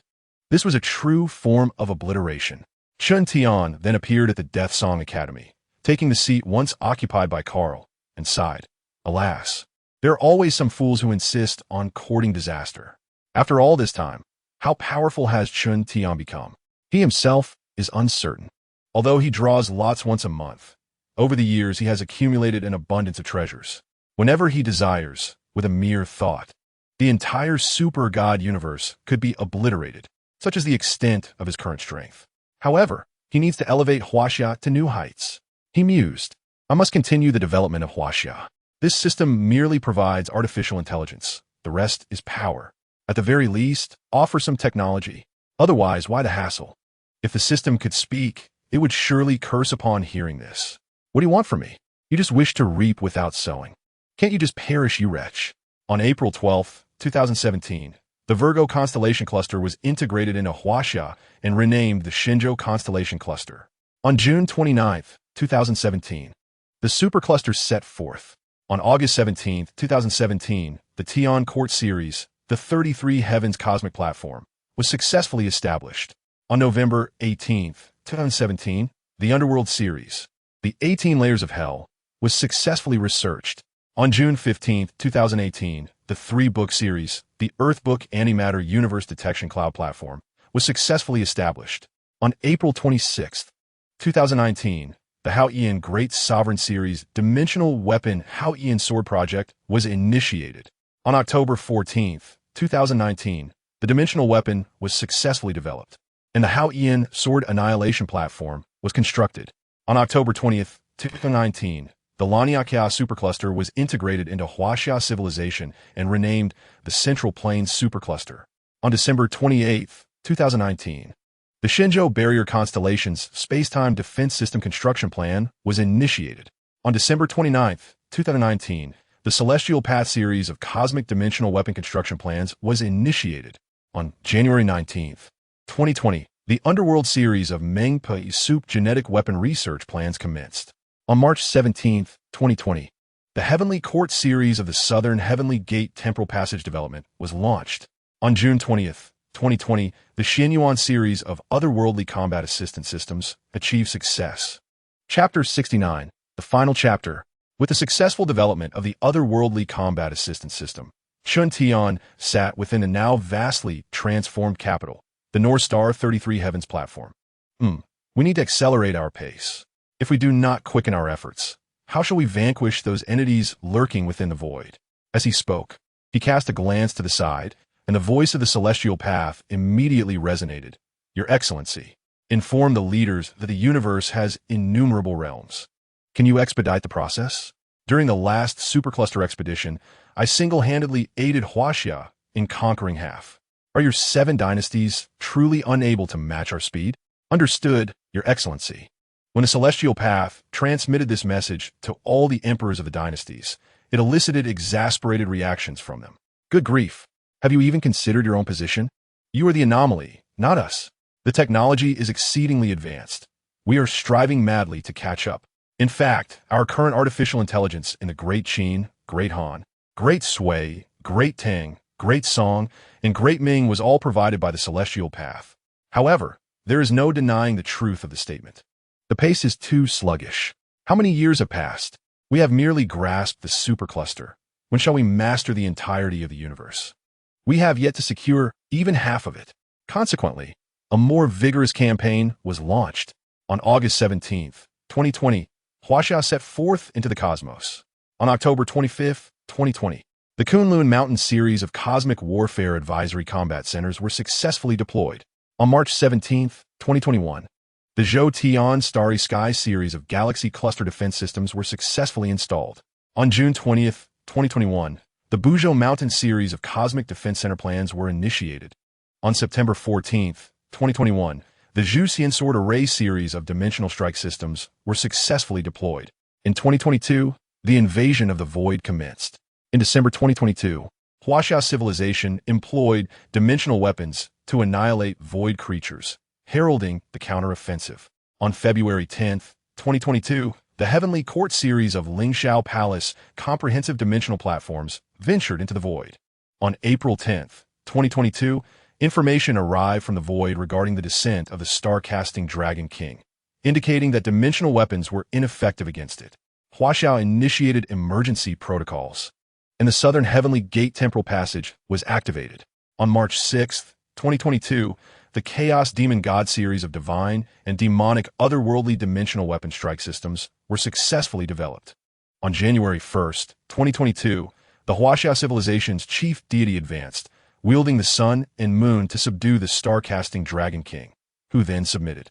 The void was integrated into Huaxia, subsequently renamed the Underworld. On December 30, 2022, the new year commenced, and the super-divine universe integrated with Huaxia, renamed the Jiuzhou universe. The construction of the 202311 Underworld Series 6 Paths Reincarnation Superworld Calculation System has been successfully completed. The 202310 War of the Nine Provinces has commenced. In the capital of the Ancestral Star, atop the 33 Heavens platform, within the comprehensive battleship Lingxiao Palace, Chun Tian gazed at the virtual projection before him, which displayed the emperors from various dynasties, their expressions filled with anticipation. They've been holding back for far too long. From a year 2013 to now, 2023. A decade has passed. They have fought across the universe for 10 years and even encountered a singularly terrifying entity upon entering the void. As Chun Tian contemplated, he caressed the blue four-legged serpent in his palm. Indeed, it was the Starforging Dragon King from the lore of the League of Legends. The Starforging Dragon King is formidable, a creator deity. Although Chun Tian was uncertain why the Starforging Dragon King had appeared in the void, he should belong to the Valoran continent, also known as the Rune Land. Nonetheless, it was of little consequence. Now he had become a pet. Well, let them fight. These emperors have been pent up for so long, it was time for them to play. Chun Tian stretched lazily and addressed Qilin, who now stood as the spokesperson for the supreme god of Huaxia, her status second only to the supreme god himself. Even the likes of old Qi had to heed her command. There was no other option. After all, she was the spokesperson of the supreme god. Who would dare to provoke her? Moreover, without the supreme god's presence, how could Huaxia have risen from a pre-nuclear civilization to the pinnacle of the universe in just 10 years? Even more terrifying was the power of the supreme god.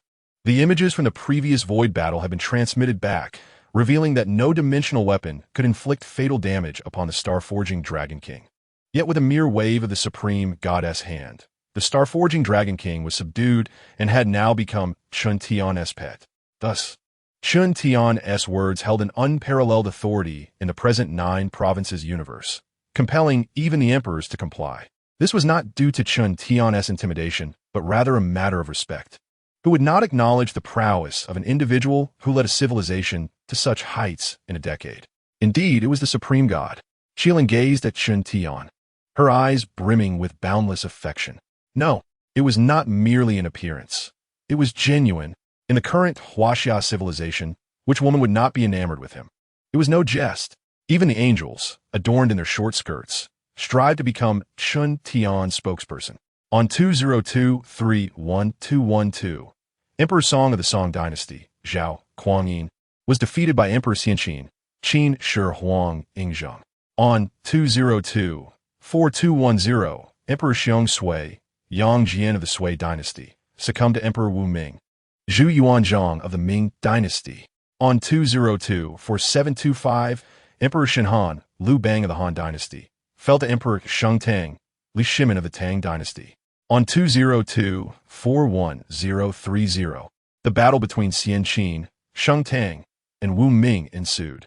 On 202-511, the victory belonged to Xian Qin, with Emperor Qin Shi Huang Yingzheng reigning supreme over the 9 provinces universe. On 202-5219, the civilization of Huaxia embarked upon the Valoran continent. On October 17, 2027, the Valoran continent was unified under the auspices of Huaxia, henceforth designated as the Central Plains continent. Thus, the entire realm of the super god world was irrevocably renamed as Huaxia. This concludes the narrative.